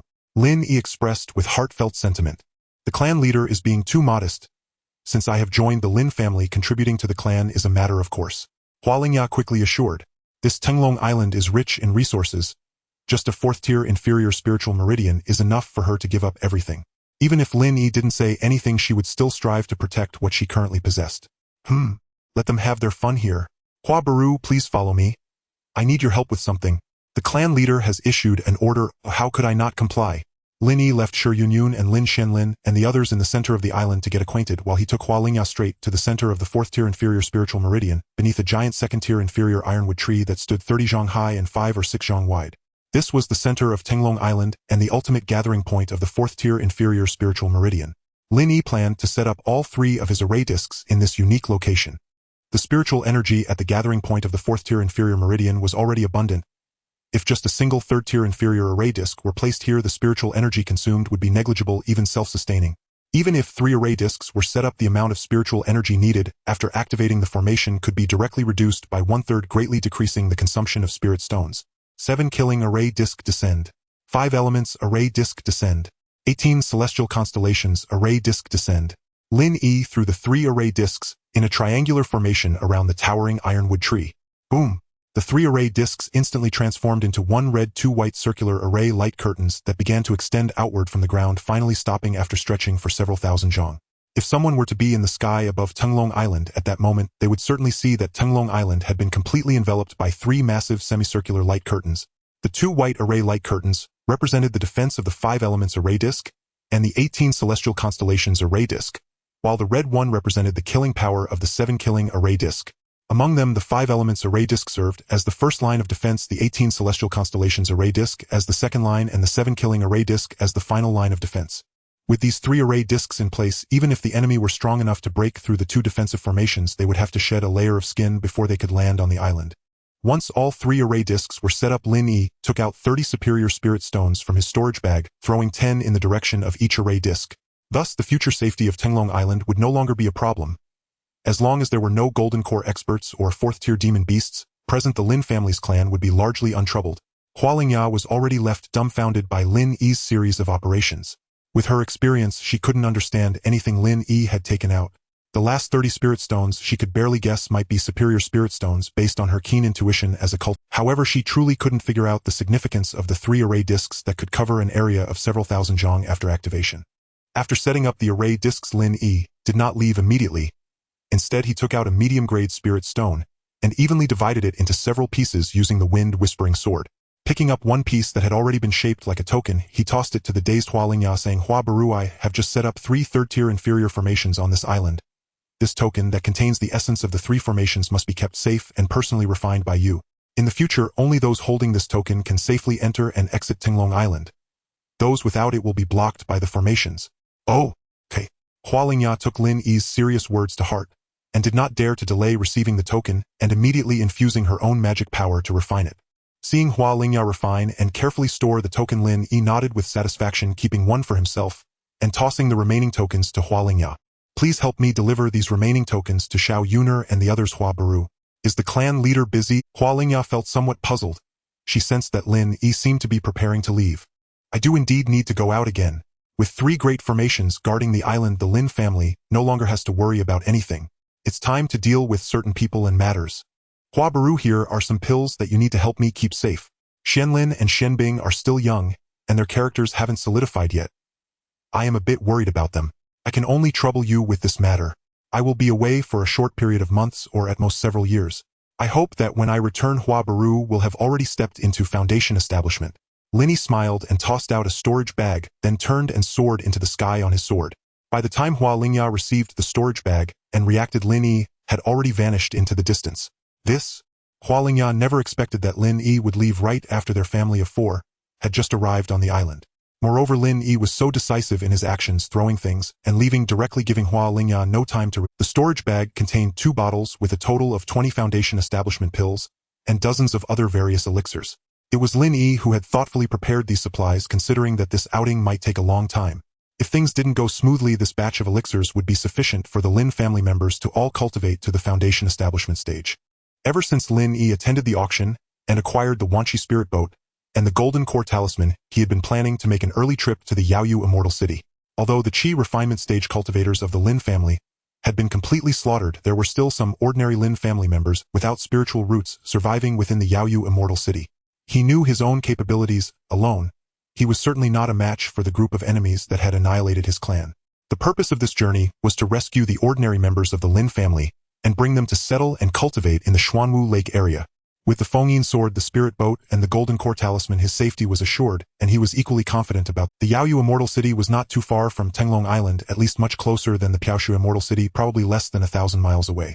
Lin Yi navigated the Fengyin sword smoothly through the 3 layers of the Great Formation's light barrier, flying over the 100-mile Xuanwu Lake, and once again stepped into the wilderness to the southwest. After enduring a year of hard training, he was ready for this day. As he soared through the skies on his sword, he slaughtered dozens of low-tier demon beasts, yet Lin Yi remained pristine in his white robe, untainted by dust. Now the outer wilderness posed no threat to him, so he naturally became more careless. Passing by the Gourd Valley, he couldn't help but go in for a look, only to find that the tree there had surprisingly borne more than 10 spirit fruits of water apricot. Though he had no use for these now, they had once saved the lives of a few of his younger siblings. Well, since you once had a debt of gratitude to the Lin family, I shall repay this cause and effect today. Lin Yi lightly waved the Fengyin sword, unleashing several sharp sword chi that struck the ground, creating several deep pits. He then took out 2 high-grade spirit stones from his storage bag and buried them to fill the holes. Indeed, the spirit fruit tree can continuously upgrade, but it requires a delicate connection, and the resources needed are not fixed. Currently, this water apricot fruit tree was merely a low-grade first-tier spirit fruit tree, but with the 2 high-grade spirit stones Lin Yi buried, it would soon be able to ascend to a mid-grade first tier. If luck was on his side, it might even reach a high-grade first tier in one leap. Although a high-grade first-tier spirit fruit tree was not particularly impressive, and would not mature or transform, it would still be a significant blessing for this water apricot fruit tree. Yaoyu Immortal City, true to its name. Compared to the majestic and imposing Piaoshu Immortal City, Yaoyu Immortal City resembled a graceful and delicate maiden. Not only were its city walls relatively low, but even the thickness of the walls was quite thin. Additionally, viewed from above, the peach blossom forest that encompassed the entire city added to its exquisite charm. When Lin Yi was still 50 miles away from Yaoyu Immortal City, he had already pressed the sword light to walk on foot, while also retrieving a black silk scarf from his pocket to cover his face. Do not ask where the black silk scarf came from. Just know that it was stolen. Although a man wearing a black silk scarf might look a bit odd, that was a thought from his past life. In the world of cultivation, there was no shortage of eccentric cultivators. People wore all sorts of things, who, not knowing if it was because it had been worn before, a girlish fragrance like orchids instantly penetrated Lin Yi's nose, causing him to involuntarily take a deep breath. Suppressing the fleeting allure in his heart, Lin Yi strode toward Yaoyu Immortal City. The defense force of this immortal city could only be described as weak, as there were hardly any quality resources, naturally making it less likely to attract the attention of higher-level demonic cultivators and beasts. In such a unique environment, usually only one of the 4 city gates of Yaoyu Immortal City was open, and even that one had only a few guards. At most, a few cultivators in the early to mid-chi refinement stage were responsible for guarding it. Originally, entering the city required paying an entrance fee, but Lin Yi's previous incarnation, Lin Yi, had grown up in Yaoyu Immortal City. He was well aware of the ins and outs, so he simply displayed his cultivation at the 6th layer of chi refinement, then strutted in as if he owned the place, entering for free. As he passed the head of the city guard, a 5th layer chi refinement cultivator didn't dare to utter a sound, and thanks to the veil, he couldn't discern Lin Yi's identity. This was the rule of Yaoyu Immortal City. Unlike Piaoshu Immortal City, which had a Zifu Immortal clan suppressing everything, here it was usually a situation of many factions rising and chaotic mingling. Here, as long as your fist was bigger than others, even if you directly killed someone in the city, at most you would just have to pay a fine in spirit stones to the few high-tier foundation establishment clans, far from the stability of Piaoshu Immortal City. The Lin family had once been such a discarded victim. After successfully blending into Yaoyu Immortal City, Lin Yi rushed straight to a corner in the northwest of the city. There, a foundation establishment clan was situated. Although Yaoyu Immortal City was small, it had many powers, and the combined number of chi refinement and foundation establishment clans was likely not much less than that of Piaoshu Immortal City. Among these hundreds of immortal clans, there had once been 7 or 8 that had friendly relations with the Lin family, but only one foundation establishment clan, the Nalans, had a life-and-death bond with the Lin family. In Lin Yi's memory, the last surviving sparks of the Lin family were able to escape from Yaoyu Immortal City thanks to the desperate protection of Nalan Qingyan, the foundation establishment ancestor of the Lin Clan. Just thinking about it, without help, how could those 10 little kids escape from the net set by dozens of immortal clans? With this relationship in mind, Lin Yi headed straight for the Lin Clan's territory. As soon as he entered the city, he needed to contact someone he could trust first, then understand the changes in Yaoyu Immortal City over the past year, and only then could he devise a plan to rescue the remaining ordinary members of the Lin family. Overall, the situation of the Lin Clan was similar to that of the Shi clan. Both had only one foundation establishment ancestor in the early stage. The Shi clan specialized in weapon refining, while the Lin clan's foundation lay in alchemy. Because alchemy requires high-temperature flames, the Lin Clan did not cluster like other Foundation establishment clans in Yaoyu Immortal City on the second-tier low-grade spirit vein. Instead, they moved to the city's northwest edge where there happened to be a geothermal vein that could connect several nodes for alchemy. There was still some distance to cover from the city gate to the Lin family, and Lin Yi was not in a hurry, so he leisurely glanced around, taking a serious look at the current Yaoyu Immortal City. However, after only a short while, Lin Yi couldn't help but furrow his brows. The streets were filled with vendors, people arguing, couples kissing, fights breaking out, and some even brandishing their magical tools in a fray. What a chaotic scene. More than a year ago, when the Lin Clan still existed, Yaoyu Immortal City was far from this exaggerated. Is this still a normal city in the cultivation world? One could easily believe that this was a demon city controlled by a devilish faction. With such disorder, even if the Lin Clan hadn't been annihilated a year ago, they certainly wouldn't be living a good life now. A perfectly fine city for cultivators should at least have a normal atmosphere, unlike the misty clouds and the cacophony of immortal cranes. It should resemble the orderly Shueshue Immortal City. Seeing the chaos in the streets, Lin Yi immediately lost interest in shopping and had to avoid the crowd, heading straight towards the Lin family's residence. But as the saying goes, some things come to you whether you seek them or not. After taking just a few steps, a pair of hands suddenly emerged from the side and tightly grasped his ankle. What are you doing? Lin Yi raised an eyebrow, glaring at a scruffy middle-aged cultivator who was at the 5th level of chi refinement, who had just blocked his path without warning. Friend, I see you are quite young yet possess such profound cultivation. You must be a disciple of one of those Foundation establishment clans, right? I happen to have a spell jade slip passed down from my ancestors worthy of a divine ability. By sheer coincidence, I am offering it to you for the low price of 500 low-grade spirit stones. What do you think of this price?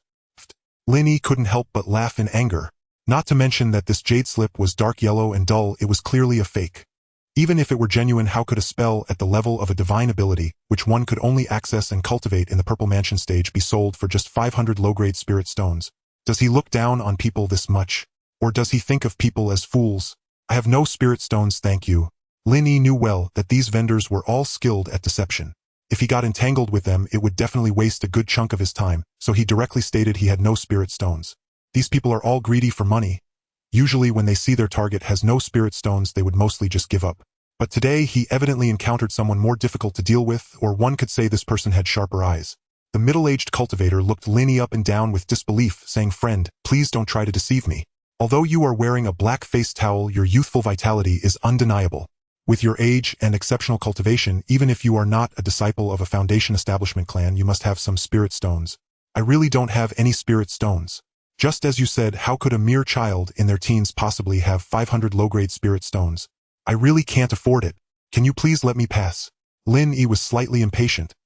If this person continued to pester him, he felt he might resort to violence. The scruffy middle-aged cultivator seemed to have sensed Lin Yi's impatience, and since his cultivation was inferior to Lin Yi's, he could only loosen his grip slightly and awkwardly say, "We can negotiate the price. I can set a price and you can counteroffer. How many spirit stones do you have on you right now?" "I have 5. Just 5 left," Lin Yi said without even thinking. "If you are willing." "Fine. 5 it is. A hand for money, a hand for goods. Friend, please take the jade slip." "Friend?" After a bit of time, Lin Yi stood dumbfounded before the entrance of the Lin family, staring at the dirty jade slip in his hand. The bargaining and selling methods of that middle-aged cultivator made him even suspect that this person might also be a traveler from another world. "Forget it, although that guy had a hint of strong-arm tactics, I didn't lose anything. After all, even a blank jade slip is worth a few low-grade spirit stones. I might as well consider it a good deed." Standing before the Lin family residence, Lin Yi shook his head and casually tossed the jade slip into his storage bag. He certainly wouldn't expect this jade slip worth 5 low-grade spirit stones to bring him any surprise. Similarly, he wouldn't casually discard something he had bought, even if this thing is only worth a few spirit stones. The Lin family residence was large. If judged by scale alone, it could rival 3 Sure clans. After all, it was located at the edge of Yaoyu Immortal City, where the competition pressure was far less than in the city center. Naturally, it was not difficult to occupy a larger territory. Lin Yi did not directly knock on the door to present his visiting card and follow the formal procedures. Instead, he circled around the Lin family's courtyard. He meandered until he was near the back courtyard of the Lin family. Using his divine sense to scan around, he found that there were no surveillance measures within a radius of 900 feet. Only then did Lin Yi casually approach the tall courtyard wall and gently press on a slightly protruding stone. It wasn't that he didn't want to scale the wall directly. It was just that in a foundation establishment clan like the Lin family, places near the walls and gates would be set up with some warning and divine sense blocking formations. Some particularly cunning clans even laid traps and mazes. Although most of these formations were low-level first or second tier, their sheer number was overwhelming. Anyone with ulterior motives would be discovered upon the slightest touch. Perhaps these formations would not be lethal, but once discovered, the schemes of certain individuals would surely be foiled. Lin Yi did not wish to cause a ruckus by barging in. He came this time to be discreet and stealthy, not to make noise. Fortunately, the previous Lin family had very close ties with the Lin family. Not only were the relationships among the older generation of cultivators excellent, but even the younger generation was very close. The small stone he pressed just now was a special contact method between several younger members of the Lin family and the Lin family. As long as there was a third-generation cultivator of the Lin family in the back courtyard, now they would definitely appear before Lin Yi within 30 breaths. Now it all depended on Lin Yi's luck. If he was lucky, someone might appear in the next moment. If not, it was also possible to wait a few days. Perhaps because he had just been cheated, Lin Yi's luck today was quite good. In the 20 breaths after he pressed the mechanism, there was finally movement in the courtyard. Whoosh! A figure carrying a hint of gardenia fragrance whizzed past above Lin Yi's head. Nalin Mingzhu, N. Lin Xuani. N. What are you doing here? The first line was spoken by Lin Yi, the second by a young girl with a plump chest and faintly cherubic cheeks. The third erupted simultaneously from both. Nalin Mingzhu stared at Lin Yi in utter astonishment, clearly unable to believe he stood before her at this moment. And Lin Yi too gazed back at her with a face clouded by complex, unspoken emotions. This young woman, like him, was the eldest of the third generation of the Lin Immortal clan. Before the Lin Immortal clan's annihilation, they had been exceptionally close. Companions of opposite genders bound by deep trust and affection. They frolicked together, defied authority together, endured punishment together, and cultivated side by side. In 4 characters, childhood sweethearts. Of course, she was the childhood sweetheart of Lin Xuani, while he was merely another soul who had seized Lin Xuani's body and fused with his essence. Yet perhaps due to the fusion of Lin Xuani's soul, Lin Yi's heart still surged with profound excitement upon seeing Nalin Mingzhu. Mingzhu, I'm back. N, have you lost your mind, Lin Xuani? Why return now? Don't you know the clans led by the Chong family still have bounties out for you? Are you utterly reckless? And Nalin Mingzhu shouted, even more agitated than Lin Yi. Familiar faces, familiar tones. And having grown up side by side since infancy, Nalin Mingzhu and he shared an intimacy that transcended conventional gender boundaries, more akin to sworn brothers than mere acquaintances. To outsiders, Nalin Mingzhu was always gentle, poised, and gracefully composed, yet with him she opened her heart completely. Her speech unguarded, her gestures unrestrained, as bold and spirited as any warrior maiden. Facing his childhood sweetheart scolding Lin Yi offered no explanation, only a playful grin as he stepped forward, gently clasping Nalin Mingzhu's soft, supple hand. With a light press of his foot against the ground, the two soared over the Tenzhangi courtyard wall and landed silently within the Lin Immortal clan's rear garden. Since Nalin Mingzhu had arrived unimpeded, the warning arrays and confinement formations must have been temporarily deactivated. And Mingzhu, I returned because I possessed the confidence and the means to do so. Enough idle talk for now. Is Elder Qingyan in the manor? I must speak with her urgently, and my uncles, if their presence, summon them as well. Elder Qingyan was the sole foundation establishment cultivator of the Lin Immortal clan, a venerable figure who rarely involved herself in daily affairs.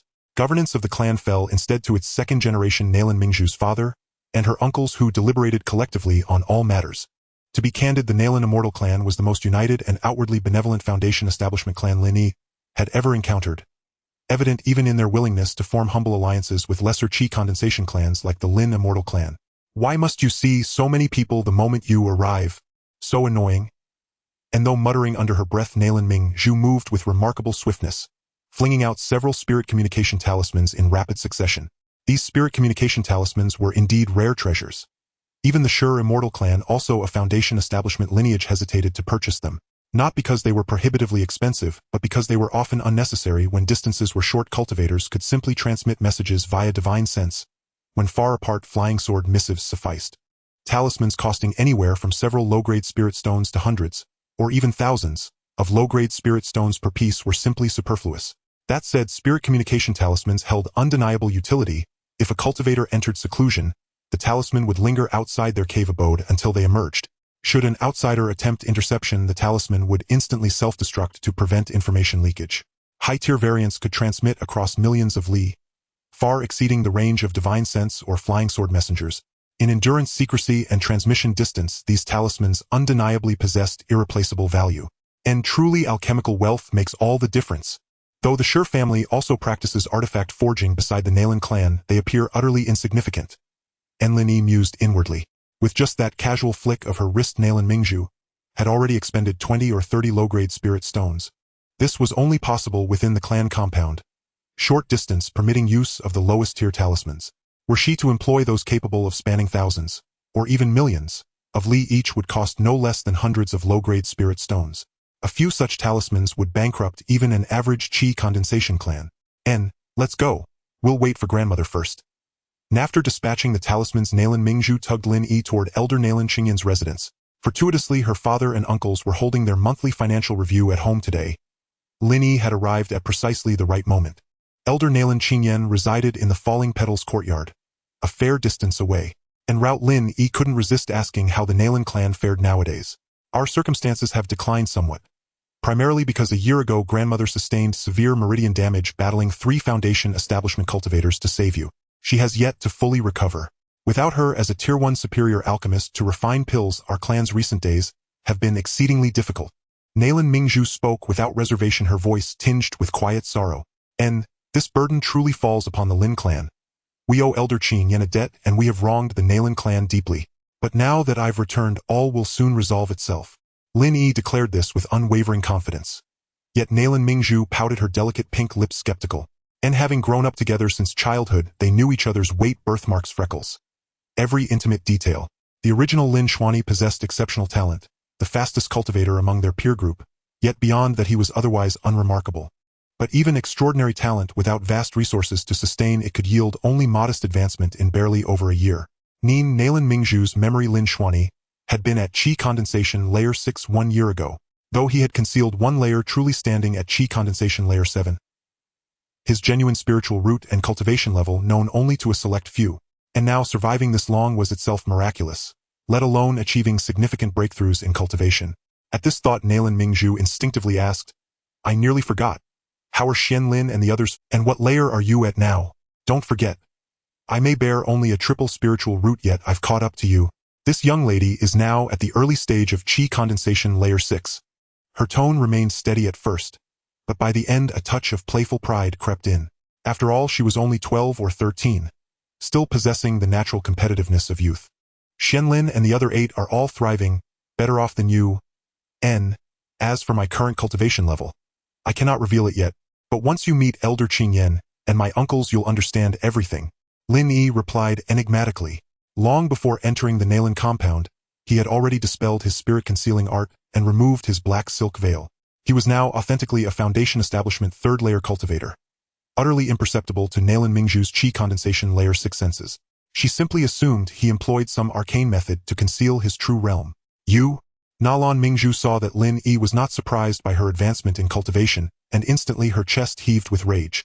Instinctively, she wanted to retaliate as she did before swinging her delicate white fist. With a muffled thud, Lin Yi swiftly caught Lin Mingzhu's small fist with his palm. With his current divine sense comparable to the 9th level of Foundation Establishment, how could he be caught off guard like before? Little Mingzhu, your speed and strength still fall short. You can barely hit Xianlin, and you think you can strike me. After saying this, Lin Yi decisively took off running. In the next moment, Lin Mingzhu followed closely behind like a ferocious little tiger escaping its cage. I want to hit you. What's wrong with that? Lin Xianyi, stop right there. I want. Why should I listen to you? Why? Because you can't escape. That was before. Now there's no way you can catch up to me. Hey, look at my temper. The two of them continued to make a ruckus until they reached the gate of the Falling Flower courtyard, where they finally calmed down somewhat. As they were shoving each other and adjusting their clothes, the courtyard door suddenly opened without wind, and a middle-aged beauty in a blue Taoist robe stepped out gracefully. Xianyi, is that really you? How did you come back? This Taoist-robed woman was none other than Lin Qingyan. Although she had passed her 60th birthday as a Foundation Establishment cultivator, her appearance still resembled that of middle age. If an outsider looked closely apart from a few strands of white hair and a somewhat weathered voice, one might genuinely think Lin Qingyan was merely a beautiful woman in her 30s or 40s. Grandma Qingyan, it's me, I've come back. Lin Yi noticed how much weaker Lin Qingyan looked compared to a year ago, and he felt a pang of guilt in his heart. Good child, you shouldn't have come back. Cough, cough, cough. Lin Qingyan had barely spoken a few words when her breath became erratic, followed by a violent coughing fit. Just as Lin Yi was at a loss for what to do, Nalan Mingzhu stepped forward unfazed to gently pat Nalan Qingyan. Grandma, how did you get so injured? Have you taken any healing pills? Lin Yi inquired, knowing that Nalan Qingyan was a nearing second-tier alchemist and should not lack for healing elixirs. Logically, she shouldn't have been injured for over a year without recovery. Cough, cough, cough. I've taken a few healing elixirs, but they haven't had any effect, Nalan Qingyan said weakly. Grandma was ambushed by 3 Foundation establishment cultivators and was severely injured. Although she managed to escape without revealing her identity, the Nalan family currently only has 2 types of mid-grade first-tier healing pills. After consuming an entire batch, there hasn't been any significant improvement. Nalan Mingzhu explained. I see. Lin Yi nodded, feeling relieved. Mid-grade first-tier healing pills are only effective for late-stage and mid-stage qi refinement cultivators. If used for healing Foundation establishment cultivators, their effect is naturally minimal. As Nalan Mingzhu said, consuming an entire batch would yield no results. Fortunately, he just happened to have a second-tier low-grade elixir specifically for healing. Just as Lin Yi was about to take out the Baihua Yuludan, several gusts of wind rushed over from the distance, and 5 robust figures hurriedly arrived, one after the other. It was the 5 strongest male descendants of the Nalan clan's second generation, known as the Nalan 5 Tigers: Nalan Yunqi Nalan, Yunlu Nalan Yuntao Nalan Yunjian, and Nalan Yunyi. When Lin Xianyi was a child, he couldn't distinguish their names and simply referred to them as Uncle 1, Uncle 2, Uncle 3, Uncle 4, and Uncle 5.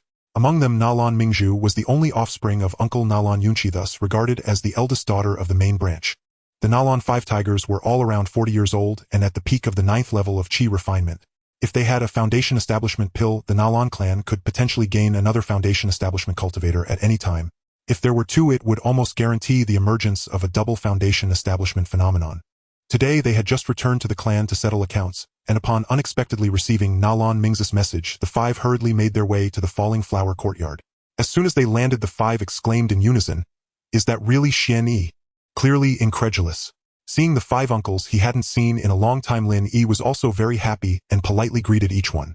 "Since all 5 of you uncles are here, shall we go inside and talk?" Lin Yi suggested. Cough, cough. That sounds good, let's all go in. Nalan Qingyan nodded, and with Nalan Mingzhu's help entered the courtyard. The others followed with serious expressions. As its name suggests, the Falling Flower courtyard was filled not only with rare and exotic flowers cultivated by Nalan Qingyan, but also with many first-tier spiritual herbs. As soon as Lin Yi entered the courtyard, a wave of fragrant spiritual energy greeted him. Although it couldn't compare to the Tenglong Island on Xuanwu Lake, it still bore a semblance of a fairyland.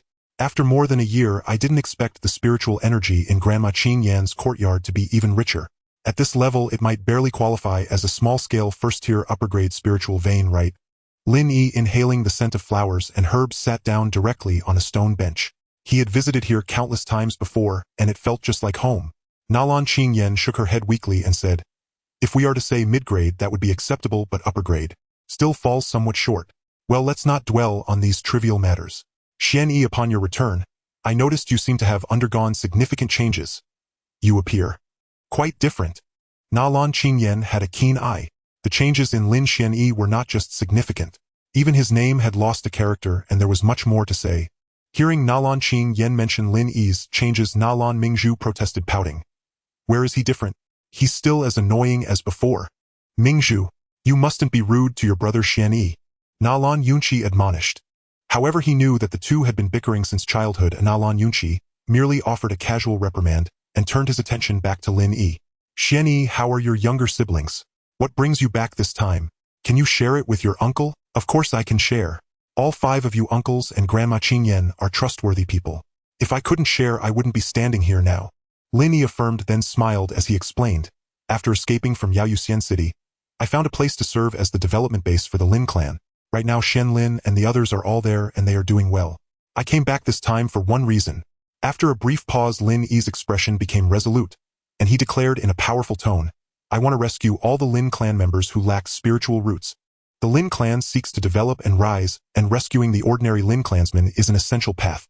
Secondly, without a large number of ordinary clansmen, a cultivating family would be like a boat without a rudder, relying solely on a Secondly, without a large number of ordinary clansmen, a cultivating family would be like a boat without a rudder, relying solely on a few cultivators with breeding difficulties would lead to stagnation for generations. Although the ordinary clansmen lack spiritual roots, this does not mean their descendants will as well. As long as the numbers increase, there will eventually be some gifted children born with spiritual roots. This is the true purpose of Lin Yi's journey. The Lin Clan is currently in dire straits, and without ordinary clansmen survival is impossible. Unfortunately, although he spoke with conviction and confidence, Lin Yi and others instinctively shook their heads in skepticism. Uncle Lin Yi bluntly stated, Lin Yi, according to the information I have gathered, the surviving Lin clansmen have all been taken to Jilong Mountain to mine. Jilong Mountain possesses the only first-tier dark iron vein surrounding Yaoyu Immortal City, which is highly valuable. Not only are there 3 Foundation establishment ancestors stationed there, but nearly 10 perfected Qi refinement cultivators guard it. Even if you alone were to attempt a rescue, it would be difficult. Adding all of us from the Lin Clan would hardly change that. This matter cannot be taken lightly. It must be approached with caution. This matter does seem a bit hasty. Lin Yi, you are the surviving 3rd-generation leader of the Lin Clan, and as the head of your clan you must not aim too high. It is essential to learn to be grounded in your actions. Lin Qingyan also chimed in to educate him. They all treated Lin Yi as a genuine younger generation, offering earnest advice that they would not extend to others. Jilong Mountain. However, Lin Yi was clearly not focused on this. Upon hearing the location where the surviving Lin clansmen were trapped, he was already formulating a plan. Dear uncles, aunts, and Grandma Qingyan, since I dare to say this, I naturally have my confidence. Moreover, for this rescue of the Lin clansmen, I do not plan to ask the Lin family for assistance. The Lin clan has already helped the Lin family too much. The reason I first came to the Lin family was not only to gather information but also for a more important reason. Gratitude, Lin Yi said with a smile. Gratitude? The members of the Lin family were all confused. Lin Mingzhu pretended to be disdainful and pushed Lin Yi, saying, our family doesn't need your gratitude. Just take care of yourself and Lin. Lin Yi, coming to his senses, waved his hand, saying, Lin Yi, don't joke around.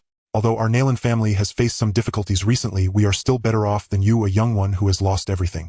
Yes, Lin Yi, just focus on taking care of yourself and your siblings.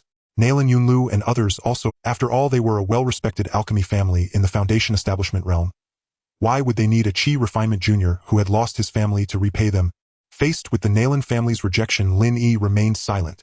He quietly took out a jade vial from his storage bag and pulled out the cork. It was a 2nd-tier low-grade healing elixir, the 100-flower jade dew pill. The Lin family members, who were still shaking their heads, suddenly froze. After a moment, Lin Qingyan, somewhat incredulous, sniffed the rich fragrance in the air, and her slightly weary pupils constricted sharply.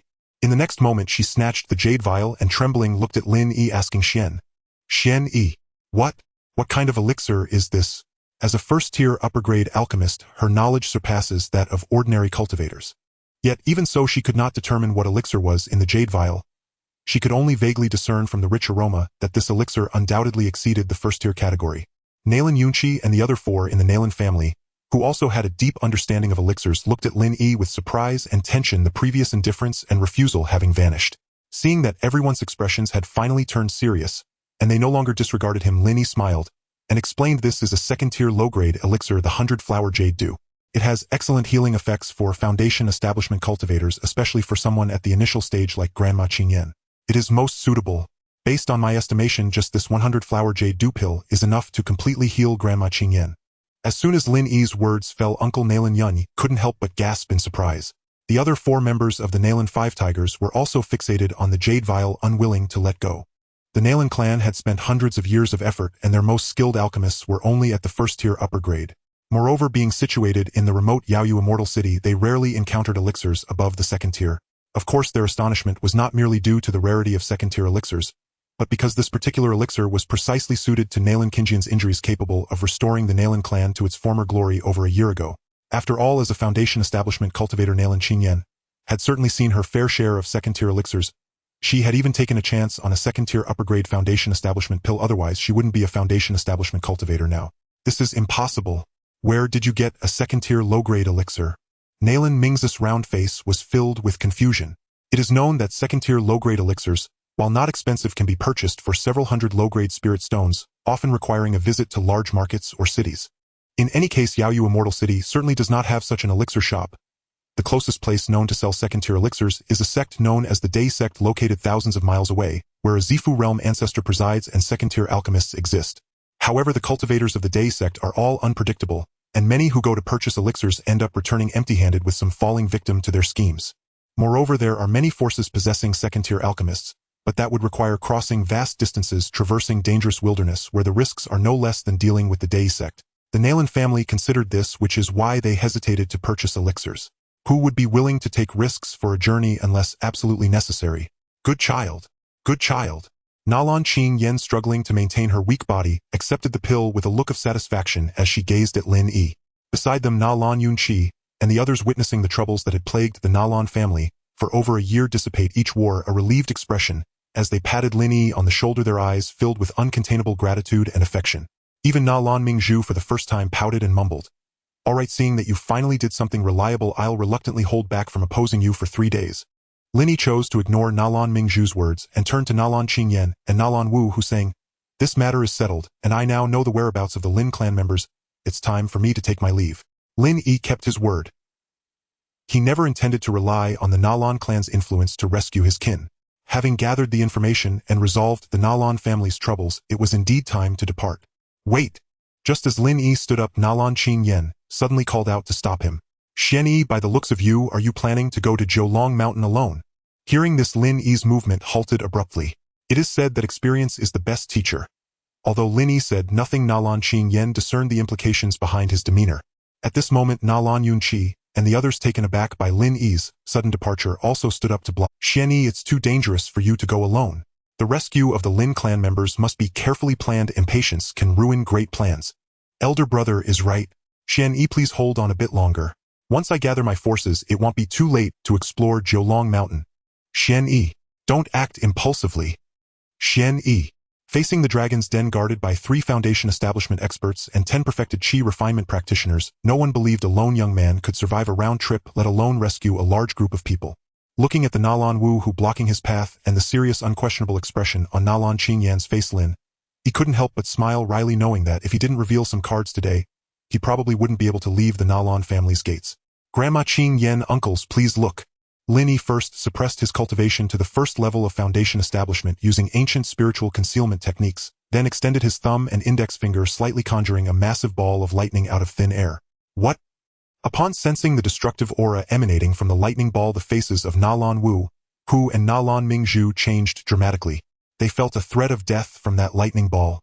Foundation establishment. This is a powerful spell that only foundation establishment practitioners can wield. "Xian Yi, you have actually reached the foundation establishment stage." Nalan Qingyan also stood up in surprise, pointing at Lin Yi in astonishment.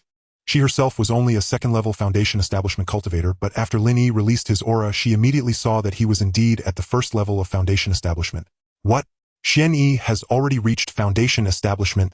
Upon hearing Nalan Qingyan's words, Nalan Wu, Hu and Nalan Mingzhu were stunned. Breaking through to foundation establishment in their teens, extending their lifespan by hundreds of years.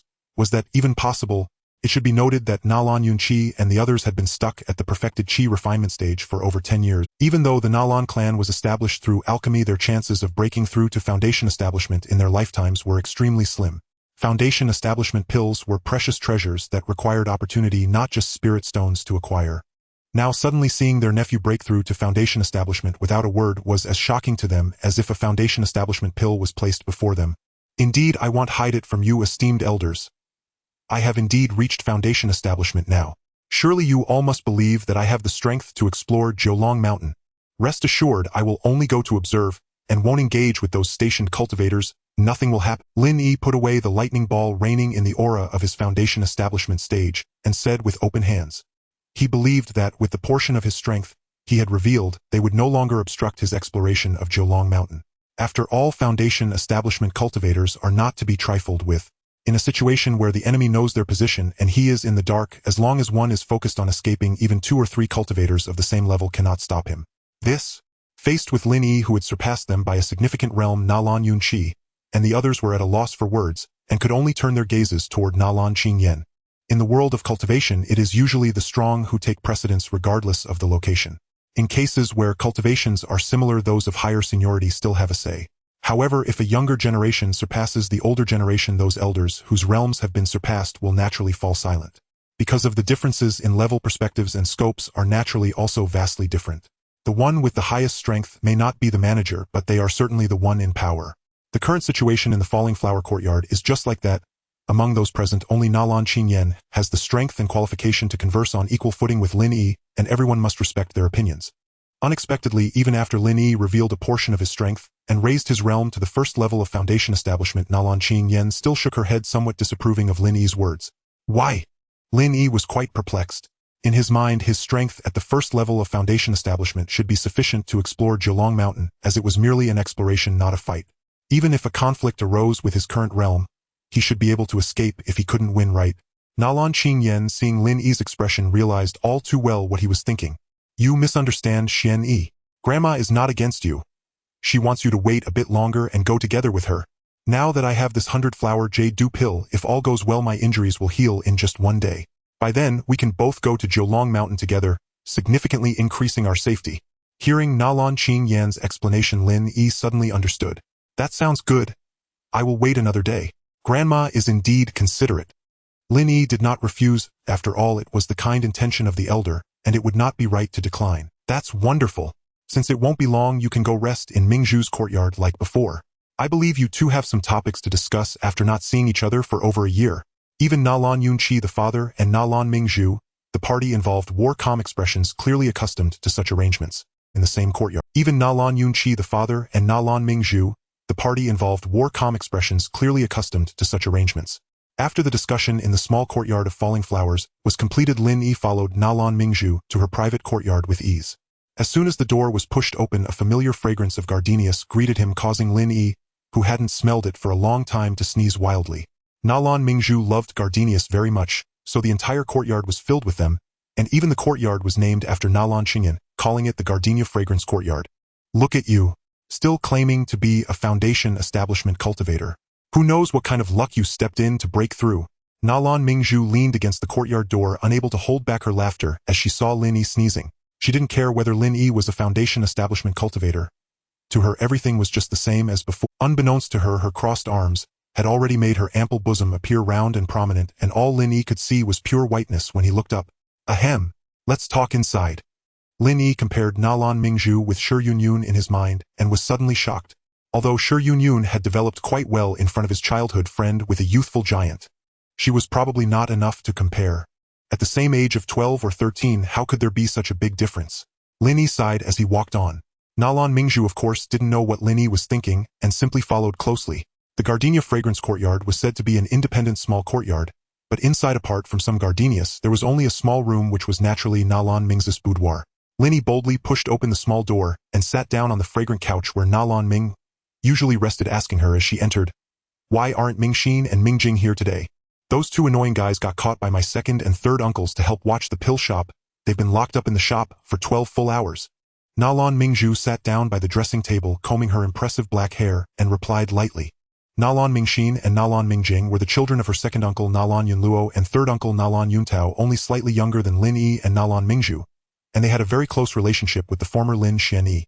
In fact, her fourth uncle Nalan Yunjian and fifth uncle Nalan Yunyi also had children with spiritual roots, but they were younger and couldn't play together due to the age gap.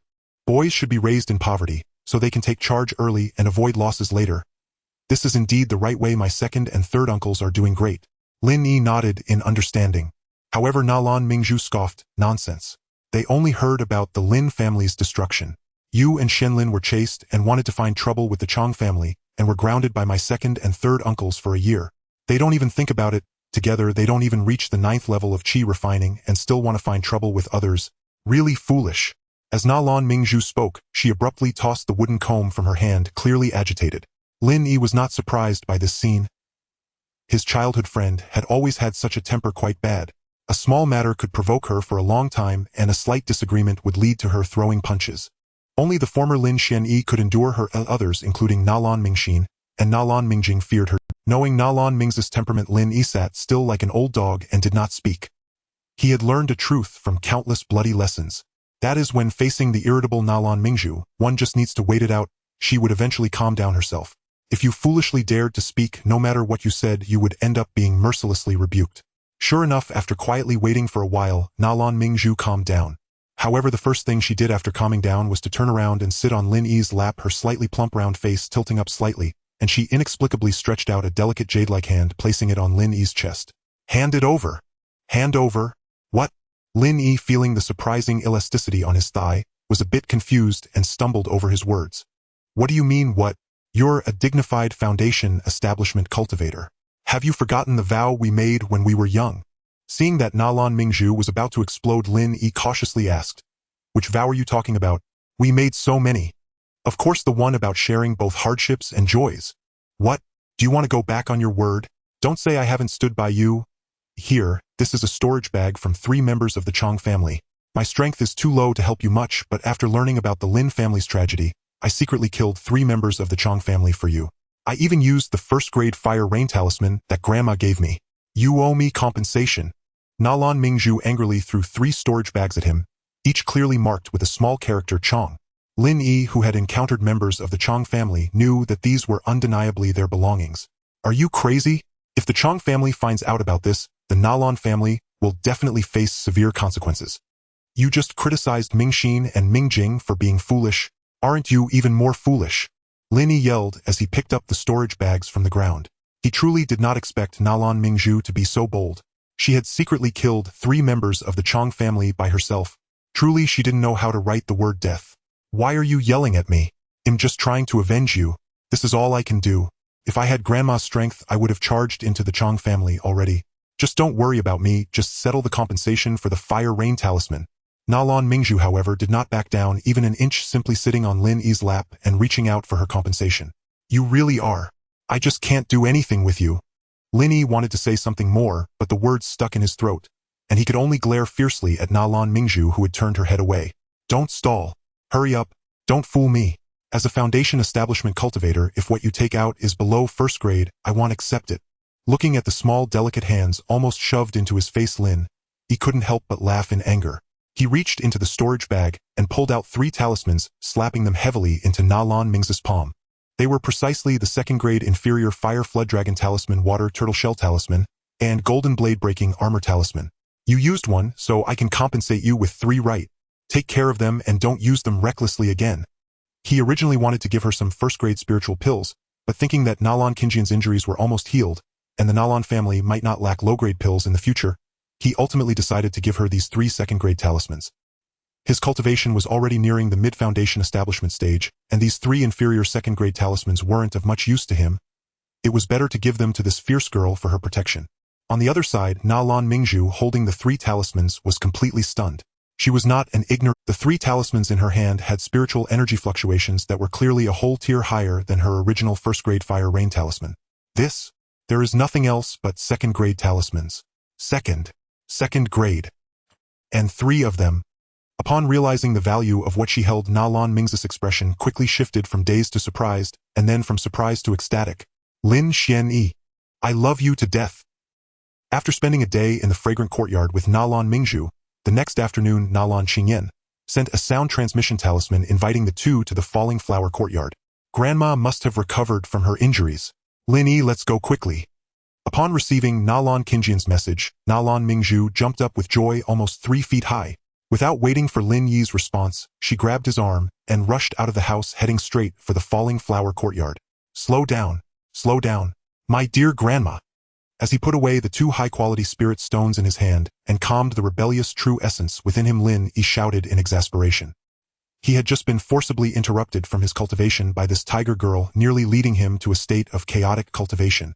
With sparks flying and lightning flashing by the time Nalan Mingzhu dragged Lin Yi and burst through the door of the Falling Flower courtyard, Nalan Yunqi and the other 4 had already arrived ahead of them. Clearly, Nalan Qingjian's recovery was currently the most concerning and significant matter within the Nalan family. As soon as he entered, Lin Yi's gaze swept past the Nalan 5 tigers, landing on Nalan Qingyan, who still wore her blue Taoist robe. He saw that after taking the 100-flower jade dew pill, Nalan Qingjian's fatigued expression had vanished and her injuries were healed.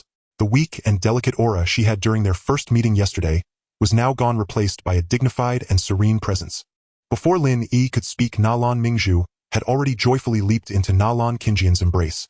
"Grandma, are you completely healed?" Yes, I am fully recovered. This 100-flower jade dew pill is indeed an extraordinary second-tier low-grade pill. Its miraculous effects are more than enough to heal a Foundation Establishment beginner like me. Xianyi, I owe you a lot this time." Nalan Qingyan held Nalan Mingzhu in one arm and affectionately patted Lin Yi's shoulder, smiling contentedly. "It's what I should do. Grandma, when shall we go to Zhelong Mountain? I knew you would be anxious. No need to rush, we'll set off as soon as night falls." Nalan Qingyan said sternly. "All right, Lin Yi nodded in agreement. After finalizing the action time, Nalan Yunqi, Nalan Mingzhu, and the others left the Falling Flower Courtyard as their cultivation levels were too low to be of much help in this matter. Only Lin Yi and Nalan Qingyan remained quietly waiting for nightfall. Of course, the two did not just wait idly but exchanged the information they currently possessed. The enemy was already well aware at the coordinates outside Yaoyu City Jilong Mountain. There were 3 Foundation Establishment cultivators and 10 Qi Refinement Peak cultivators. Besides these 13, the rest were not to be feared. Notably, all 3 Foundation Establishment cultivators were at the beginner stage. According to Nalan Qingyan, among them were 2 at the first level and 1 at the second level of Foundation Establishment. Among these 3 Foundation Establishment cultivators, the one at the second level came from the Chang family of the Yaoyu Immortal City, while the other 2 belonged to the Zhou family and the Liang family.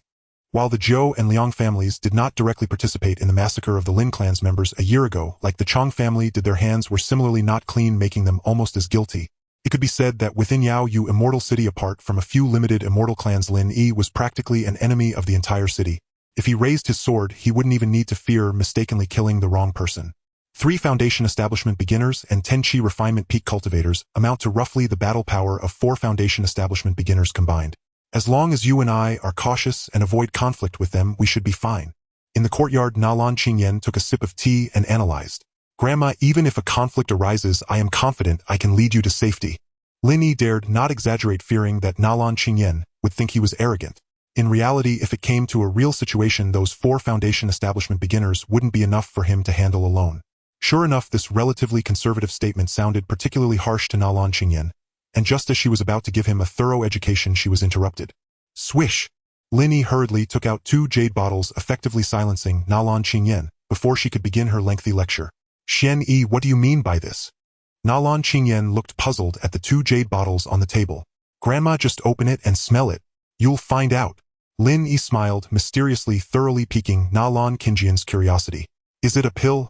You really seem to have some fortuitous encounter, my child.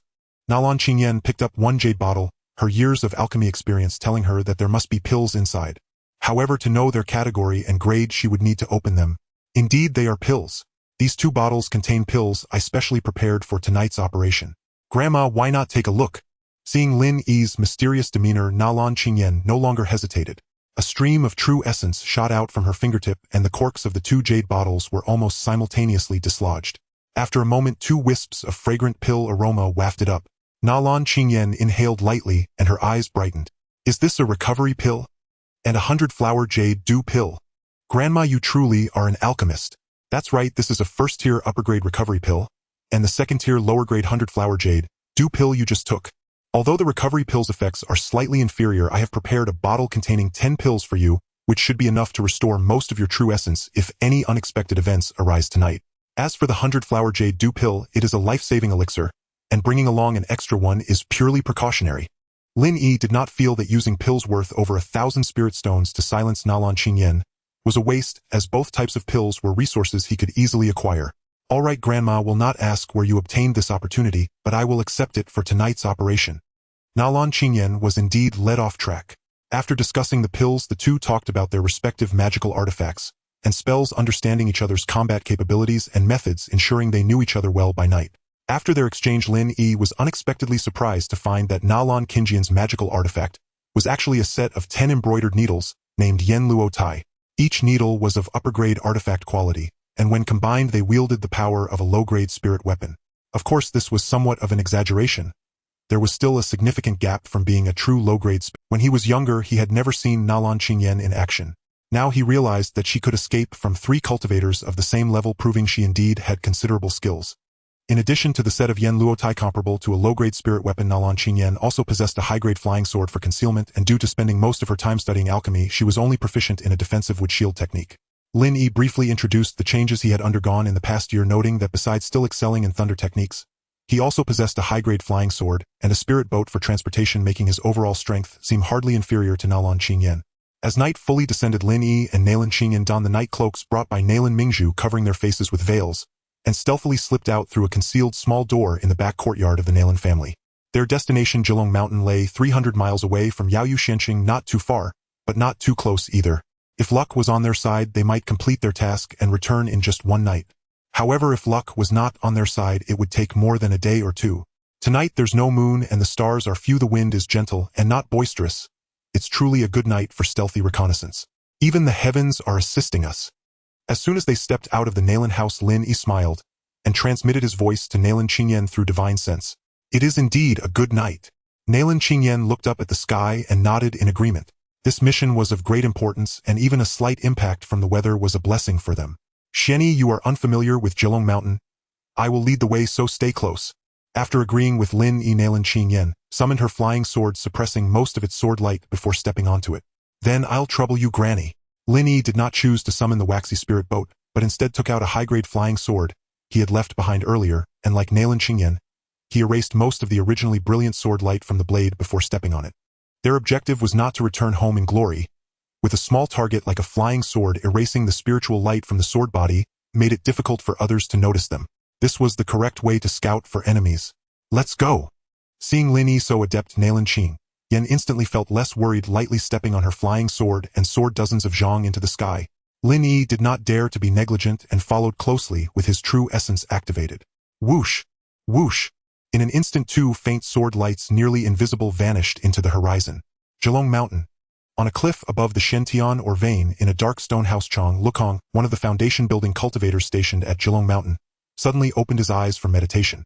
Who is the friend that has come to visit so suddenly? Please reveal yourself. An aged voice propelled by foundation building true essence enveloped a radius of 100 zhang, yet curiously did not spill beyond that range. Although Chong Lukong had white beard and eyebrows and was nearly 200 years old, he was still far from reaching the limit of foundation building. Among foundation building cultivators, he could be considered quite young. It was just that he had expended too much of his vitality during his breakthrough, giving him a rather aged appearance and voice. Ha ha ha ha. Do not be alarmed, my friend Chong, it is I. As Chong Lukong's voice echoed within the 100 zhang radius, a middle-aged cultivator draped in a blood-red cape and wearing a half-iron mask emerged from a dark shadow on the cliff. It's you, Chu Xiong. Why have you come again? Did we not agree that we owed nothing to each other and would no longer contact? Why are you going back on your word? Seeing Chu Xiong, Chong Lukong immediately shouted angrily. He indeed had a past with this person, but that was during their chi refinement stage. Now they had long since parted ways, each walking their own path. Tsk tisk, my friend Chong, you cannot say that. If it weren't for me back then, would you have succeeded in your breakthrough with just that one foundation building pill given your talent? If you hadn't broken through, would you still have hundreds of years of good life left? Now that you've become a foundation building ancestor, you are turning your back on old acquaintances. Do not forget the past. Shut up, you scoundrel. Do not bring up the past, otherwise, even if you are a disciple of the Blood Lin Temple, I will surely kill you. Hearing Chu Xiong's last words, Chong Lukong nearly jumped up like a cat with its tail stepped on. Chu Xiong was not in a hurry. He casually picked a rock, sat down with a calm demeanor, clearly having Chong Lukong in his grasp. Boom! After smashing a large stone with a palm strike, Chong Lukong finally looked darkly at the composed Chu Xiong. I can agree to help you with one last task, but you must first swear a heart demon oath that this will indeed be the last task, and after this we will have no further ties. Chong Lukong compromised, knowing that today was not up to him. This Chu Xiong could silently approach within 100 zhang of his cave abode, evidently having a cultivation level far superior to his own. Furthermore, he held a significant leverage over him. Pretending to reluctantly agree might offer him a path to survival, but if he flatly refused, he would likely end up severely injured today. Disciples of the Golden Core Sect Blood Lin Temple are not easy to deal with. These people are essentially bottomless demons killing and drinking blood without any moral restraint. This matter is easy to discuss, as long as you agree what is a mere heart demon oath. Seeing Chong Lukong submit, a slight smile appeared on the corner of Chu Xiong's mouth. Alright, tell me what you want me to do. At this moment Chong Lukong felt no significant pressure, for he was all too familiar with the methods of the demons from Blood Lin Temple. They practiced one of the orthodox demonic sects techniques, the blood demon forbidden art, which involved absorbing blood for cultivation. It would be quite manageable for him, the most powerful cultivator in the Jilong Mountain or vein, to help him kill 1,000 or so people to refine his demonic skills. Unfortunately, he severely underestimated Chu Xiong's appetite. After casually swearing the heart demon oath, the first words out of Chu Xiong's mouth nearly made Chong Lukong's soul flee in terror. I have my eyes on Yaoyu Xianxing. You will help me massacre everyone inside. Chu Xiong said calmly, as if discussing trivial matters with a neighbor. But to Chong Lukong's ears it was like a thunderclap. Impossible. Absolutely impossible. I cannot do such a thing for you. There is still my family in Yaoyu Xianxing, right? I can't possibly kill them all. Moreover, there are hundreds of immortal clans in Yaoyu Xianxing. Do you really think the two of us can annihilate them all? It's not that I underestimate you, Chu Xiong, but this kind of thing is only possible if a senior from your sect, the Zifu, comes, otherwise there's not a glimmer of hope. Just the two of us. It's absolutely impossible. I can give you 1,000 commoners, just leave now. From now on we have nothing to do with each other. Chong Lukong turned away, resolutely refusing. He thought Chu Xiong was insane, believing that just the two of them could take down a city of cultivators. This was the kind of mad idea only a disciple of a demonic sect would have. A rational family cultivator like him would have to be out of his mind to board this crazy ship. My friend Chong, do not be so quick to refuse. While the two of us may not suffice, what if we add the great wilderness beast tide in 10 years? I have a way to attract a massive horde of demon beasts far stronger and more numerous than ever before in Yaoyu Xianqing. It could easily flatten Yaoyu Xianqing. To be honest, Yaoyu Xianqing is destined to fall in 10 years. I am not here to negotiate or force you. I am here to offer you a grand fortune. Do you not wish to break through to mid and late foundation building and achieve the status of a Zifu ancestor? Do you not want to lead your family to establish a foundation for eternity? Do you not want your own descendants to easily establish their foundations in the future? Think about the resources of owning a city. Do you even begin to comprehend what kind of person you could become? I am a disciple of the demonic sect. I only require human blood and beast blood. Everything else will belong to you, and you just need to do a few small tasks to assist me, and you will gain an entire immortal city. Jilong Mountain, though named a mountain, boasted scarcely any true peaks. It earned the name Jilong Mountain among cultivators of Yaoyu Immortal City solely because 9 nearly identical earthen mounds, each 100 zhang tall, had formed in rare symmetry across this region. Though scattered, these 9 mounds, when viewed from above, formed a perfect circle. Within that circle stood 2 modest mountains, hundreds of zhang high, and nestled deep within their flanks lay a vast shin iron vein. At that very moment 2 faint streaks of light descended upon one of the 9 earthen mounds. Lin Yi and Lin Qingyan soaring hundreds of li on their flying swords. They had flown swiftly, arriving near Jilong Mountain in little time. Guided by Lin Qingyan, they chose one mound to land upon, then stilled their breath and focused intently on the shin iron vein several li away. Night had fallen, yet the mine blazed with lantern light. The rhythmic clang of picks and shovels mingled with overseers' harsh shouts and the pitiful blood-curdling screams of emaciated miners struck by leather whips. So clear even at that distance that Lin Yi and Lin Qingyan heard every agonized cry. They exploit them even at night. Utterly inhuman beasts. Lin Yi strained his vision, his eyes blazing with fury, as he watched a chi condensation 5th layer overseer laugh wildly, while lashing a gaunt diminutive miner with his whip. The boy's flesh was already torn open, his breath shallow and fading. Yet the overseer showed no sign of stopping. He meant to beat him to death, plain and simple. One grows accustomed to it. Yaoyu Immortal City lies in a remote, lawless frontier. No sect, no clan, no authority claims dominion here. And in recent years chaos has only deepened. You must have seen it yourself. If the city itself is so degraded, how could its outskirts possibly fare better? For now endure. Small forbearance prevents great ruin. Lin Qingyan sighed softly. Compared to the increasingly demonic factions of Yaoyu Immortal City, the Lin Immortal Clan remained a quiet current. Low profile, quietly cultivating strength in shadow, neither compromising nor indulging in feudal moral posturing. Indeed, a few other families within Yaoyu Immortal City had likewise resisted corruption. Yet they were too few, too weak, unable to shape the tide. Such was the prevailing ethos of Yaoyu Immortal City now. Inescapable, overwhelming. As Lin Qingyan spoke, the frail miner Lin Yi had watched was beaten to death. His body collapsed limply onto the ground. The overseer who killed him did not even glance back. Merely stepped over the corpse and walked on, as though he had crushed not a living soul but a cockroach, an ant. Despicable. Unforgivable. To treat human life so cheaply, to regard common folk as mere insects.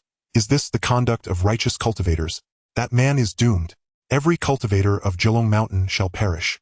He spoke thus not only because that overseer had just murdered a miner outright, but also because elsewhere across the mine several others were similarly beating laborers without cause.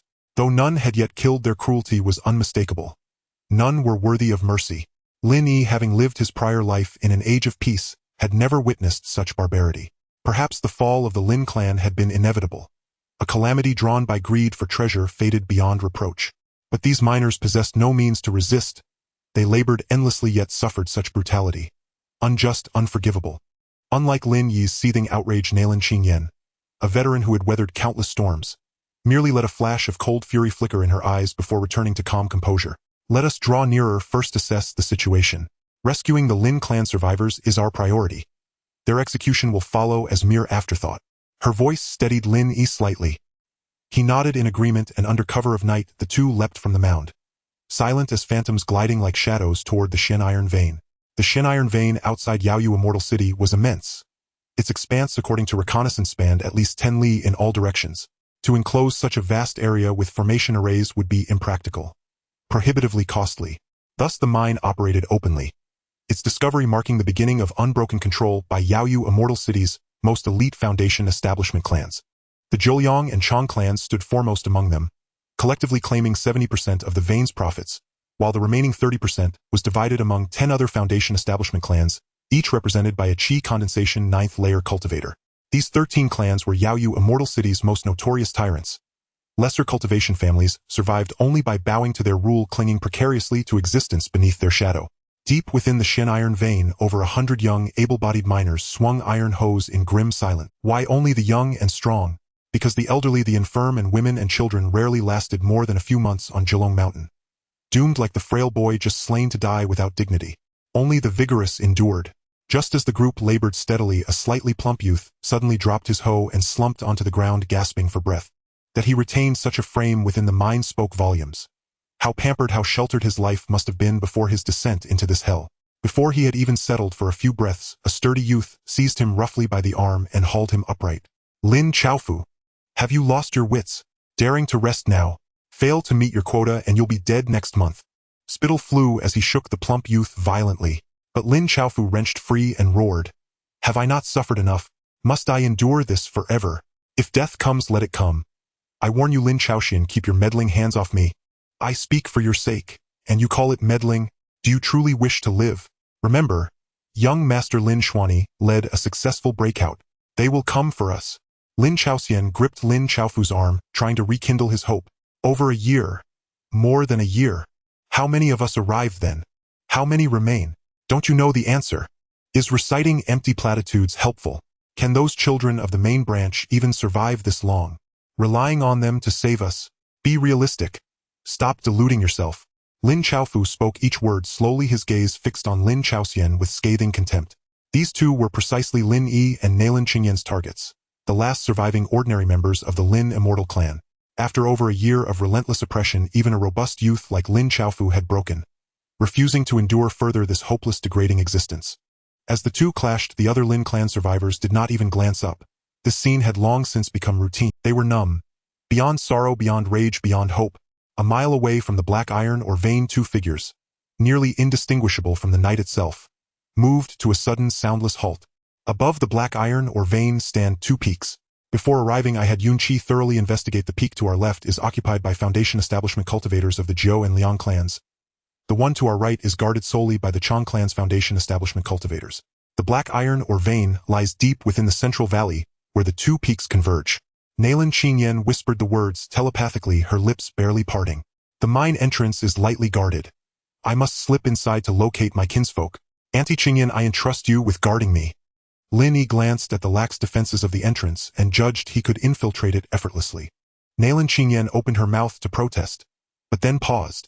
Every moment of hesitation might deepen the suffering of Lin Clan members still held captive. With a quiet nod, she said, "Be cautious. If matters turn dire once you're inside, do not hesitate. Retreat immediately. Rest assured. I understand." With that, Lin Yi gave Nalin Qingyan a brief salute and vanished into the black iron mine, his steps utterly silent. 3 Foundation establishment cultivators remained atop the peaks, hundreds of zhang above the mine entrance. Unless they descended personally to patrol, there was no possibility they would detect him. With those 3 threats absent, only a handful of Qi condensation cultivators patrolled the mine's periphery. How could they possibly guard against a Foundation establishment cultivator like him? Lin Yi gathered his true energy, seized the brief distraction as overseer cultivators lashed miners, and in 2 swift, fluid motions slipped unnoticed into the black iron mine. Perhaps they had never imagined, nor even conceived, that a Foundation establishment cultivator might one day descend to rescue mere ore slaves. Yet the moment Lin Yi entered, he froze in disbelief. True, the mine possessed but a single entrance. Yet within tunnels branched in every direction, carved by miners into over 100 diverging passageways. Each corridor overflowed with dense black iron, or severely impeding the penetration of spiritual sense. He had no idea which path to take. Fortunately, fortune favored him. Scarcely had he stepped inside than 2 miners emerged from a side tunnel. Clad in ragged hemp robes, hair matted like tangled nests, bodies so emaciated their ribs pressed visibly beneath taut skin. Laboriously hauling a small basket of pure black ore. The moment they glimpsed Lin Yi, a figure swathed in black face masked. They nearly shrieked aloud. But Lin Yi moved faster in a blur. He clapped a hand over each mouth. Both miners stared at him in abject terror. Though they thrashed wildly, they could not break free from his iron grip. From this moment forth, you will keep your mouths shut. Answer only what I ask. Refuse, or utter a single cry, and I will strike you down on the spot. Do you understand? Lin Yi glared, voice edged with menace.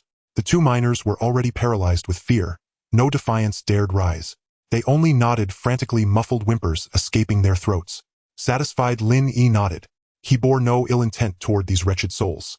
So he simply dragged them into a nearby forked passage, then guided them deeper into a small, long-abandoned excavation chamber. I ask only one question. Answer truthfully, and there will be reward for you both. When were you taken to serve in the Jilong Mountain Black Iron or Vein? Lin Yi released them, his expression stern with warning. Elder sir, we were seized 1.5 years ago. Her voice trembled, soft and fragile, unexpectedly feminine. To Lin Yi's astonishment, the speaker was a woman who had survived for 1.5 years upon Jilong Mountain. Lin Yi fixed his gaze upon her, and his eyes changed entirely. Sensing his silence, the other miner hastily interjected, Elder sir, we were both chi condensation cultivators of the 5th layer before our cultivation was severed by the Chong Immortal clan. Though our meridians lie broken, our bodies remain stronger than ordinary men's, thanks to our prior cultivation. That is how we endure. Her voice rang clear and incisive. Another woman. Lin Yi was speechless. Had he truly by sheer chance stumbled upon such a rare pair? Only later, upon hearing the second woman's explanation, did he grasp the truth. 2 female cultivators, both stripped of cultivation yet retaining formidable physical resilience. After all, black iron was extraordinarily dense. Each palm-sized slab weighed over 10 gene. Even a small basket demanded immense strength to carry. Very well. Let us set that aside. Next question. Since you arrived 1.5 years ago, do you know of a large group of ordinary people bearing the surname Lin? They number in the hundreds, if not thousands, and likely arrived about 1 year ago. A group surnamed Lin, ordinary folk. The 2 women exchanged a fleeting glance, then lowered their heads hesitantly. You know of them? Lin Yi pressed. Tell me where they are. I can offer you food. Sensing hope, Lin Yi leaned forward eagerly. Elder sir. Their eyes met again. Yet their voices remained halting, uncertain. Speak plainly, no evasions. So long as your request is reasonable, I shall consider it. Lin Yi knew full well they were bargaining. Yet because the black iron or dampened his spiritual sense, his ability to search and probe was drastically weakened. A guide would save precious time vital for rescue. Who could say when those 3 Foundation establishment cultivators might suddenly descend for an unscheduled We do know of them, and we know precisely where they labor, but we do not seek food. We beg only that Elder sir take us with you. Free us from Jilong Mountain. The clearer-voiced woman abruptly pulled her companion down, kneeling before Lin Yi and bowing her forehead to the ground in desperate supplication. Oh, how did you deduce I've come to rescue others? Lin Yi regarded the 2 prostrate figures with quiet curiosity. Honorable Elder sir, it was detail and instinct. Should you deliver us from this abyss, we swear upon our Tao hearts to serve you for life. To be oxen, to be horses without regret. Only grant us freedom. She raised her head, forehead bruised red, and lifted both hands poised to seal her vow at any instant. But Lin Yi's next words drained the color from her face. Yet your dantions have been shattered. What use are 2 ordinary mortals to me? Yes, our dantions are ruined. What worth do we hold now? An ordinary mortal stripped of cultivation was but an ant. Easily crushed, easily discarded. No, in certain respects even less than an ant. Had she truly clung to such foolish hope for so long, after over 1 year of torment, something within her snapped. A ghastly hollow laugh escaped her lips. Then without warning she lurched upright and hurled herself headlong into the mine wall. A muffled thud echoed through the mine. A female miner who had sought death was swept to safety by Lin Yi with a single wave of his hand. What a fierce temperament, Lin Yi murmured, staring at the disheveled woman in astonishment. He had not expected her spirit to be so violent, ready to end her life at the slightest provocation. Lin Yi, another timid miner, finally reacted, tears welling as she rushed over and clung tightly to the woman who had tried to kill herself. How could you be so foolish? Did we not agree that as long as we could escape, nothing else mattered? Cultivation or no cultivation, it is no longer important. Xiao Yuan, the rescued Lin Yi, sobbed uncontrollably as well. Just as the 2 of them were crying their hearts out, a somewhat puzzled voice from above, Lin Yi, suddenly spoke. You also bear the surname Lin? Xiao Yuan, tearful, looked up at Lin Yi and said, we are both surnamed Lin. My name is Lin Yuan, she is Lin Yi, but we probably have no blood relation to the Lin Clan members you spoke of. I see, Lin Yi said, understanding dawning, and he quietly made a decision in his heart. Stand up, consider yourselves lucky. I can take you out and even provide you with a safe, reliable place to survive. Though your cultivation is gone, at least you can live out the remainder of your days in peace. Senior, are you truly willing to save us and lead us out? Hearing a sliver of hope, even the once delicate Lin Yuan was suddenly filled with strength. Her voice rose many times over with newfound vigor. It is also your fate, Lin Yi said. Who knows why I was the first to enter the cave and happen upon you too, and you both happen to be Lin. Get up and lead the way. Once I find the person I seek, taking you along will be a mere convenience, Lin, he added with an impatient wave. He had wasted enough time here and had no patience for two women wailing. All right, we will lead the way, Lin Yuan cried overjoyed. She helped Lin Yi up and the two of them staggered forward into the mine's interior. Finally back to business, Lin Yi thought, keeping guard behind them and secretly breathing a sigh of relief. Though their cultivation had been destroyed and they were malnourished, the two still ran with surprising speed. Like veterans familiar with the road, the two threaded countless branching passages racing through the mine for several li. They encountered a few groups of miners en route, each of whom Lin Yi easily knocked unconscious. In such intricate terrain, having guides was a blessing. Had Lin Yi searched alone with his spiritual sense greatly restricted, he might have spent days and nights wandering without finding a single Lin Clan member. He had only followed for a short while before becoming utterly disoriented. This mine was more labyrinthine than any maze. Fortunately, Lin Yuan and Lin Yi proved capable. Winding through the ore veins after what felt like an age, the passage suddenly opened into a broad space. The three stepped into a vast cavern, and the steady clatter of iron picks striking or reached Lin Yi's ears. Found them, Lin Yuan cried out with a burst of joy, and the sound of digging abruptly fell silent. Lin Yi could now clearly see the scene within the cavern. Over 100 rag-clad miners were at work in the wide cavern. Lin Yuan's loud, harsh female voice had caused them to stop and eye the newcomers with suspicion. At a glance, many of the Lin Clan members' pupils contracted slightly. The two figures at the front posed no problem. Though one had a woman's voice, their clothing and bearing marked them as fellow miners, nothing to fear. But the masked figures in black behind them made the crowd tense. Their distinctive night-walking garb and veiled faces announced them as anomalies. Friend or foe? There was no way to tell. From the crowd, Lin Chaoxian and Lin Chaofu stepped forward with picks in hand, eyes fixed on the sudden black-clad arrivals. Indeed, despite their earlier quarrel, the two were the only leaders this band possessed. Lin Chaofu had been the wealthiest among the ordinary Lin folk before they were captured. His generosity had earned him a modest following. Lin Chaoxian, by contrast, relied on his solid, powerful body and a habit of encouraging others to rally his own group of followers. Who are you, sir? What business have you in the mine occupied by our Lin Clan? Lin Chaoxian demanded gravely, raising his pick. If you have no purpose, leave at once. Lin Chaofu echoed in an equally stern tone, we number 120. You will gain nothing here. The others instinctively tightened their grips on their picks. Conflicts over the Xian iron veins were commonplace. Here each man handed in a quota of raw Xian iron or monthly. Only by meeting the required weight could one continue to survive. Fail to pay enough and you become worthless to others.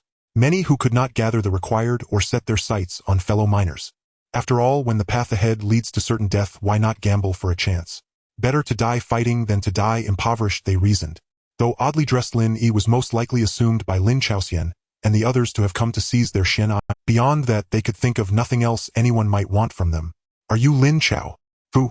Lin Yi tilted his head in puzzlement as he regarded the slightly plump youth. For ordinary Lin Clan folk of this generation bore the generational name Chao. Until the age of 6, Lin Xuanyi had also lived among the ordinary Lin folk and remembered the generous young Lin Chaofu of those days. At 6, when his wind and thunder twin spirit roots were discovered, he had been taken to Yaoyu Xianxing to be cultivated by the Lin Immortal clan. Even in his recollection, the boyish Lin Chaofu had been a large, portly lad. Seeing him so thin now made Lin Xuanyi uncertain. As for Lin Chaoxian, he had no memory of him. Perhaps they had not interacted much in childhood. How do you know me? Lin Chaofu asked, suddenly gripping his pick in surprise. He had not expected the black-clad man to speak his name first. Is it really you, Lin Chaofu? Ha ha ha. Lin Xuanyi laughed abruptly, tossing back his veil to reveal a handsome, refined young face. I have come to rescue you. Lin Chaofu and the others echoed Lin Xian. The words dropped like an explosive into the broad cavern. The declaration stunned the entire Lin Clan into a dazed, bewildered silence. Did the Lin Clan's celestial tribe truly come to rescue them? Is this really not a dream? Even as they followed Lin Yi to leave, countless ordinary Lin Clan members remained in a daze, lost in a haze of confusion. However, a small number of them, having endured much hardship, wept tears of joy, their joy almost resembling madness, such as Lin Chaofu and Lin Chaoxin among others. The two of them now, with tear-streaked faces, linked arms and ran here and there, rolling about in joy, completely oblivious to their previous discord. At this moment, Lin Yi, who had successfully rescued the ordinary Lin Clan members, wore a grim expression. According to Lin Chaofu, a year ago, nearly 3,000 ordinary clan members had been taken to the Jilong Mountain to serve in the mysterious iron mine. Now, after a year, only 120 able-bodied individuals remained. The fate of the remaining 2,000 Lin Clan members was clear. They had surely been buried in the depths of Jilong Mountain. He had previously worried that there would be many survivors among the ordinary Lin Clan members, and had specifically purchased a Lingzhou in Piaoshuo to ensure he could transport the surviving Lin Clan members all at once. Little did he know that, in just 1 year, the changes in Yaoyu Xianqing would be so drastic. He had thought that the ordinary clan members would endure only some hardships, yet they had all been taken to Jilong Mountain to mine. This mining had led to the untimely demise of thousands of clan members. Chong Clan, Zhou Clan, Liang Clan, and you underlings, I will surely take vengeance upon you all. Lin Yi could not help but clench his fists. Having inherited Lin Zuanyi's legacy, he felt that this grudge must be avenged. As he exited the mine, Lin Yi trailed behind Lin Yuan and Lin Yi. He was utterly bewildered, as if he were in a daze. Lin Chaoxian and Lin Chaofu, after their frenzy, stayed closely by his sides, while the remaining Lin Clan members supported each other as they followed behind. Logically, with such a large group moving together, they would surely encounter other miners along the way. Indeed, as over 100 people passed various mine entrances, they attracted the attention of a group of miners. However, this time Lin Yi did not strike or make any noise. He continued to rush towards the mine entrance without any concealment. With so many people, they would be exposed upon reaching the entrance, so why bother hiding? He only needed to lead everyone to the mine entrance as quickly as possible, releasing the Lingzhou for them to board. With the speed of the Lingzhou, by the time the Chong and Zhou Clan's foundation establishment cultivators noticed, they would only be left with the Lingjus exhaust. Block. That was simply out of the question. Unfortunately, while Lin Yi's thoughts were commendable, events often do not unfold as favorably. As the group approached the mine entrance, Lin Yi, whose divine sense had mostly recovered, suddenly furrowed his brow. He halted the two women ahead, who were still running forward, and waved to stop the Lin Clan members behind them. What is it, Xuani? Lin Chaofu squeezed up nervously from behind. He dared not underestimate the youth before him. His earlier outburst during the argument with Lin Chaoxian was merely a vent of despair, careless words. Now, with the hope of rebirth, he had become completely obedient to Lin Yi, who could lead them to safety. Everyone hold on a moment. Something feels off. Lin Yi replied, simply extending his divine sense along the mine tunnel until it reached over 600 feet outside, where he finally sensed something amiss. A figure clad in black Nailan Qingyan was unexpectedly locked in a standoff with an elderly cultivator with white whiskers and eyebrows hovering several dozen feet off the ground. Lin Yi was unaware that while he had entered the cave to rescue his clan members, Chong Lekong had finally struck a deal with the demon cultivator Chu Xiong. To show his sincerity, Chong Lekong had offered to fetch some blood food for Chu Xiong as a treat. Naturally, Chu Xiong was more than willing to receive such a favor. Thus, late at night, Chong Lekong unexpectedly descended from the mountain to head towards the mysterious iron mine. Once Chong Lekong descended, Nailan Qingyan, who was lying in ambush outside the mine to assist Lin Yi, immediately sensed something was wrong. Thus, the following scene unfolded as Nailan Qingyan made her appearance.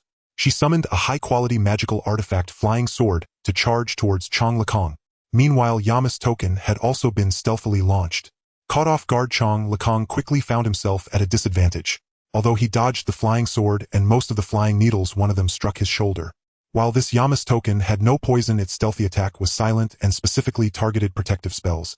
In a direct confrontation, it might have lacked power, but in a surprise ambush, let alone Chong Lekong being completely unprepared, even if he had been, it would have been difficult to block them all. What followed was as Lin Yi observed Chong Lekong clutching his shoulder, faced off against Nailan Qingyan in the air. The two were still assessing each other's abilities and did not rashly engage. Though the situation was such, the one truly at a disadvantage and anxious was undoubtedly Nailan Qingyan, yet she could do nothing but pray that Lin Yi could finish his task and exit soon. On the other side, Lin Yi had indeed emerged. Upon discovering Nailan Qingyan facing off against a foundation establishment cultivator, he immediately led the Lin Clan members to the broader entrance of the mysterious iron mine. This place was spacious enough to accommodate his Lingzhou. In the astonished expressions of over 100 people, he took out the Lingzhou from his storage bag and expanded it to a length of 10 feet and a width of 3 feet. This size of the Lingzhou was already sufficient to fit over 100 people. Those who had survived until now were not foolish. They were mostly tall, strong young men. Without Lin Yi needing to call out, everyone rushed forward, eagerly stepping onto the deck of the Lingzhou. Seeing them boarding so eagerly, Lin Yi nodded in satisfaction, leaping onto the Lingzhou and controlling the refined core of the ship to rise into the air, soaring into the 9 skies.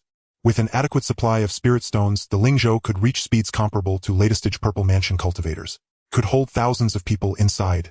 With just over 100 people aboard, it felt as if it were empty. Even at the moment of liftoff, its speed had already surpassed that of ordinary Foundation establishment cultivators flying on swords. In the blink of an eye, they had broken through the void, crossing over to Nalin Qingyan's side. "Get on!" Addressing the somewhat dazed Nalin Qingyan, Lin Yi let the 3-tiered high-grade defensive array covering the Lingzhou slightly open a gap just big enough for a person to pass through. "Oh, all right."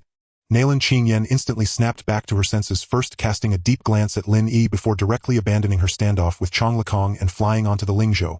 Until Nalin Qingyan stepped onto the spiritual vessel, Chong Lekong was still in a daze. Suddenly, a ship-shaped magical artifact flew out from his own mine, and over 100 ragged miners along with a man in black stood upon it. Who wouldn't be bewildered? However, when the spiritual vessel turned around to flee, he could no longer afford to be dazed. The 2 men in black were clearly in cahoots. He quickly took out a small cauldron from his storage bag, stepped onto his flying sword, and moved to block the vessel's path, shouting, "Who dares to trespass? How dare you invade the Jilong Mountain mine and abduct our miners? Stop immediately, and perhaps I may spare you. Otherwise, do not blame my magical artifact for being merciless." Chong Lekong raised the small cauldron high, infusing it with his true essence, pretending to be ready to attack if Lin Yi did not stop the vessel right away. At this moment, the commotion from the Shentai mine finally caught the attention of the perfected Qi refinement cultivators and the remaining 2 Foundation establishment cultivators. Lin Yi, with keen eyesight, even spotted 2 streaks of escape light rapidly rising from a mountain peak. A mere Foundation establishment's second layer dares to be so arrogant with a low-grade magical artifact. Lin Yi, fearing delays would lead to changes, did not wish to waste more breath. With a cold smirk, he directly commanded the spiritual vessel to charge towards Chong Lekong. With the absolute defensive capability of the 3rd-tier top-grade formation on the Wanqi spiritual vessel, would he still fear a mere Foundation establishment initial stage cultivator blocking his way? "Block! I will directly ram the ship and crush you." Seeing the vessel charging ferociously under the control of the man in black, Chong Lekong did not dare hesitate and hurriedly urged the small cauldron artifact he held. The small cauldron, infused with true essence, quickly expanded. In the blink of an eye, it transformed from the size of a palm to the size of a room, blocking his front. After the small cauldron transformed into a giant cauldron, Chong Lekong felt a surge of confidence. This was the only top-grade magical artifact he possessed, specially gifted to him by the clan's late Foundation establishment ancestor when he advanced to Foundation establishment. This treasure was extraordinary, and he cherished it greatly, having defeated many foes with it. He was confident that he could block this spiritual vessel with the giant cauldron. As long as he could hold these people off for a few breaths, he would be able to last until the Foundation establishment cultivators from the Zhou and Liang families arrived to support him. Chong Lekong confidently stared at the increasingly close spiritual vessel, forming a stark contrast with the terrified expressions of the Lin family commoners aboard. Every Lin family member here almost recognized Chong Lekong, as they were all captured by him. They were well aware of his terrifying reputation. According to rumors among the miners, this person was one of the Foundation establishment ancestors of the Chong clan. Not only was his cultivation unfathomable, but his methods were also overwhelmingly powerful. They found it hard to believe that Lin Yi, this young boy, could rival a Foundation establishment ancestor. But was it truly the case? Boom! A long and resonant sound of collision echoed through the night sky over Jilong Mountain. When the Wanqi spiritual vessel collided with the giant cauldron, the Lin family members did not witness the expected scenario of the ship's bow being blocked and the deck shattering. Instead, to their astonishment, the nearly deified Chong family's Foundation establishment ancestor was directly sent flying, blood spewing from his mouth. What? How is this possible? Below the mine, several perfected Qi refinement overseers gazed up at the sky, their faces filled with disbelief. On the spiritual vessel, the terrified Lin family commoners were momentarily set aside as Nalin Qingyan, clad in night clothes, was also shaken to her core. Although she had noticed something was amiss with the spiritual vessel when she boarded, she had never expected it to be this. It could actually injure and repel a Foundation establishment cultivator. A spiritual artifact. This vessel was undoubtedly a spiritual artifact. In an instant, Nalin Qingyan thought of many things, her gaze towards Lin Yi becoming increasingly curious. It seemed, ever since this child left Yaoyu Immortal City, he has truly encountered numerous fortuitous encounters. The Wanqi spiritual vessel, after sending the giant cauldron and Chong Lekong flying, did not show any sign of stopping, but rather continued to sail forward with unstoppable momentum. Clearly, a mere Foundation establishment cultivator wielding a top-grade magical artifact could not make this high-tier spiritual vessel take them seriously. Only after the vessel fled nearly 1,000 feet and Chong Lekong, who was coughing blood and had broken ribs, finally regained his senses. First he took a few healing pills, then summoned the now reverted small cauldron artifact. Looking at the dents on his precious artifact, Chong Lekong felt unbearable pain. How dare the thief damage my treasure? I will not let you go. Ah! When the Foundation establishment cultivators from the Zhou and Liang families hurried down the mountain on their magical artifacts, what they saw was Chong Lekong wounded and on the ground howling helplessly towards the sky. As for the enemies, they had long disappeared without a trace. The Foundation establishment cultivators from the Zhou clan Zhou Chenbei and the Liang clan Liang Su could not help but exchange glances, each seeing a hint of confusion in the other's eyes. Having seen Chong Lekang's miserable state, the two did not want to inquire further, but since it concerned their own interests, they had no choice but to ask. After a moment's hesitation, it was Liang Su, the Foundation establishment cultivator, who spoke first. It is unfortunate that such a fine magical artifact has been damaged by the enemy Taoist Chong. Please accept my condolences. May I ask Taoist Chong to tell us what transpired tonight? After a moment of silence in the air, Chong Lekong first put away the nearly ruined small cauldron artifact, then wiped the stains from the corner of his mouth, and said calmly, 2 men in black charged the mountain, injured me, and abducted over 100 miners. I suggest you quickly check which miners are missing from the mine today. If you can find them, the identities of those 2 men in black will naturally be clear. I am injured and need to return to my cave to recuperate, so I will not accompany you any longer. Having said that, Chong Lekong summoned a middle-grade flying sword artifact and soared into the air, leaving Zhou Chenbei and Liang Su staring at each other in shock. After a long while, Zhou Chenbei pondered and said to Liang Su, "It seems that Chong Lekong is seriously injured, otherwise he wouldn't be so eager to return to heal." Liang Su, seeing the panicked fleeing light of Chong Lekong, his eyes flashed with cold light, then turned his head and laughed, saying, "It seems we must hurry to investigate the mine. With such a strong enemy lurking in the dark, if we cannot ascertain their identities, the next Chong Lekong could very well be us." Taoist Liang makes a valid point. There is no time to lose. You 10 quickly follow me and Taoist Liang into the mine for investigation. We must find out what identities the miners taken by the men in black had. Zhou Chenbei did not notice the unusual light in Liang Zu's eyes. He merely called for 10 perfected Qi refinement cultivators to hastily head towards the Shentai mine. Seeing that Chong Lekong, who was higher in realm and equipped with better magical artifacts, had been so severely injured by tonight's strong enemy, he felt a surge of panic within. An endless night stretched across the desolate wilderness. High above the skies, more than 100 li beyond Yaoyu Immortal City, a colossal celestial vessel suddenly carved its way through the heavens, its passage churning vast clouds and scattering flocks of birds that fled in alarm from the roiling mist. Aboard it, dozens of young men, gaunt, ragged, and unkempt, resembling beggars more than cultivators, rolled wildly across the deck, shrieking incoherently, many with snot streaming down their faces. Others did not roll, but ran ceaselessly from bow to stern and back again. Even when exhaustion finally collapsed them, they dragged themselves forward on hands and knees, refusing to still their bodies for even a breath. Only 4 stood apart from this frenzy: the sisters Lin Yuan and Lin Yi, and the brothers Lin Chaofu and Lin Chaoxian. They were the only ones reclining peacefully against the hull, gazing out at the boundless nocturnal expanse. The sole scholars aboard. Is this what freedom tastes like? Chaoxian. By the heavens, it's utterly exhilarating. Lin Chaofu watched clouds billow and part at the horizon. Though the night sky hung thick with black clouds, he felt such unbridled elation that he longed to roar aloud. Indeed, this is the exquisite sweetness of having escaped death itself. Don't laugh. But though I urged our clansmen never to lose hope, deep within my heart I was the least confident of all.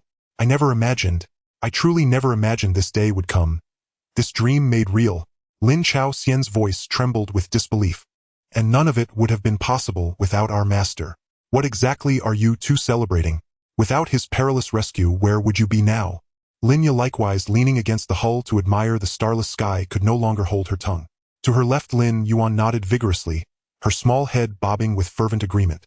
Ever since Lin Yi removed his mask to reveal a face still soft with youth, the two women found themselves unable to utter the honorific senior expert. It simply aged him too much. How could they call him senior? That would make him sound ancient. So of their own accord they declared Lin Yi their master, whether he consented or not.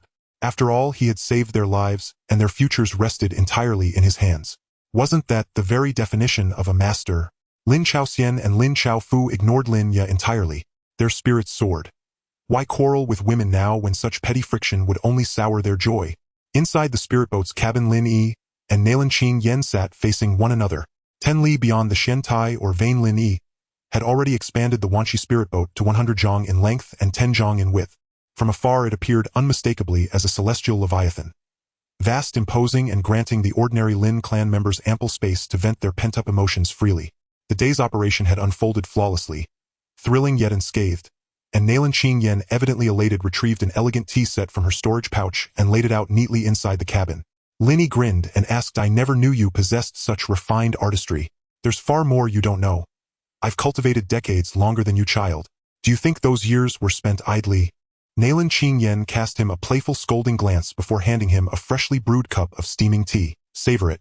This is my treasured Grade 1 Supreme 100-flower spirit tea, famed for its extraordinary power to clarify the mind and calm the spirit. Even I rarely dare brew it." "Understood."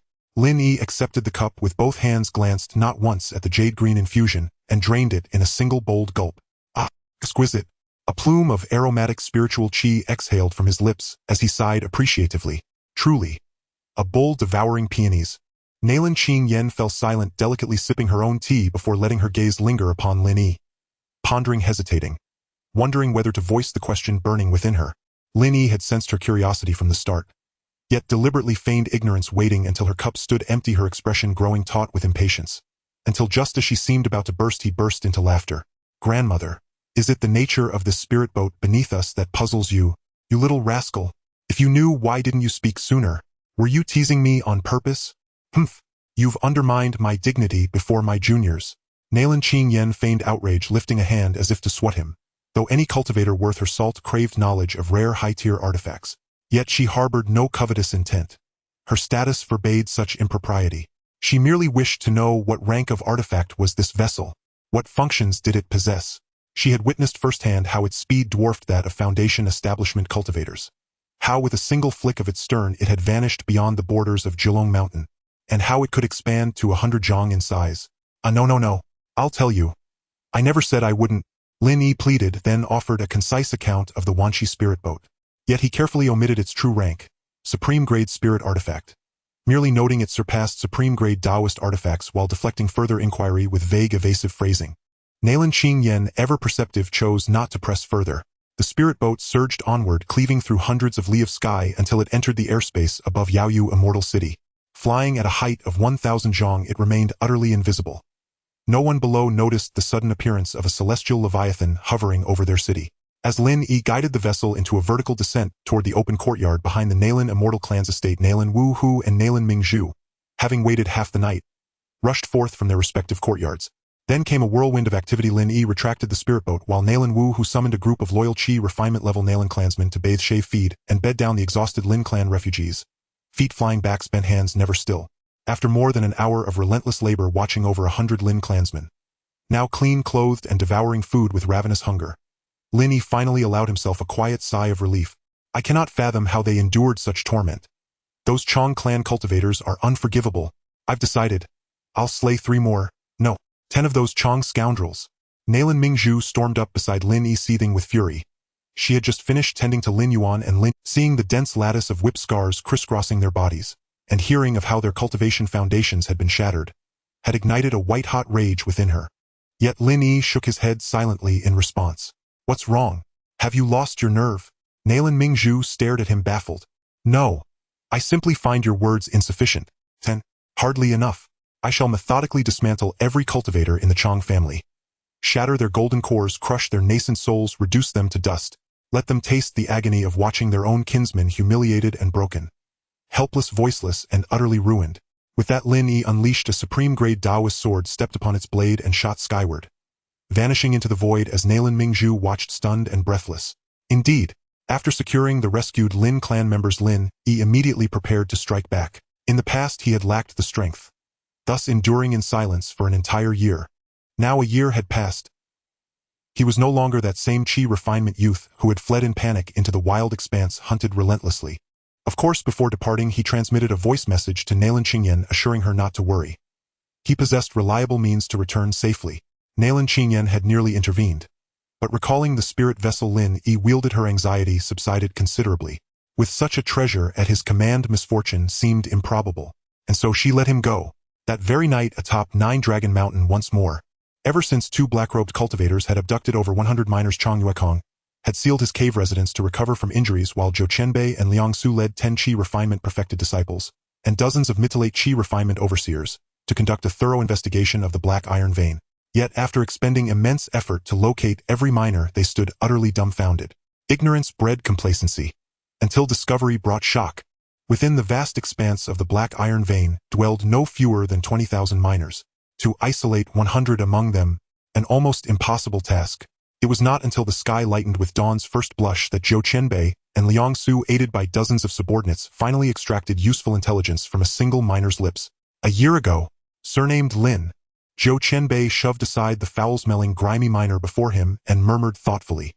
He had never heard of this Lin-surnamed group, nor did they stir the faintest recollection. The black iron vein on Nine Dragon Mountain received a fresh consignment of condemned miners every half-month. A routine matter entrusted entirely to those 10 qi refinement perfected disciples. Senior Foundation establishment elders like themselves devoted themselves solely to secluded cultivation, deeming such administrative minutiae beneath their concern. Yet when Zhou Qianbei questioned each of the 10 qi refinement perfected disciples individually, all replied in unison none had ever accepted such a cohort. When he pressed the dozens of middle-eight qi refinement overseers, the answer remained identical, leaving Zhou Qianbei and Liang Su utterly baffled. Had these people materialized out of thin air within the black iron vein? They had no idea the ordinary Lin Clan cultivators had been personally escorted there by Chang Yuekong and his Chang Clan qi refinement disciples. Nor did the qi refinement overseers dare inquire about Chang Yuekong's affairs upon their arrival. Blindly granted passage, the entire group thus appeared, as if descended from heaven, to have emerged from nowhere within the black iron vein. With Chang Yuekong now sequestered in recovery, and no Chang Clan cultivators present at the vein, the abduction of over 100 Lin-surnamed miners had become an unsolved mystery. After dismissing the miners and the dozens of qi refinement overseers, Zhou Qianbei and Liang Su exchanged helpless glances, then departed separately, each returning to his own abode. Once Zhou Qianbei and Liang Su had left, the overseers scattered like startled birds, cursing as they resumed their duties, leaving only a handful of night shift overseers behind to continue flogging emaciated miners who failed their excavation quotas. At that very moment, on the summit of one of the 9 hills several li from the vein, Lin Yi slowly drew forth his peerless spirit artifact, the wind-humming sword. He had arrived long before Zhou Qianbei and Liang Su began their frantic search with their qi refinement disciple. Yet he refrained from alarming them. Though he feared no battle, even against overwhelming odds, he would not recklessly expose himself in broad daylight for vengeance. Sure enough, after patiently waiting over an hour, until the eastern sky began to glow with pale dawn light, the 2 Foundation establishment cultivators finally returned to the mountain, and most of the qi refinement overseers withdrew to rest. Only then had the opportune moment arrived. Begin with the easy, then confront the difficult. First I shall slaughter you heartless beasts to consecrate my blade. With a swift falcon somersault from the hilltop, Lin Yi silently approached the overseer who whipped miners with the cruelest, most vicious strokes. Fate wove irony. This very overseer was the qi refinement cultivator who had beaten a frail miner to death earlier that night. Unaware of impending doom, he continued lashing his whip. Crack, crack, crack. Beneath his feet lay a miner whose body bore scarcely enough rags to preserve modesty. Dare you glare at me, you dog? I'll flay you alive. Glare again, go on. Glare. I'll curse your mother. The miner, already convulsing from relentless blows, could neither speak nor comprehend. 1 or 2 more lashes might have delivered final release, but the overseer only grew more savage. Lin Yi could endure it no longer. A flash of cold light gleamed along the wind-humming sword, and the qi refinement overseer emitted no sound as his massive head rolled smoothly from his neck. Humph! You wretched cur! Today you die too easily. Having effortlessly severed the overseer's head, Lin Yi made no pretense of saviorhood for the miner. Instead, he melted back into shadow, slipping toward another vantage point. That miner's encounter with Lin Yi was fortune beyond measure. Without intervention, death that night had been certain. So Lin Yi felt no guilt. His second target was a middle-aged qi refinement 6th layer overseer, who likewise perished within the span of a single teacup's time, ending his vile existence. Yet this one met fate with slightly greater awareness. He glimpsed the cause of his demise. A sword qi, swift as lightning, razor-sharp and merciless. Lin Yi did not even draw the wind-humming sword itself to slay these qi refinement overseers. He refused to sully his spirit blade with such filth. These qi refinement overseers were mere appetizers, trifling morsels before the main course. Given Lin Yi's strength, the overseer's scattered positions, and the lingering twilight, 6 night shift overseers fell to his blade within half an incense stick's time. He knew not which family in Yaoyu Immortal City these dead men served, but it mattered not. They certainly shared no allegiance with the Lin Clan. Their deaths changed nothing. 6. Having swiftly dispatched 6 Qi refinement overseers, Lin Yi ascended one of the mountains towering hundreds of zhang above the vein. He had observed the remaining overseers retreating into cave residences carved at the foot of 2 peaks, and the 10 Qi refinement perfected cultivating within grottos excavated halfway up those same mountainsides. His next objective: eradicate these vermin. Only then would he ascend to confront the 3 foundation establishment cultivators stationed atop the twin peaks. When Siyuan was a cultivator at the peak of the 9th layer of Qi refinement, among the 10 such masters across Jilong Mountain, his strength consistently ranked within the top 3. Indeed, he stood unrivaled, first among them all. Had foundation establishment pills been less elusive, he would have held a full 50% chance of shattering his cultivation barrier and ascending to the foundation establishment realm, becoming the 2nd elder cultivator of the One Clan's immortal lineage. Yet the immortal cultivation world is unforgiving. Without formidable backing, acquiring a resource as rare as a foundation establishment pill is nearly impossible, akin to scaling the heavens themselves. Thus his cultivation plateaued. At most he performed a brief daily meditation to stabilize his foundation, clinging to the faint hope that one day fortune might grant him an extraordinary opportunity, allowing him to immediately seclude himself and break through his shackles. This night was no different. After laboring in the mineral vein, he returned to his cave abode halfway up the mountainside and meditated for half an hour. Then, with unwavering discipline, he ceased his practice precisely on schedule. After all further progress was futile, why waste time? He resolved, as he always did, to visit his close friend Mo Wanshui, a fellow 9th layer Qi refinement master, to engage in a quiet game of Go. It had become their unspoken ritual. Both were stalled at this apex, and their respective clans, the One and the Mo, had long maintained a mutual defense pact. Now stationed together on Jilong Mountain, familiarity had blossomed into genuine camaraderie. He carefully retracted the level 1 sound dampening formation disc and level 1 defensive formation disc arrayed around his dwelling, then slowly pushed open the stone gate of his cavern. A level 1 sound dampening disc and a level 1 defensive disc were near essential possessions for any 9th layer Qi refinement cultivator traveling outside their ancestral lands. The sound dampening formation masked the movements and resonance of cultivation, minimizing the risk of detection or ambush. The defensive formation, meanwhile, was the very bedrock of their safety while practicing in the wild. Naturally, they could afford only mid-tier or high-tier level 1 discs. Level 2 formations remained utterly. Once the stone door sealed behind him, when Siyuan strode confidently toward the western mountainside, toward Mo Wanshui's secluded cave abode. Yet after taking only a few steps, he halted abruptly. His brow furrowed in confusion. Something felt amiss, yet he could not pinpoint what. He had traversed this path over 100 times, but never once had it stirred such a disquieting sensation within him. Where lies the anomaly? When Siyuan possessed an exceptionally cautious nature and placed absolute faith in his intuition. Indeed, nearly every cultivator who reached the 9th layer Qi refinement peak had honed a unique survival instinct. His own ascent had been secured by 2 traits: unshakable composure and an uncanny preternatural intuition, both of which had guided him through countless mortal perils. It was the liminal hour between day and night, a time when spiritual sensitivity blurred, and the recent assault upon the mysterious iron vein still hung heavy in memory. The moment his intuition prickled, he froze, motionless, vigilant. Flora, fauna, birds, fish, insects, all appear normal. Then whence does this dissonance arise? What subtle signal has my intuition seized? From his storage pouch, he withdrew a cerulean gourd artifact and silently gathered his focus. This tense vigil lasted until his gaze, by sheer accident, swept across the distant mountain face where Mo Wanshui's cave lay. I know. So that is it. That is how it is. When Siyuan locked his eyes upon a cave dozens of zhang away and let out a piercing resonant cry. Help! An enemy intru! Nen shu! Na long sword descended, not bound by distance nor time, either instantaneously or in the blink of an eye. It struck from above, curved midair, and pierced through Siyuan's chest, ripping forth a spray of crimson blood before skewering him diagonally. His 9th layer Qi refinement cultivation and even the cerulean gourd artifact failed utterly to impede it. Only after, when Siyuan collapsed, hand clutching his chest in disbelief, did Lin Yi step forward from behind a towering tree, frowning. I believed my concealment flawless, and well beyond your divine senses' range. How then did you detect me? He gazed down at Siyuan, whose pupils had already begun to dilate, whose mouth frothed crimson, clearly moments from death, and asked, curiosity lacing his tone. Ha. You are the one who attacked last night, Answer. You underestimate us Qi refinement cultivators far too greatly. My friend surely has already fallen to your hand. Let me tell you, each time I visit him, he always stands at the entrance of his cave to greet me. And when Siyuan's head lolled sideways, his final breath a ragged gasp, his eyes wide and unblinking, Yet his death bore some grim worth. His dying cry had roused Chong Lekong, who wounded had been secluding himself atop the mountain peak. Sound-dampening formations only silenced internal resonance. External stimuli, including sudden cries, were deliberately monitored via lingering divine sense. Thus, that single shriek jolted every surviving cultivator on the entire mountain from their seclusion. Indeed, survivors was the precise word.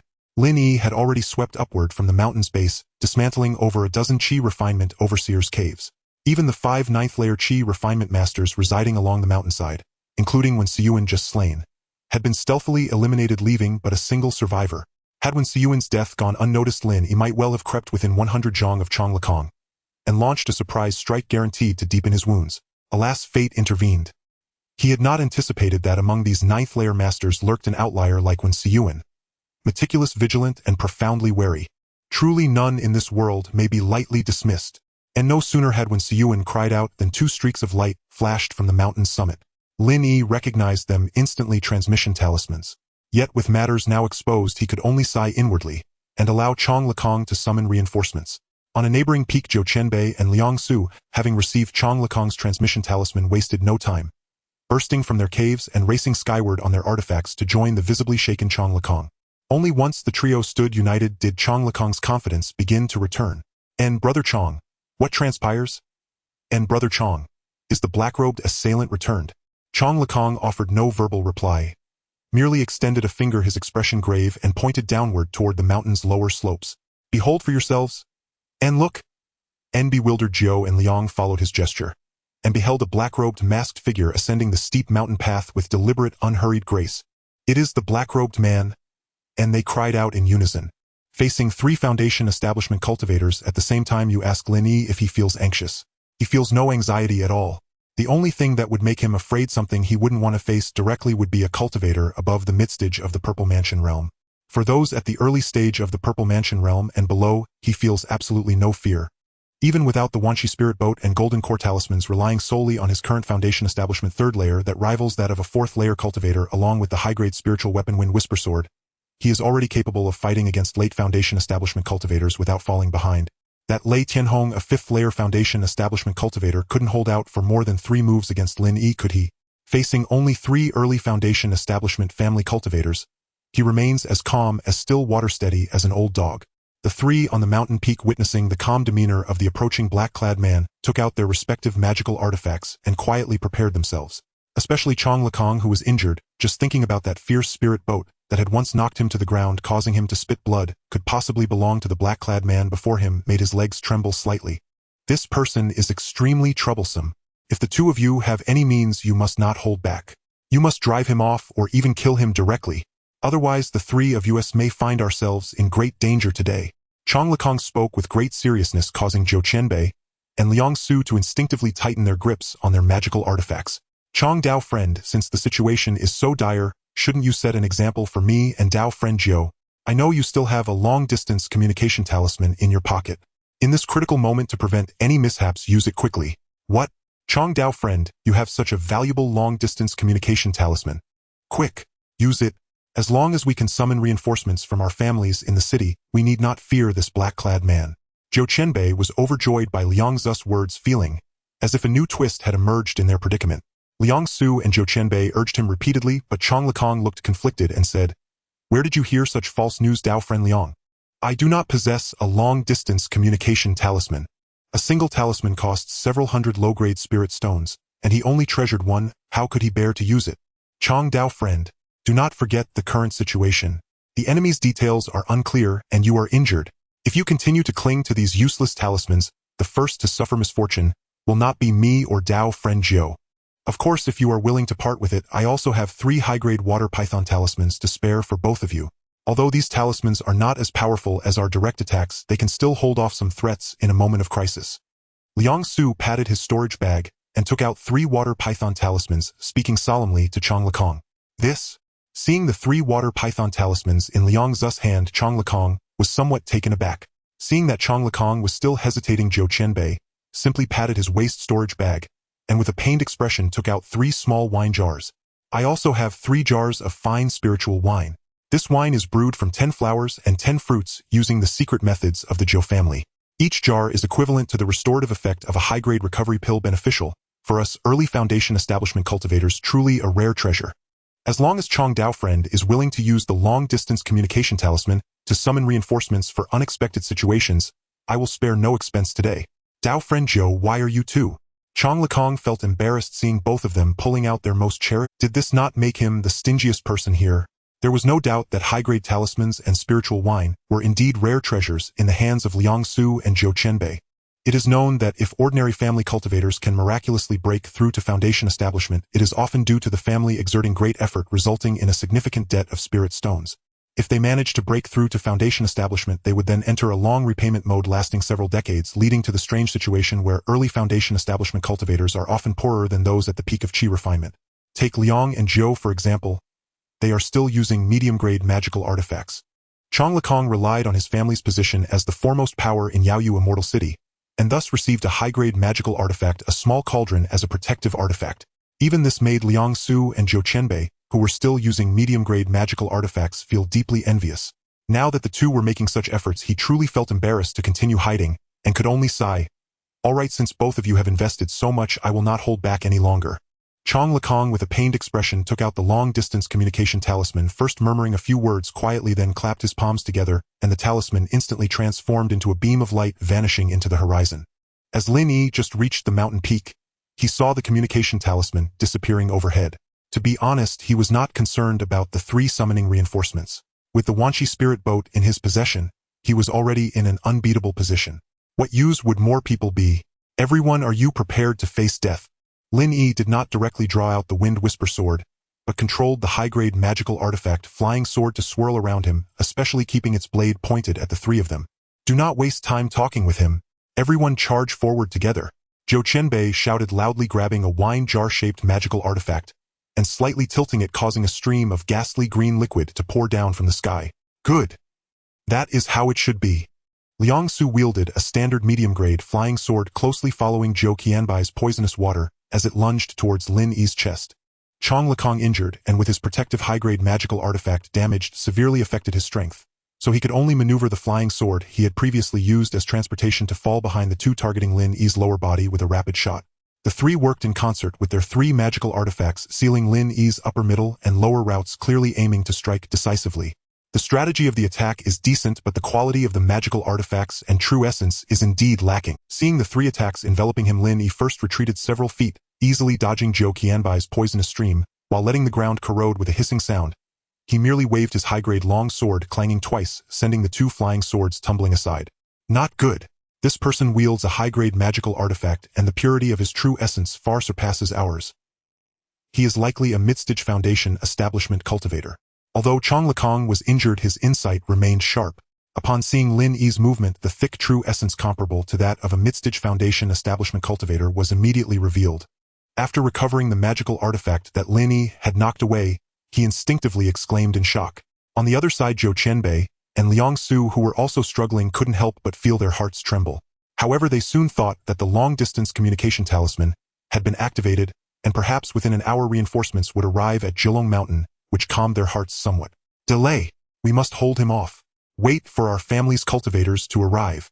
Liang Su once again summoned his medium-grade flying sword, and to ensure sufficient power he gritted his teeth, and also summoned several low-grade magical artifacts. It can't be helped.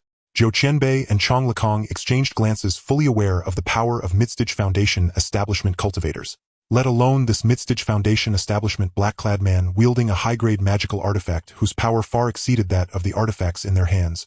Now they could only mimic Liang Su, throwing out a large number of various magical artifacts, attempting to delay the battle, waiting for their clansmen to arrive and surround and annihilate this person.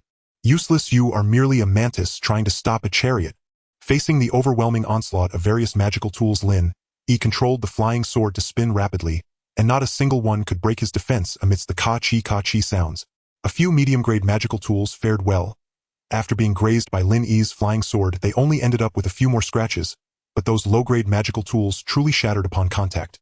In just one exchange, the low-grade magical tools pulled out by Chong Lekong and the others had already been completely destroyed by 3 or 4 pieces. This left their faces extremely grim. Although a low-grade magical tool is worth at most several dozen low-grade spirit stones, and even the cheapest ones can be bought for just 20 low-grade spirit stones, it's still money, isn't it? This method won't work. The losses are too great. Yes, this fellow relies on his pure true essence and sharp magical tools. Our magical tools are no match for him, akin to eggs hitting a rock. Zhou Qianbei and Liang Su hurriedly retrieved the other magical tools that had not yet been destroyed by Lin Yi. In just this short time their fortunes had shrunk a bit more, nearly bringing them to tears. If magical tools cannot compete, then let's use spells. Use talismans. Chong Lekong shouted, and was the first to cast a fire serpent spell, launching it fiercely towards Lin Yi. Good. Zhou and Liang also quietly cheered, their hands forming seals as a cluster of water arrows, and a row of earth spikes formed instantly following right behind the fire serpent towards Lin Yi. Trouble. Lin Yi casually slashed out several feet-long sword chi to break apart the fire serpent and water arrows, and of course the earth spikes were not spared either. Though the spells were broken, the high temperature of the fire serpent and the exploding water droplets from the shattered water arrows inevitably singed a few strands of his hair and dampened his night cloak slightly. Don't stop. Don't hesitate on the consumption of true essence. As long as true essence falls below half, immediately take spirit wine to recover. Seeing the effectiveness of the spells, Chong Lekong was overjoyed as the fire serpent spell was unleashed like it was free, one after another. Zhou Qianbei and Liang Su were equally energized, hastening their hand seals even more. In just a moment Lin Yi's front was filled with a duality of ice and fire. Outside the ice and fire there were also numerous tightly packed yellow-black earth spikes. Originally as early-stage foundation establishment cultivators, the three of them could have used more powerful spells. Like the supporting lightning spells in Lin Yi's techniques, the Qi Tiangang Divine Lightning was a top-tier offensive spell within the foundation establishment realm. But that required a bit of preparation time, and in such a situation where the enemy was strong and they were weak, they had no time to slowly gather their strength. So currently they could only use basic Qi cultivation spells that were almost instantaneous. Each of these spells was almost equivalent to a full power strike from a 7th or 8th layer Qi cultivator. With so many of them, even a foundation establishment cultivator had to treat it with caution. Undoubtedly, they had made the right bet. What Lin Yi currently lacked was defensive capability. Faced with the onslaught of various spells, he could only counterattack instead of defending, controlling his flying sword with his left hand to wave continuously in front of him, while his right hand condensed fist-sized lightning balls to intercept some leaks. For a moment, he was actually showing some signs of being flustered by the three of them. Ha ha ha! Just keep at it, my two friends. Don't stop. Kill him. Seeing the black-clad man who had caused them immense pressure being suppressed, Chong Lekong felt his injuries were improving and laughed heartily. What if his true essence is stronger than ours?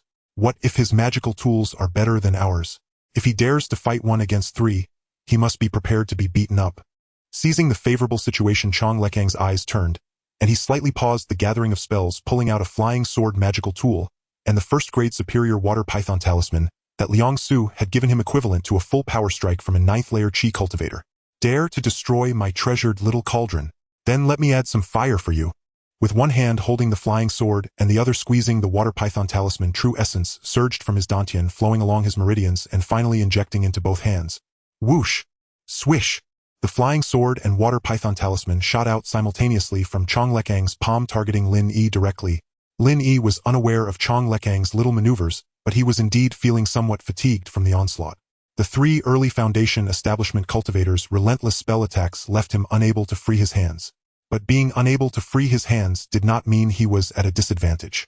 After all, Zhou Qianbei and Liang Su were only temporarily fierce.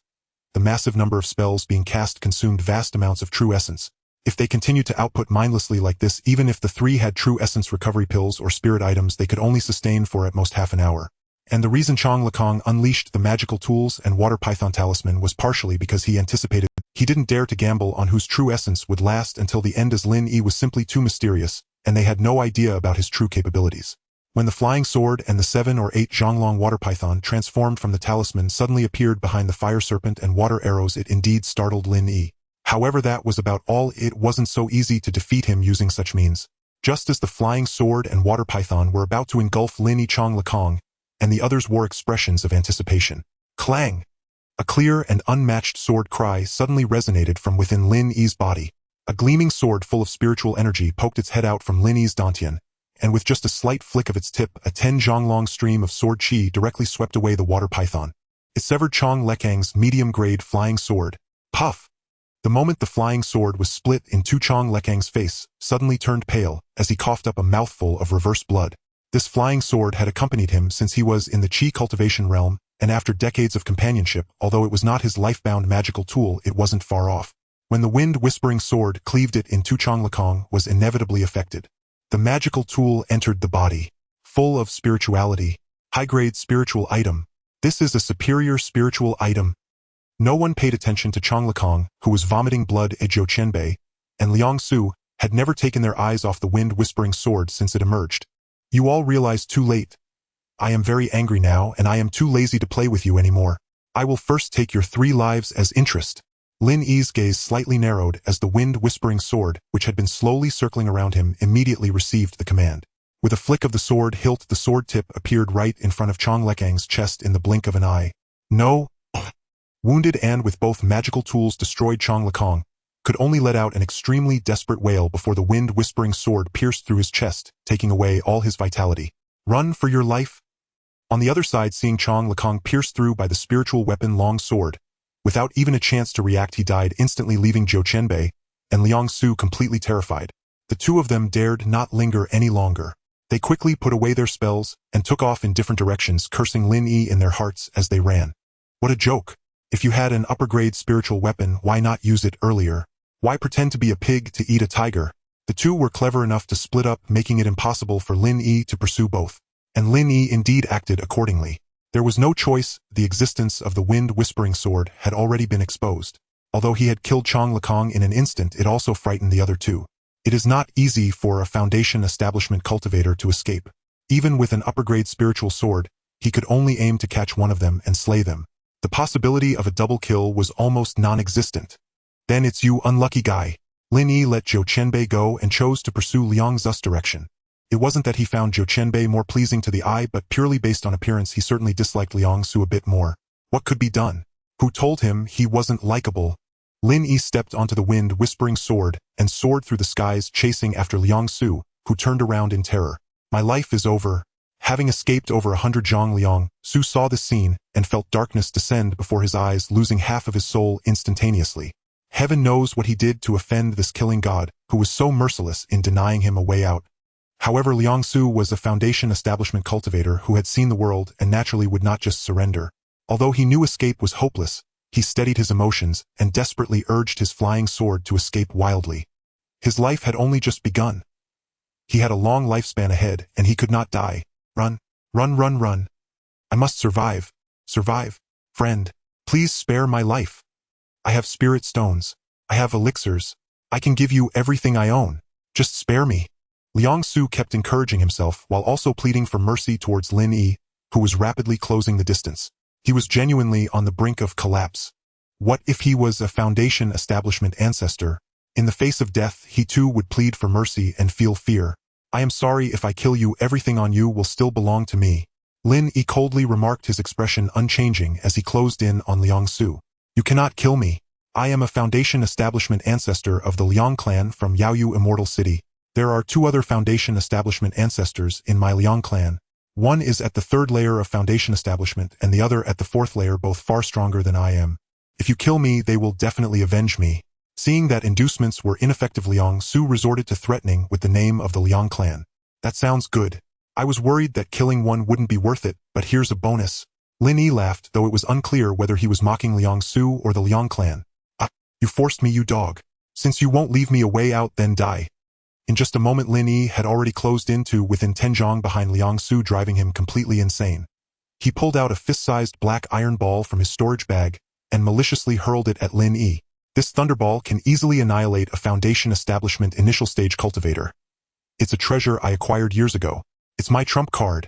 Even a mid-Foundation establishment cultivator would be severely injured if caught off guard. Since you are so determined to pursue me, I have no choice but to send you on your way. After throwing the thunderball, Liang Su immediately turned around and laughed maniacally. Originally, he didn't want to reveal this trump card, but Lin Yi was truly impervious to reason, fixated solely on taking his life. He had no choice but to use this hard-earned killing move. He couldn't believe that Lin Yi, who appeared to be at most mid-Foundation establishment strength, could withstand the bombardment of such a powerful treasure as the thunderball. In fact, when Lin Yi saw Liang Su maliciously fling a black object that looked like an iron ball, his heart began to race wildly. In the world of cultivation, countless rare treasures exist. He didn't believe that he alone could have a fortuitous encounter while others did not. Especially after Liang Su threw the thunderball and laughed with confidence, Lin Yi instinctively released the Wanqi spirit boat, enlarging it, and dove straight into the 3rd grade upper grade defensive formation on the boat. Boom!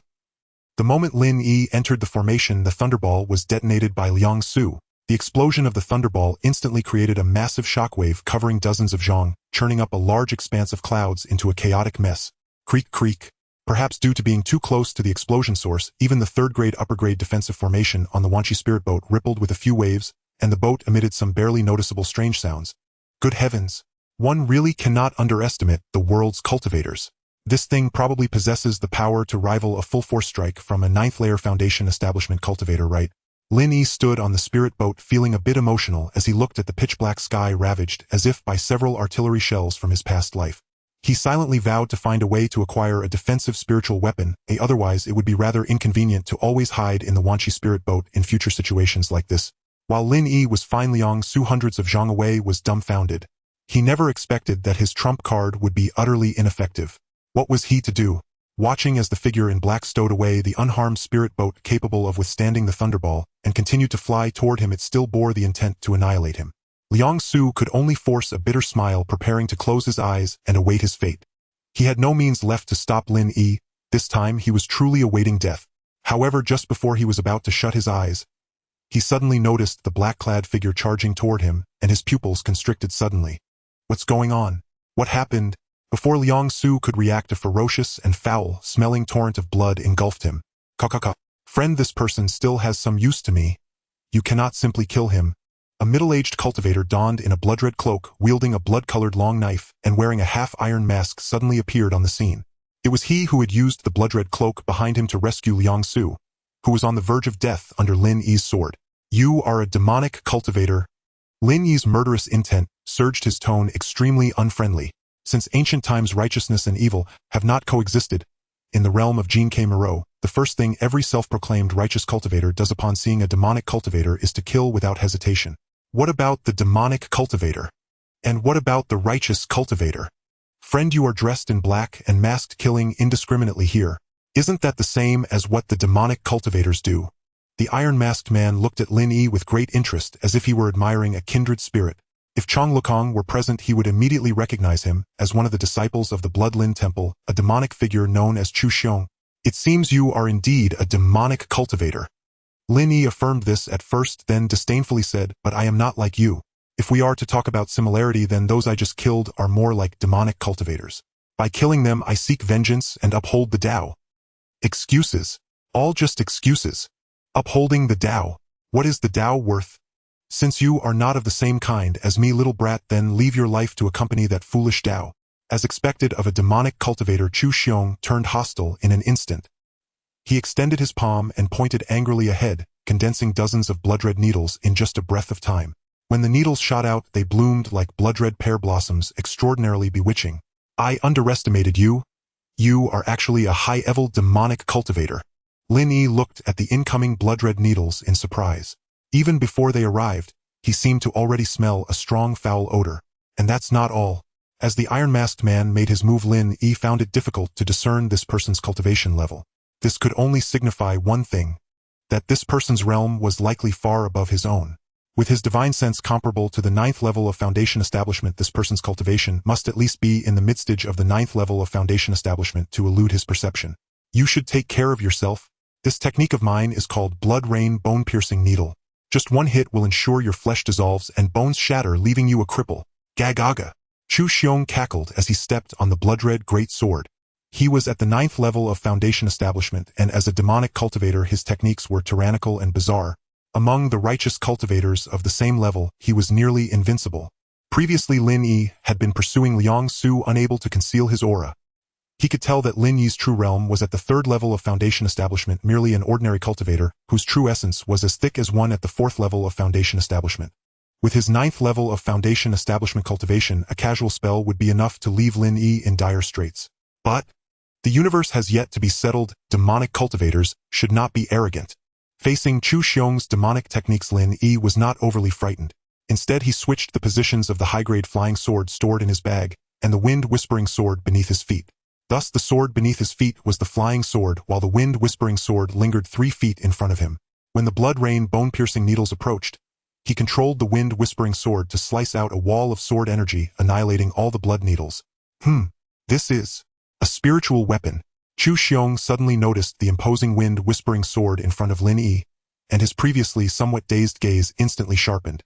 Earlier Lin Yi had simply been flying in the air while standing on the wind-whispering sword. This sword, aside from being a bit faster, had no other special features, so Chu Xiong had naturally paid it no mind. Who would have thought that this flying sword which he was standing on was actually a high-grade spiritual weapon? Looking at the spirit of this sword, it must be a top-grade spiritual weapon. I was wrong. To have a top-grade spiritual weapon for protection at the Foundation establishment stage, little brat, what is your background? Chu Xiong began to seriously scrutinize Lin Yi, but soon he shook his head dismissively. No matter what your background is, since I encountered you today, it must be my destined fortune. I shall take this top-grade spiritual weapon of yours. Chu Xiong knew the power of top-grade spiritual weapons was limitless. Though he spoke confidently, his actions were not slow. He pointed a finger at his dantian, and a blood-red banner filled with demonic energy shot out with a whoosh, floating in the air with a rustling sound. This was his trump card for survival, the Blood Spirit Demonic Banner. This banner was crafted from the blood essence of 100 ordinary human cultivators and 10 Foundation establishment cultivators, and it was comparable to a low-grade spiritual weapon. Once the demonic banner appeared, Chu Xiong's aura surged dramatically.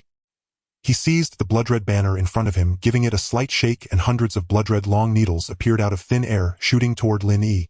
Brat, taste the flavor of my enhanced version of Blood Rain Bone-Piercing Needle.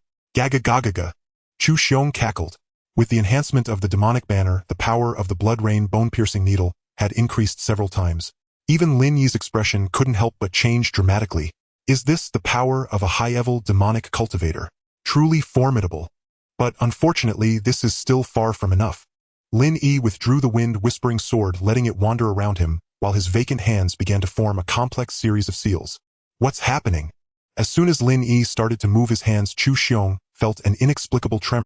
He suddenly felt the sky darken a bit, the wind had picked up slightly, and even the air he was breathing seemed to become restless. Was it an illusion, or was it a hallucination? Soon Lin Yi would make it clear to him. Demonic head, although I don't know where you came from, or what you want encountering me today, is your misfortune.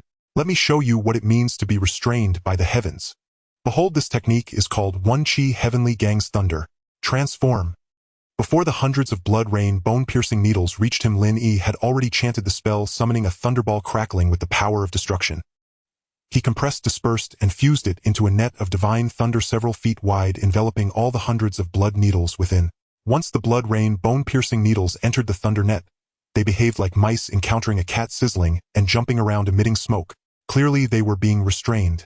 A full power strike from a 9th-level Foundation establishment demonic cultivator wielding a demonic weapon which could easily obliterate a weaker mid-level Foundation establishment cultivator was now firmly trapped in a thunder net cast by a Foundation establishment novice, dissipating at a visible rate. You are a thunder cultivator? When Chu Xiong saw the One Chi Heavenly Gang's thunder appear at Lin Yi's fingertips, he was momentarily stunned. But the next moment he felt as if his butt was on fire, and he turned to flee. In this vast world, who doesn't know that thunder-type spells are the natural nemesis of demonic cultivators? Of 10 demonic cultivators, 8 would instinctively turn and run upon seeing a righteous cultivator specialized in thunder techniques of the same level. As for the remaining 2, one was a rookie just starting out. The other was a demonic powerhouse with a treasure that countered thunder techniques. Evidently Chu Xiong was not among those last 2. Trying to run away. Did you seek my permission first? To be honest, Lin Yi was genuinely taken aback by Chu Xiong's decisiveness.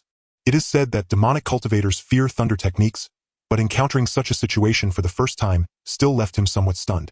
However, eliminating evil and upholding justice is the responsibility of every righteous cultivator, and since this scoundrel had kidnapped Liang Su, he certainly could not let him off easily.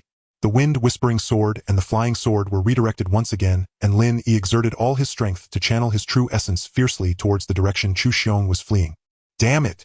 Seeing Lin Yi, who was just as fast as himself, Chu Xiong couldn't help but curse while stepping on the blood-colored long knife as he fled. Who would have thought that just stepping out for a bit would lead to a rare encounter with a thunder cultivator? Moreover, although this thunder cultivator was only at the 3rd layer of Foundation establishment, the purity of his magical power was not inferior to that of mid-stage cultivators at the 4th or 5th layers, and the thunder techniques he wielded were exceptionally formidable. Chu Xiong had encountered such a situation before, which was a cultivator endowed with a thunder spiritual root. Such individuals found it much easier to cultivate thunder techniques, and the power of the thunder spells they cast was generally several times stronger than that of ordinary cultivators. This is just ridiculous. Am I really out of luck today? It was no wonder Chu Xiong complained. He had originally planned to work from the inside during the Beast Tide in 10 years to break into the Yao Yu Immortal City, but his ally Chong Lukong was suddenly cut down, and by the time he arrived it was already beyond hope. With Chong Lukong dead, he couldn't resurrect him, so he intended to kidnap Liang Su and select another person to continue the collaboration. He did manage to kidnap him, but this decision brought him into conflict with a powerful thunder cultivator. Damn it! The blood magic he relied on, which could only be cultivated by absorbing human blood, was most afraid of raging heavenly thunder. It seems I must sacrifice some cultivation. Seeing the relentless figure of the black-clad, masked man in his divine sense, Chu Xiong cursed inwardly, rather than being struck by thunder and severely damaging his cultivation, leading to the annihilation of his soul. He would rather sacrifice some of his own power. Chu Xiong first glanced back hatefully, then suddenly slammed his palm against his chest. Peft! A mouthful of bright red heart blood shot out from Chu Xiong's mouth in an instant. Losing this essence blood made Chu Xiong's complexion turn pale, but he had no choice but to continue forcefully performing the spell, and shouted to the heavens, "Flee!" Blood magic escape technique.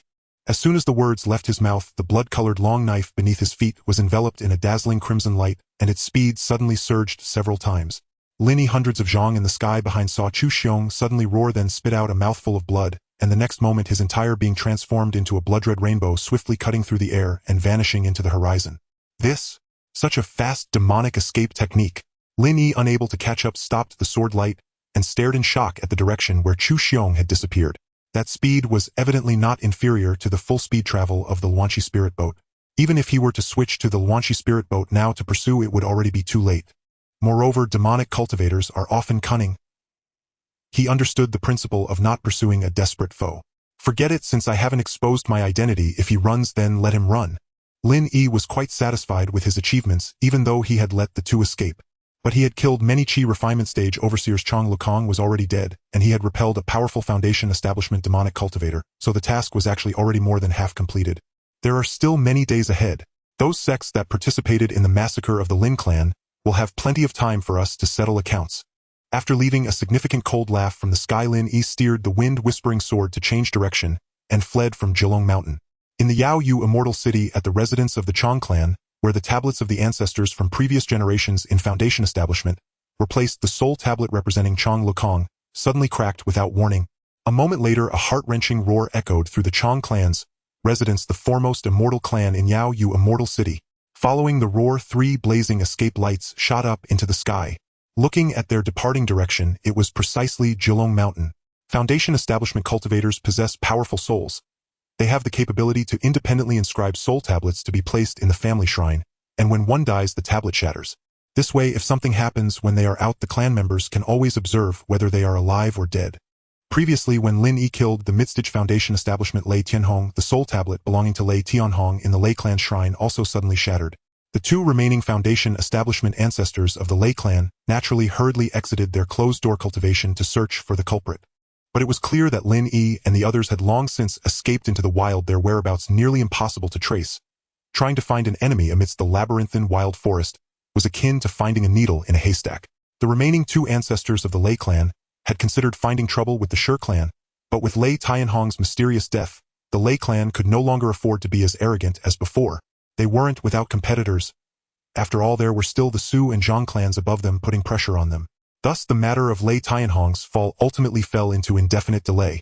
Similarly, the incident of Chong Lukang's demise was also about to reach a state where there would be no revenge to seek. Because just as the Chong clan dispatched 3 Foundation establishment cultivators in a fierce manner to investigate the cause of the incident at Zhilong Mountain, where Chong Lukong was stationed, Lin Yi had already taken a long detour and easily avoided the 3 Foundation establishment cultivators from the Chong clan.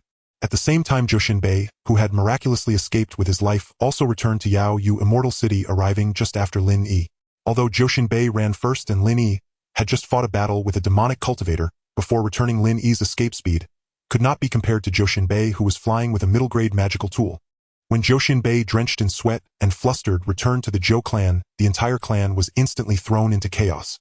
Not long after, the entire Zhou clan entered a state of full alert. Zhou Bei also did not forget to send someone to notify the Liang clan, as he felt that since the black-clad person had chosen to pursue Liang Su was likely in grave danger at that moment. Speaking of which, if it weren't for Liang Zu's presence, it might have been Zhou Bei who would have died. So this favor must be repaid. After receiving Zhou Bei's notification, the Liang clan hurriedly went to their shrine to check. Although they did not find any signs of the soul tablet being shattered, the flickering light on the tablet indicated that Liang Zu's situation was certainly not good.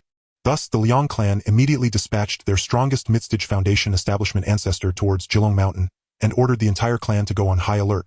After the Chongjiu and Liang clans, which were considered top-tier families in Yao Yu Immortal City, experienced unusual occurrences and implemented lockdowns, many other clans stationed in Yao Yu Immortal City began to sense something unusual.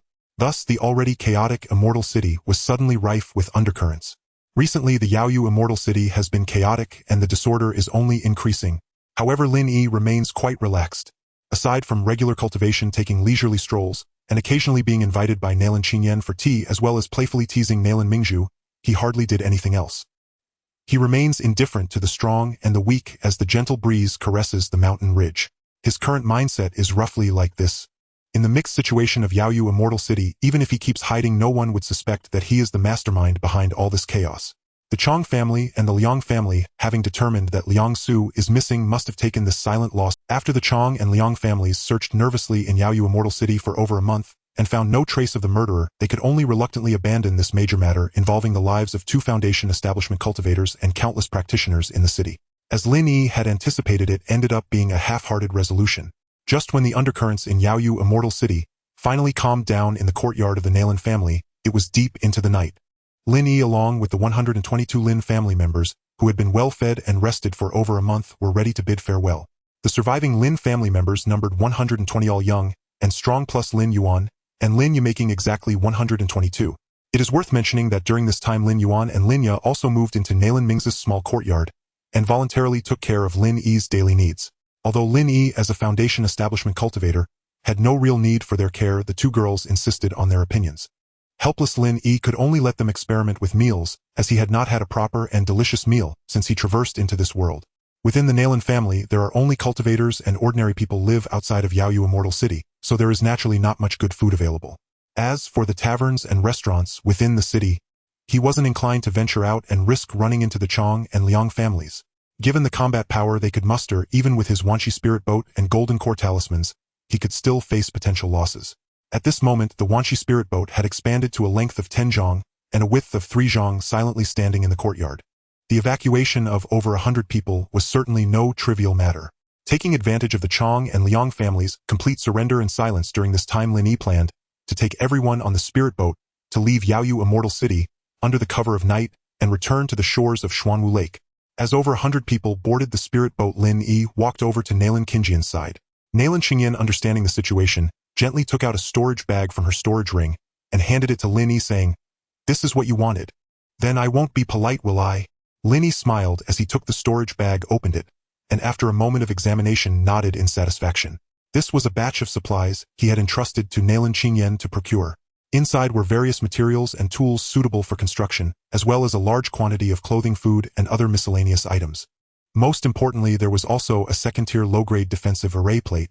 This array plate was the best one available for purchase in Yao Yu Immortal City. These supplies were prepared by Lin Yi for over 100 ordinary Lin family members. With these items and the protection from the people on Tinglong Island, they would be able to establish a self-sufficient mortal territory free from disturbances by low-level beasts. Seeing Lin Yi nod, Nailin Qingyan smiled and said, "I'm glad you're satisfied." The materials, tools, and clothing were all specially gathered from the places where ordinary people of the Nailin family reside, so they want to attract the attention of those in Yao Yu Immortal City. As for the array plate, I selected the largest range and strongest defense second-tier low-grade array plate. There are no higher-grade ones available for sale in Yao Yu Immortal City. That's enough. It's already very good. Qingyan, you always work so steadily. These supplies should last them for several decades, and anything beyond that can be discussed later. Lin Yi cheerfully hung the storage bag at his waist and didn't mention anything about rewards. Given his relationship with the Nailin family, saying such things would be quite impolite. After all, he had previously given Nailin Qingyan several pills. Not to mention those pills, just the 3 second-tier talismans on Nailin Mingzhu were worth much more than this second-tier low-grade defensive array plate and the remaining supplies combined. As long as it's enough, then I wish you a smooth journey. Nailin Qingyan affectionately ruffled Lin Yi's hair and gently said. Before stepping onto the spirit boat, Lin Yi turned around and seriously advised, "Grandma, you must take care of your health. Uncle, second uncle, third uncle, fourth uncle, fifth uncle. And Mingzhu, I reiterate, since you don't want to leave Yao Yu Immortal City, you must remain vigilant. Recently, this Yao Yu Immortal City is too chaotic. Although the Chong family is the most powerful, they are not well liked. Plus I discovered a powerful demon cultivator a month ago, and all of this represents a signal. A great disaster may befall Yaoyu Immortal City. If you see anything unusual, remember to head east as you leave the city gate, and immediately send me a message using a sound transmission talisman once you reach the outskirts of the Great Wilderness Forest. Lin Qingjian's highest grade sound transmission talisman can reach 600 li just right to break through the periphery and send a message from the Great Wilderness to Tenglong Island.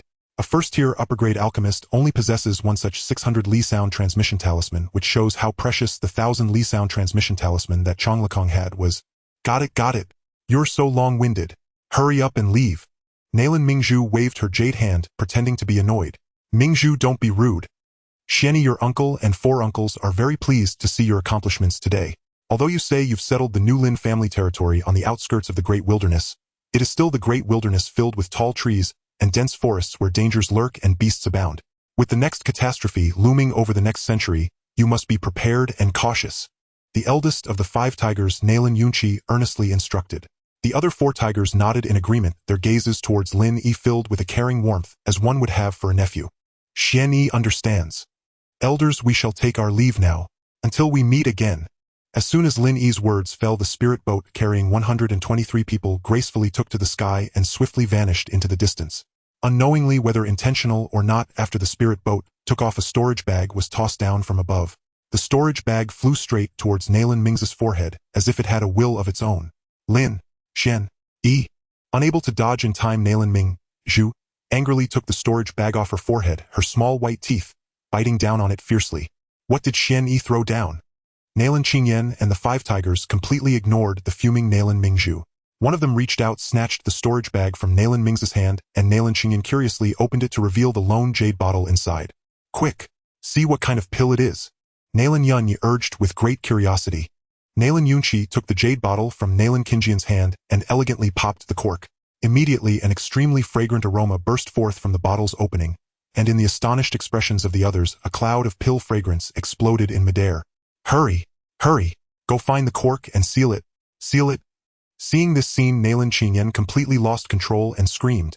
After a long while, when Lin Yi finally managed to clumsily seal the bottle, the small courtyard was filled with the sound of several people gasping for breath. It's a whole bottle of Foundation establishment pills? What kind of incredible opportunity has Xianyi encountered? Lin Yi knew that Lin Qingyan and Lin Yi did not take his words to heart, but as a junior he had to put on a serious expression and remember their words. This is the way of being human. To strengthen the Lin family's power in response to any changes that may occur in Yaoyu Immortal City, he intentionally left behind these 10 Foundation establishment pills at the moment of parting. He had no choice. Without doing so, he could not explain the origin of the Foundation establishment pills. Taking out 10 Foundation establishment pills in one breath would make even a powerful Zifu immortal family feel pained for decades. If placed in the hands of a teenage boy from a fallen family isolated and alone, it would be even more unimaginable. The Ten's Hanglong Wanshi spirit boat traversed swiftly beneath the night sky, capable of covering 100 zhong in the blink of an eye. A moment's distraction could see them whisked away a full mile.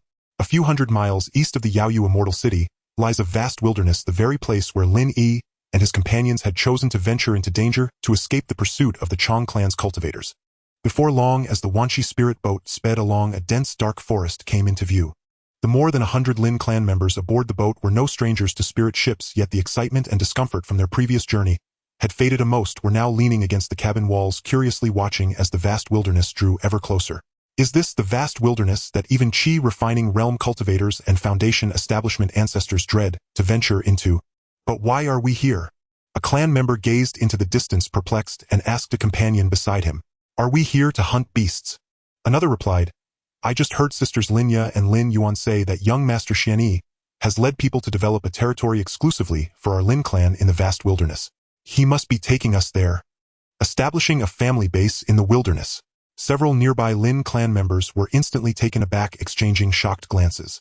The spirit boat glided smoothly into the dark forest that seemed to be waiting to devour them.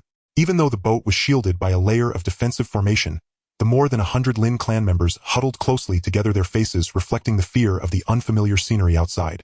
After all, they were ordinary people, and knowing they had entered a place that even cultivators feared, how could they not? Even Lin Yuan and Lin Yi, who had previously walked the path of cultivation, were now pale and leaning against Lin Yi, nervously staring at their toes. Just a glance outside would send them immediately turning their heads away in fright.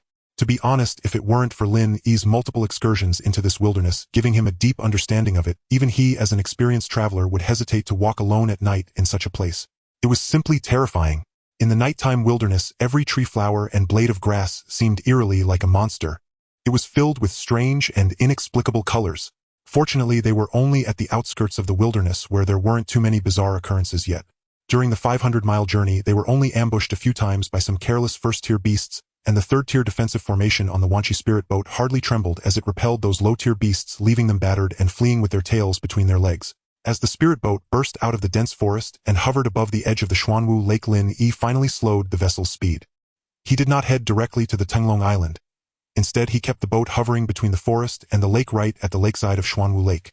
Here lay a rectangular buffer zone backed by Xuanwu Lake and facing the wilderness, which was vast enough that if utilized properly, this piece of lakeside land alone could accommodate tens of thousands of human lives. Furthermore, apart from the eastern side where Lin Yi and the others were, Xuanwu Lake had the southwest and north sides as well. Encircled, it could easily support a population of several 100,000. This place was naturally the new settlement that Lin Yi had arranged for the ordinary members of the Lin Clan. In the future, as the clan members multiplied, they would naturally encircle and protect the 100-mile Xuanwu Lake, within ensuring that should any mishap occur at the lakeside settlement of the ordinary clan members, the Lin Clan cultivators on Tenglong Island could swiftly come to their aid. Taking the large storage bag specifically given to him by Nalin Qingyan to hold supplies from his waist, Lin Yi focused his mind, and a circular formation disc appeared in his hand. It was indeed a second-tier low-grade defensive formation disc. Go! Under the curious gaze of more than 100 ordinary Lin Clan members, Lin Yi flicked his wrist and threw the formation disc onto the ground by the lakeside. This formation disc was a finely selected defensive disc by Nalin Qingyan, said to have a vast protective range. However, correspondingly a larger protective area also meant a higher consumption of spirit stones.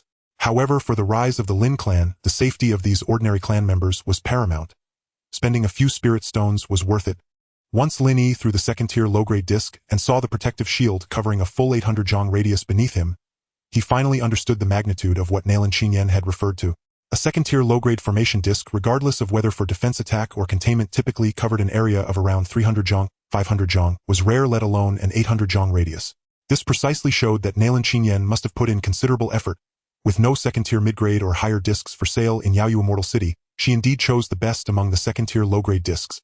An 800 zhang radius is several miles wide, more than enough for you to live comfortably for many years without feeling crowded, Lin Yi said to Lin Chaoxian and Lin Chaofu beside him. Lin Yi was quite democratic. After all, he wasn't familiar with these ordinary Lin Clan members. Currently, these two individuals had been elected by the ordinary Lin Clan members themselves as their leaders, and would be responsible for all matters concerning the gathering place of ordinary Lin Clan members. It was worth mentioning that Lin Chaoxian had been elected as the first official leader after the new establishment with a significant advantage of 20 votes, while Lin Chaofu was elected as the deputy leader. With the defensive formation set up, Lin Yi had also set aside enough spirit stones for 50 years' worth of operation. He then turned the storage bag prepared by Nalin Qingyan upside down and poured out a large pile of survival supplies to distribute among the ordinary clan members. He instructed them to build houses, cultivate land, plant crops, and so forth. Feeling accomplished, Lin Yi clapped his hands and intended to pilot the spirit boat away alone. Lin Yi and Lin Yuan were temporarily left among the clan members at the lakeside facing Yaoyu Immortal City. Just as he was about to leave, Lin Chaoxian hesitantly stopped him. Lin Yi turned around puzzled and looked at Lin Chaoxian, wondering what else he needed. After all, had it not been for Lin Yi detecting his spiritual root, he would still be respectfully calling Lin Chaoxian brother. Is there something else? Brother Chaoxian. Upon hearing Lin Yi address him as Brother, Lin Chaoxian appeared startled and waved his hands repeatedly. Young Master Xianyi, our lives were all saved by you. Please don't call me that. If others find out, it will harm my reputation. Back when we were still with the Nalin family, we collectively swore that in the future we would address the clan's cultivators of the same generation as young master or young lady, those one generation older as immortal elder, and those 2 generations older as ancestor. I stopped you because I have an urgent and important matter that I need your help with. Once this is resolved, we will have no further worries. What is the problem? Lin Yi nodded and said patiently, It's not a big deal, but you see, we have so many young men, and there are hardly any women. The only 2 are still your maids. The brothers all know their mission. It is simply to quickly provide the family with offspring, bringing forth some children with spiritual roots. However, without women it is indeed difficult to achieve anything. Lin Chaoxian scratched the back of his head awkwardly. Oh right, I forgot. Lin Yi suddenly realized, nodding repeatedly. You can rest assured, within half a year, I will definitely bring you a group of beautiful women, and they will be of their own free will. As for matching, the young women of the Lin Clan, Lin Yi indeed possessed a solution, forming a marital alliance with the Sure family, arranging marriages between the Lin Clan's young men and eligible Sure family maidens. The entire senior echelon of the Sure Immortal clan had long owed him profound favors, and now all served as his vassals. Dispatching ordinary Sure clan women for such alliances would pose no difficulty. It would merely be their due contribution. Yet the timing was not yet ripe. Lin Yi still had pressing personal matters to attend to, so he had agreed with Lin Chaoxian to complete the arrangements within 6 months. After securing placements for over 100 ordinary Lin Clan members, Lin Yi turned the Wanchi spirit vessel beneath the cover of night and departed slowly across the water, watched by his clansmen with awe, as though gazing upon a banished immortal. Gazing across the dark expanse of Xuanwu Lake toward the distant shadowed Lin Yi's heart swelled with melancholy. He did not know how to tell his younger brothers and sisters that only this fragile ember remained of the Lin Immortal clan. Indeed, had he not ascended with uncanny speed, reaching Foundation Establishment 3rd layer in little over a year, he might not even have preserved this remnant of his kin. Alas, may they all endure. Half an incense stick later, Lin Yi raised his island entry token, dispelling 3 layered barriers, 1 crimson, 2 white, and the Wanchi spirit vessel glided smoothly into the airspace above Tenglong Isle. Nay! The moment the spirit vessel entered Tenglong, a young, but already powerfully built unicorn stallion burst forth from the island's dense woods, galloping through the air on 4 hooves. Lightning's bloodline was extraordinary. Not only did he command lightning, but he could also soar unaided through the sky, and at speeds rivaling Lin Yi's mastery of the high-grade spirit artifact, the Feng Yin sword. Well now, you've grown remarkably in just over a month. Lin Yi stowed the Wanchi spirit vessel and leapt forward in a single bound, landing effortlessly astride lightning's broad back. Running his hands over the stallion's sleek, immaculately pure coat, Lin Yi could not help but marvel aloud. With his refined spiritual sense, he instantly perceived that lightning had fully metabolized the grade 3 lower-tier spirit orange fruit, and ascended to the rank of a grade 2 mid-tier demonic beast, equivalent in cultivation to a mid-stage Foundation Establishment cultivator. Nay! Elated by praise, lightning bore Lin Yi across Tenglong Isle in exuberant, unrestrained gallops, hoofs thundering across the land, soon disturbing Lin Xuanlin Hualingya and the others who had been cultivating at the island's heart. Brother! Ah! It's elder brother returning. Quick! Everyone come out at once. Elder brother! Where have you just returned from? Lin Xian Yi, elder brother. Brother-in-law. After circling the skies atop lightning and greeting each person in turn, Lin Yi paused slightly longer when addressing the 2 sisters, Shi Yanyan and Shi Yunyun, who had recently altered their forms of address. There's no need to change how you address me. I am Lin Yi. Xian is merely my generational name. Whether you call me Lin Yi or Lin Xian Yi makes no difference. I prefer elder brother Lin Yi. Truth be told, he favored the simplicity and clarity of Lin Yi, though he held no aversion to Lin. Once lightning set down, Hualingya approached gently and asked, did the patriarch's mission proceed smoothly? Though more than a month had passed, Hualingya still vividly recalled Lin Yi's hasty departure that day. Fairly well. Not entirely smooth, yet far from a failure. Lin Yi concluded his reply abruptly, leaving the others puzzled, then turned gravely toward Lin Xuanlin, Lin Xuanqing, and his other younger siblings. I journey to Yaoyu Immortal City. The situation proved less than ideal. You must brace yourselves mentally. At these words, the 9 youths' joyful expressions, brightened by their elder brother's return, immediately darkened. Yaoyu Immortal City and the fallen Lin Immortal clan were wounds eternally raw in their hearts. They had labored without respite, their cultivation surging upward, all for one purpose: to amass sufficient strength to return to Yaoyu Immortal City, to rescue their innocent kinsfolk caught in calamity and exact vengeance upon the Chong Immortal clan. Now their elder brother had already gone ahead and spoken of grim tidings. Instantly, dread-filled visions flashed through their minds. Recognizing the gravity of what concerned the Lin clan's past, Hualingya and Shi Yanyan remained silent, standing quietly beside Lin Yi, awaiting the 9 siblings' response. After a full teacup's silence, Lin Xianlin, the eldest and most composed, spoke first, his voice hoarse. Elder brother, speak plainly. We have endured enough. Do not fear we shall falter. Second brother speaks true. Elder brother, please tell us. We are unshaken. Elder brother. Even the youngest Lin Xian, you met Lin Yi's gaze with unwavering resolve and quiet yearning. Very well. Since you wish to know, I shall tell you all. Lin Yi nodded solemnly. 1 month after returning from Yaoyu Immortal City, a slender youth sat cross-legged in the spirit stone vein of Tenglong, holding 2 high-grade spirit stones in silent meditation. Ever since Lin Yi revealed that thousands of Lin Clan members had been seized by the Chong Clan's Foundation Establishment cultivators, and that he had rescued only slightly over 100, settling them along Xuanwu Lake, the 9 had fallen into stunned silence. That very night, Lin Xianlin and the others pleaded with Lin Yi to pilot the spirit vessel back to the Lin Clan settlement, and Hualingya and the others accompanied them without hesitation. After a brief perfunctory introduction, they immediately returned to Tenglong Isle, and from that moment onward Lin Shenlin and the rest cultivated with redoubled intensity. Perhaps inspired by the 9 Hualingya Shiyanyan and the other 3 likewise plunged into rigorous cultivation, until for a time Tenglong Isle held only Lin Yi and Lightning Master and Mount adrift in idle stillness. With no recourse, Lin Yi too withdrew into seclusion within the Spirit Stone Cavern. It happened to be an opportune moment. He had maintained Foundation Establishment 3rd layer, for some time survived several fierce battles in Kaoshue and Yaoyu Immortal cities, and felt his foundation now thoroughly consolidated. It was time to ascend to Midstage Foundation Establishment. Abundant resources conferred precisely this advantage. Once one's foundation was truly solid, rapid advancement to the next realm became assured. For this retreat, Lin Yi again employed the method of holding 1 high-grade spirit stone in each hand. But to accelerate his breakthrough to Midstage Foundation Establishment, 2 stones, though sufficient, were insufficiently swift. So he retrieved another grade 3 lower-tier spirit orange fruit, the same variety he had previously administered twice to Lightning. After Lightning consumed 2, 10 remained. Should Lin Yi now ingest 1, 9 would remain.